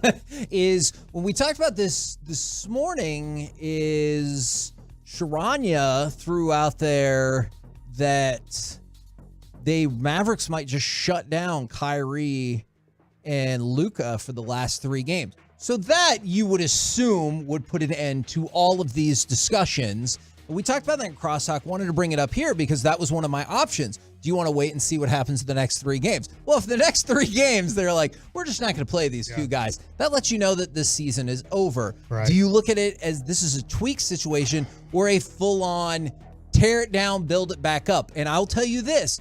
I think if you keep Luka and Kyrie, I think that automatically qualifies as a tweak. Okay. For it to be a rebuild, I think you need to do something like dramatic, which I'm not saying they do, but that's my definition. I love what you just said there, Kevin, because the Mavericks do have the hardest thing to get, and that is a superstar premium player. Even like the New York Knicks are way better than the Dallas Mavericks. The Mavericks would lose at this point 9 out of 10 games if they played the Knicks in a 10-game series. That's how much better they are. But the Knicks might be able to win 2. Yeah, shooting 70% in some game. But the Knicks are still looking for the star player to come their way. As great as Jalen Brunson is, they know that he's not the superstar player that you need. It's like that's why they wanted Donovan Mitchell so much. And you can debate on if he's a superstar, but he at least gets you closer. He's going to make an all-NBA team. So. Right. So the Mavericks have the hardest thing to get in the NBA, and that's the superstar piece.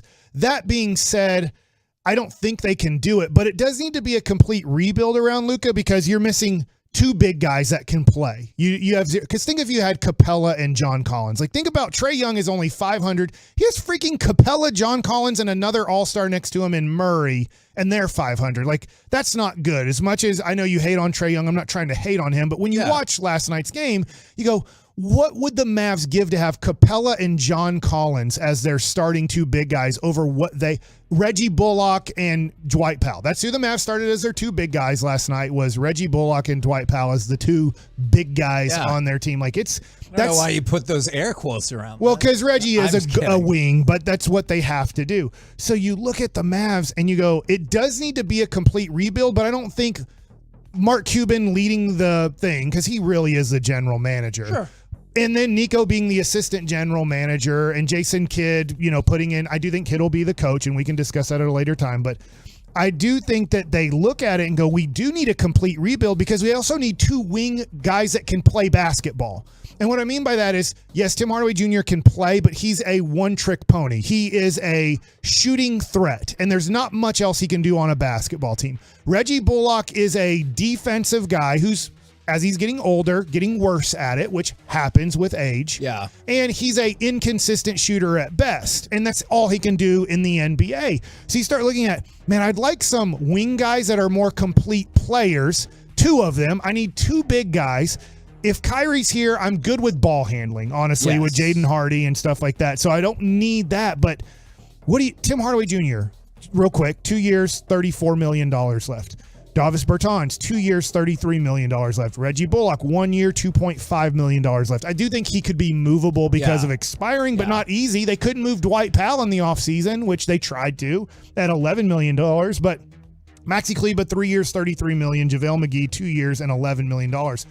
Those aren't easy guys to move, and they're not valuable pieces to your team. And here's the misnomer, and we were talking about this off air. We've talked about this several times, is I get it. It's the same exact thing as I felt about Brunson, and this is why we bring it up, is if you lose Kyrie, you do not get $38 million per year in salary cap, all right? It's about half because you're already over. It's the exact same thing we talked about Jalen Brunson when we were like, well, you sell out whatever to get Jalen Brunson. People are like, I'll just go get another $25 million player. And we're like, but you don't have that money. You don't get it. So can you say that again for people that, because they think, I've heard people say, well, if you lose Kyrie Irving, it opens up $38 million. It does not.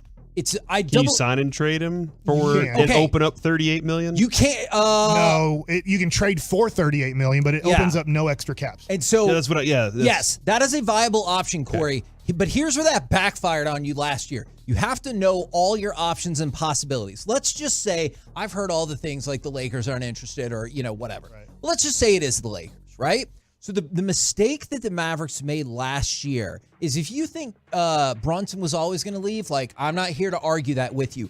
But the Mavericks got themselves in a position where they were like, there's no way the Knicks can do any semblance of this deal without us because they're not going to have all the money free and clear. Now, that doesn't mean you were going to get a treasure trove of talent, but this Mavericks franchise sure could use some second-round picks back. Like, they sure could use some assets. And I think they went into that and they're like, well, we'll get something one way or another. Like, if we don't get Brunson, we'll get some back. And then all of a sudden that deal happened, 24 hours before? All of a sudden, Knicks dropped all of this money. And then the Mavericks were like, crap, and they were left holding the bag for nothing. So you would just have to go into it knowing, hey, let's position it so we get something. Now, that something could be, a player that you're like, okay, well, maybe he's our 7th guy and a second-round pick. But it's better than nothing because we are deficient in the asset category, and we're not good at asset management in general. So if you lose Kyrie, try to do it like that because then you can go past the salary cap and get that money back. Or if you just lose him, you get about $20 million in free space. And I know people are like, but and lose everybody. Yes. Dwight Powell gone, Christian Wood gone. Everybody on the team would have to be that's a guy that's their contract is expiring. Yes. And there's really nobody else that I think the Mavs are that interested in. But you have $20 million if Kyrie goes to another team and says, too bad, I'm just leaving. I don't need to sign and trade this. Well, I do think that Mark Cuban loves Dwight Powell for multiple reasons. And I think that Dirk really likes Dwight Powell, and I think Luka really likes Dwight Powell. If you sign Dwight Powell back to $5 million, a 2-year, $10 million contract, now you're down to $15 million. And that's it. That's all you'd have left to try to – you'd bring Dwight Powell back and then have $15 million. Christian Wood would be gone. Like, I don't know they hate Christian Wood and don't really want him back, but it's really tough, Kevin, to look at this and figure out how they're actually going to make this good. And that would be a 9-man roster at that point. Yeah, remember. And if that's not enough. No. Mm-hmm. And if I can, like, I don't want to project, but tell me if I'm spot on here, Mike, or I guess even close. And I should take. I'm sorry to say because I don't want it to get clipped. It still can because I said it, but I'll try to. Hate is too strong of a word. I should not say they hate Christian Wood. They just dislike him based on the rotational patterns and everything and like other that. things that we hear and stuff. But they dislike Christian Wood on the team. I think that's why Mike and others have been so adamant about keeping that pick in the draft because there are a lot of wing players in this draft or like potential wing-esque players as we move more and more to positionless basketball. And this might be too high, but you can look at Brandon Miller. You can look at the Thompson twins to start. If you want to move into more reasonable expectations, maybe Cam Whitmore. Like there are a lot of players out on the wing. I can't promise you they'll turn out to be good NBA players, but if I'm selling you hope, that's one of the things I'm selling. The superstar teams, how many of them stay together? Brooklyn immediately jumps to mind They don't? as the multi-version that didn't work. Like, because the Heat were together for a little, it was Dwayne. 4 seasons. Yeah. Like, is that about it? Like, it just seems like it's very tough to keep those things. You may get close to your championship. Like, you might get close to it, but it doesn't seem to stay together. I'll say this. Go ahead, Reggie. Some of that is because of the CBA, right? Like that. Some of that is intentional in order to not keep. Although at 120, we're gonna go. Cool. We're gonna do deep dive at 120. Can Mark Cuban read this one? I'm telling you, I was reading through it. There are going to be some shocking changes coming up. I want to stick on positionless basketball, Kevin. Okay. Because I kind of don't believe that. Okay. And here's why. Let's just say the Mavs are like, we never need a center. But 2 through 4, then do you think like? Yes, those are. But I think the Mavericks are dying right now in multiple ways. But part of it is centers are still very important in the league, especially when you look at come playoff time. Jokic is the 1 seed. Jaren Jackson, I know, is a combo guy, but you have a 6'11", great defensive overall player. Then you have Sabonis at number 3. You do have DeAndre Ayton, who is at times, I know that Phoenix fans get mad at him, but that's like a 7-footer who you do have to deal with a little bit. And I know the Mavs were okay there. At 5, hey, the Clippers don't really have a great center, but Zubac at times can impact a game. He's way better than anything we have. And now Golden State, not so much center. They screwed up in the draft. But then you have Anthony Davis. You know, you just have Valanciunas in the 8 spot. You have Karl Anthony Towns and Gobert that they're struggling, I know, in Minnesota. But you start looking at it, Chet Holmgren's coming back next year, and not so much a center. But this is where the Mavs are dying, too, is it's almost like, hey, positionless basketball, I agree with you, 2 through 4. But, dude, at some point, are we going to get somebody who can stop Frank Zeller or whatever his name is, the bald-headed from scoring 40 points on us in 12 minutes? I think what you're speaking to, Mike, is like positionless basketball does not mean that height is not still a premium in this league, right? Like the idea is, you want these guys that can do this skill stuff, the little guy stuff. Except if you give me a tall guy that can do little guy stuff, even better, right? And that's the tough part is you look at the roster for the Mavericks and you just do not have the size that's necessary. And hence why everyone's losing their mind about Wemby. Did you see him put up a 3, miss it, and then dunk his own? Yes! With the dribble beforehand, too. Incredible. Yeah. He had that dude on skates. If you haven't seen it, it's made its way. Victor Wembanyama pulls up for the 3-pointer. He takes, this might not be accurate. In my mind, he took 2 steps, got the rebound, and without taking another step, just dunked the ball. So, again, I need to watch the video. I might be hyperboleing it up just a little bit, but not at all. Everything you just said was correct. It is burned into my memory. No. That is exactly how it happened. And right now, the Mavs have a 3% chance of getting him. And that's one of the things is I do want to point this out because I see your texts. I'm not trying to ignore them or anything like that. It's the same thing when people say, well, why don't you guys talk about Jerry Jones and how he shouldn't be the GM? I see all the texts are saying,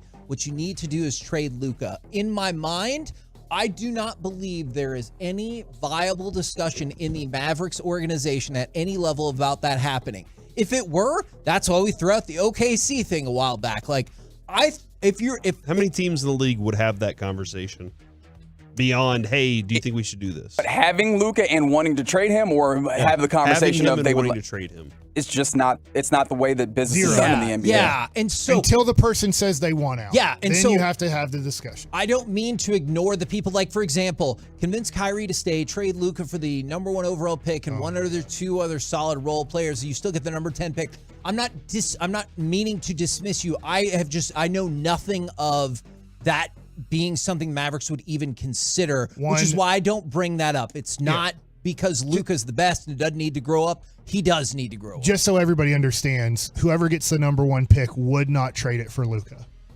They would rather take the risk of Wemby.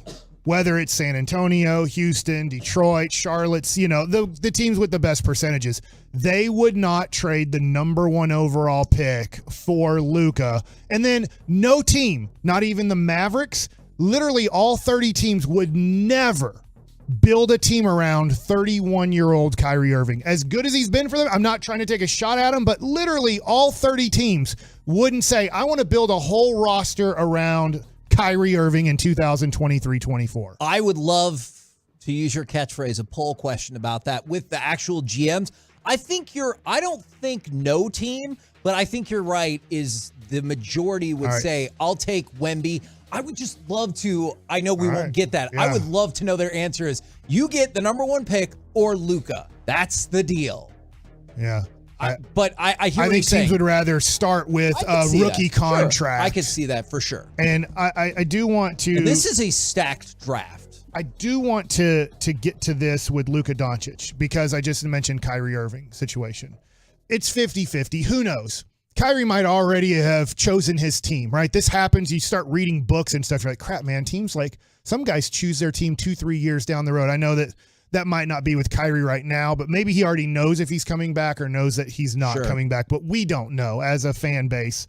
And I don't know if the Mavs know yet if Kyrie's coming back or not. But maybe the best way to build around Luka, because Corey, you mentioned super teams, is to not have another superstar player with Luka. That sounds crazy, and I would love for Luka to be part of a team on the Mavs that's a superstar team, three superstars on the team, and they all get along, and they all handle the ball great, and they all do their – but maybe you have to build around an Allen Iverson here. Yeah. Maybe you have to build a team, and I know Iverson never won. It's very tough, and Luka has to take a lot of things more seriously in this offseason again 100%. To get better, and he is great, but to get better. But maybe the Mavs need to take a step back and go, Kyrie, as much as we tried this, and I'm not saying Kyrie has no blame here at all. Well, I shouldn't say no blame, but I mean, he is part of playing and losing, but he's done a good job. Kyrie's been Kyrie while he's been here.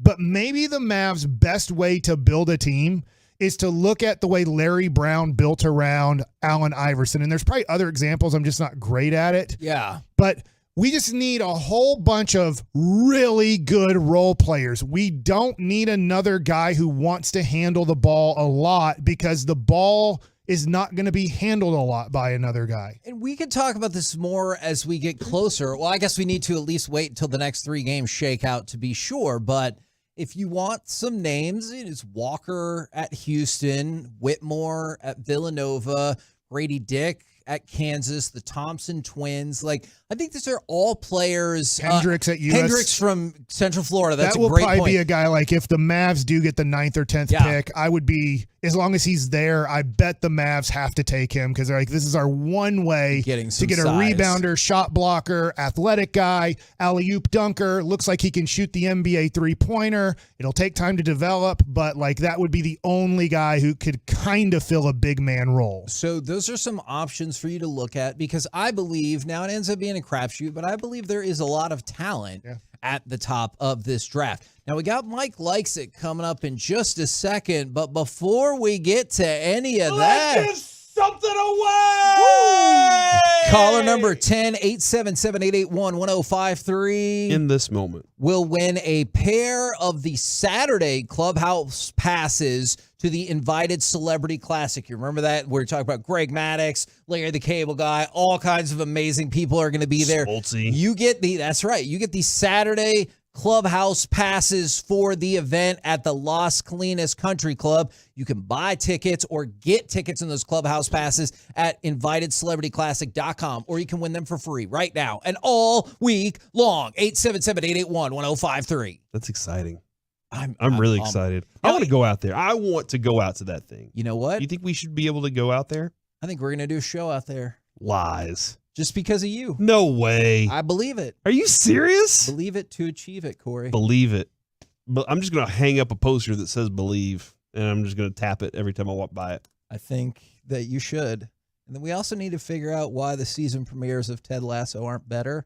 What are you talking about? The seasons are good. It's just an easy push-in. Okay. It's not like hey, let's blow everything out of the water. That was just a question. Now it's time for Mike Likes It. So I want to ask Kevin and Reggie this question. Corey, you can answer it, but I know you're not next segment. You're not a huge college basketball fan like these two guys are. So that's where I'm going. Not to like, I'm the rest not of either. America is with you, Corey. I don't really like watching college basketball. I find it a very poor product. Sure. I want to ask you guys, how much did you guys watch pretty much every minute of the Final Four? The 2 games on hate Saturday. UConn with a fiery passion. I watched most of the first game, and then I bailed for Mania. Okay. So, and I forgot Reggie's answering the phone on that's the right. giveaway If thing. you want to win some stuff. No, I watched most of the first game, and I watched some of the last game. You have to respect what UConn is doing, but And you WrestleMania'd it? Yes, and then I WrestleMania'd with your son? Yes. The younger son. The older son was there. Okay. He's got teenage stuff going on, you know? I wonder, I'm sure there's studies, but they don't know. I wonder how much Noah, your son, who isn't 1 year old yet. Correct. Because he's just a singular age, not a plural age. Zero. And one's still a singular. So you have to say 1 year old. Because I want to say 1 years old, but it's not. I wonder when they start understanding what they're seeing on a television. I think it's like 4. Okay. I don't know, but like I could 3. imitate. When I was a kid, I could imitate Roy Smalley at 2 years old. So my dad would say, I'd have a Snoopy baseball bat and a wiffle ball, and there was really no furniture in the apartment in Minnesota. And my dad's playing for the Minnesota Twins. And so they'd go on a road trip, so it'd just be me and my mom. And I don't really remember this, but I was able to, as a child, watch enough Roy Smalley that I could then imitate Roy Smalley's approach at the plate. And so I guess at 2.5 years old, I was able to imitate what I was seeing. Okay, so Noah is a long, long way from that. But I will tell you one thing that I know. Because he can't read? Yes, he cannot read. But he did notice a sound yesterday. He farted? Well, he thinks sneezes are the funniest thing. Oh, that has sneezes are ever been. hilarious. He thinks you're funny. If you have seen the video, and I feel like probably everyone in the world has, of Baby Shark. So before Baby Shark starts, they do the little company, and it's like ping pong. And I played that video for him, and his eyes got wider when the little ping pong, and his eyes got bigger. And I thought in that moment, does he know Baby Shark's about to come on? It might have just been the way the little logo bounced on the screen. Okay. But in that moment, I was like, hold on, does he know Baby Shark's about to play? He freaking loves that song. All right, so now back to the Final Four, because I got Reggie too here. When you watch college basketball and then you flip over to NBA basketball, I'm asking this question, even though I'm kind of how do you stick with college basketball? Because it just, to me, seems like such a bad, I know those kids are good basketball players, or young men are good basketball players, but watching it there's a huge difference in watching those two products. Yeah, you're going to get a lot more missed layups and, so some instances you're like, hey, you need to take that shot. I think personally, I just love basketball. Like, I am the anomaly in this. I probably won't give you great information because I love basketball at all levels. Like, I went to my little brother's middle school basketball game and I found some level of enjoyment within there. So like basketball, if it's basketball, I'll find ways to enjoy it. And then I also understand when going in, this is not going to be the same quality of basketball, and understanding what it is, I can go and appreciate it for what it is. But like, yeah, I'm not really the person to ask on this one, I don't think. Okay. So for me, I know it's not a great answer, but I just love hoop. It's weird. And I can see that. For me, the rivalries can feel like they transcend when the people are gone. Like, nobody related to UConn basketball, who I hated from 99 and 04 because of the Duke games, is involved with the program right now, or I guess maybe one person. But like, still, I desperately want to see UConn lose tonight because of that. And I think that sense of like rivalry and interest, and still bragging rights as well, is because we did a family pool and everything like that for the bracket. And so that part helps as well. All right, so now I'm going to move on to other things I watched during the week. And I know we've talked a lot about the Rangers. Here's my question to you guys. Now that the Rangers have been wearing the powdered blue jerseys with the powdered blue pants for a few years now, were you guys excited to see them on Sunday national television, or were you wishing that the Rangers were more, I don't know if classic's the right word, but wearing the whites in that nationally televised game? I have the powder blue hat. I like the powder blue a lot, but I did, as I was watching it, I don't know if it's just the stadium kind of gives me this vibe or whatever. I just didn't love it. It just felt different watching it this year. I was like, I would have liked more of a white uniform or something else that was more representative, because it's our cute one. We throw that one out there. It's a cute one. It's every Sunday at home. Yeah, right? That's when they wear it. And it looked great on Joey Gallo. I don't know. I didn't love it this year, but I still think it's a sharp looking uniform. I really do. Yeah, that doesn't have the same sort of it's the red that pulls that place in my heart. I think it's cool anytime the Rangers are on national TV, since they're not really a national team, or they haven't been in a they're while. They're going to be they have quite a few national games early on, so that's great. And then obviously winning the game helps out a lot too. Reggie, yesterday ESPN, Rangers wearing powdered blues. Were you like, man, I'm getting a little bit tired of those, or man, I still really love those? Because I know it got tons of praise in 2020, I believe, when they brought it back. It does look fun. Right. As Corey said, it looks cute. But the thing about it is some of the novelty wears off when you're wearing it all the time. That's right? To your point, Reggie. I think this, and it goes to the movie Incredibles. If everybody's a superhero, nobody's a superhero. And when everybody's wearing powdered blues, it seems like, I know there's a few teams, right? And Derek brought this up the other day, Holland, when he was on with us.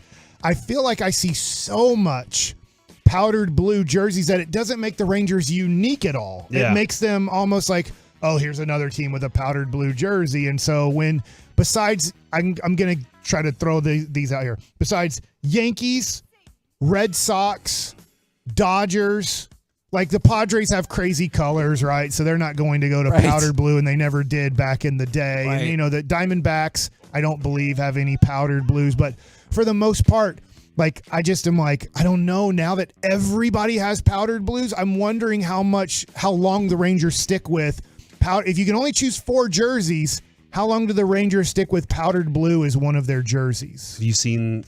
Well, they haven't shown it yet. There's leaks, right? Sales report. Have you seen the City Connect jerseys? I haven't yet, because the Brave City Connects are out to buy, but I haven't seen the Rangers. Are they? I haven't even seen the leak. April 21st is when they are going to unveil them, on TV against the Athletics. And so that's when I'm guessing you can buy them, is when they. Yeah, I don't know.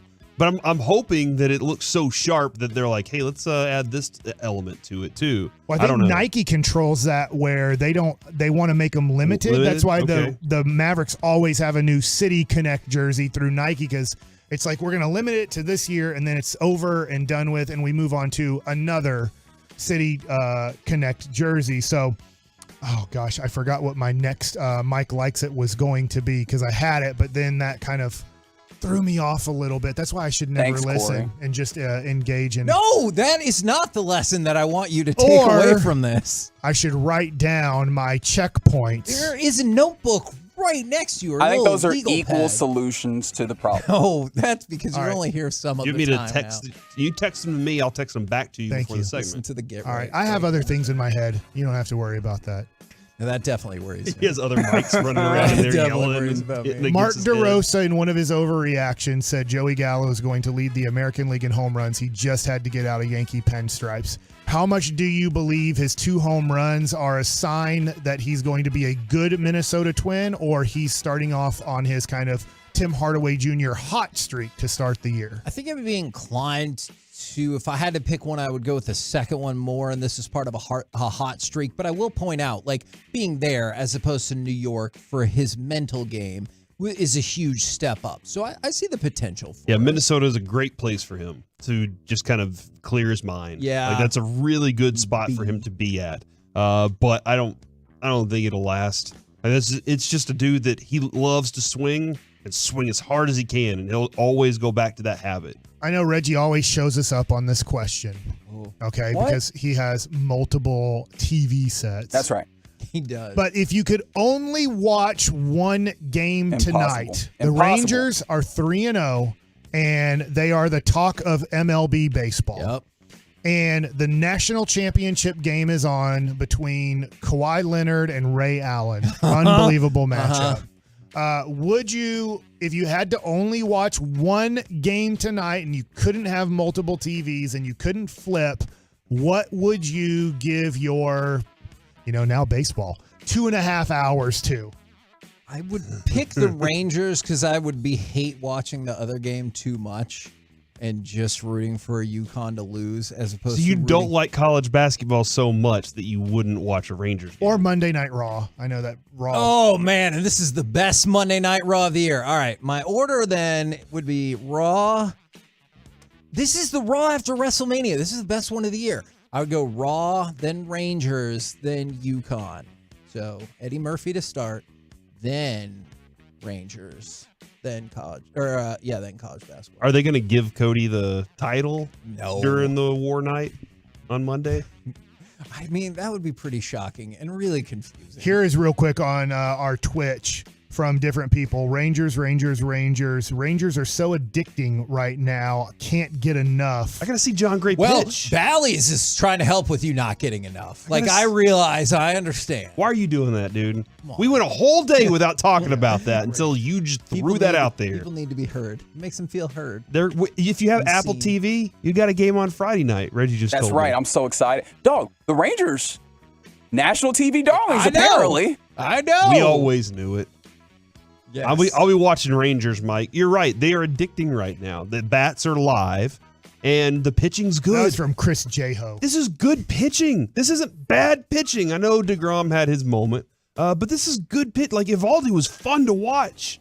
And then Martin Perez, Kevin, you were talking about it. He was a blast to watch. Now let's see what John Gray can do. And good luck, Andrew Heaney. Like, we'll see how you do, too. But, man, I'm excited about it. We're the KNC Masterpiece right here on 105.3 The Fan. I cannot read some of those texts. Coming up next, it's time. Yes, it's time. I said about Raw. I should keep my mic on. For the C Block starring Corey Majors. What is the thing that you did as a child that annoyed your parents to no end? Oh, yeah. I'll tell you why next on The Fan. Get the top stories.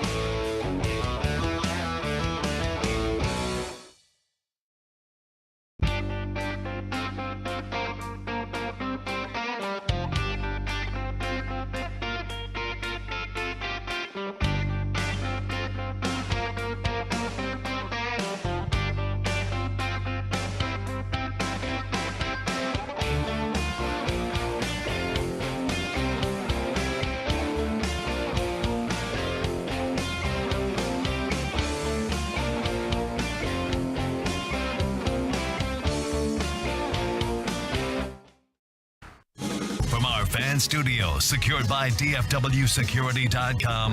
It's the KNC Masterpiece on 105.3 The Fan.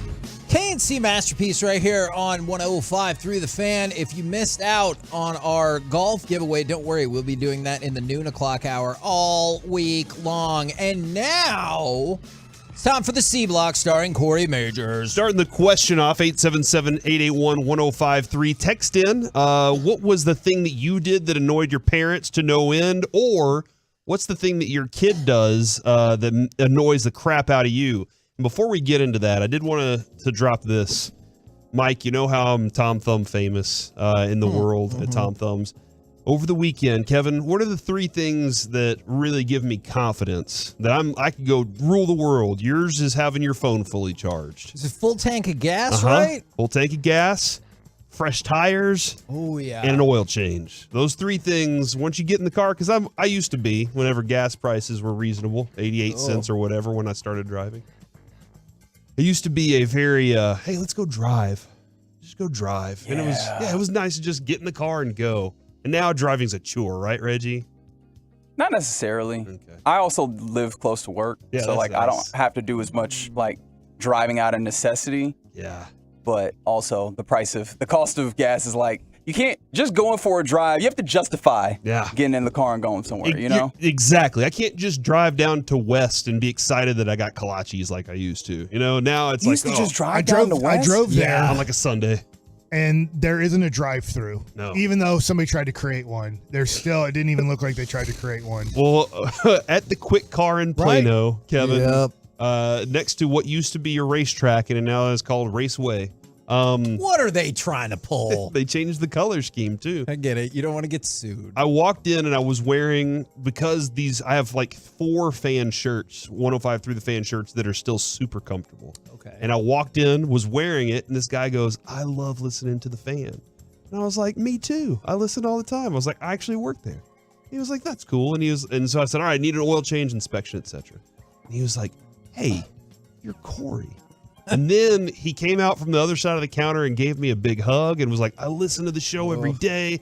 This is so awesome. It's so great to meet you. And he made my day. Yeah. And Kevin, you said this the other day. It feels like you're starting to run into more and more Tolos in the world all the time. For sure. When I was at the, well, first of all, if we're going to share car stories, my favorite one was when me and Brandon, after I picked him up from school, this a couple years ago, we were at the Take 5. And they were like, oh, can I see your license or I don't know, whatever. Maybe it's my credit card. And he goes, Kevin Hagelin. There's a guy who does radio that has that same name too. And I kind of looked at him and I was like, I know. It's me. And he was like, no effing way. And luckily I have my work badge in the car and I'm like, see? And he goes, oh my God, that's crazy. Just luckily because I so I don't ever forget it. I just put it Yeah. right in the little. Okay. All right, but I was just at the. That's your only way of verifying you work on the radio, though. Yeah, pretty much. He could have gone better. The guy was like, oh my God, it is you. Man, that's what I should do. I was at the Walmart. This guy didn't even stop like what he was doing, and he kept ringing up items at the self-check, and he's right next to me, and he goes, hey man, I love y'all's show. And he's like, boop, and he just keeps going. I was really impressed at his focus to what he was doing, and we chatted while we were both kind of like at the same point in the self-checkout and everything like that. Let me add this though, Kevin. As I'm turning around, I'm leaving the car. We're gonna go run some errands. As I'm turning around, another man is standing behind me and he fist bumps me and says, thanks for what you do. And I was like, holy crap. Like, that's just, Mike, I know you get it all the time because you're a former pro player. All right. Like, it happens. You're the Mike Bassett. Man, you won 10 whole games? Yeah, exactly. And you're on TV. But, like, I'm starting to notice. An average player, it says we would have won 11 or 12. I'm sorry, buddy. I've seen the war too. You made it. Come on. From the 806, there you have it, Tolos. If you see Corey in public, just walk up and give him a big hug. That's fine. If that's what you want to do, that's perfect. I love it. I would be glad to have a conversation with you. Nope, just hug him. The hug might hug him. Not just be say at the top Kevin of and my just get list. really into his space. And then as you're holding him, all right, whisper in his ear, you needed this. Kevin, why do you fight this intimacy? Yeah. That is a question of my life right there. So Reggie. I just wanted to Question share of my that story because there are Tolos out there that, like, I think Reggie's even, like, seeing it even more with the Get Right and what they're doing out there. What? With awesome radio. Yeah. I mean, like, it is a lot of fun to be part of the station and part of what we're doing here. Yeah, Corey, I thought long and hard about your question. Let me explain. Here's why. Okay. There's a lot of answers. Yeah, there's more story here, too. So after the oil change and the tire change, I still got to get the registration. Sure. I get home, I was like, you know what? I'm going to grill some hamburgers today. They turned out awesome. And then I was like, Carter, Lucy, y'all hop in the pool. Enjoy the pool today. It was cold, but even still, kids don't care. They just want to be swimming. That's true. But the ice day, your son jumped in the pool. He definitely doesn't care. Carter gets in one of the tubes and starts doing wave pool. That's fine. Wave pool's fine. But then I started noticing enough water has gotten out of the pool as he and Lucy have been doing this that I'm going to have to fill it up some more. So I said, Carter, that's enough. Go ahead and stop that. He keeps doing it. He's at this point, he's really going back at me a lot, saying no and stuff like that. I say, Carter, get out of the pool. And he just looks at me like, what are you going to do about it? I'm in a pool. You're out there. You're all dry. And so I am like, I will get in this pool and get you out of this pool right now. And he kind of gives me the look like, no, you won't. So I had to prove it to him. Went into the pool, got the kid out of the pool. And that part of being a kid, I remember mom and dad being like, it's time to get out. And be like, what are you going to do? I'm swimming in the deep end right now. You're not coming to get me out of this pool. Yeah. You're going to scoop me up with that stupid net. So, like, that is, I think every kid had that moment. You're at Wet and Wild or you're doing something. You're like, you're not coming to get me out of the pool right now. So that thing right there, that's it right now, is that they are annoying me by just being in the pool and not getting out. It's annoying. Now, for Jess, it'll be something different for Brandon than mine is because Jess's response will be acting like what you just said to your teenager is the dumbest thing and you're the dumbest person in the world. Because Jess is like, this is exactly how I felt about my parents. But then we'll like talk to Brandon and he'll be like, hey, don't forget to put out the trash in the recycling tonight on Thursday. And he'll be like, yeah, I know. And Jess goes, yeah, except for the last 3 weeks when you forgot. And so like, got him. Got him, coach. And so, but she tells me all the time, she goes, but that's exactly how I felt about my parents, is they would say something important. I'm like, you're the dumbest person in the world. Yes. And sometimes you get that look. And I was kind of the same. For me, it was talking crap. I remember I called my mom up when Brandon was 5 because I have always been a smart ass. One time I thought my mom was going to slap me in the face justifiably because she said, why do you always have to be such a smart ass? And I said, it's better than being a dumbass though, right? I thought Oh my gosh. she was going to slap me in the face. Technically correct. But then she cracked a little bit of a smile and I was like, okay, I think I'm going to be okay. That was a mistake. I shouldn't have said that. But when Brandon was 5, we were watching the, Nature Planet movie or whatever. It's one of my favorites, Planet actually. Earth. Planet Earth. That's what I was looking for. It's really good. I like that. I couldn't find it. Planet of the Earth. Yes, Planet of the Earth. You maniacs! And the whales are bouncing around in the water and they're splashing and they're making their noise and everything like that. And Brandon goes, Daddy, what do you think the whales say to each other? And I gave him an answer. He looked back at me and he goes, I'm sorry, do you speak whale? Oh my God. Stupid. And then I called my mom and I was like, hey, I want to let you know, every time when I was a kid and you said, just wait till you have a kid on your own and they're just like you, it's here. What did I do? I'm sorry. What did I do to get this from Carter? Like, that's what I don't understand. He's nothing like me. I was a really good kid. Did you check with Adrian? I have some concerns there. I really do have some concerns because Lucy's really good. Avery has his moments, but Carter's the one wild card. Not you, Carter, my Carter. Super talented artist. By the way, there's a bidding war at the moment between a couple different people that are trying to get a piece of his artwork right now. So this is kind of awesome to see. I'm enjoying it so far. Mike, you were like the perfect kid, right? That's what your dad told us. There's no way. My grandma, rest her soul, Ellen Bassick, one time was on a Rangers broadcast. She's out there watching the game. She thought it was from the devil. Oh my God. What What did she say? I don't know. Like, this child's possessed. Oh, no. That's not what you want. She was on the Rangers broadcast and said that about you? No. That was later in life, right before she died. Oh, okay. But yeah, so I was not a good kid. So I was really athletic. Okay, all right. Which she equated to being good. I was Hey, good at I'm good at sports. baseball. Well, that's what she Back said. off. Go outside. I don't care where you go. Just go outside. Are your kids, do they do anything that annoys you? Like anything specific that it's I'll like, tell you what, I'm wondering this. My 14-year-old, almost 15, is going to turn 15 soon. And I believe I haven't seen my 13-year-old peeing lately, but why can't you put the toilet seat up? It's not hard.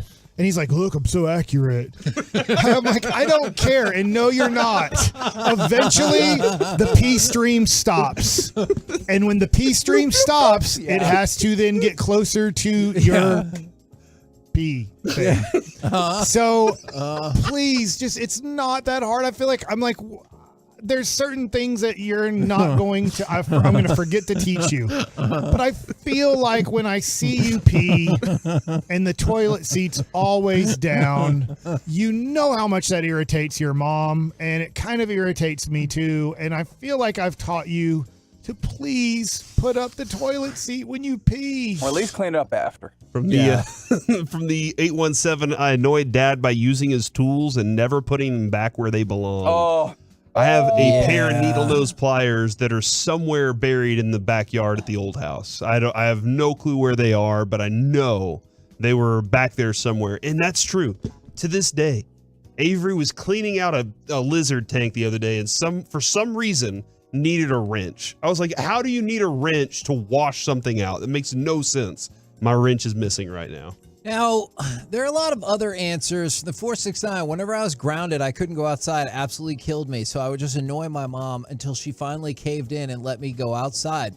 From the cave in is a difficult thing, man. You gotta fight it. You gotta resist. From Zane and Melissa, God, my 14-year-old asks every day if his girlfriend can come over or go there. I can't wait till this kid is old enough to freaking drive. From the 817. What happened to his bike? I used to color my mom's cigarettes with pretty colors with markers. It really made her angry. Can you smoke that cigarette? Yeah, I was like, does it change the Is it really does it that make much it worse? That's not that much worse for your health, probably. These are expensive. Yeah. Man, some of these are really intense. From the 682, my cousin and I used to throw balled up socks at our grandpa's head while he was watching TV. And we'd keep doing it until he lost his cool and started dropping F-bombs at us. You know what this confirms? It's a long-held theory that I've had.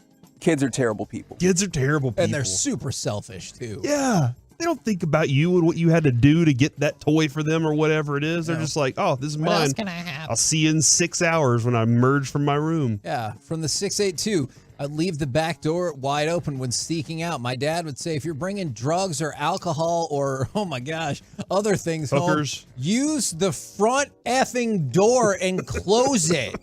Yeah. I do love. That's how you know they're like, I don't care if you're messing your life up. Just close my door. I just please. Yeah. You don't pay for this AC. All right. There's been a couple of times when Brandon's been out and I was worried he wasn't going to be back at his curfew, and I was like, just wish he would text and tell me he's fine and he'll be home at 12:15 so I can go to sleep. Like, I don't need the details of why he's fine. I just need to know that he's alive, and we'll take it From the 817, I told my mom I was tired of her making slop for dinner. I do remember one time telling my mom as she was making me scrambled eggs, which she was really good at. That's not the way that grandma does it.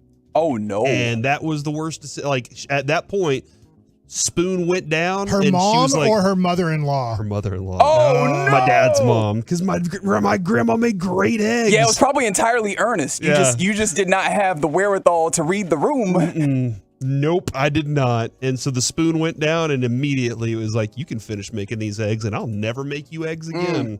Oh, by the way, Pat McAfee show did tweet out that Shams said this on his show. The goal for the Mavericks is to still try and build around Kyrie and Luka. So that is a quote from Shams. That doesn't surprise me, but I just don't know if that's going to happen. I mean, I It's up hope to Kyrie, honestly. I think the Mavs are willing to give him the contract he wants. It's just a matter of, does Kyrie want to sign a long-term deal in Dallas? And I don't know. It's 50-50.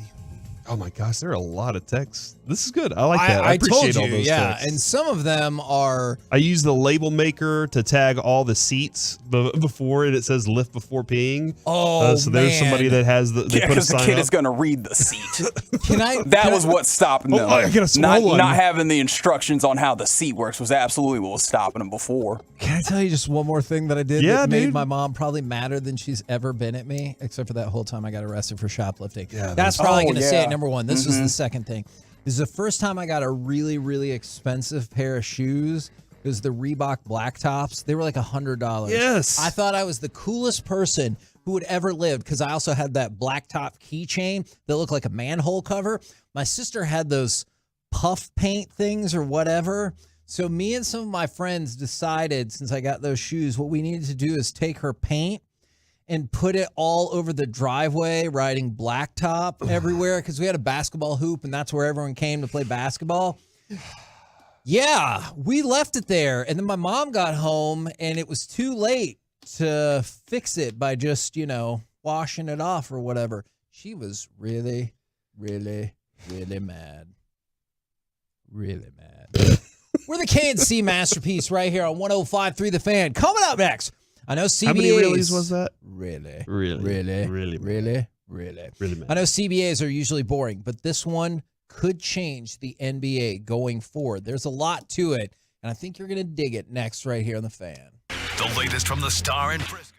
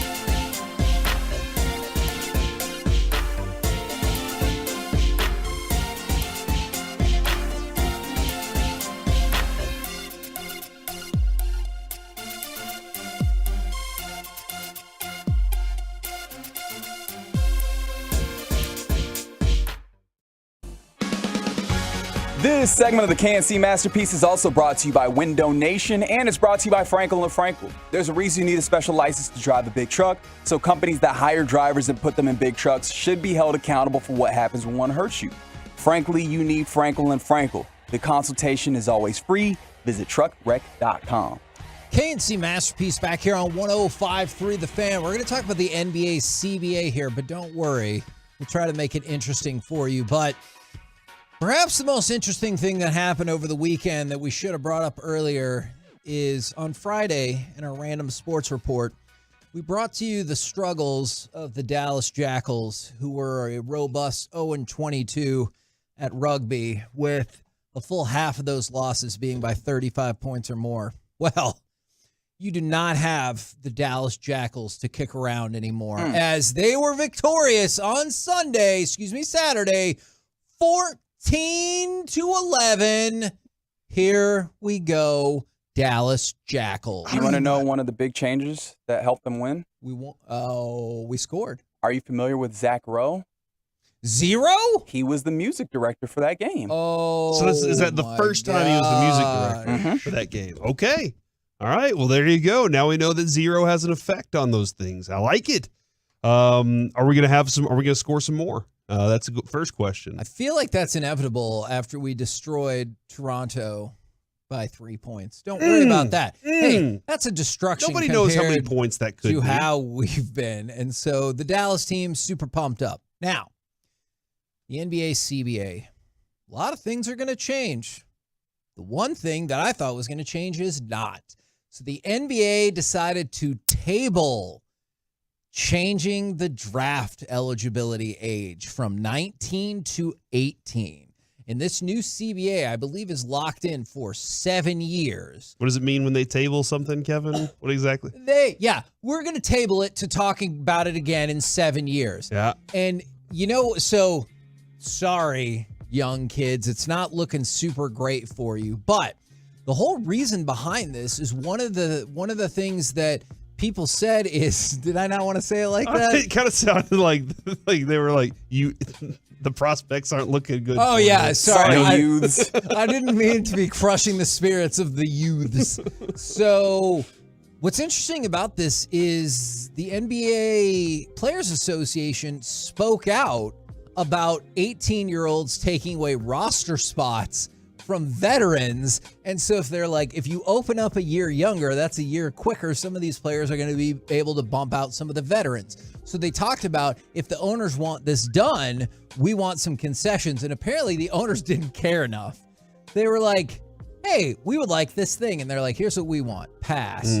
We just wanted you to give us the lower draft eligibility. Right. And plus the other thing that really changed it is the money that you can get in the G League and the NIL money. Because before, the whole argument for, your Kwame Brown era was, get your money, young man. Exactly. Right. And so now they're like, look, we gave you, whether it's in our system or in the college system, we gave you multiple avenues to go get your money without being in the NBA, so we don't feel as bad about it. So it does not look like we're going to have the super draft in 2025 or 26 when I thought, and we're going to continue with the system as is for the foreseeable future. A larger scale observation with the CBA, and I don't think I've read through it in the way that you have, but from the things that I've seen reported, does it strike you as well that the owners basically did not give up anything very much at all? Like, it felt like it was mostly players' concessions in the CBA. Correct. You need to look no further for that than the tournament. The in-season tournament? The in-season tournament. And or we can go to this is a big spot where I think the players lost, is I haven't seen all the exceptions yet, but Embiid and Luka, at least as of yesterday, so maybe Luka's up to 64 games. Embiid and Luka had played 63 games. Giannis had played 61. We're right up on the end of the season.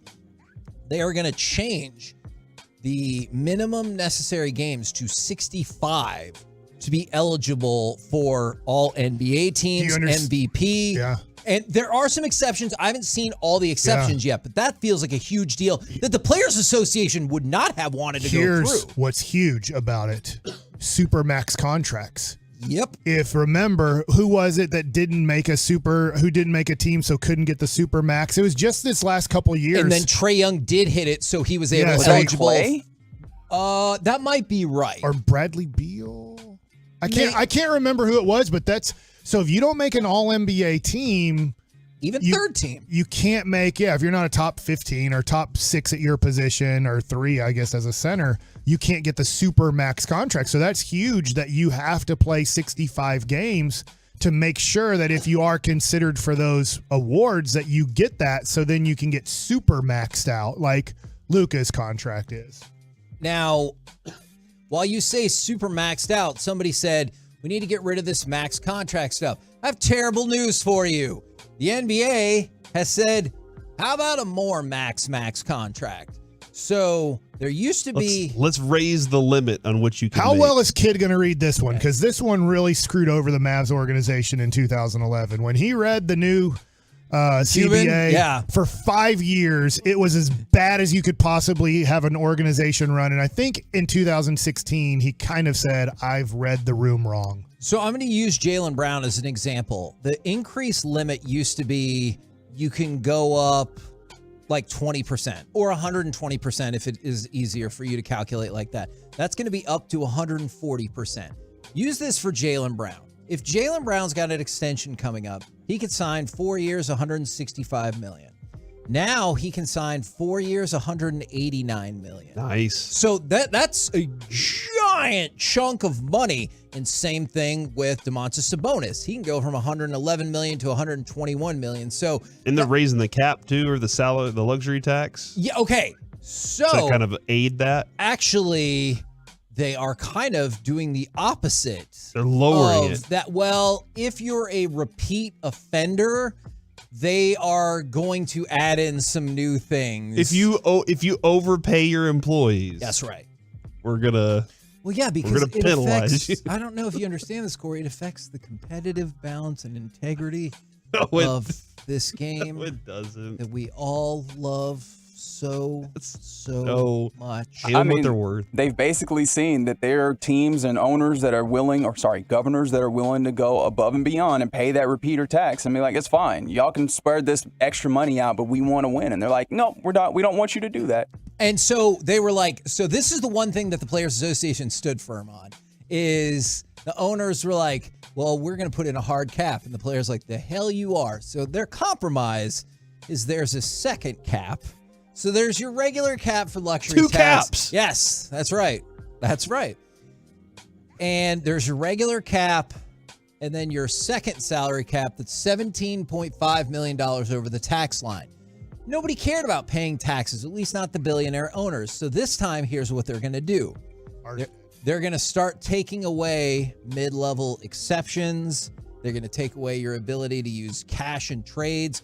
They can move draft picks around for you in the first round. Like, they can either strip or more likely lower your pick status in future first rounds. So they're trying to take this more, they're trying to take it more serious. I don't know how much this helps the Mavs.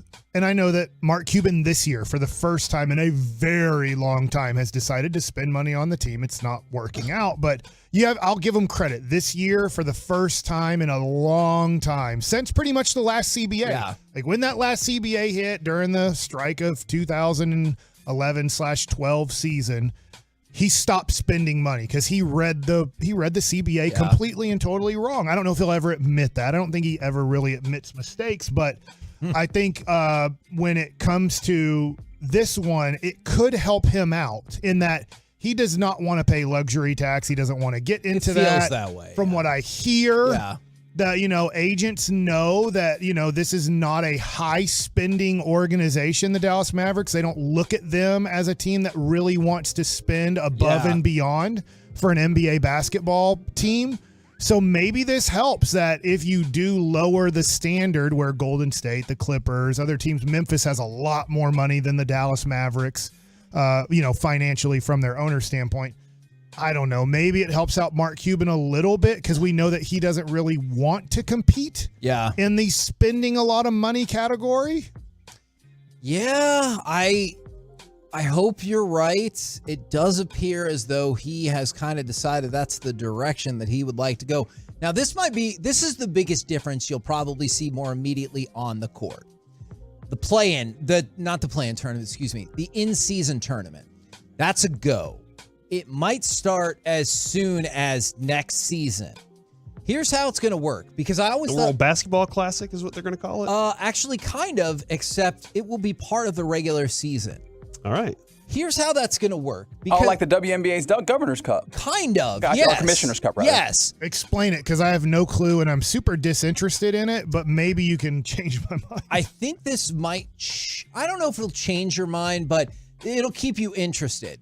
I was wondering how they were going to get people into this, because we've seen load management in regular season games. How the hell are you going to convince them to go do an extra thing? So it'll work like this.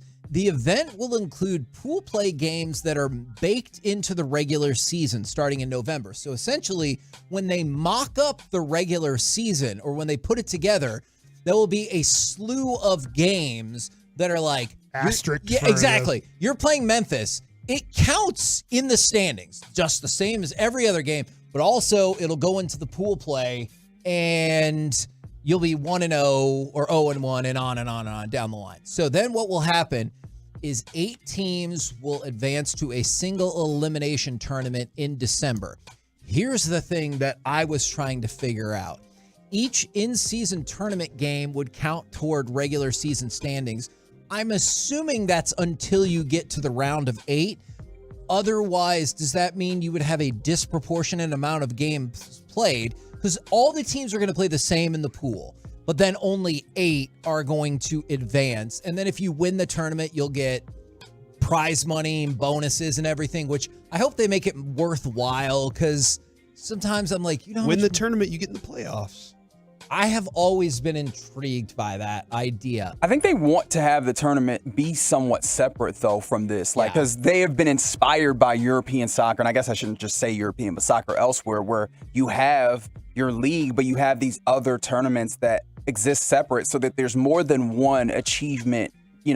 There's more than one goal, right? Trophy. You're not just like, I am just trying to win the league. Now there's other things to aspire to, which is winning some of these other trophies. And it sounds like they're admitting October, November, December, and January basketball has been pathetic. Well, teams aren't trying on a nightly basis, and they don't have to play every night. But I mean, like the Mavs, 25% of their games their first 50 games, there was a good 10 games where they didn't care to play basketball, and so they just jogged up and down the court and lost by 20, and they were fine with it. Yeah, and that's why they have to do it at this point in the season as opposed to later, because otherwise, why wouldn't you view at least the last game, which will not count in the standings? Like if you make the finals, right? Wouldn't some teams just view this as like an all-star break-esque time to get some extra rest, as opposed to if the prize is like you get $50,000? I mean, that's a lot of money, but for people on that team, they might not care. So essentially, it could happen as soon as this next season. When the November schedule comes out, you might see some games that are like starred as this is a pool play game. And we'll see if it catches on, like Reggie said, in honor of other soccer leagues where it's definitely a big deal. I don't know if it will catch on, but that might be the biggest thing they changed in the CBA, that you'll see that in the awards. The top 4 teams that win don't have to face a room of lions. How about that? Like everybody else has to fight a room of lions. See, I'm here for that. Just like on Top Level Chef. But like Jared Goff? No, like real lions, not like the Detroit Lions. We're not prepared to go that far. When I watch Top Level Chef, they don't throw someone off the top level if they lose. They just send them on their way. Oh, come on. Throw them off the top level.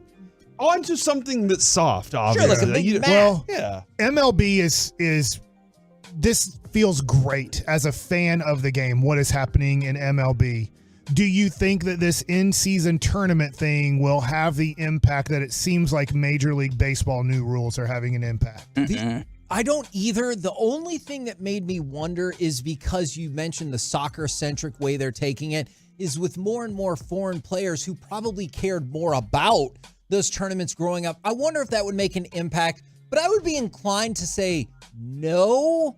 But I'm going to give it a chance, and I'm curious to see. I like the way they drew up the pool play schedule, that it keeps on trucking with the regular season. This feels like a long play to me. Like, I don't even think this is like foreign players are going to come here and understand it better. I think this is just, we're going to make it a part of the game, And hopefully over time and maybe a generation, you'll have players that it matters more to, and then we will build some level of endearment towards it over time. Yeah. I mean, it's a lot of changes. So they did their best to add the tournament, to try to curtail the super teams, to keep the draft where it's at, to try to stop load management. They tried to do a lot of things with this new CBA. We'll see how it goes. And the players can smoke weed. That's right. Couldn't they smoke weed before? Don't worry about that. The players, that was their win, okay? Can you let them have their win, Corey? I thought that they really already had a win there. That's what I was confused with too. Well, you guys would make great owners. Now they can invest in companies. That is something they can invest in. Yeah. They can invest in marijuana companies. They can also invest in ownership of teams, which I thought was really weird. Yeah, I think that's nice. But they could already smoke weed, so that's weird. They would, hey, we're giving you something you already had. And they're like fools. What are you suckers? We're the KNC Masterpiece right here on 105.3 The Fan. Dick Dastardly. Coming up next, all right, let's chit-chat with those fellas from the G-Bag Nation. Chiafalo's still alive. How's he doing, though? We'll do it next right here on The Fan. All right, Tolo, man.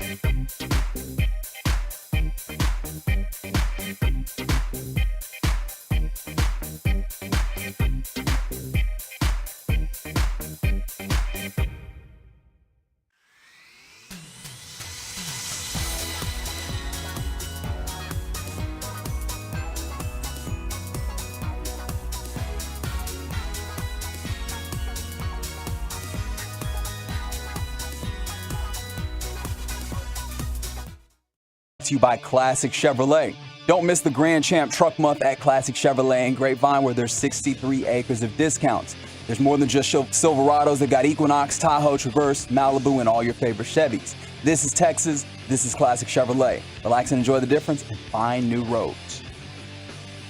He's back here on 105.3 The Fan right now, courtesy of D&M Leasing. It is time for our chit-chat with the fellows from the G-Bag Nation. Gentlemen, how is you today? Hey, Gee, we are rolling. Outstanding. Got a lot of questions, but first I wanted to throw it to y'all football folks. What did you think about, in my mind, it's a bold decision of Drew Rosenhaus and Jalen Carter to decide they're only visiting with teams with the top 10 pick in an offseason where it's pretty much everything has gone wrong for him. Do you think this is the right move? They know something. Okay. They know something. They have somebody there's some teams that have probably talked to Drew about this and say, listen, if he's, there's a lot of these analysts are also saying that, the Daniel Jeremiahs and guys like that are saying he's not getting out of the top 10.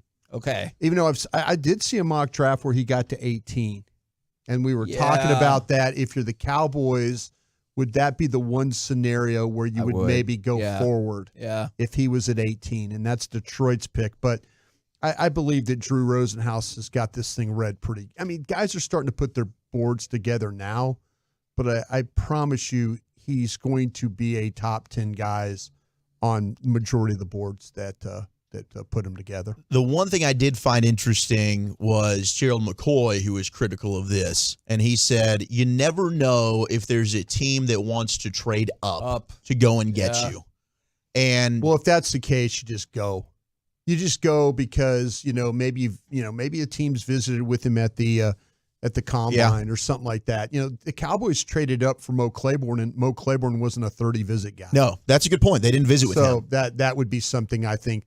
If you know the player and you're comfortable talking to people at Georgia about the player and what what's ahead of him, maybe legally, then you don't worry about that. Is it fair for all of us to say our biggest draft night fear is Jalen Carter going number 10 to the Eagles?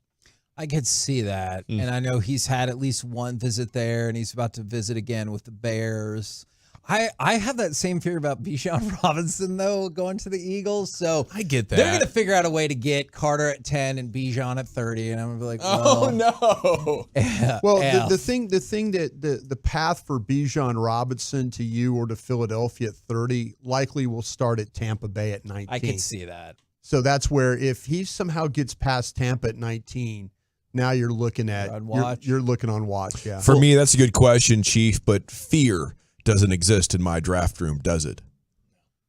No, it doesn't. That is damn right, Kevin. That's how I've been telling you, right? For years, I've been saying don't GM with fear. I get that, but Chiafalo. When your sensei says that, you say sensei at the end. Sensei. No, sensei. Yes, sir. Thank you, Mike. I knew somebody could pick me up there. Cobra Kai here. Well, what were you doing over there, Mike? Why did you leave us hanging like Cobra that? Kai. No good Karate Kid reference. What were you measuring over there? He's measuring himself. The 24-inch, like just looking at 24 inches that you took down on Friday. Did you have fear during that? I was surprised. I had poo fear after.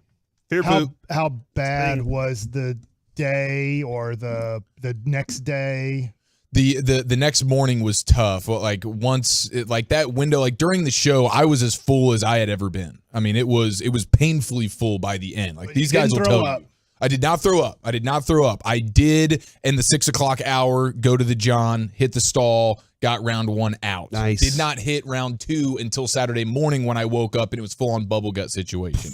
I needed 2 more stall visits to get. I would say by 2 p.m. on Saturday, I felt pretty much back to normal, and I didn't eat until about Saturday evening. So, and then I've been back to eating pretty good. I thought I was going to be scared of eating for a while. It turns out that wasn't. It was amazing. Issue. It was amazing. And Chief, as a sign of my appreciation, I have these 2 Specs gift cards in my wallet. Yeah, a little gift from me to you. I think there's like $50 on each. Look at there you go. that. Wow. A man that fought for my might honor. have fallen on the floor too. But I do have to tell you, in the aftermath of that, these guys, even though we didn't have a bet, these guys were haggling me about a bet and thought that I needed to do a bet payoff. And in a moment of frustration with their sophomoric antics, I agreed to a bet payoff. Oh my God. So that is right. A single bet payoff Friday is coming up. I don't know what I'm going to do yet. Do we know what the bet payoff is yet? Or are we still deciding? I love it. No. It might be involved with mayonnaise or something like that. No, there will be no mayonnaise payoffs. I think we should go to Rally House and get the Rangers crop top and do the Lady Ranger. I like that. On the fan cam. What's your favorite food? Their commercial. It's a dessert, right? It's like you're a dessert guy, right? You're a sugar guy? Probably sugar cream pie, sugar wafers. So you did, I don't know, I'm just throwing it out. You did This is a good obviously Friday a burger payoff, too. challenge. I'm just wondering if you can do a super sugar challenge. You can't how do it much for sugar? Lent, right? Is that No, but Friday or done? Friday, Lent's over. Yeah. Good Friday, right? Oh, that's interesting that you say that. That is, I have heard lots. Goes of either way? different- I've heard Either lots Easter of or Friday? Okay. interpretations You of can that. finally Well, I don't eat need to do Kevin. it. We'll save a food challenge for next time if it's controversial. Would be good, right? But I say instead Peeps of are mayonnaise, great. maybe you go after something you like, but you overload what I got to you like. overdo it. Yeah. And after doing very little sugar for 6 weeks, that would make me really sick. Did you just crash? Yeah, I think yeah. I would crash hard. I think Yeah. I would get nauseous and probably have a couple bathroom visits. Sounds like a payoff. Can we go back to the Sensei real quick? If I haven't seen Cobra Kai, is that the one It's show awesome. that you got to watch? Fantastic, Okay. yeah. Awesome. This is from the original Karate You Kid. never though. watched Karate I saw the Kid? Karate Kid. Okay. Now on Pain the does not- sandwich, sorry. real quick, you're good. On the sandwich, I know you said it was good. At what point did it stop being good? I would say after 15 inches. Okay. Was 15 there ever a inches time- of deliciousness, and then it got weird. Was there ever a time you thought you weren't going to make it? Yes, I was genuinely because What got, I you, thought what got you over the top then? it was just sheer will and I don't know, athleticism. 50%. Yeah. Brian egging you Competitive on? greatness. 30%. 10% concentrated. Oh no, I power was of making will. sure he was eating the jalapenos and all the scrap pieces. I was Yeah. get Yeah, that too. I got home and turned on YouTube until my kids got home, Nice. trying to see you ingest this, and I was seeing where you're like, no, the crumbs too. By the end, it was like each bite took me like 5 minutes to chew and swallow because like the idea of actually getting it down from mouth to, I was like, just get it in your mouth, and then eventually it's only got one place to go, you know? So right. that was the technique. Congratulations, giving him Friday content. And I'm telling you, it is worth every penny. If you go to the ballpark and you get that burger, it is thick patty. It's not like some thin situation. You will be able to feed, I would think, a family of 5 or more, and they will all walk out of there satisfied for $35. Although it sounds like it can also be a two-person adventure and Yeah, be very probably two. enjoyable. Eat it, Lady in the Tramp style. First date It kind of is. It looks like you're eating like a meatloaf sandwich. It's that thick of the with the whole thing. What do you guys got coming up on the program today? Fraud I is- didn't laugh at He that at all. tiptoed- I he didn't laugh at tiptoed that all at all. around that because he was like, I know these guys. I know what's going to happen on Friday. I know Pure exactly. gold as always, Hagee. Thanks for Their asking. show's going to run over on Friday At because of this. 420, future MLB Executive of the Year, Cy Young. Nice. Roll home Let's go. with the Was that a eating show of sarcastic Lou record. again? Did you Did you know? See, that's a regular one. You crapping on the 3-0 start, No, Hagee? that was not. Hey, baseball over there, Things. Heggy? He My sounds regular voice sarcastic. and my sarcastic voice sound All the the same. time. Coming up Say next, April Fools. G-Bag Nation.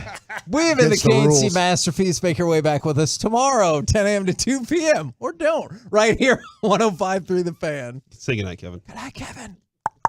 Hey, thanks to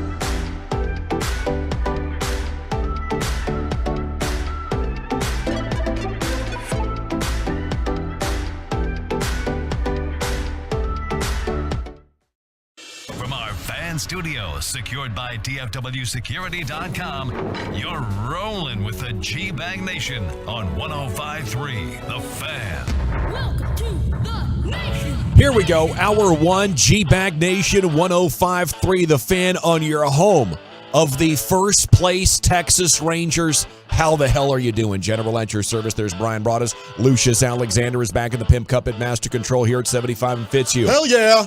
Yeah, we bike. What's up, buddy? We back. How you doing, man? Yeah, terrific. Hey, Bro, we missed you. Yeah, Good to yeah. see All you. right, good. Yeah. Finally, we can get LA Live back in our lives. All right. Yeah. How's everybody? How you doing, Chio? LA Live in the flesh. I'm doing fantastic, bro. Hey, there he is. There he is. How you doing, though? Did you enjoy your time off? I did. Yeah. Fantastic. You find a beach or a... Yeah, I was in a little hideout. Yeah? Yeah, I can't tell you because it's a hideout. Let's go. You know what I mean? love it. Yeah. And I had a great time, man. Right on. Happy to be back in here. It's going to take me a second to get my wheels. You feel me? Yeah, I do hear you. All right. I took 2 weeks off once, and I came back in the first segment. I was like, how do you, what? Yeah. How, my voice? What's going on Could I here? get a vacation for my vacation? Yeah. There's definitely like a re-entry period. Got to knock the rust off a little bit. I think so. We'll chuck a Chiafalo. Okay. Carter Freeman's coordinating your video. 105thethefan.com, Twitch, and YouTube. You can go back and relive some of the highlights on YouTube of Chiafalo and his bet payoff on Friday. It's good to see the color back in your face, my man. Appreciate that, dude. That's what Broaddus kept hammering home all the way as I got to my car at the parking garage. Pale He was as like, a dude, ghost. seriously, you are pale. Yeah. Like, you need to do something. You need to get it figured out. And Saturday morning was rough, but by Saturday afternoon, we were back and better than ever. And I actually had some cheeseburgers Saturday night. When'd you let it go? You did not. When did it finally leave the body? I think it was all pipes clean by noon on Saturday. Okay. That's not bad. Did you need that poop knife to cut up the log? Took a total of 3 for the first one here. Okay, sorry to the ladies' room up here. Oh, There's no. caution tape outside. I the door imagine for it a looked like reason somebody today. dropped a burrito bowl in the toilet. There's just a mess in that joint. Yeah, dog. It's bad. I could have used that, well, Chuck. But yeah, it was just three stall visits, and I was back to normal, man. Man, that is a well-oiled machine. No extra fiber? No extra fiber. Wow. No, sir. Congrats to you. I was going to text you for the hookup on the chips, the little fiber thin chips. That's or right. whatever the hell you Yeah, eat. the fiber thins are amazing. They'll change your life. I have one every morning with a cup of coffee. I do. Okay, here we go, though. Rangers opening up with a sweep of the Phillies, the NL champs. And it just feels like, man, maybe we're on to something here. Rangers explode offensively in the first 2, and yesterday they get the 2-1 result. And Martin Perez was, out there getting it done, whatever it took. He put a lot of guys on base, but he had 7 strikeouts. And Simeon and Seager are off to hot starts here. So it's the first time since 2011 they've started a season 3-0. It's no coincidence. It's the last time they were in the World Series. This is, a good team. I don't know if it's better than 2015 and 2016 teams, but this feels really good and exciting. And CY is coming up at 4:20 today, and the pregame tonight at 6:30 with Gray and Bradish on the hill. The Rangers are the -140 favorite against the O's. And Wolchuk is this is what a good baseball team looks like, isn't it? Sure does, man. I mean, look, Martin, and it was fun because they blew out the Phillies, right, in the first 2 games. Really, the second one was a massive blowout, 16-3. They put up 16 runs. Shout out to Garv Sauce with a pair of homers and 6 RBIs. It's good to get his bat back in the lineup. We talked about opening day and that 4th inning explosion, but it was good to see it was a 1-run game last night. We talked all offseason about how the Rangers had struggled in the 1-run disparities, and Bochy is a guy that navigates a bullpen. We didn't see any type of high leverage situations that the bullpen had to go ahead and go through in the late innings. They found a way to win a 1-run game. You had Martin Perez with 7 Ks. That was something that I was looking at going into this one. Ground ball out kind of pitcher. Would the shift affect that? But you saw his K total step up there. I think that would have tied for the 3rd most strikeouts he had in a game compared to his starts last year. I thought Martin pitched really, really well. The defense was really good behind him. Josh Young with an awesome home run as well.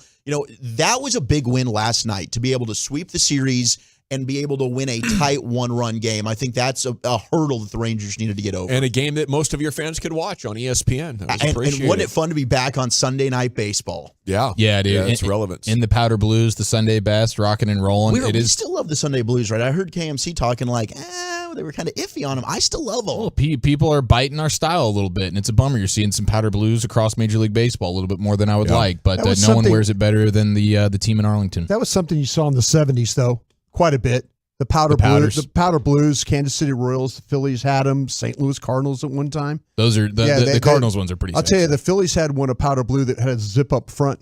The jersey was a zip up front. So yeah. Powder What's the difference of a powder blue and a baby blue and a Carolina blue?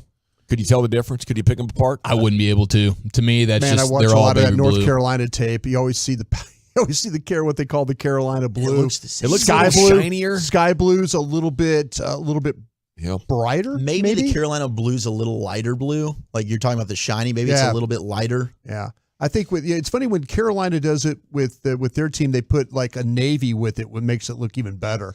Well, it's fun, Rangers fans, and I hope you're enjoying this and getting excited about your baseball team as much as we are. I know we've been out and about quite a bit over the last 2 weeks, and everybody was fired up for opening weekend, and then it paid off.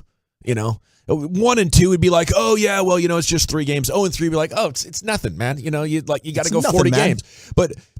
Baseball people, they're good at minimizing the impact, but if you go a couple of series and you're winning a lot of games, you're going to feel good, and it's a sign you're good. Yeah. I would bet that over the next 40 games, if you win a lot over the course of a week, you're going to be above 500 after those next 40 games. And if you come out and get your ass handed to you, which has happened pretty much every season since 2011, it means you're about to be in for a disappointing year. And right now, the fact that could be over is just what the doctor ordered with the Mavs playing like this. Yeah. Right on time, buddy. Good point. And now you're 4 games into this thing, and here comes John Gray as your 4th starter. We talked about the rotation, but now that we're living it and we're able to see like day to day, it is amazing that you're going into every night with these matchups thinking, we got a pitcher on the mound we can get a dub with. Because last year you felt that maybe twice. 214, right? I want Chief to revisit this challenge at age 35 for comparison. He might die, says Churd. I'll need those SoCal. Those fiber thins for sure. Yeah, it's a big difference from 29 to 35 for a lot of people with the digestive system and the jumping ability and sprinting ability, things like that. You never you use it or you lose it. 917. The Phillies Is that powder. A serious question? The Phillies powder blue with maroon was real nice. Yeah, that was with the zipper front too. That was the old the Mike Schmidt Phillies. Yeah, Steve Carlton kind of deal. Yeah, absolutely. Pete Rose wore that a little bit too. 325. If I had to criticize the 3-0 start, they did not seem like a team that's going to be able to scrape across a run anytime they need it. All big innings. Yeah, it's a short sample size. We'll see. I trust Bochy to get it figured out. Can anyone say Joey Gallo is MVP? The shift rule is saving. He did rake over the weekend for Minnesota. He had a couple of home runs. He did look good. So, okay, the Mavericks continue to get close to winning, but then losing 41 from Kyrie yesterday. Luka had 22. The combination of McGee and Wood was interesting. The minute distribution says they're kind of tinkering and looking for different stuff, but still very much going for it. They aren't tanking. But now we have a report here that maybe they're thinking about shutting guys down and embracing the 10th overall pick here, Shams. Well, I think the Mavericks have to seriously look at whether you shut down Luka Doncic and Kyrie Irving these last 3 games, maybe 2 games of the regular season.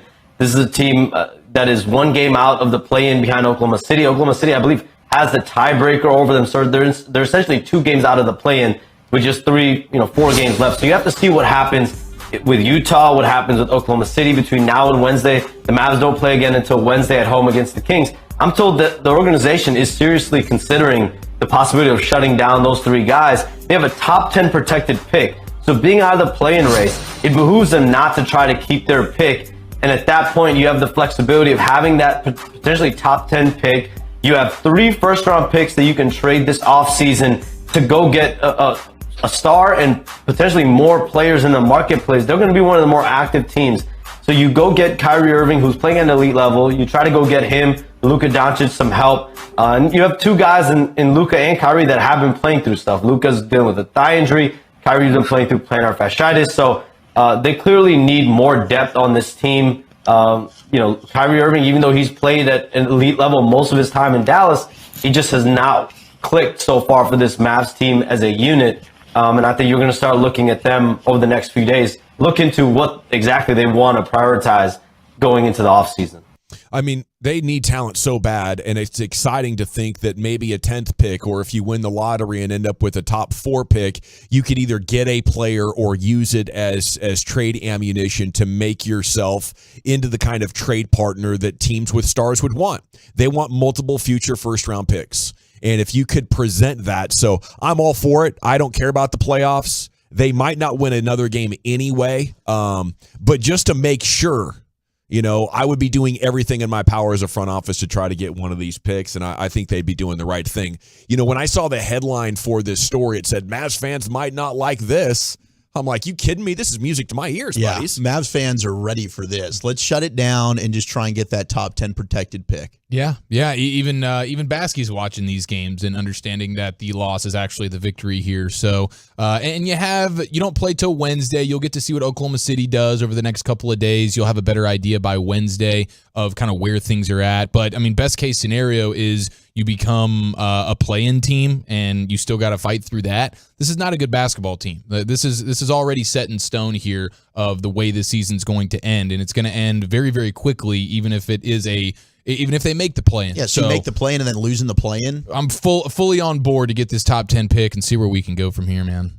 Yeah, I think Shams is right. I think there are some discussions about what they're going to do with Luka and what they're going to do with Kyrie, but they do need to figure that out. And I think like what Chief's talking about, they're waiting to see what happens with Oklahoma City in that way. And then because you're game back right now. Yeah, and then they can make their adjustments from that. But I think he's absolutely right. Maybe you can play him and still keep the 10th pick if Thunder and Jazz win right before you play next. Mm-hmm. Yeah. Okay, I like the sound of that. That would be the best of both worlds. Thank you, Brian, for those insights. And congrats to Brian's LSU Tigers for hanging another banner. Thank you very much. Appreciate that. Yeah, a lot of controversy overall about, with Kim Mulkey, a lot of controversy about the players at LSU and how they handle things. There shouldn't be. There shouldn't be any controversy about it. And I like I said, I'm super proud of LSU. I'm super proud of these gals.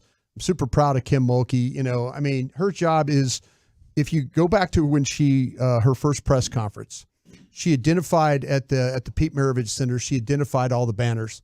She said, Final Four finalist, finalist, finalist, finalist. She read off all the banners. She says, there's not one that says champion up here. That's what I've come here to do. And she did it. Yeah. In 2 years, her second season with LSU, she won a national championship. And let me tell you what, I watched more women's games leading up to this, and not just because of LSU. Yeah. There were some really good games in this tournament. Yeah. And I found myself fascinated, and I hope that it's something that continues on. There's people, I was arguing with a bunch of people or discussing things, whatever you want to say on Twitter. Like, I don't care about the women's game. I don't care about, we should watch. They say people are. Yeah, it's boring. They had better storylines. They say it's boring and all that. You know who people were? There's legendary coaches going for things. Let me tell you what. I really do like women's basketball with the 10-minute quarters. Yeah, it's good. I think that if the men's game could adapt something from the women's game, it's those 10-minute quarters. Because to me, the game flows better. Yeah. There's more up and down with the 10-minute quarters, because as you get into a game, a 20-minute, the halves are like, there's so many timeouts and there's so much stoppage of play. And there's, with the women's game, these girls, they get tired. And so you don't have people, and they punish you for fouling and, and all that. And I think there's some things that you could take. I've just felt like the women's game was more up and down the floor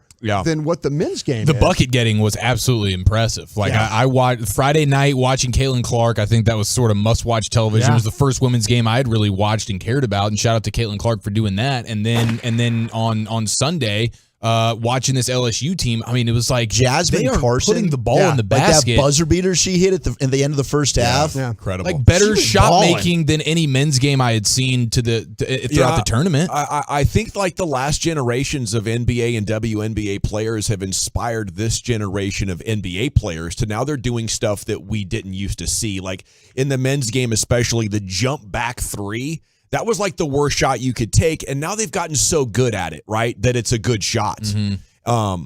I think the similar things have happened in the women's game. where they're more courageous. They're not executing plays. They're out there like balling, and putting on a show. And like instead of like doing form shots, it's more a creative expression of brilliant sports athleticism. And I've really bought into the women's game. The Elite Eight had higher ratings than any NBA game on ESPN this year. Yeah. The Elite Eight. These Final Four numbers and final numbers are massive, and it's awesome to see the ladies finally getting their shine like this. And the turnout at the AAC was a who's who when they're painting on the crowd. I mean, it was incredible. Tickets doubled for the final. I was hoping to get a break for the final, and I was like, well, we're not going to this one either. It was just too expensive. It was so much more expensive than the men's game, and I think Lucius nailed it, that these ladies have been around. These coaches have been around, and year to year it builds drama. Like if Clark goes back and Reese goes back, Reese against Clark next year is going to be talked about and anticipated for weeks and months. Yeah. Hopefully, and hopefully, some other folks can get some perspective on how they react to one player's trash talking compared to the other. I think that's a big learning moment. Okay, G-Bag of the Day is coming up at 2:30. Sports Hodgepodge with Chia Follows coming up next. Where are we going with that? We have another delicious edition of Would You Try This, plus some epic stat of the days to get your body ready for the sports week. That's next. We have you covered, Stars fans, with exclusive content from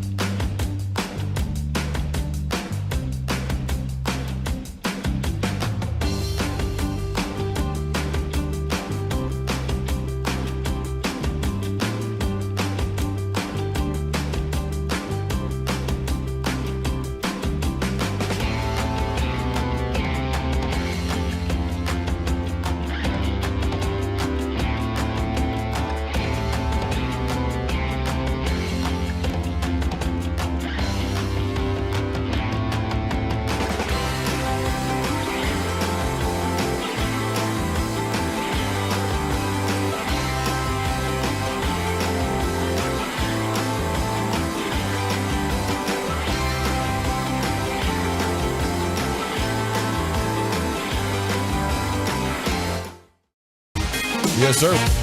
Welcome back, G-Bag Nation. Sorry. Forgot my headphones today. All righty. Here we go. Segment's brought to you by the Frankels. Yeah, there's a reason you need a special license to drive a big truck, so companies that hire drivers and put them in a big truck should be held accountable for what happens when one hurts you. Frankly, you need Frankel & Frankel. Consultation's always free. Visit truckwreck.com. G-Bag of the day is 7 minutes away. Here's Chia Follow with a little hodgepodge action for you. 877-881-1053. Would you try this? Another edition, and we go to Houston for it. We have some Houston food news to get to a little bit later on in the program as well, but this is Houston good food news if you're about it. I'm excited to see what Broadus thinks about this. This is pretty innovative, and it's courtesy of Red Circle Ice Cream. Red Circle Ice Cream out of Houston. They do some pretty exotic kind of desserty things, and their newest one, crawfish ice cream. Oof. Basically a Cajun ice cream with all sorts of sauces, spices, butters made into an ice cream topped with an actual crawfish on top of it. As a nice little parting gift as well. Just the meat or the actual? No, the full on, like you have to break it apart and eat it. Wow. It's like you can see the eyeballs and everything. Oh no, the thing that would be interesting to me with the crawfish ice cream is because if you do crawfish etouffee or you do anything smothered, whether you do shrimp etouffee, you put cream in it. So the milk in the ice cream would be part of what you're doing. If you just melted it down, that would be considered probably part of, with a little bit more sugar in it and stuff like that. Yeah. I like the sweet and the heat combo a lot, Broadus. Yeah. Give me some salt in there. It has some potential. Yeah. You'll get your salt because of your boil. Yeah. You'll get your salt because of the Zatarain's you put in there or, that because the natural, like the powder comes with a little bit of salt in it. So yeah, you get a little sweet and heat there for sure. Okay, yeah, because that's what it is. That's what it is. And it was on the Fox 26 in Houston. They did a full-on thing about it. They had the anchors eating it, and they were like, yeah, you get that good combination of sweet and heat. And if you like the Cajun flavor, maybe this is all for you right here. Little crawfish ice cream. I thought that was pretty amazing. With an actual crawfish on top, acting as like the cherry. As the over the top. Yeah, I'll tell you what. A little layer. Yeah, I'll tell you what. There's so many things that you could do. Like I love, me and my love of crawfish, but with pralines or pralines, however you want to pronounce it. I love a little pecan praline. That's what I'm saying. And that kind of ice cream, that would be a better dessert than me using a crawfish. If we were going to have a crawfish boil, I always felt like this. I was going to do something ice cream related for you because of like give you a drumstick. Cool you down or something. Yeah, a drumstick. I'm going to give you I'm going to have a box of drumsticks. When we're done and we're all washed up, I'm going to hand you a box of a drumstick, and it's got the ice cream, the chocolate. So it's kind of that balance, but it cools you off a little bit. I think every place of business should adopt that rule. Just if I'm leaving your building, just drumstick me. Well, you mentioned it the other day when you were eating the sandwich and the jalapenos were tearing you up, and you said, I could use some ice cream right now. There we go. That's absolutely. what I was thinking, the offset what you were going through. I'm going to go out on a limb here and say if I had a restaurant, I would just add a scoop of vanilla ice cream to every menu item. Come on with it. Okay. Yeah. Club sandwich, add a scoop of ice cream. I bet it makes it better. No one's mad about that. Just go ahead and do it. Yeah, that's fantastic. Got a couple of stat of the days for you. A couple of them are pretty special. This one hurts a little bit. The idea of Kyrie Irving and Luka and how they've played together. Not very well. 4-10. 4-10 is what their record is, and according to SportsCenter Facts, Kyrie and Luka have the worst record of any superstar tandem since the ABA-NBA merger, who both made the All-Star game that season in a minimum of 10 games. So 2 All-Stars playing together. This is the worst the NBA's ever seen from an actual At least we still made history, baby. Yeah. Let's go. Be number one if you're going to be at something. If you ain't first, you're last. Let's go. I think they're going to end up saving the team, though, with this lottery pick, guys. It's just a little bit of different of a saving than we had in mind. We're going to get that number 1 ball. Well, one way or another. What do you get? You got a 35% chance of a top 4 pick.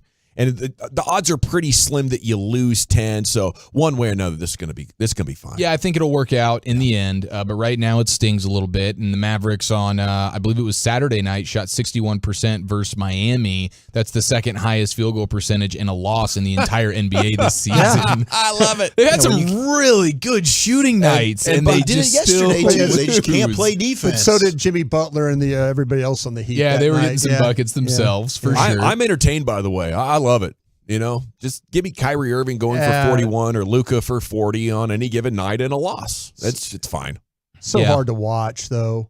It's what's going to happen. You just focus on the parts where Kyrie Irving takes on a 7-footer and somehow magically spins it off the glass and in. Oh, there's some He'll jaw get right up dropping. in his face and be like, whoop, it's off the glass. Incredible you didn't see plays. When you look up, it's just like, wow, we gave up 70 points again in the first half. That's when it starts to feel a little bit, golly, this is just not going You know, like an all-star game. Yeah, you just know something It bad. is. You know something bad is always going to happen. I'm going to be honest with you. I think the last shot that Luka took, come on.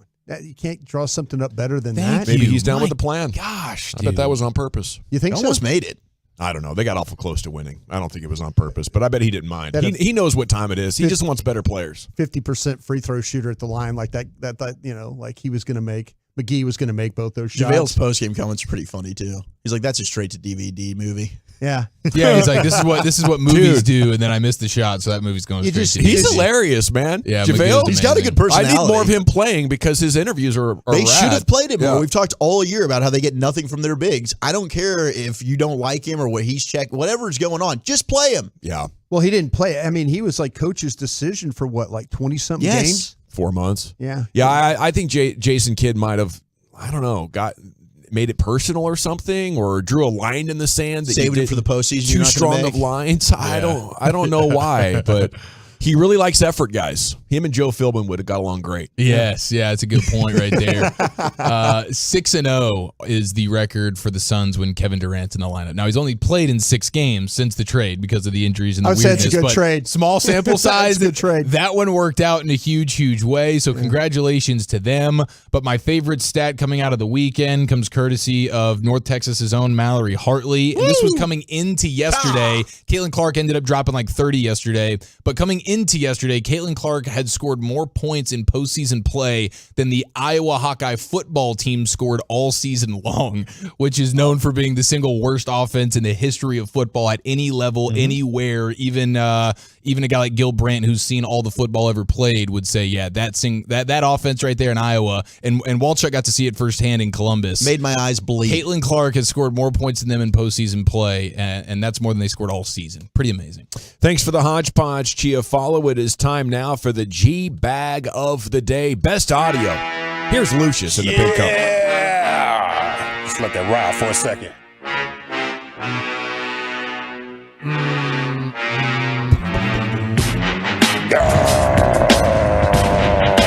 He's coming! Watch out!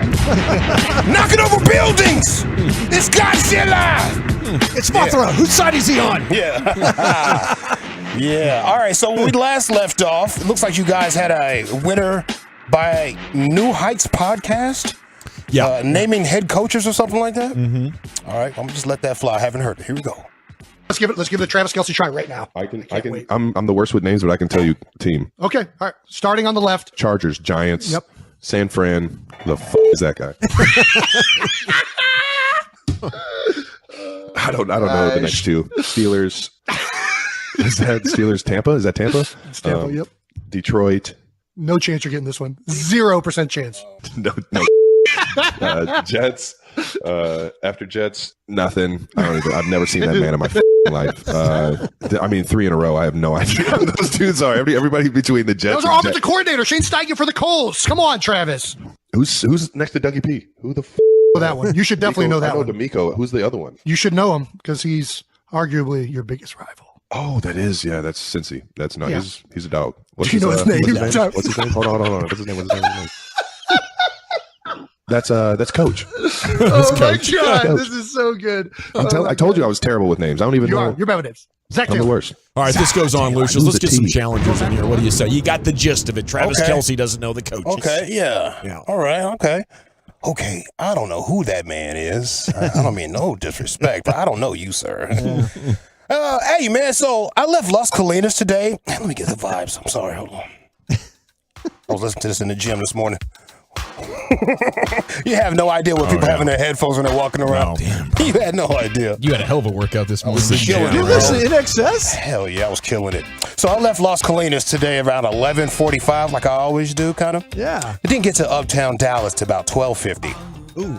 Wow, a 15-minute drive turned into hour. It was that truck that was tipped over, right? Is that what that was? Did you see that? I didn't get to see it. I dipped off on Harry Hines. I was looking for Jerry. There you go. Where you at, Jerry? Did you find him? I didn't see him. He's a sneaky little something gun.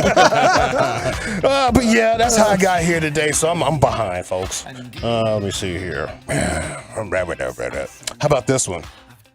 Church was yesterday. It's got a song right here. The devil is in the phone booth. This song is they're going to sing for you is the devil's in the phone booth dialing 911. Come up here, ladies, and bless these people. Jerry Lee Lewis. Hey! Well, the devil's in the phone booth, dialing 911. Well, the church is on their knees and they're loading up the spiritual gun. Hey!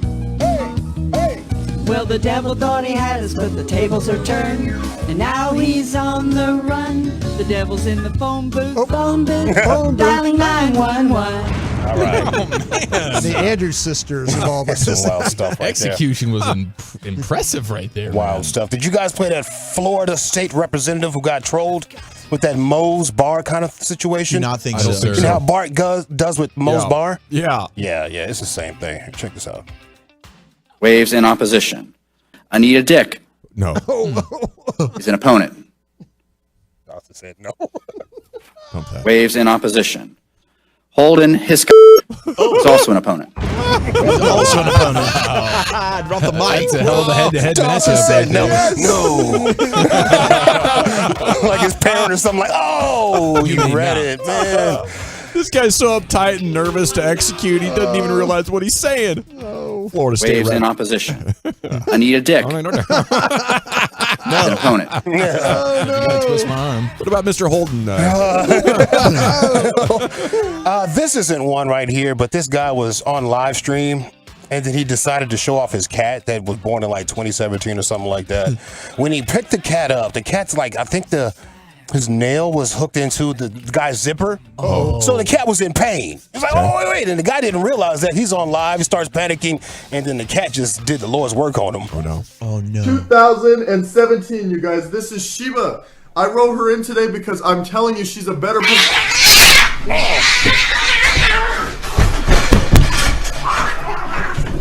Tow his ass up. Oh my goodness. Gosh, that sounds bad. Tow his ass up. Man. He was in the back doing that pee-pee dance like I'm on fire type of situation. I wrote her in today because I'm telling you she's a better That's 27 stitches right there. Yeah. Just that 2 seconds. Wore him out. And I pray to God every day my cat lets me make it when I walk out of the house. You know? He's just watching me, just waiting for his chance. I seen a video of, was it at a serval or something like that? Yeah. Yeah, I seen somebody was, they were minding their business, and that serval cat came in and gave him a pow to the head. Dude. Oh, yeah. My parents have one that'll just club you as soon as you walk around the corner. They'll stare you down like they're the alpha dog in the pack, and you better stay in line. Wait your turn to eat. Oh, yeah. Those servals are the My real deal right territory. there. Damn near a leopard in your living room. Let's see here what I got for you boys. Oh, yeah, one more church situation. I feel like Young they turned this, Cannibals. what did you say, buddy? Fine Young Cannibals. Yeah, I was into this too. That's another great song. I was working out to some different stuff today. You were going 80s, very 80s Yeah, well, today. I was feeling it, man. The pump was coming through, the veins was looking nice. I'm ready for a huge 80s resurgence. I've been doing that a lot on my mixes that you punch in. Yeah. You know, some great stuff. So many jams from back then that are coming back. Now this church right here turned into a Jamaican dance hall. The government, the government, the government. Yeah, check this out. Forgotten, I am not forgotten. Yes, he knows my name. Hey, bend your knees, swing your weave. Hey, bend your knees, swing your weave. Hey, bend your knees, swing your knees. Hey, he knows my name. Hey, he knows my name. He's doing too much right there at the end. He's doing way too much at the end. He was feeling it. Is it church goes Jamaica dance hall? Is it man on live stream showing off the cat? Showing off his cat. Pause. That is not what I said, bro. I need a cat. Is it the Florida State rep getting trolled? Is it Devil in the Phone Booth, or is it Travis Kelce? Does not know the coach is our current champion chief. Who do you like out of these nominees? Florida State. Okay, Lucius? Yeah. Shoot. I'm a combo to church situations. I kind of like that cat, though. I'm going to just play it for no reason. From now on. When we're getting into it with each other. Yeah. Who was hurt worse? The cat that lost a nail or whatever happened to that guy? Yeah. Okay, we're comboing up the church. It's a good idea. What do you say, Will Chuck? I'm going to go with the kitty cat. Okay. Hey, kitty cat. Florida rep. Okay, I'll go with the Kelsey brothers, which means by a score of 2-1. 2-1. And your new G-Bag of the Day champion, it's the Florida State rep getting trolled Bart Simpson style. Krusty's Corner's coming up next. Where are we going with that, sir? Yeah, the Athletic had a mock draft I want to get into. It's about the NFC East. We'll do that next. All righty, and thank you, Lucius, for that G-Bag.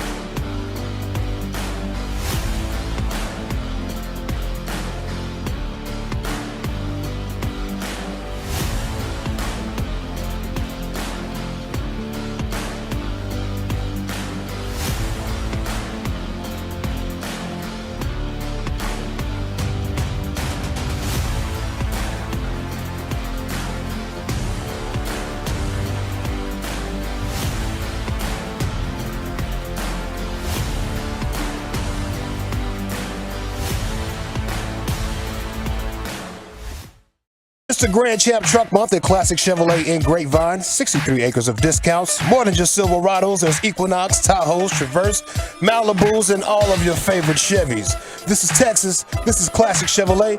Relax and enjoy the difference and find new roads, y'all. Thank you, Lucius. It is the G-Bag Nation here on 105.3 The Fan. Hope you're having a great day. RJ Choppy is the smartest college basketball player on his own show. Lost the bracket challenge. Yeah. So he's in the midst of a bet payoff. He's been pretty much here in studio all day long. Chop, how you doing? Oh, it's a long day. I don't know how these people with 9 to 5s do it, man. This is brutal. This is awful. My goodness. Now, what is the bet payoff exactly? Here all day? Helping yeah, in so I was way? the intern. Okay. So I was going through like music beds. Was that the Post Malone? Was that the Sickick bed that just came back? That was was that Post with Matt Morris? That was Mark Morrison for sure. Right, but have you Did heard that one that Post I Malone's haven't got? heard it. I haven't heard he It's a sampled that. mashup. Okay. Well, good for him. Posty. Yeah. So I was doing that. Mr. Ring Around the Tub. I'm sorry. Go ahead. Music. Okay. Yeah. And then writing some good old liners. Right on. For promos for the station. Got all you guys in there. Well, thanks for hanging out, man. It's always good to see you. Yeah, I never see you guys. With the breaks and shows the way they are. Usually it's like we see them on road trips at the Super Bowl or Oxnard or whatever it might be. It's great to have the Chopper in here. It was crazy walking in the bathroom and having him as the attendee, helping me wash my hands, It's a putting nice the soap touch. on, asking me what I need, and of Do you course, need breath mint? They give you a mint? Yeah. That might be the most important thing you can use right How now. about is a cool water? mint. You got cool water in there? I had cool water. I had cigarettes too. I mean, I had everything in there. Little Lucy's for 25 or what? Here's Brian Broaddus with Krusty's Corner. Thank you very much. No, appreciate that. It's good to have you here, Chop. Oh, good to be and here. real quick though, we were talking about the Masters. Mm-hmm. Is that one of your bucket list sporting events? Going to the Masters? I went. You went? Yeah, I went in like 2019, the year Tiger Okay, won. I didn't know if you've ever been to the Awesome. Masters. It's If you could go, you got to go, right? yeah. I mean, it's like stepping back in time. Like you could see, like you walk in there, But you and- don't follow rules. So how No. did you take all that? The no running, no being loud. keep your pants on. Yeah. keep my pants. So no cell phones. No Well, cell at the phones. time. I don't know if you can have them now, but like this was like 4 years Yeah. ago. I had to leave my cell phone in the car, so I had like one of those like disposable cameras. Yeah. that just come with the most awful photos ever. Like the Kodak. Yeah, the Kodak little ones, Kodak but thing. Yeah. it's real. Like, look, it's really cool. Like you drive up, it Oh, no, it is. It's It's in the neat. middle of. It's right next to a Hooters. Yeah. Like you wouldn't even think that there's Yeah. a golf course that's right there, but Hey, there's John Gruden. Yeah. yeah. Is he making the wings And back John there? Daly. John, hey, I was with John making wings in Clearwater one time. But you know, it's funny you mentioned that because you're right. Because you drive along the main road, not the Magnolia, not that Right, straight, yeah. but like towards if you go to the backside of the course, it's all bushes. It's Mhm. like these really tall bushes, so you can't even see back into where the course is. Is that Like to keep the women out? Well, It I is, guess. yeah. Keep everybody out. And it's got like in the front of it, like where that main drag is, Yeah, where all the Magnolia. restaurants are. Yeah. It's just like a regular chain link fence with like the tarp on it, a green Yeah. tarp. It doesn't have like a nice gate. Yeah. It's just this weird fence, and then bam, there's the golf course. Kind of crazy. But yeah, if you have the opportunity to ever go, whether it's a practice round or the actual tournament, you need to go. It's totally worth it. I'll house about 4 or 5 pimento cheese sandos and call it a $1.50 day. each, man. You can't beat it. I tell you what, and the Wow, beers are steal. beers are cheap too. It's like $2 beers. Like I remember, like yeah. But you can't get hammered in that crazy, right? You got to keep Well, it together. no, you could get hammered. Huh. You can get hammered. They'll kick you out if they think you're too hammered. Okay. But you can't like yell, out of way, or you can't be that guy. No know? you demands. Yeah, no you the man. So all that, happy you yeah. suck, you jackasses, or anything like yeah, that. you can. This ain't the waste management. No, thing. Yeah, there's that certain waste rules. There are management things you thing. got to do. Yeah. Watch out for, but it's really awesome. Like It is If you're a awesome. golfer, it's really cool. You have no idea how hilly it is till you're on that course. Yeah, exactly. Did you stand real quick? Did you stand behind 18 and look at that shot that they have to hit between those? Yep. Those two trees. I stood on the green and then down back like by the tee box. Yeah, behind the tee box. Yep. It's amazing that with so much pressure on them that they can hit that So shot. tight. So tight there. Yeah. All right. Bruce Feldman of The Athletic. He does a thing every year where he does a mock draft, but he talks to college coaches about these particular players. So he gives you quotes. So I'm going to go through his mock draft, but I'm going to go through it in a way of the focus being on the NFC East. So you guys tell me if you're like terrified what is about to happen from Bruce Feldman here. Terrified. But I want to read some of these quotes from these coaches as well. Okay, we'll start with the 10th pick here. It belongs to the Philadelphia Eagles. This is from New Orleans. They're going to take Bijan Robinson at this.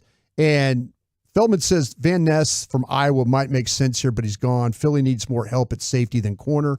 It's too soon to jump for Brian Branch or Sidney Brown. They need some help at running back, and this is the most gifted prospects to come along in a few years. Okay, now this is the coach's intel. My goodness, this kid is unbelievable. He has great vision, size, power. He will block. I can't say enough great things about him. He should have left 3 years ago. He's so big and strong. He's going to be an incredible NFL player. And this one guy said, I think he's the best player in college football. Watch him. I get why NFL teams aren't picking running backs in the top 5. But, man, he's physical. He's got good long speed. He's selfless. They use him to block on the perimeter, pass protection. He's an elite route runner.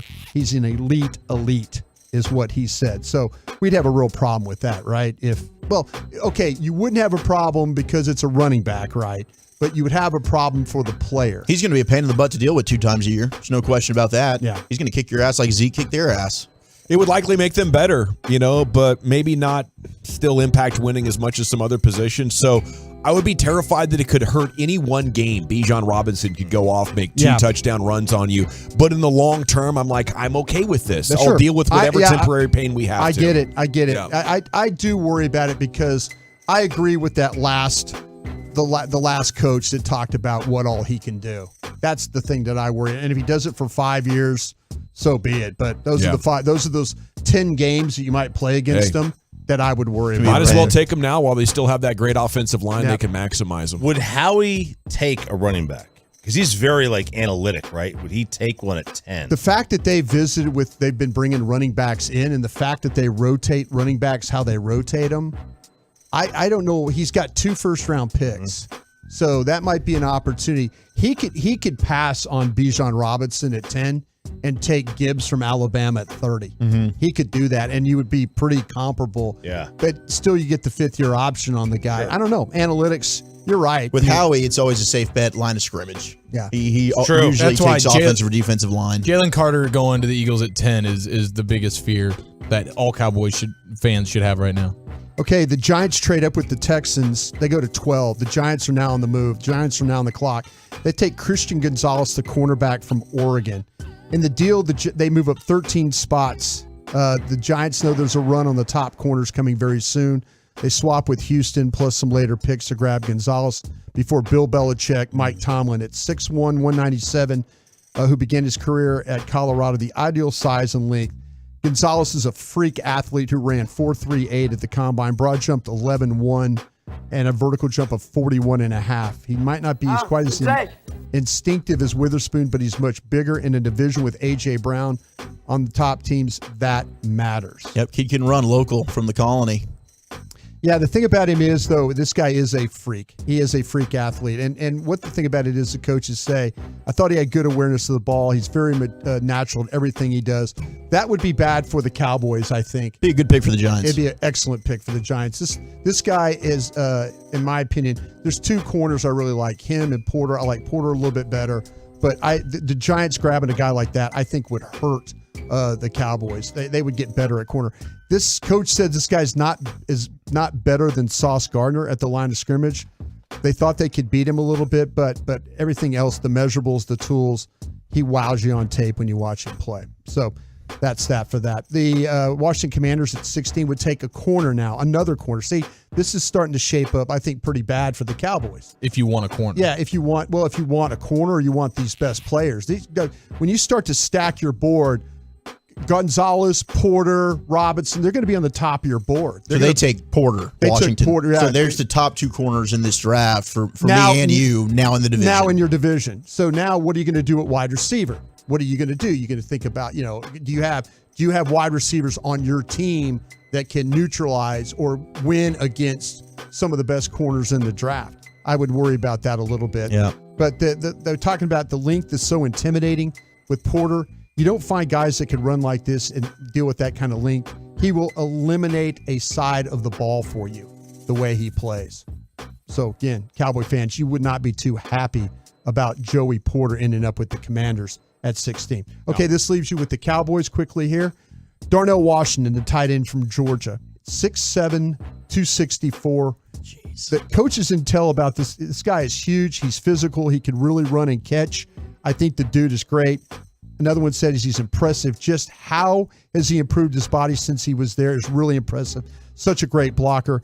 And he goes, another guy said, our safety tried to hit him. He ended up knocked out on the play. Oh, dang. So that's when you runs good routes at that size too. Yeah, he is. This guy, fast. Yeah, he's absolutely. He tested really fast. He does kind of lumber when you watch him, but he funny can move he's for so his size. big. Yeah. He's so It just big. doesn't look fast. Yeah, it's the thing about it is, but his the lateral agility and stuff. His shuttle times are comparable to defensive backs' shuttle times. It's incredible. Really good. I like that. It's the old 2-for-1, man. You get your O-lineman, Dawson, and you get your playmaker. Yeah, dude, this guy can block his ass off. He can block. And then at the final, He's going to need his ass to keep blocking, though. With the 30th pick, Got that dumpster truck. The Eagles take Keon White. He's an edge from Georgia Tech. I think that's a reach myself at that pick. So at 30, I don't think I would take him there. I think there's going to be other players that are going to be on the board better. So if the Eagles were to take Keon White, I would say the Cowboys in the division get a win on that one. I think they're going to be better players at 30 than him. Right I'm on. a little nervous about that one. You hanging out for a while, Chop, or you heading out? Hanging out or heading out? I can do one more. Yeah. Let's madness, bro. Let's madness together. Talk some March Madness. Okay. Yeah, that's perfect. Yeah, he's all right.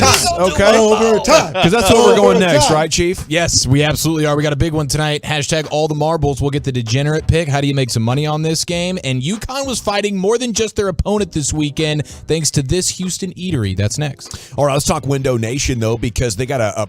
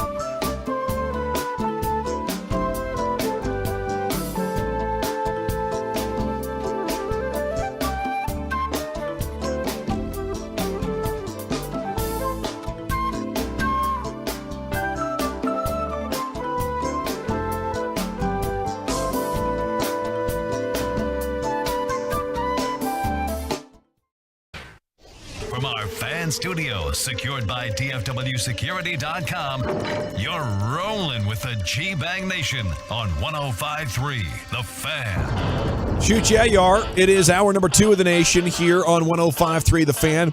And Chia Follows about to give you some March Madness greatness right here. There's Brian Broaddus donning his LSU t-shirt once again, gloriously celebrating the latest championship. Kim Mulkey, an absolute legend now, absolutely. First coach to take 2 different women's programs to the championship. She got it done. So congrats to LSU Nation out there.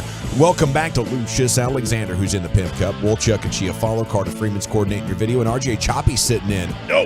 As Chiafalo delivers this March Madness extravaganza. Yes, sir. Gaylord Choppy's going to give us his degenerate picks for tonight's game. UConn, San Diego State. It was one heck of a weekend. We had one hell of a March, ladies and gentlemen. So let's give a big clap for old Marchy March this time around. Nice really, job. really fun one. Not so fun for UConn's Jordan Hawkins over the weekend, though. Hey, his team gets the victory. He had like 13 points or something, so congratulations. But he was fighting through it the latter half of the week in Houston, thanks to some good old-fashioned food poisoning and bubble guts. And I'm curious if anyone who's had food poisoning before, or if you were to have it and you know the food item or the place that you got it from, would you retire from that food forever, that restaurant forever, or would you be willing at some point to dip back into those food poisoning waters? Jordan Hawkins, after the game in victory celebration, how's this week been for you, bro?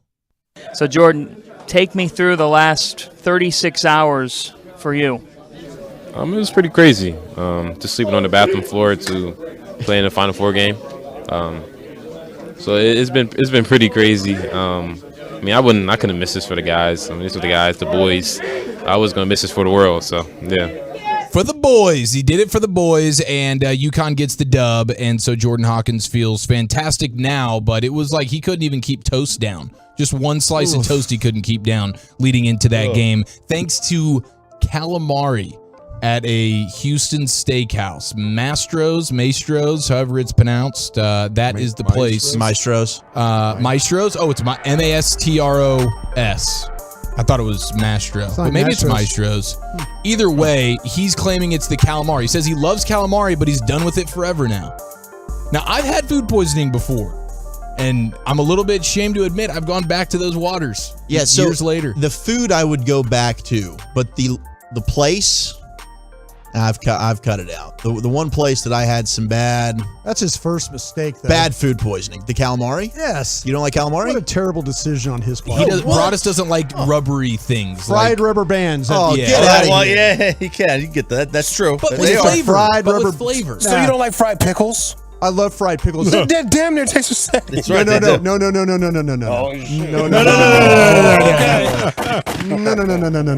Now, Broaddus loves him some fried pickles. I'll tell you what. I've seen him house. You guys could get fooled by breading, but that rubber band thing, don't. Well, you got to get them cooked right. You know that. You're a fried crawfish guy. Fried pickles are just Eric fine. and I would always start with calamari on our dates. Always. Look, you're at a nice steakhouse, but you still want something fried to eat. What are you trying What's to? wrong with you? You trying to impress people like the? Oh, hey, We're just big sophisticated. calamari fans. Yeah. We're not impressing anybody but each other. Yeah. It's our love language. You don't like the squid ones either? Nothing. No. Squid, octopus, and I love sushi. And to your point, I would absolutely not stop eating sushi, even if I got sick eating sushi. Okay. I think Respect, dude. I think the place has a lot to do with that. Yeah, I think if the way that you handle food, the way you keep it in the cold lockers and stuff like that, if you leave it out, if you're not responsible, if you're not checking dates on it, you deserve all the grief you're going to get for your restaurant if you don't handle your food the proper way. Amen. Handling's huge. If people are getting sick in your restaurant, you don't need to be open. Yeah. But calamari is one of those things that if you don't handle it properly, because it being the type of food it is, you have to keep it at a certain temperature, then you're going to have people get sick. It was bad chicken that did me in. Yeah. I don't know what it was for me. I think it was the crushed ice in the Cabo San Lucas airport. Gotta so water, I'm bro. going back to crushed ice. Yeah. I just won't have it at an airport in Mexico again. That's a good tip. I'm going there like a couple of weeks. Yeah. Okay, Dude, I had my defenses up all weekend long. I get to the airport and I wasn't thinking, and I'm like, yeah, sure, crushed ice with my soda, fine. 12 hours after the wheels down, it went down for about 18 hours. The problem you have to think about as well in Mexico is they wash the vegetables. So if you're ordering vegetables, even washing those, putting water on the vegetables, could be like if you're eating salads. Yeah. You go to one of these places and you order shrimp salad, and it's like you're eating the lettuce, but they've washed it in the dirty water or the water that they use. That could get you sick too.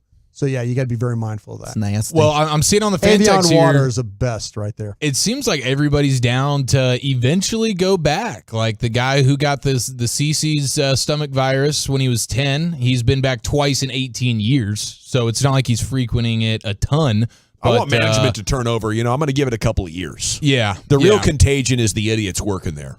I need to turn them over, and then I'm willing to give the actual physical place another shot. Okay. Yeah. I did the Taco Bueno thing, and I hate to say it, Walchuk, and it was a weird deal. I didn't go inside an establishment, but I was given a Chick-fil-A chicken sandwich that had like a pepper jack cheese deal on there. Okay. Looked weird, and it crushed me harder than anything. It was the worst thing that's ever happened to my body. That's the pepper jack cheese. And I've still gone back to Chick-fil-A and Taco Bueno.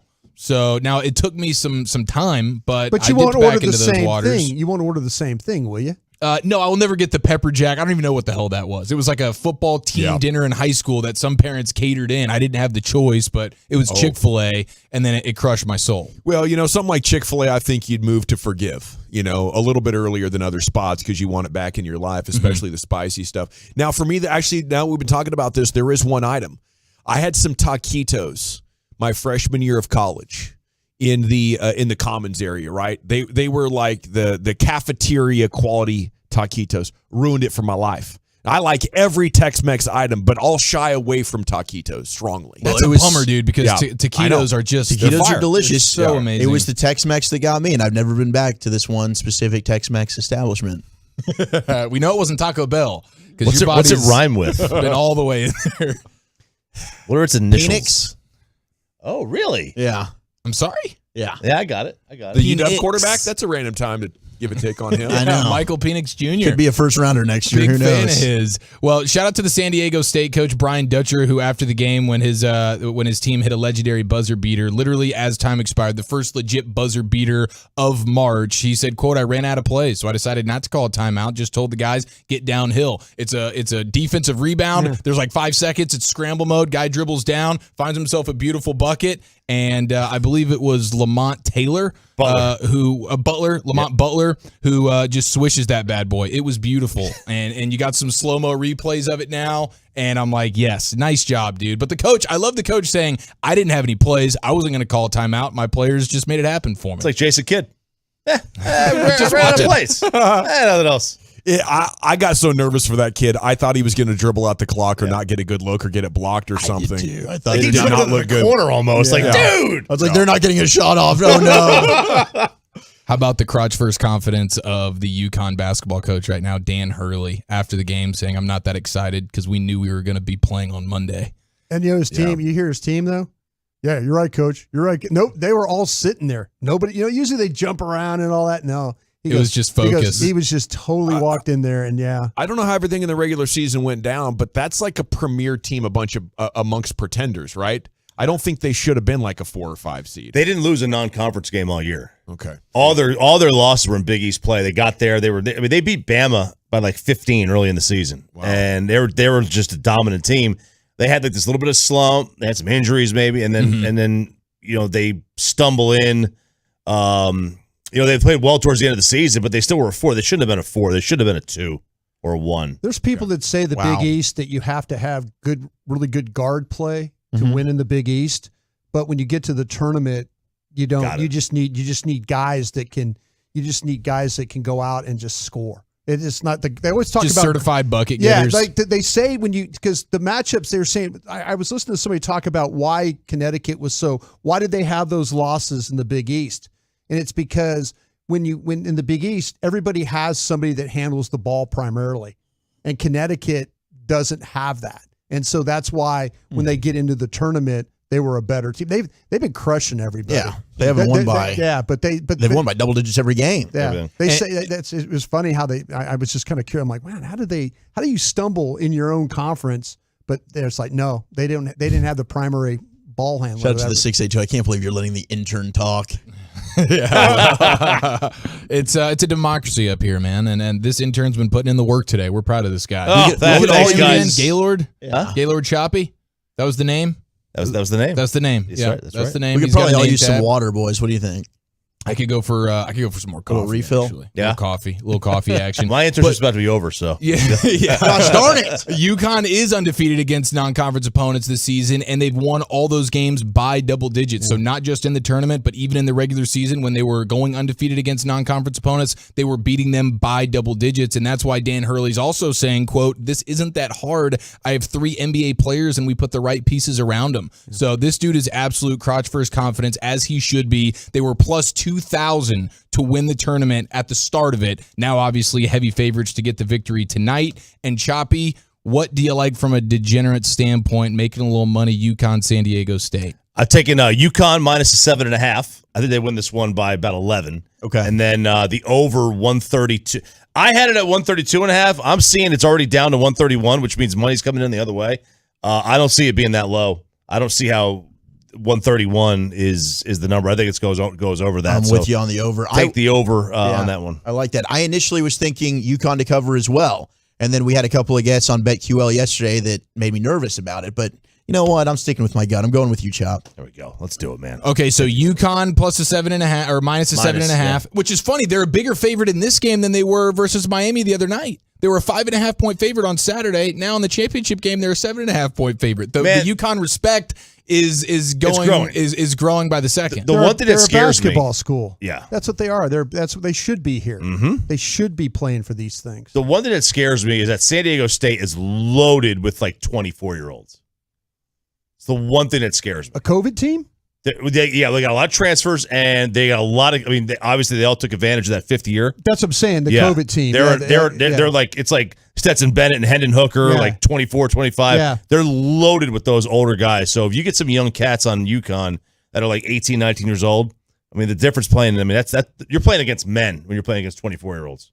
Yeah, they're loaded from that standpoint. They had a chance last year. They had a terrible situation where they lose at the end of a game, but they could have gone on a bit of a run last year. They've done it now this year, and I'm excited for the game tonight. Where's the party at tonight for the game? Are we watch partying at Club Chop? Is that the plan? Oh no, we're at we'll be at Sarah's tonight. During the week we stay down there in Fort Worth. Oh yeah, you like it more over the there? weekends. Like at her place during the week, my place on the weekends. Okay, I got the Oasis. Good system. Well, the pool in the backyard. Yeah, it's not a bad deal. And why we got you here, Chop? These Rangers right now, are they doing it to your body like they're doing it to ours? I mean, I can't stand up when I'm watching the game. Me either. I got to keep my pillow over me. Tight pants. It's a good problem to have. What? I'm just curious about your baseball thoughts. It's fun to have a team that actually matters right now. It is. I mean, it's at least one team that we can watch right now that is doing well. Because the Mavericks certainly aren't that. Are you looking forward to stars? Are you looking forward to them shutting it down? Do you agree with this idea of not even trying to get to the play-in? I hate that approach. If you have a chance to make the playoffs, I think you need to try to make the playoffs. Like if you're already out of it and you're just tanking to get positioning, fine. But if you have they have a chance. It's a small one. But they got a chance.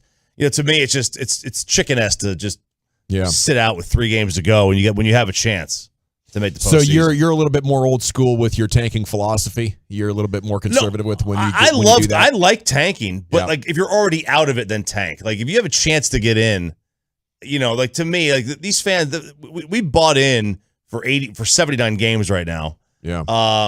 Don't get there and just say, nah, we're gonna pack it in.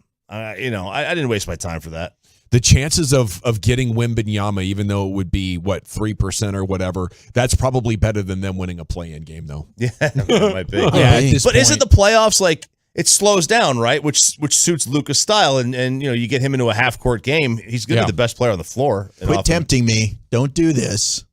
I mean, I think if they could go back to what they were and just sort of have a redo and not have the morale collapse like it has, I like how they match up to just try to outscore teams, and I think they could be scrappy enough to win a playoff series against a lot of these teams in the West. It's just everything that's happened in the last 3 weeks. It's going to be impossible to get hit with the defibrillator and spring back to life. Man, shout out to the 469 who says the IKEA meatballs got me a while back, but I still eat them every single Saturday.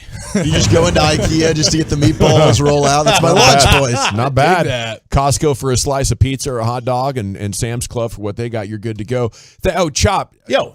Are you watching the women's tournament? Are you into these women's storylines? I wasn't really into it until the Final Four. And then, Caitlin Clark kind of took over and then, brought us as LSU girls. Yeah. That was a show yesterday, Good man. show. Yeah. That was a show. That was that Iowa Louisville game from like a week and a half ago, that Sweet 16 game or whatever. Mm-hmm. It had more viewers than any NBA regular season game on ESPN. I was stunned. by that, but it was. Yeah, very popular. The tournament. It did a really nice job. It really did.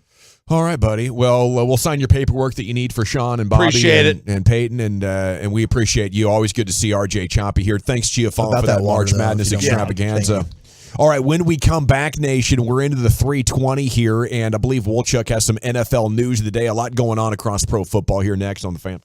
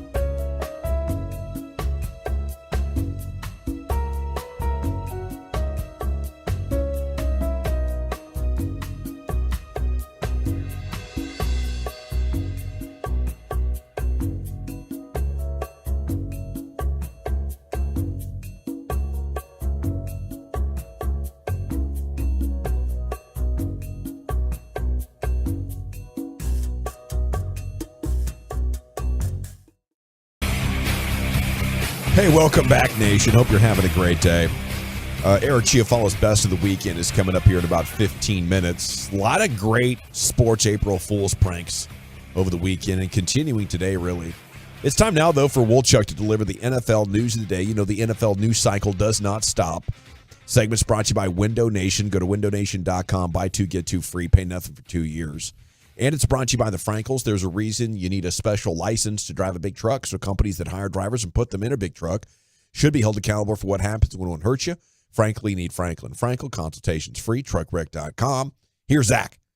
Thank you very much, General. How about a possible Cowboys reunion with this wide receiver? We've talked about it during the offseason, and now it appears this team is looking to trade him. Or maybe we can get a post-June 1 cut, which means you can just pay him whatever you want to pay him. But the Dolphins have put out there, according to the Miami Herald, that they are looking for a trade partner for wide receiver Cedric Wilson. Boom. Now, he has an $8 million cap hit for 2023, and that appears to be the motivating factor in why the team wants to move him.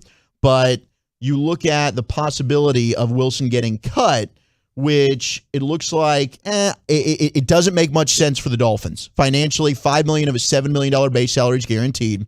So his cap hit would also drop to $6 million if he's a post-June 1 cut, and just $7 million if he's cut before that. So you're looking at $1 million savings there, which is why they're going to be really trying to move him. But I do think if they want to just get him off the books, they might be willing to take a very late pick, day 3, just like you were able to do for Gilmore and for Brandon Cooks. But I'm thinking a 6 or a 7 maybe to get Cedric Wilson back. Would you guys be open to this? Yes, it would have to be a very late pick because at $7 million, he underperformed that contract. He played like a $1.5 million player. So I'm probably asking for Miami to give me some money. And there's a benefit here because if he's traded, his cap hit drops to $2 million or $1 million, depending on when the trade occurs. So again, Miami would have to absorb all that guaranteed cash, yes, and the new team just gets to pay him. Oh, yes. Then, yeah. So the Cowboys aren't having to pay him that much money. A 6, we got a deal. Yeah. Maybe you could get him for a 7. I'd be in on that as well. I did hear Albert Breer talking about how teams around the league expect DeAndre Hopkins to end up just getting outright released by the Cardinals because teams don't want to give up the assets for him and they don't want to take on his 2 years, $34 million contract. So if that's a guy that could end up being cut, I don't think I would rush into the Cedric Wilson trade waters, but it'd be something that Miami will wake up in training camp and still be ready to trade this guy. So if you find yourself needing him, but let's get through the draft. Let's see what happens with Hopkins because, dear God, let him get released and then we'll all go pouncing on him. But then if you get to training camp or you get into the summertime and you're like, we could use something, Cedric Wilson's a great fallback option that I don't think any other team will be wanting to trade for. Yeah, with Albert Breer's report, which is what we were sliding into next, so a good segue, but the Patriots were the one team that was trying to trade for him. They didn't want to take on the contract. So they said they would pay way, way less than what the Cardinals initially asked for, and Hopkins would need to adjust his contract in order for them to acquire the former All-Pro. So you still have the Patriots that it seems like have expressed the most interest because they want to try and add more playmakers around Mac Jones. But it will be interesting if the Cardinals end up outright releasing him. I don't see the benefit for Arizona in doing that, but you never know. If things get contentious with the player, maybe you just need to move on. Yeah, I kind of felt like that the one thing that if you were able to work out a deal for Hopkins, I felt like that you would probably get the opportunity that he would reduce his pay for you. I don't know if he'll do that for the other teams. So that's something that you have to consider, and I'd see why the Patriots would not be interested in that. If you can't get that assurance that he would reduce his salary. Cowboys did a really good job of not only making people pay, for these players, to giving you money, but they've also been able to not have to add any new money. I think those are two really good things for the guys that they've been able to add. I mean, Hopkins is so much better than Michael Gallup. It's insane. I think he's better than Brandon Cooks as well. In 9 games, he gets 717 yards. He's catching 68% of the passes thrown to him.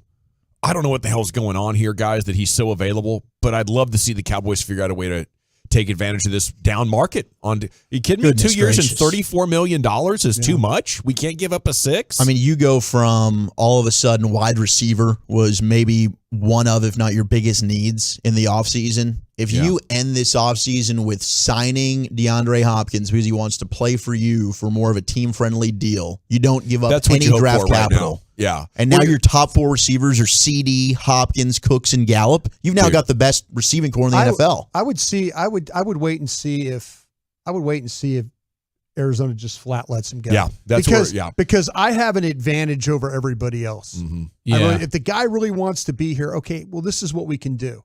And he might say, no, man, that's not enough. Okay, fine. Then we can't afford you. But if he's willing to reduce his salary for you to have him on the roster and he's out there free, you might have an advantage here. I think there's lower extremity injury concerns with Hopkins as well. Like if you go back to 2021, he missed some time due to a hamstring issue. Yeah. Then he missed 3 games later on in 2021 because of that. And then at the end of 2021, he tears the MCL, misses the rest of the season. Then last year, he's late coming in due to the suspension. And then his knee, the same knee that he had the MCL torn the year prior, it flared up on him and he missed week 17 and 18 last year. So that's something to monitor. You're talking about over the last 2 seasons, hamstrings and knee issues for a guy that right now, if you trade for him, you're paying him $34 million over the next 2 years. I think that has something to do with it as well. Yeah, it probably does. I do wonder about missing week 17 and 18 last year. Like if they're competing for something, if they're actually playing meaningful football, does he suit up and play? Fair. But you're right. I mean, he has dealt with some of that stuff. So absolutely, these are all things teams are taking into account. Now, we've got draft rumors coming out, and I can't believe we're already like 3 weeks away almost to the NFL draft. This thing's getting crazy. But the Texans reportedly are not a lock to take a quarterback with the number 2 overall pick, according to NBC Sports. One league personnel man believes the Texans could pass on taking a quarterback at 2 and instead use their second first rounder, number 12 overall, to facilitate a trade up to the board to take whichever quarterback that they like. Peter King points out that Caserio can be conservative if he doesn't absolutely love a quarterback at 2, and he may not force it. So you take a Will Anderson, you take whoever you think is the best other position player in the draft at 2, and then you kind of wait and see how the quarterbacks fall, and then maybe make an aggressive move to move up from 12 to go get your guy. Who's moving up? Who's moving up to go get a quarterback? Outside of the top 10? Yeah. I don't think there's any team that's really going to go up and get one. I mean, Washington, we've always kind of considered maybe they're interested. So who Tennessee? Who are they trying to fleece? Who is Houston trying to fleece to come get a quarterback at 2? I don't know that that they want to trade back from 2. Yeah. I don't know that they'd be moving back. I think they would just not take a quarterback at 2. They would just take Will Anderson if they think he's the best player in the draft. Or, I don't know, maybe it's Jalen Carter, whoever it is that they want there too. They take their guy there and they move up from 12 into the top 10 if they can. That seems kind of messy.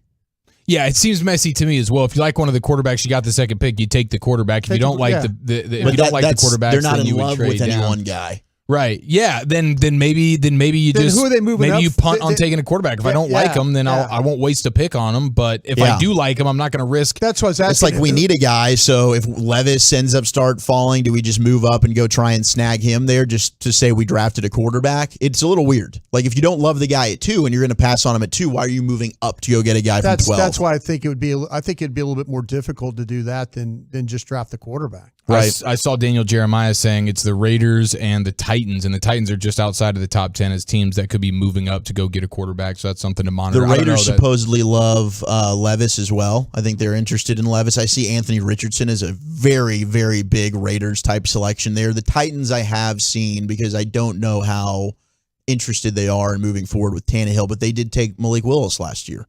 And I don't know. I mean, are they kind of out on him already from the little sample size they saw this year? Yeah, if you have the opportunity to draft a quarterback right now, I think you have to do it despite what you think about Malik Willis. Well, the spot to move up to might be third overall with the Cardinals. The Cardinals are the team, according to Daniel Jeremiah, that's looking to move back. He said, quote, "Can I give you the team that I have been told to keep an eye on that's exploring this and looking into this?" Again, this is just people around the league who said don't sleep on the Titans and the Raiders. Those would be the 2 teams that can move up to 3 with Arizona moving back. This is where that coach getting fired messes you up because Peter Schrager from the NFL Network, You're right. Peter Schrager had their pick every year that Cliff Kingsbury was the coach. He knew it. He had every year he had the right pick.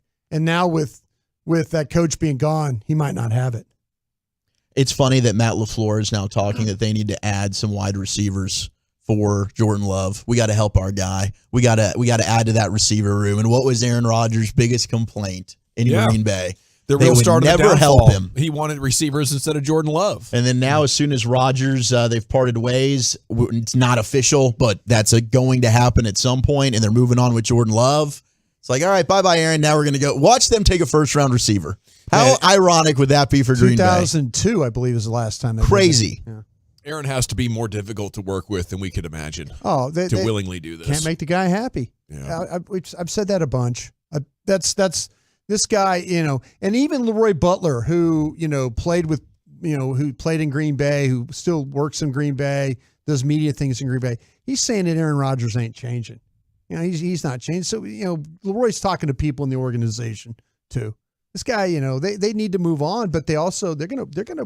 I think the Packers are gonna wait and if it benefits them, if it benefits them, say salary cap wise or compensation wise, I feel like they're gonna do the right thing for themselves. They don't care what the rest of the league thinks. The big news today was about Jalen Carter, and we talked about this during Crosstalk, but Jalen Carter, the Georgia defensive tackle, he's scheduled to visit with the Bears, who picked 9th today, and then he has a second visit scheduled with the Eagles, who have the 10th pick. Drew Rosenhaus, his agent, saying that he's not going to meet with any team selecting outside the top 10. He said, quote, I'm confident Jalen will go in the top 10. He's a good person, a family man, loves football, and is a generational talent. Is that something that you don't think is a smart idea? I saw it was Gerald McCoy, former top 5 pick, and had a cup of coffee with our Dallas Cowboys. He said whether he's expected to be top 10 or not, his recent circumstances in his workouts, this is not smart.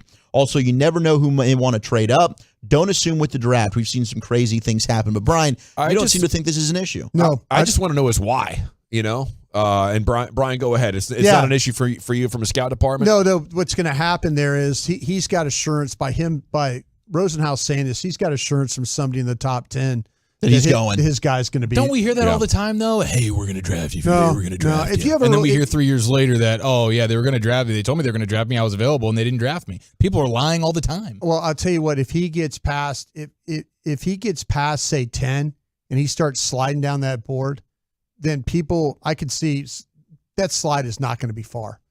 But I think the opposite. I'm like, why?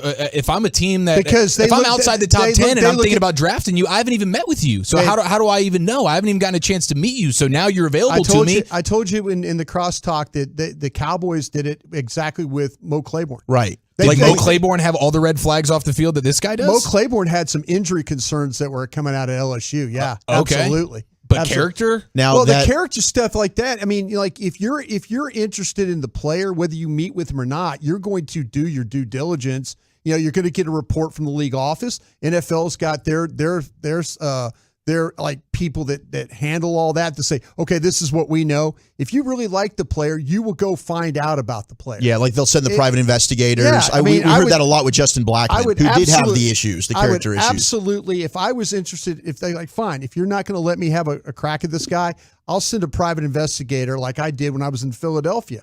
I'll send a private investigator to go sit with a guy for a week or find out information for a week and come back. If I'm after 10 and he drops, I want to know, why didn't he want to come visit with us? Is it because he doesn't want to be bothered?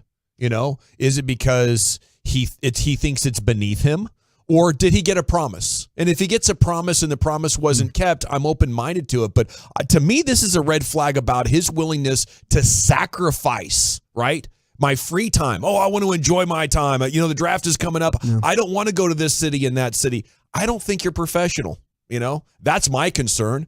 How are you going to rehab from injuries? Well, and are you going to be on the plane on time? Issues, that is what we've heard about him. What else are you too cool for? Do you already think you're the superstar? You got to pay dues as a rookie on this team, son. Nobody's made it. Yeah, I guarantee you, though, when people start to put their board together, he'll be a top 10 pick on most people's board. Yeah, I don't see him sliding out of the top 10. That's the reason, because the film's undeniable. Yeah, I don't need to talk with this guy. That's the whole idea right there. They're like, fine, if and you know what, to be honest with you, though, if teams start bringing him in, like anybody beyond the top 10, you might be signaling to somebody that you're like interested in going and getting this guy. Yeah. I would be just fine if I'm sitting there at 13. That's a good point. And like I don't have to tip my hand that I might go get this guy. I'm fine with that. So a face-to-face interaction like that is maybe a little overrated then, Broadus? Way overrated. Okay, we do have 3.5 weeks to go into the draft, and I'm sure there's going to be plenty more misdirections. It is lying season indeed, Chief. What would you like to do next? We have all the April Fool's fun from this weekend, best of the weekend, including my wife, who absolutely crossed the line. And Welchuk did something for the first time in 31 bleeping years. I did? That's nice. Okay, before we do that, though, if you've never leased a vehicle in 31 years or however old you are, it's time to saddle up.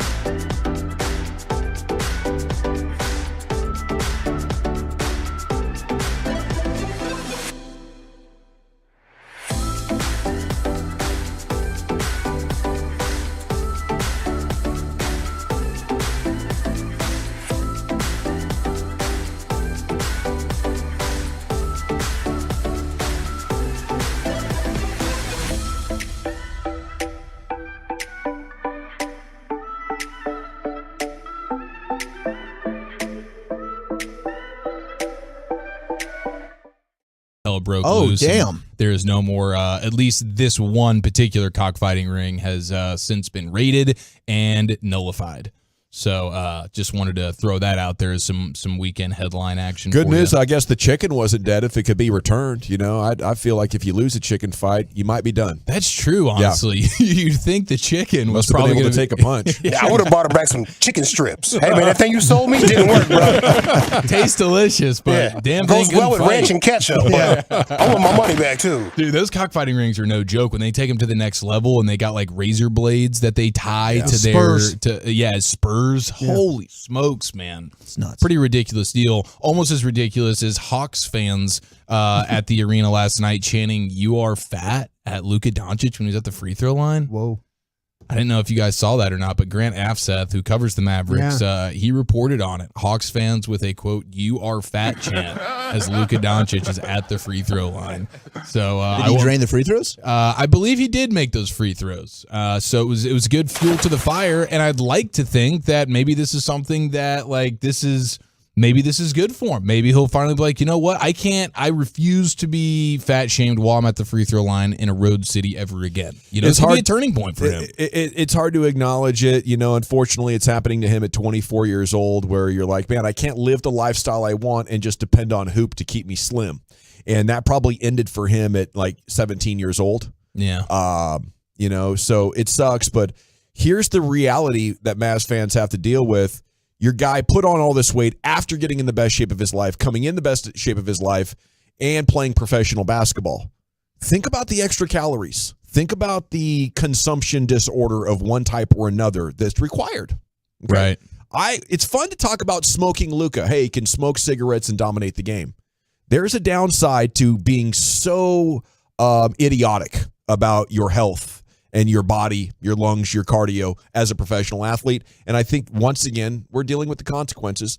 But the facts are he's still a top 5 player, even with 12 Like extra pounds. we can complain and whine and say that Luka's out of shape when he's having 40-point triple-doubles and he's doing things on ridiculous, all-time great pace right now. Come on. Well, so it's an issue that he's overweight. Is he? Yeah. In the fourth quarter, he is. Come on. No, I'm not. Quarters 1 through 3, he's not overweight. The fourth quarter has not been a great quarter for him. He seems to look like he put between that third and fourth quarter intermission, there is something that is being added to his body, and you can see it on television. I just don't know that he's ever going to be that guy. Well, he better be if you want to be a good enough defender to win a championship. He's half a superstar right now, and damn close to the end of the finals last year. He's given up, and he played good defense at times last year. I just want him to be the best possible player he can be. I'm with you, but I don't know that he's ever going to change that. Be the best version of yourself, Luka. It would have been funnier if they were just chanting "Fupa Doncic" though instead of "You are fat." That's it would have what been had a bit more discretion involved. Has more of a ring to it. Hawks now, that same Hawks team is now the single most average team in NBA history. Get this. They're 39-39. They've scored 9,209 points. They've given up 9,210. They're 24-24 against the East, 15-15 against the West, and they've been within one game of 500 for 72 consecutive days. No way. Everything about this team is just as cookie cutter average as you could possibly be. And so shout out to the Hawks for that. Also, shout out to Victor Wembanyama, the obvious #1 pick in the upcoming NBA draft. He had a play that I've never seen before. He's 7'4". He's got handle. He's got range. He does a step back 3 ball. It doinks off the rim, and he comes back, gets his own rebound. He gets his putback and dunks it. Imagine shooting a 3, it doinks off the rim, you go catch it off the rim, and then dunk it back while also getting fouled. I don't know if they called the foul, but it was pretty. He's playing in-house Nerf ball right now. That's how you play when you play with your brother at the crib. Yes. Yeah, that's it right there, bro. Bro, and he's doing it against legit basketball players. I know it's not as legit as what he's going to find in the NBA, but that was something special. And it was funny to see him. He fooled some people. There were some good sports April Fool's Day jokes over the weekend. And Butt Crack Sports tweeted out, people got butt cracked, and then he added fuel to the butt crack fire here. Watch, breaking. Victor Wembanyama will not declare for the 2023 NBA draft. He will play another season for the Metropolitans 92, whatever team that is. And so people are getting fooled by this. People are getting butt cracked. People don't understand. Then Wembanyama quote tweets it and says, "Yes, indeed," and tags his team, the Metropolitans 92, and puts the prayer hands up. So now Twitter has been set ablaze, and everybody is thinking that Wembanyama, including a texter from like 20 minutes ago right here on the truckwreck.com fan text, texting in saying, yeah, Wembanyama announced that he's not going to declare for the draft. That was an April Fool's joke. April Fool's joke. Why wouldn't he declare for the draft? Come on. Now, I don't know if that's better than this, which is the St. Louis Battlehawks putting out an official statement on their Twitter account saying that they're going from St. Louis to Los Angeles the same way that the Rams did. That hurts. That got some St. Louis fans a little bit fired up, and it fooled Kevin Hageland all the way up until his show. In the middle of his show today, he was talking about the move like it was actually a move until Corey and Baskey had to correct him on it. So even Hagee got fooled. I think there were a lot of good ones today. Maybe because it Lily makes more sense. Maybe because the day was Saturday and we weren't at work where people were reminding you it was April Fool's, but I got a couple of times on social media like, no way. And then I'd Google it just to confirm it and I'd be like, oh. I did the exact same thing. I had a Tolo send me DeGrom already is dealing with shoulder tightness. I got by that And I'm one. like, are you freaking kidding That me? was believable. And then nobody else but this guy made a tweet about it. So I realized it's an April Fool's joke. You're full of bleep. I was reading they're moving the Space Needle from Seattle to Portland to foster like good vibes between the cities. And I'm like, what kind of hippie bullcrap is going on here? I'm Googling it, like ready to fire off a Facebook post. I'm like, oh, geez. Almost had you. It was very prevalent out there today, this weekend, Chiafalo, as you're well aware of. It really was. I got in the worst way. I don't know who had it worse, me or Oklahoma Sooners fans, because Sooners fans had a 5-star defensive lineman who's like a top 10 player in the 2024 recruiting class tweet out a graphic in a Sooners uniform, and he says committed to David Stone, committed to Oklahoma. Oklahoma fans and Sooners are going nuts. They're loving it. And then he says April Fools, didn't make it, but it had me convinced. Sorry. I was like, wow, dude. So somebody sent it to him, and then he tweeted it out. And so from his own account, he fooled Sooners Nation, which was amazing. Awesome. But nothing was worse or more offensive or egregious and disrespectful than what my wife did to me on Saturday night, where me, my wife, my kids, my parents were all over at my brother's house just playing, having a good time. It's now at the end of the day. I know it's April Fool's now because I've seen some of these things on Twitter, but it's not at the front of mind. All of a sudden, my wife walks into the living room, and everybody's kind of gathered around, and I see my brother pulls out the cell phone, he puts it on me, and my wife is like, hey, I need to tell you something, and like all eyes on us. I see the camera. I'm like, oh no, I know what this means. I've been here before 3 different times. And she hands me a pregnancy test, and there was 10 solid seconds where I thought 10 days post vasectomy I was gonna have a 4th kid in 4 years. And then I realized, it dawns on me. I'm like, oh, it's April Fool's. And then, okay, all the video is amazing. ensued. You showed it to me yesterday during our BetQL show, and I can Genuine fear on my genuine face. terror. Yes, absolute terror. That's crossing the line. I think I'm all for a good April Fool's joke, but dear God, I loved it. I saw the video last break. I think Mrs. Chiafalo could win G-Bag of the Day tomorrow with that cut. That's I'll shoot it gold to right Lucius. there. Yeah, I don't know if it translates Chiafalo's look on his face, but I'm going to post it. It's pure panic. It really is. And salute to your brother and your wife for getting you as good as anybody got this April Fool's. How about you, Brian? You get got? I'll tell you what. No, I was, because you know what? I read my emails, right? What emails we got from the company about talking about stuff you do on April Fool's Day, and stuff like that. So I was kind of reading like, okay, don't post. They're like, don't get us sued. Yeah, I was kind of thinking like, okay, we don't got it. What can I post? What can I not post? That kind of thing. So I was I was very mindful of that. I was thinking, okay, don't get fooled. Don't retweet something. Yeah. That's what I was kind of worried about. Yeah, better safe than sorry. Hold your water all weekend online. I was trying. Yeah. Okay. We will have Rangers GM Chris Young coming up at 4:20 right here on your home of the first place Texas Rangers. That means Woolchuck's top 10 at 4:20 slides into the next seg. What do you have in mind for us, Wooly Bully? So our old buddy Zach Rowe, Zero, reached out to me. He said, dude, I'd love a top 10 MLB walk-up songs list. So I've got the top 10 best MLB walk-up songs of all time. 877-881-1053. If you had a walk-up song, what would yours be? Next on The Fan. The more you listen, the harder we cry. Cry, cry, cry, cry.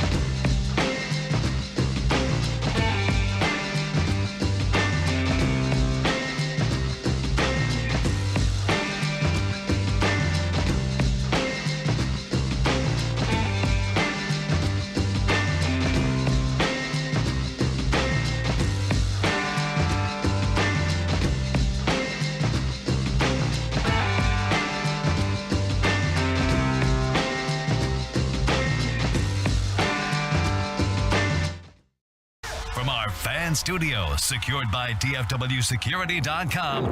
You're rolling with the G-Bang Nation on 105.3 The Fan. Hour 3 of the G-Bag Nation here on 105.3 The Fan. We have Rangers GM Chris Young coming up at 4:20 right here on your home of the first place Rangers, 105.3 The Fan. We're very excited to talk to him. Wolchuk has a baseball-themed top 10 he's going to deliver right here. Favorite walk-up songs, top 10 best walk-up songs. And the text is already coming in strong. 940 says Careless Whisper. One of the most underrated 80s songs. Guilty Feet Have Got No Rhythm. Ryan, of course, you remember that. I'm trying Guilty Feet, they got no rhythm. Oh, it's yeah, easy yeah, to yeah, pretend. Gotcha, Is that Wham? gotcha. Is that Wham, I think? That's something George like that? Michael. George Michael. Oh, yeah, Yep. George Michael, real Yep. good. Okay, you got General me. at your service. There's Broadus, Wolchuk, and Chiafala. Maybe I should ask Lucius, who was jamming out to the 80s today. Of course, he knows Careless Whisper. Yeah, I'm a big NXS fan. Yeah. So when he played that, You're one of my type. Yeah, well, Yeah. it's like, Gonna make a suicide of a blonde. Suicide Blonde's a great Yeah. one. Listen Like Thieves, Uh-huh. another good one. I mean, there's Michael Hutchinson way too early. Is the 80s way too early? Is that the new oldies? Is that what we're doing now? Or is the 80s the oldies? I guess so. I still listen to like some oldies. Technically, it's That's classic right. rock. Yeah. Maybe it's classic. Yeah. You ever go like to the grocery store and you hear something that you would hear in the That- club when you yeah. was back in the day? Well- Now it's like grocery shopping music. Yeah. You talk about 80s, Awful feeling, 80s bro. music like It's awful. Just trying to buy my That's melons. easy listening for them. Yeah. I was downstairs. The Yin Yang Twins. I was downstairs rapping with TJ, and all of a sudden the Go-Go's came on. Vacation, one of their songs, and it was almost stopped and waited for the second elevator. Yeah. I kind of like the Go-Go's back in the day. They were like the girl band, you know. I wouldn't admit that. Yeah, no, they're good, man. The It's a safe space. Nobody's listening. Okay. Go-Go's you're are right. good. They were Yeah, good my back in the bad. day. No, you're right about that. You're good, Brian. You can say whatever you want. Who else? What would your walk-up song be? Flirting with Disaster by Molly Hatchet. Okay. All right. I do that one with Rolling Stone. Yeah, that's good. I'd be strutting up there to that. Here's Wolchuk with your top 10. Thank you very much, General. I appreciate it. So Be shout the out, Wooly Bully song. shout out to Zero. I would probably walk up to this. Sam I think I Shamma would have Farris. to. Yeah, I would have to go to bro. Wooly Bully. Yeah, I'd have to. For sure. And shout out to Spitzy as well. I mean, he was like, you should really just lean into this. And I mean, Gavin gave me the nickname. I'm just partying with it now. Bully Bully, here we are. So I would definitely walk up with that. We got a lot of Thunderstruck love coming out on the text line. I think AC/DC is... I'm so tired of that song at the Cowboys game. Wow. Which one? Thunderstruck. They play a lot of Thunder, and they always, kickoff is always Welcome to the Jungle. Yeah. See, We need to change that. In high school, we were the Mountain View Thunder. So, and that song came out like in 91 or 90 or something like that. that was banging. that was my high school era. So we were jamming so hard to that song. I don't get sick of Thunderstruck. I love Yeah. AC/DC. They're my favorite band. Dude, the guitar They're intro your that favorite? starts it. Yeah. Bon They are. Scott. It's stupid. Which good. one you like, Brian Johnson or Bon Scott? I was more of a Brian Johnson fan, Oh, okay. but I like both. Okay. I mean, it's all about Angus Young, in my opinion. Okay. He's the man. Our guy, former Padre, former San Diego Aztec as well, and member of the Odyssey family, Alex Hinshaw, says the best walkout song ever is "You're Going Down" by the Sick Puppies. Was that what he walked out to? I guess. I guess that's what he did. You're going down. I'm not. yelling. I'm gonna have to look that one up. Different one. You're Going Down by the Sick Puppies. What a great name. 469, Mr. Crowley by Black Sabbath. That's an old school 70s hard rock song. That is That a would hard kick rock, ass to yeah. come out to. Yeah, that would be badass. Gavin, did you have one? You know, He other said than the the Rolling Rolling Stones. You Stones. went with Yeah. one. Yeah, the Rolling Stones one probably would. Yeah, okay. I don't know if you. He did the whole sing song and everything. It's like man. you How did actually forget had that? one when you played, and maybe they didn't do them. No, they didn't do them back then. That's a good question, though. I do like Spirit in the Sky, Norman Greenbaum. Yeah, That that's would a be- great song. I'd One-hit rotate. wonder? Yeah, I think he's a one-hit wonder. It was a That's one- good. But it's a timeless hit. Because I think RJ's kids, the sons, both of them, I think have their own walk-ups now. Like that's a thing that the kids are doing, which is great. I mean, you have fun with it. You can be creative. What about you, LA? Oh, yeah. So my name is LA, and we're talking about swinging. Yeah. So I like Kool and the Gang, Hollywood Swinging. Hollywood Swinging. Hollywood Swinging. Let me see. I had to pull it up for you right here. Oh, he's getting ready to come on out there and knock a dinger. Get on up, people. Alexander. Pants too tight, but I'm so bright. Yeah, that's bringing good vibes across the whole ballpark right there. That's a good call right there, Lucius. And a swing and a miss. But he makes everybody happy. 1, 2, 3. Not a great day for Lucius at the plate. think I might go Big Papa because of hardball. And that was like a connection point with baseball and Big Papa hardball. So I'd probably go with that one. Crazy Train being texted in. Crazy Train. Be good. Cashmere by Led Zeppelin as well getting texted in. We got some good texts that are flowing in here. Goo Goo Dolls and Yin Yang Twins. Dirty deeds and the dunder cheap. I'll take some of that. And the dunder cheap. AC/DC Hell's Bells is an honorable mention from Trevor Hoffman. That they used to play that when he came out, right? Yes. That was his, yeah. JD Martinez is another honorable mention. He would come out to Rick Ross's Hustlin'. Great song. And then how about Justin Verlander? Eminem's Till I Collapse, which might be the best highlight reel song to use. Like Till I Collapse is badass if you want to put together a highlight reel. If you need like some serious gym motivation, like you're at the gym and you're like trying to figure out, like you feel sluggish, you throw that on and then you're like, I have no choice but to just dominate right That'll get you going. All right, so number 10, best 10 MLB walk-up songs. Noah Syndergaard, AC/DC, Thunderstruck. Here we are. Brian, you can go bleep yourself. Just feel like you really can't go Leaf fans want. Like this doesn't get you going? It's a cowboy cheerleader thing. They need to change this up to open a game. Oh, that's bull. All season long, I saw you pulling out your pom-poms in the press box. No, I was brought us when this song came on. I was hustling up the stairs as we were outside. Shoveling the Brad Sham sushi into your face. No, yeah, I was hustling up those stairs so we can make it to the Yeah, broadcast. Brian, you start to see panic and fear. Like as soon as you're done with that pregame, and we it was gotta tough go on him too. Late season with the gout Oh, setting in. God, man, I can't remember which game it through was. the stadium. It was whichever. There was a lot of rain. Yeah. We were walking through the rain and the wind, and poor Brian, you were just gimping your way through there, man. There was a lot of agony and pain on your face. I felt bad. There's a lot for of you. running out to the car after those games. I remember that from my days with Jesse Holly. Yeah, Be yeah. tough. Brian told me the good area to park though. Oh, So really? that's You got helped. the hacks? Yeah, that's helped. Good. Number 9. We go to Chipper Jones, Ozzy Osbourne, Crazy Train.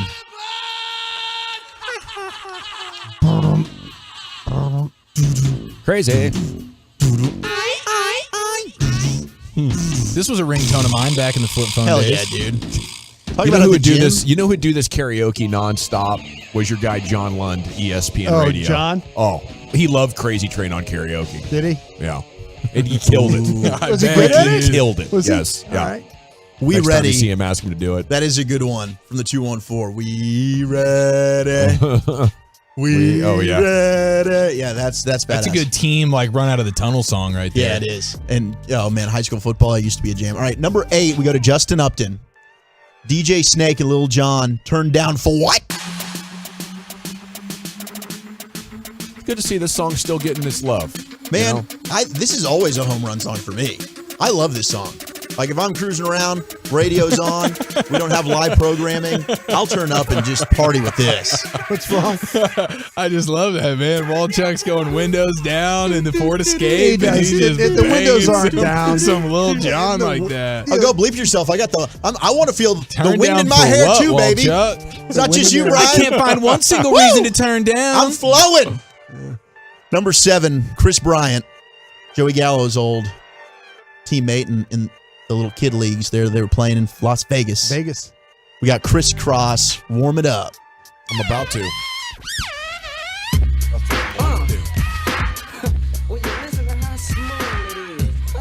Crisscross. These are the kids that wore their clothes the wrong way, right? That's right. Yeah. All right. They make you jump. And it's the music video looks really cool for this. I need to go watch this later.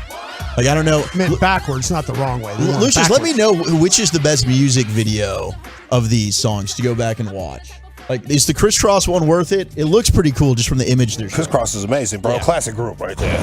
Classic group. Shout out to Jermaine Dupri. Jermaine Dupri. Yeah, baby. Number 6, we go to Manny Machado. Kendrick Lamar, Humble. That's a good one right there. Wicked and weakness. You gotta see this. Yeah, yeah. Hey, I remember syrup sandwiches and This was huge. I mean, Monster. this song's still really Monster. good. All right, Yeah. here's the top 5 best walkout songs in MLB. Bryce Harper. We're not going to get to hear this until maybe post All-Star game as he is trying to get back healthy on the field. But we got Flower for Bryce Harper. Green salad up, green salad down. This song gives me the heebie-jeebies because the only time I've ever heard it is during people do like workouts with this song. Oh, the push-up one or whatever? Push-up or squats. Or like a bar like fall on someone? almost anything. No, you just like every time you hear like bring Sally up, you got to do a push-up. And then it says go down and you got to hold it. And it's like a 3-minute song that if you can do just triggered bad memories. It tears you up, man. Yeah, I get that. Number 4, Randy Johnson. When he was mowing down birds. The gambler. Guns N' Roses, Welcome to the Jungle. Welcome to the jungle. We got fun and games. Did you guys have an appetite for destruction? Absolutely. Whatever zone or phase as kids, you jammed out to this hard? Oh, I totally did. Little Paradise City. I love Paradise City. Guns N' Roses and AC/DC. What about GNR Lies? Back in like middle school, man. You mess with Lies? Not familiar. Not a ton, no. There's only a couple good ones on there. then, What of about the course, spaghetti Queen. incident? Okay, I've heard. Yes, Really? I've heard. Number 3, we got David Ortiz. This one fits. The Notorious B.I.G. Big Papa. Yeah, dude. That's fantastic. And with David Ortiz walking up to this, like, this is badass, man. The only thing that could have made it better is if Biggie had done I Love It When You Call Me Big Papi. Yeah, that would have been. It would have been great if he was around. He could have remixed it. Could have done that for him. Yeah. R.I.P. I'm sure the Bronx man that he is would have been happy to do that for Red Sox. We got this one texted in from the 903. You're on it. Number 2, Mariano Rivera. Metallica's Enter the Sandman. Yeah, and I always felt like this particular song was just pretty good for Metallica's library. It didn't kick as much ass. It kind of had a little bit too much of a pop into it. But for Mariano Rivera's walk-in song, it was just so damn perfect. Yeah, the time it takes you to walk from the bullpen to the mound. The idea of the Sandman, you're going to put everybody to sleep. And it was just so nasty. Epic. Yeah, it was so intimidating. This song at Virginia Tech, though, might be... Yes. It might even be more famous. A football Saturday? Yeah, you're absolutely right. Yeah. And they were told, I believe, in the tournament, they couldn't play it. So the student section just sang it. Wow. They just said, bleep this. We're carrying on tradition, and they just sang it. I know because their women's team made it all the way to the Final Four. Yep. And they just... Till they got beat by LSU. They kept it on. Yep. Go Tigers. Yep. Shout out to you. Black Betty. That'd be a great one. Oh, Black Betty. Bam-a-ram. Sweet Caroline. But number 1. Sweet Caroline. We go to Charlie Blackmon, one of the best beards in the game. Your Love by The Outfield. Oh, you're good. There we go. And Charlie Blackmon does play the outfield.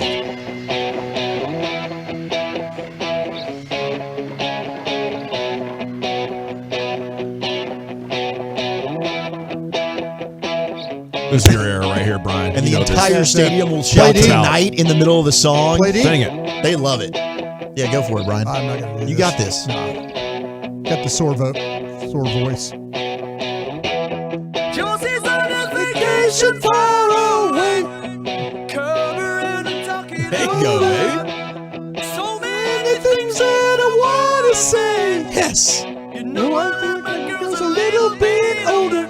I just want to use your love Tonight. Yeah, Coors Field going crazy. This is pretty good from Charlie Blackmon. Good rendition there, brought us. Are you a car singer, Brian? Not as bad as Wolchuk is. Okay. I'll tell you what. You're I'll a tell you mean shower singer, though. the song "California Love." You can play "California Love." That'll bring it out of you. California Love's a great song. And that will bring it out of me. That is. Shout out to 832 Baby Shark. I don't Elvis have did them that. all, but there's certain parts. Like when it was like the G-Bag of the Day, when that weatherman was playing it, I was like, yeah, I could see doing that. That's fun. I could see So doing that was fun. Shout out to Zero for requesting that. If you ever have a request for a top 10, I'm happy to oblige. We are a show of the people, for the people, by the people. Just hit me up on the Twitters at Zach Wolchuk, and we'll do it for you. Thank you, Wolchuk. That means this segment has concluded, and it is time now for the Rangers GM, the future MLB Executive of the Year. That's my prediction, not his brag, although it could be. Okay, Bruce Bochy is going to be on tomorrow with KNC at 12:20, but Chris Young is set to join you next right here on your home of the Rangers, 105.3 The Fan. The latest from the Star in Frisco, as well as inside information from around the league. It's DFW's top football podcast for a reason. Love of the Star.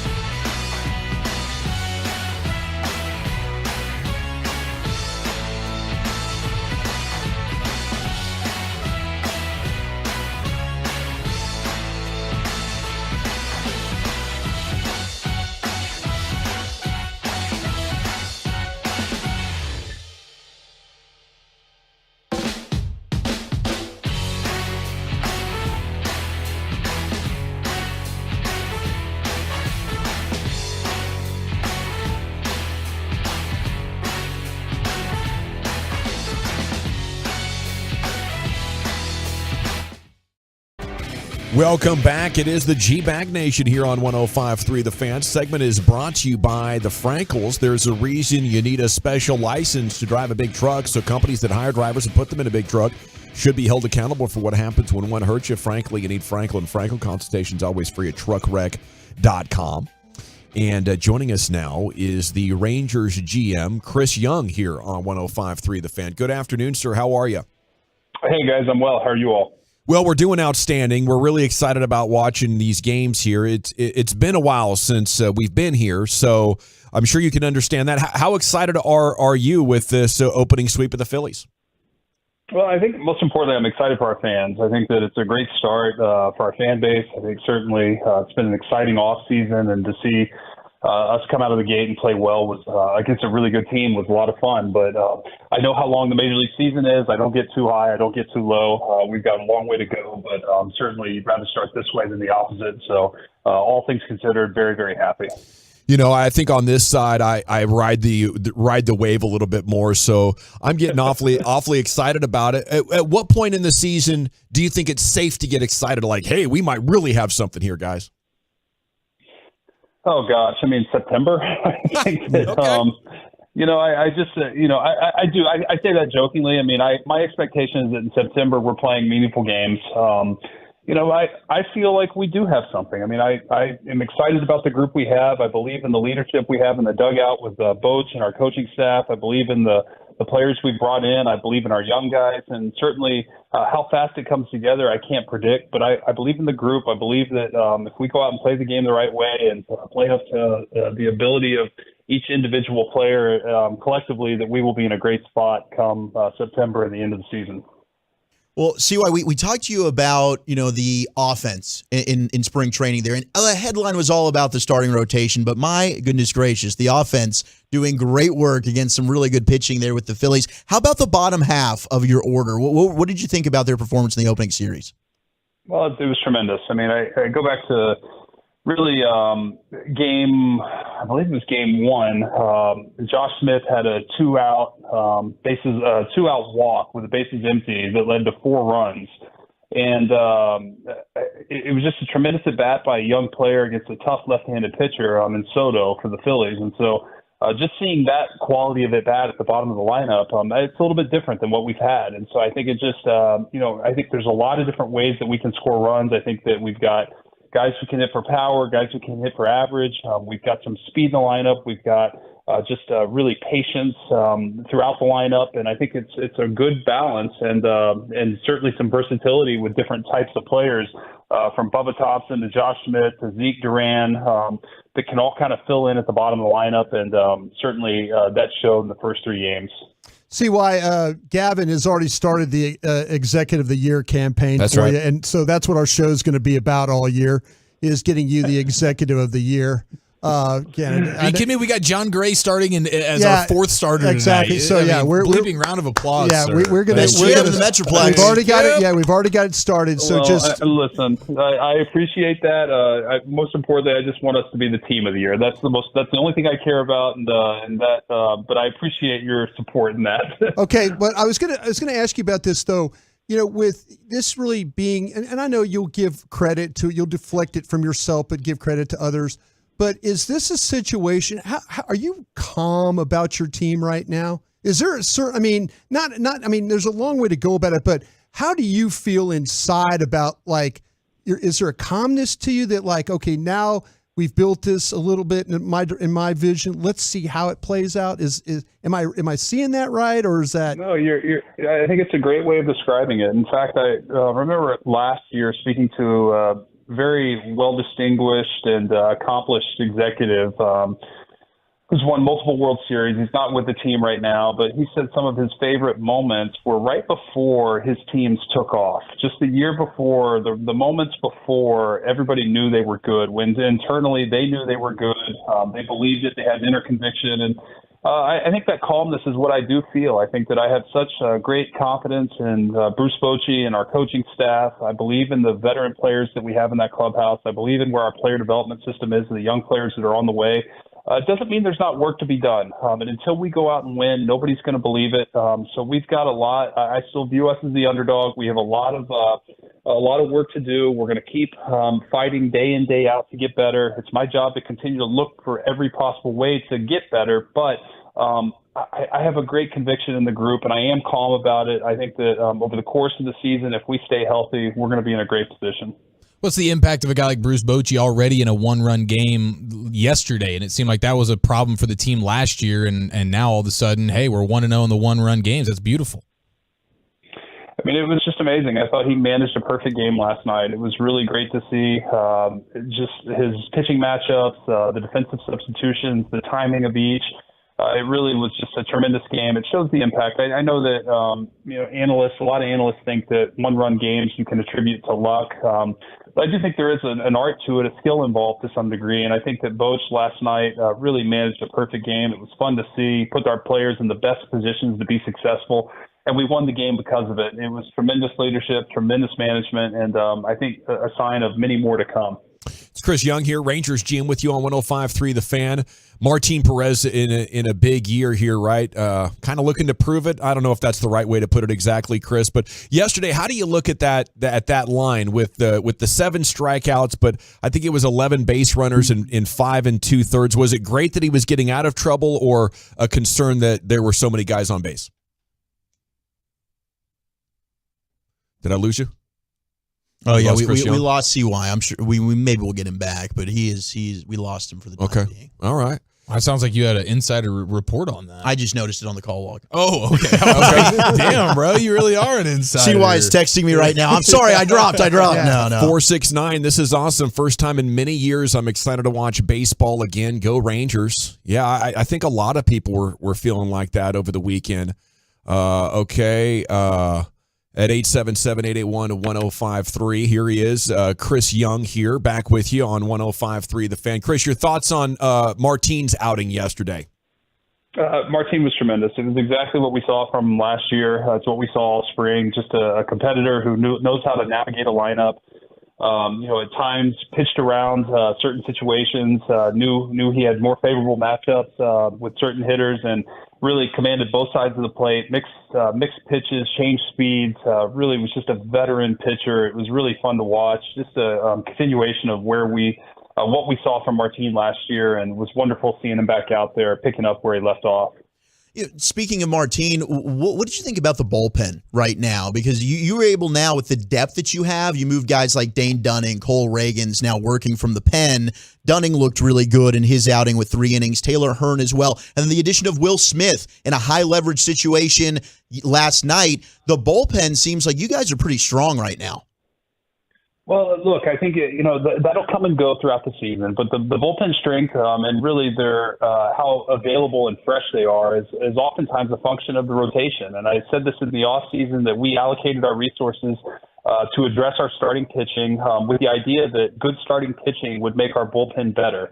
And certainly, we probably don't have established names in a lot of our younger guys in the bullpen, from Jonathan Hernandez to Jose Leclerc and Dane Dunning and Cole Reagan's, but I think we have very good quality, and I think that by our starters going deeper in games, and certainly Bochy and Mike Maddox, one of their specialties is really managing a bullpen, and I thought we saw that last night. Again, it's about putting these players in the best position to be successful, and I think that's what great coaches do.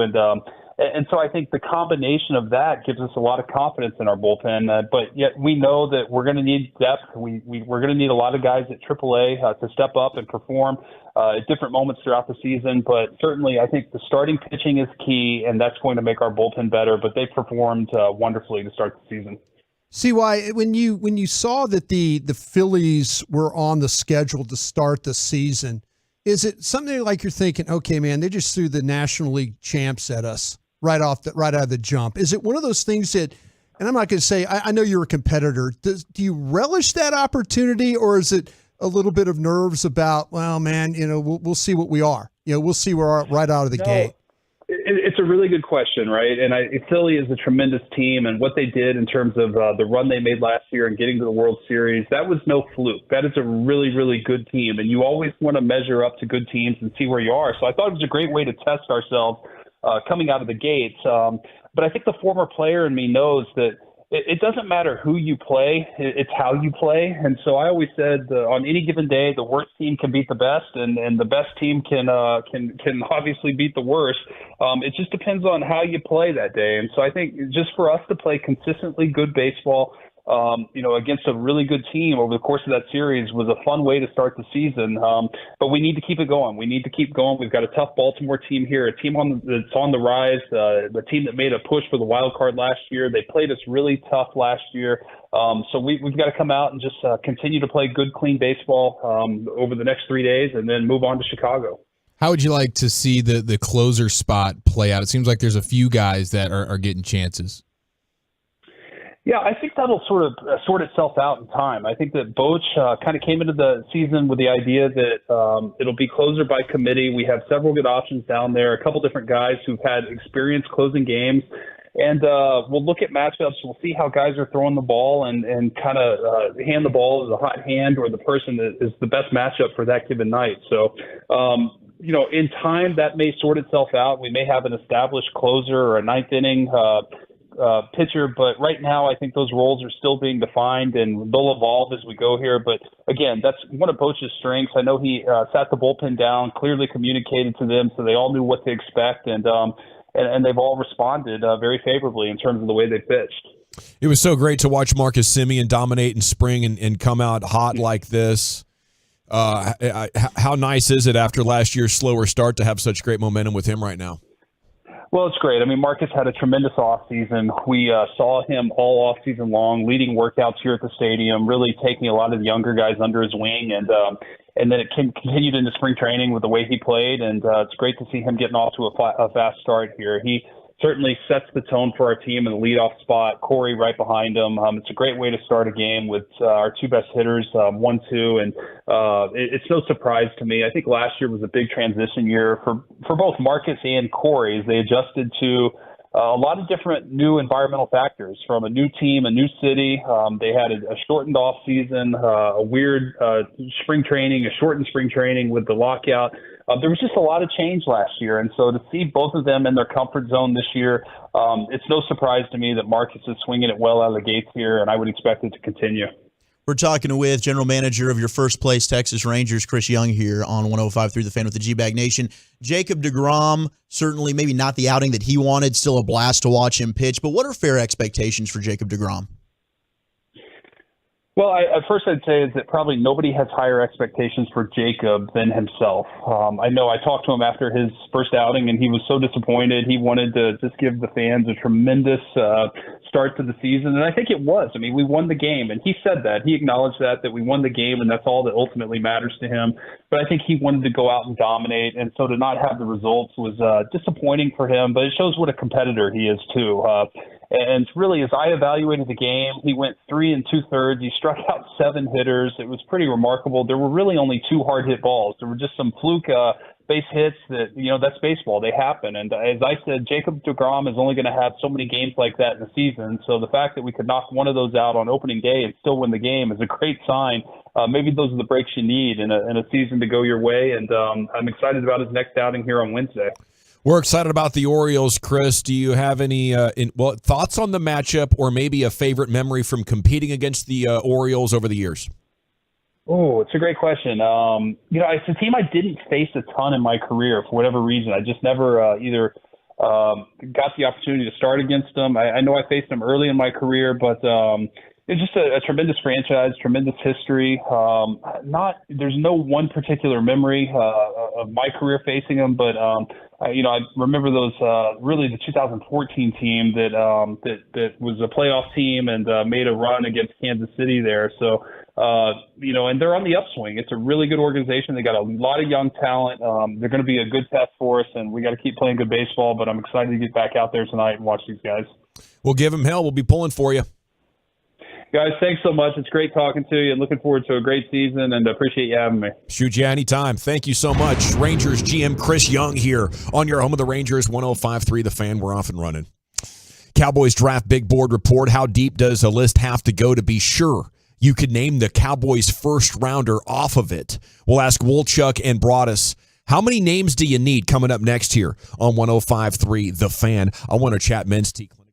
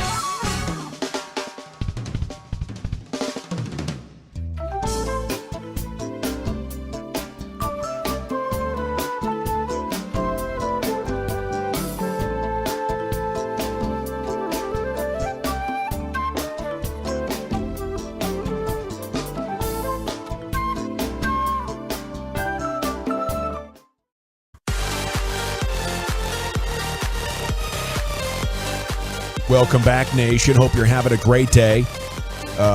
The Expressway, we're about now 30 minutes away from that. It happens every evening at 5:20. We give you 35 minutes of uninterrupted content here in the G-Bag Nation.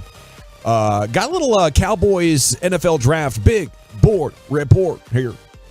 And, I'm wondering, with 3.5 weeks to go, how many names would you guys need? Broadus and Wolchuk, our in-house draft experts. You'll hear him on the official draft coverage coming up, in 3.5 weeks. At 3 weeks from Thursday, I'll be at Pluckers partying, and these guys will be giving you draft takes and draft analysis. How many players do you need to be sure the Cowboys' 26th overall pick is going to come out of that group of names? And who are the guys that you feel like all Cowboys fans, now that we're in the home stretch, right? Like the first couple of months after the season, that's a draft fanatic territory, right? Now that we're into the final trimester of the build-up to the draft, this is an all skate now. All Cowboys fans want to know, who could we possibly realistically take? Who would be the best pick available for the Cowboys sitting there at 26, guys? What do you have for me on that? I think that when it comes to an offensive lineman, if you want one, I think there's going to be a guard there that they can take and that they're going to be comfortable with. I've personally got probably 4 guards that you could consider. Osiris Torrance, the guard from Florida. Personally, Steve Avila from TCU is a guy that I think might end up being the pick there at 26. I would consider Cody Mauch out of North Dakota State. Now, he's a fringe first rounder. Some might be like, you're stretching there a little. You're reaching a little bit there at 26. I don't mind it. And then John Michael Schmitz out of Minnesota, who has guard, center, flex. Really, all those guys, for the most part, kind of do. Mauch played tackle at North Dakota State. He's going to kick inside. I think he's a guard. Brian thinks that he could also play center. So there's versatility there, and the Cowboys covet that versatility. Avila might also be one of those guys. So I think there's going to be a guard there on the board. I think at least 3 of those 4 names should be available at 26 if you want to attack offensive line. But the Cowboys aren't locked into guard. There's They're also not. got to be, 3 tight ends, a couple of linebackers, a couple of corners. Yeah, the thing. Maybe a runner. Yeah, potentially one of the wide receivers could get to you. One of the wide receivers. I think it's going to come down to either Addison from USC or Johnston from TCU. One of those wide receivers could get to you. It's going to be close. Is that a no-brainer card turn in if either one of those names are there? I'm just saying, if you're not satisfied with what you've got at wide receiver, if you're not, you're thinking Gallup, we can do better, we can do better at the 4, we could whatever. That's one of those ones you have to consider. I think you're going to be good at tight end. I think you're either going to get the first tight end or the second tight end. Yeah, on a lot of people's Notre boards. Dame or Stanford? Or Stanford or Georgia? Utah. Well, you could go for Utah. That's right. Yeah, Notre Dame or Utah would be. Me personally. Wrong, red and white. Instead of taking Avila from TCU, I might consider taking Darnell Wright from Tennessee. And make you think he can kick inside the guard? I think he could kick inside a guard. Because I love him. He's 6'5", he's 333 pounds. He's very much like what you're looking at with these big guards, but he's got tackle ability is what he has. I think he'd be better day one, and I think Terrence Steele's done an incredible job. Yeah. I think Darnell Wright's a better player. So we have a 5th offensive lineman here in the mix. Yeah, I do. And I think the possibility of Robinson being there, it's got to get past Tampa Bay at 19. I think it's got to get past if you're interested in a runner. I think all those corners are going to be gone. I just do. Yeah, I think you'd have to take maybe an Emmanuel Forbes at 26. Maybe he can get there because people are scared about the weight. And I'm a big fan of his. To me, he's my third best corner in the draft. But talk about like first round corners. We talk about Porter, Gonzalez, Witherspoon. They're gone? They're all gone. They're going to be gone. They're all gone. So what this tells me. What about defensive tackle?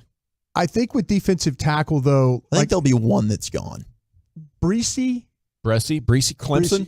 Clemson. I think he will be there. I'm not totally sold on him. So I'm trying to think of who I would want to be there.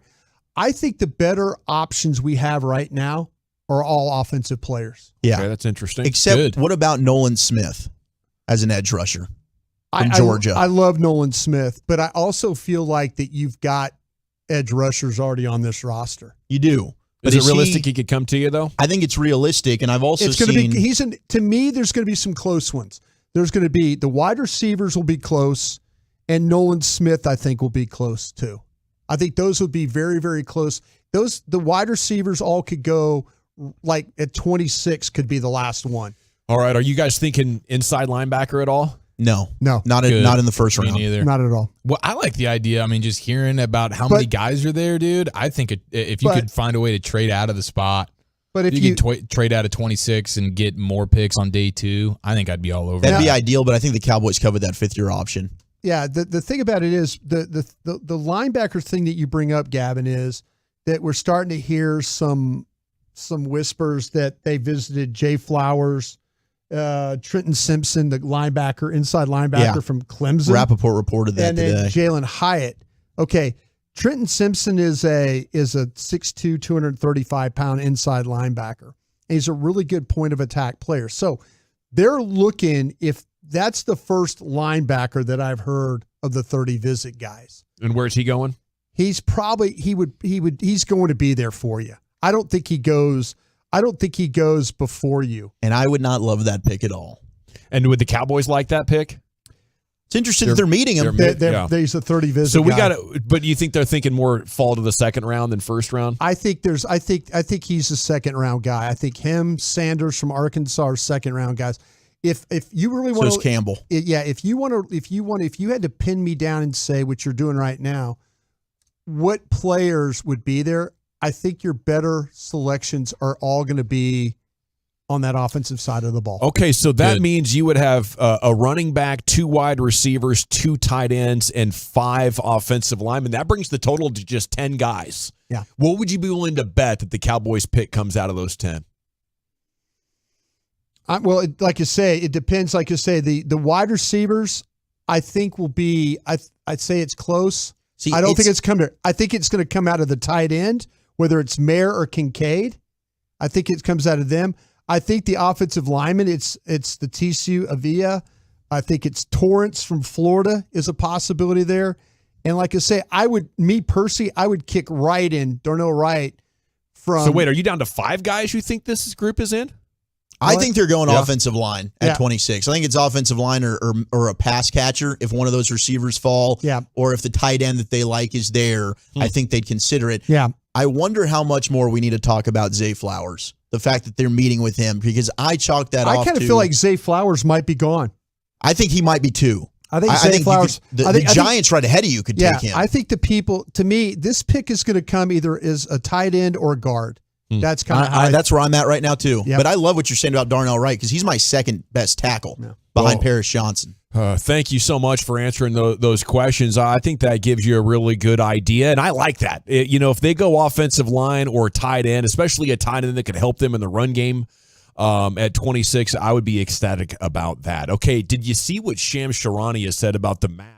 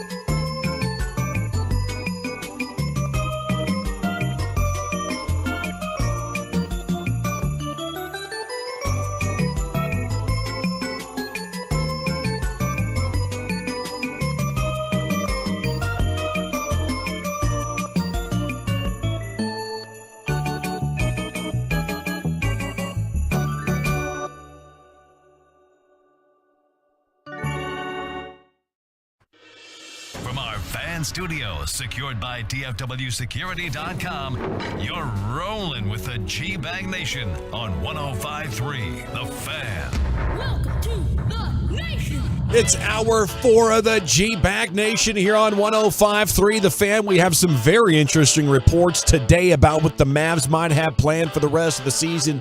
It is only 3 games, but big plans. And the headline said, Mavs fans aren't going to like this.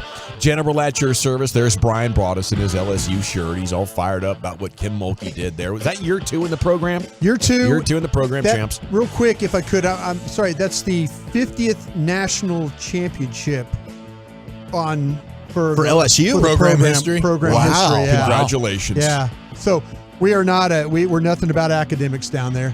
We're about just trying to win. Still a pretty good education. We know that. Yeah, pretty You good went there. We have a good time. I'll teach College. you how to eat crawfish and how to make them and stuff like that, so I can educate y'all. Lucius Alexander in the Pimp Cup over there at Master Control. He has returned from his holiday. Thank God. You have Wolchuk and Shia Follow. And say that again. You have Carter Freeman coordinating your video, and along with you, we are the G-Bag Nation here on 105.3 The Fan. Okay. What Sham said here about the Mavs, and then we have quite a bit of other NBA content here for you. Let's have it. Sham Sharani, Athletic, on what their plans are. Well, I think the Mavericks have to seriously look at whether you shut down Luka Doncic and Kyrie Irving these last 3 games, maybe 2 games of the regular season.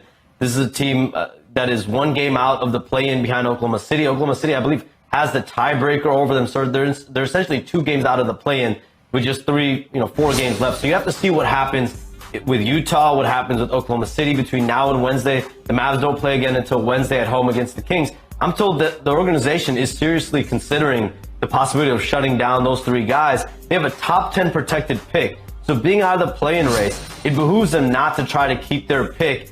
And at that point, you have the flexibility of having that potentially top 10 pick. You have 3 first-round picks that you can trade this offseason to go get a star and potentially more players in the marketplace. They're going to be one of the more active teams. So you go get Kyrie Irving, who's playing at an elite level. You try to go get him, Luka Doncic, some help. And you have 2 guys in Luka and Kyrie that have been playing through stuff. Luka's dealing with a thigh injury. Kyrie's been playing through plantar fasciitis. So they clearly need more depth on this team. Kyrie Irving, even though he's played at an elite level most of his time in Dallas, he just has not clicked so far for this Mavs team as a unit. And I think you're going to start looking at them over the next few days. Look into what exactly they want to prioritize going into the offseason. I don't think it matters what they prioritize. I just don't know if they can win against maybe other than San Antonio. But I get it. Let's see if we could get into the play-in. And if not, then maybe we'll sit our guys. But, man, I think that's prioritizing the wrong thing. I don't want to be embarrassed on national TV in a play-in game. This feels like a meaningless bowl game at the end of a crap 6-6 college football season. The Meineke car care. I'll take El Paso for this one, Chief. How about Shout out you? to Meineke. Damn. It's the first one that came to mind. I apologize, Meineke. I know it's a big bowl game every year. We all circle it on the football calendar. I'm with you 100%, though. I don't know that it matters. I think they come away with an L in the win-loss column pretty much every time going forward, whether or not Kyrie and Luka play. I mean, this team can shoot the lights out of the basketball. Those 2 guys can go for 40+, and it doesn't seem to matter. They've been trying. They've been trying to win games, and they consistently lose. So I'm not even overly concerned if they do. Hey, we're going for the plan. I don't even think they end up getting there. Yeah, no, I hear you. I don't know if they could win even if they gave everything, because things have devolved so much. The morale has crashed and things seem toxic, and I think they might lose to a G League team if they brought them to the arena tonight. You got to play against Sacramento. That's not an easy game. At home. It is at home on Wednesday. Then the Bulls. And Zach LaVine could tear them up, and then you end the season with San Antonio. You'd think San Antonio will be a win. Those other 2, they can play and still lose. Yeah, you just can't you can't win a game and have Utah lose out and keep your pick. And I think that 10th pick is massive. You could jump into the top 4, and there's like 3 really good players. There's an outside shot of Wembanyama. Maybe you like a player at 10, or maybe you trade back for a pick in the 20s and another future first rounder, and now really start to rebuild your future draft pick board, because that's the real currency of making trades for superstars.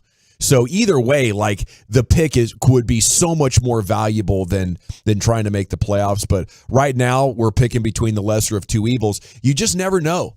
Like, I was in Portland in 2007 when they had a 5% chance and won the draft lottery. And the city went into pandemonium for like 72 hours because they had the choice of Greg Oden or Kevin Durant. They made the wrong choice. But, like, don't overlook the 4 or 5% chance. Cleveland has come up from, really unimaginable odds, and you don't want to rule out your chance of Wembanyama and think, oh, yeah, let's go win. What's the worst? Mavs in the 80s or the early 90s cost themselves Shaq. They cost themselves Karl Malone. Like, these things have happened throughout the Mavs9history. So I just hope that, they make the right decision here internally and give themselves the best chance possible. Okay, 9-0, wish y'all did more MLB coverage. Well, we just had Chris Young on at 4:20, and coming up at 6, Zach Wolchuk has a big edition of Ranger stuff. And then we're going to, for the first time, have Mike Peasley on the show because he's got the pregame tonight with Jared Sandler off. Jared's taking care of some family stuff, so it'll just be Hicksy and then Zach of the Frisco Rough Riders. Oh, right on. Okay, now we do have news on former Mav Lamar Odom. You see this? He put money into 3 drug treatment centers in California. So this is a great story in the end, as, sometimes it happens with bad addictions. The guys get clarity, they get healthy, and then they want to go help others. And that's what Lamar Odom is doing. I guess this would kind of be the Darryl Strawberry or Ryan Leaf approach, right? Mm-hmm. TMZ Sports learned the former Lakers star worked with Christian hip-hop artist Dante Ralston, actually, and former Hall of Fame skateboarder Dennis Martinez. I used to love playing with Dennis Martinez and Tony Hawk. To buy the facilities in San Diego, El Cajon, and Lemon Grove, a rep for Odom says the places are a residential treatment home for women to detox and residential treatment homes for men. The former Mav, the 2-time champion, overdosed famously at Dennis Hoff's Love Ranch in 2015 and had kidney failure and several strokes. Odom's reps say he doesn't want to stop with just 3 centers. He wants to open 2 more centers soon, one in San Diego and one in Calabasas. So talk about a transformative type of life experience, but apparently he's found the Lord. And now he wants to find more people to help. Sounds like he found maybe a purpose. Yeah. And that's something that he could absolutely use. Did you have a purpose saying that word? I had a problem saying that word. Yeah. A different Problem P purpose. word. Okay. Go believe yourself. Does the new CBA matter in the association? It does. And there's a bunch of really interesting stuff coming out here. Players are picking up some cool business rights in the deal. Still needs to be ratified, but players will be able to invest in NBA and WNBA teams via a private equity firm as part of the new CBA. So that's neat. You'll actually be able to buy stock in teams or the league. I'm not sure exactly how that is going to work, but a percentage of your check could go. And if you're watching the owners' valuations go from $500 million to $3 billion over the course of a decade, going 600%, you're like, man, it'd be cool if you could make some of that equity available for us to buy into. And it appears the NBA and its partners are going to do exactly that. The new CBA will also give the players the ability to promote or invest in gambling and cannabis companies. Promoting cannabis and gambling companies, including signing non-gambling endorsements with sports betting companies.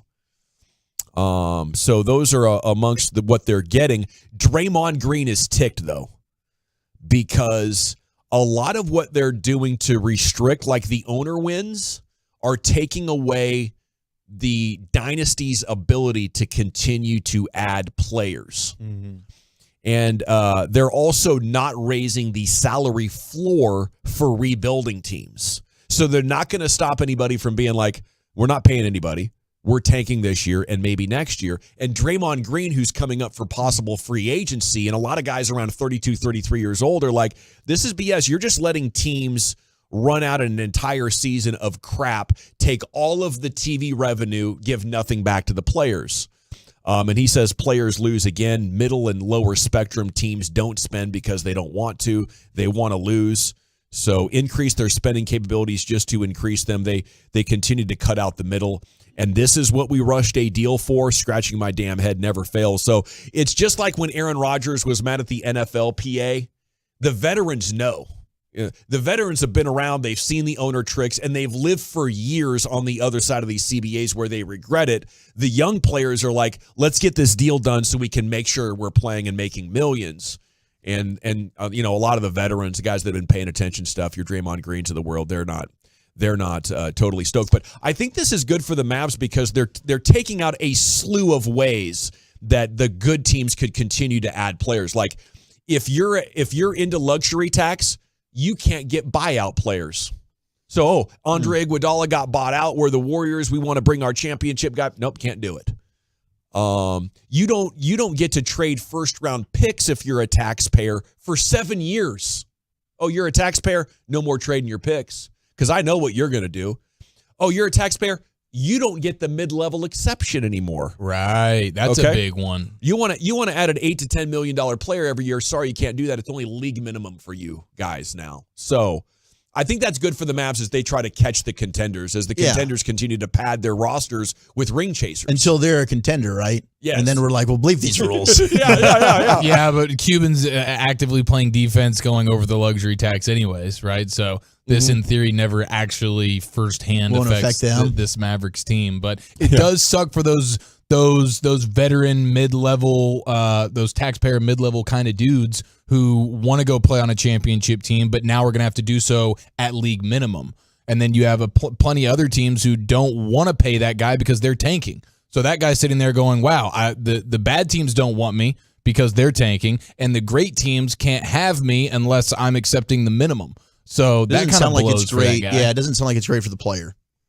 No, and that's how these CBA deals always go. I mean, in every sport, all across, the four main sports, right? It always goes the owner's way at the end of the day. Yeah, they acquiesce on a couple of things, but they can't hold out, right? And that's kind of where Draymond's going, where you've got the veterans, the guys that have made their money, like Aaron Rodgers was saying. It doesn't affect you if you got to hold out or whatever to make sure that you're able to get the best deal possible for the players. Yeah. I'll do that. But you've got your bottom tier guys that have always been playing for league minimum. They're like, bleep, no, I need to get a paycheck. I'm trying to feed my family. I can't afford to hold out. I'm going to go ahead and sign this thing. What's league minimum now for an NBA player? Good question. $800,000. Is that what 1.1? It is? Is that all it is? Is over $1 million? It's got to be over $1 million now, right? The least amount that can be offered $953,000. As for a rookie. Yeah, for a veteran, been in the league for at least 10 years, they're eligible to sign a minimum amount of almost $3 million. Okay. So $1 to $3 million roughly, depending on how long you've been in the league. Kind of wonder too about something going on here. I talked about it last week with Adam Silver being potentially involved with the Disney, being the new CEO of Disney. I wonder if this was one of those things where everybody was really interested in trying to keep Adam Silver in place. Maybe the players, I mean, evidently they like him. The owners like him. Maybe worried about losing him. That you oh yeah, I could see that. You strike an early deal. You don't make it like contentious and all that stuff like that, because you're thinking like, well, man, Silver's been good to us. Yeah. And so let's make this kind of an easy thing to deal with here. And maybe he won't go to Disney. Maybe he'll say, hey, this is where I want to be, instead of like making him miserable and all that in a big fight. Well, he's definitely got the best harmony going. And that's what I'm saying. I think the players and the owners both like the guy. Yeah. As far as a commissioner. Yeah. Where like you hear stuff that goes on with the NFL, it's like, you got some people like Jerry Jones, like paying that guy $30 million a year? Yeah. For what? To this day. And the NFLPA. I don't think the players even like their Players Association. Yeah. Yeah, the players in basketball, I think, are the only union that has even a semblance of trust for the league and the owners, and that is a relatively new thing. Like the NBA did the players dirty for decades and decades and decades. There's no doubt about that, but hopefully they've turned over a new leaf and they can sustain that, so both sides can feel like they get dubs here when the CBA comes up. Did you guys see the T-Wolves lost as the biggest favorite since Mavs Supersonics 1993. Unreal. They were a 19.5-point favorite against a tanking Trailblazers team, and they lost. The second biggest point spread favorite loss of all time. And the T-Wolves are 5-10 against the teams with the 5 worst records in the entire association. Minnesota is like dang good against everybody, but if you're terrible, they're like the Mavs. I wonder if that's worse than the Mavs. Okay, let me throw this at you because Chiafalo just texted this over. ESPN's public relations tweeted 9.9 million viewers for the women's national championship game. 2:30 start on a Sunday afternoon. Record-breaking, most viewed women's game on record, up 103% year over year. It peaked at 12.6 million before LSU turned it into a laugher. Most viewed college event ever on ESPN Plus. Mm-hmm. Okay. That's amazing. Wow. Good for them, man. How about buy or sell this? Women's basketball is the next major sporting league in America. Is that too much? Is the women's game going to translate to the WNBA? Is college basketball the thing? Exactly what are we watching? Is this a generational wave of talent that's just a blip on the radar? Put it in context. If you get these stars, if you get these ladies that lead, not they're going to lead, there's rules about them staying. Well, they got to be 21? Yeah, there's a rule about age and all that. But if you're getting to a point where now, some really good teams got knocked out of this tournament. When you look at Connecticut, South Carolina, they got knocked out. Texas, there were some teams that got knocked out, and we didn't see all the Stanford. great. Yeah, you didn't see all the great players. Like, if you watch women's basketball, and one of the things that's funny, because I was talking to people on Twitter, we sit up here and like the TVs are on around us. Like I was talking about women's softball, like OU's team, and like how they look. Yeah, they're awesome. And we're talking about Texas women's national championship volleyball team we were watching. Mm-hmm. You could see where women's sports, and if all these talented ladies go from these colleges into pro opportunities. Yeah, that you could absolutely have a huge growth in the WNBA. They're building brands. Yeah, I think Lucius had a great point with the storylines earlier. Yes. You bought into the storyline Nice job, with Lucius. Kim Mulkey, with Caitlin Clark, Dawn Staley, what she's been doing in South Carolina. They were going for the perfect season, right? But you also did our girl at Connecticut blow out her knee? She did. Bukers? Paige Buckets. Bukers, yeah. Yeah. But so she went down for the year, and that happened early on. Yeah. But you didn't. I think there has been somewhat of, in college basketball, at least in women's, you kind of have the same teams that are always winning. Well, finally, you got Virginia Tech making the Final Four for the first time. You got Caitlin Clark in Iowa that are not usually good. You had a great run by LSU that ended up winning. When's the last time LSU won, right? They never had. So typically you get UConn. You get these dominant favorites. Tennessee for a long time with Pat Summitt. It's like, what am I going to watch for? I know who's going to win. You didn't have that this year. You had parity. Yeah, and now you have similar numbers of the women's game on TV. It'll be interesting to see if they can make a move for a bigger share of the market as well. Apparently, people paid attention to that old Bill Burr bit about nobody watching. It was like hell, I'm going to start watching. Something happened. And it's fascinating to watch it in real time. We got to run, Nation. Time to hit the expressway. There's a report about what Zeke's up to and where he could be headed. That's next in the G-Bag Nation. I got to talk with you about D&M Leasing, though, because if you want or need a new vehicle, it's time to call D&M. Any area code 35 lease, dmautaleasing.com. Just tell them what you want. Car, truck, SUV, van, minivan, station wagon. Doesn't matter.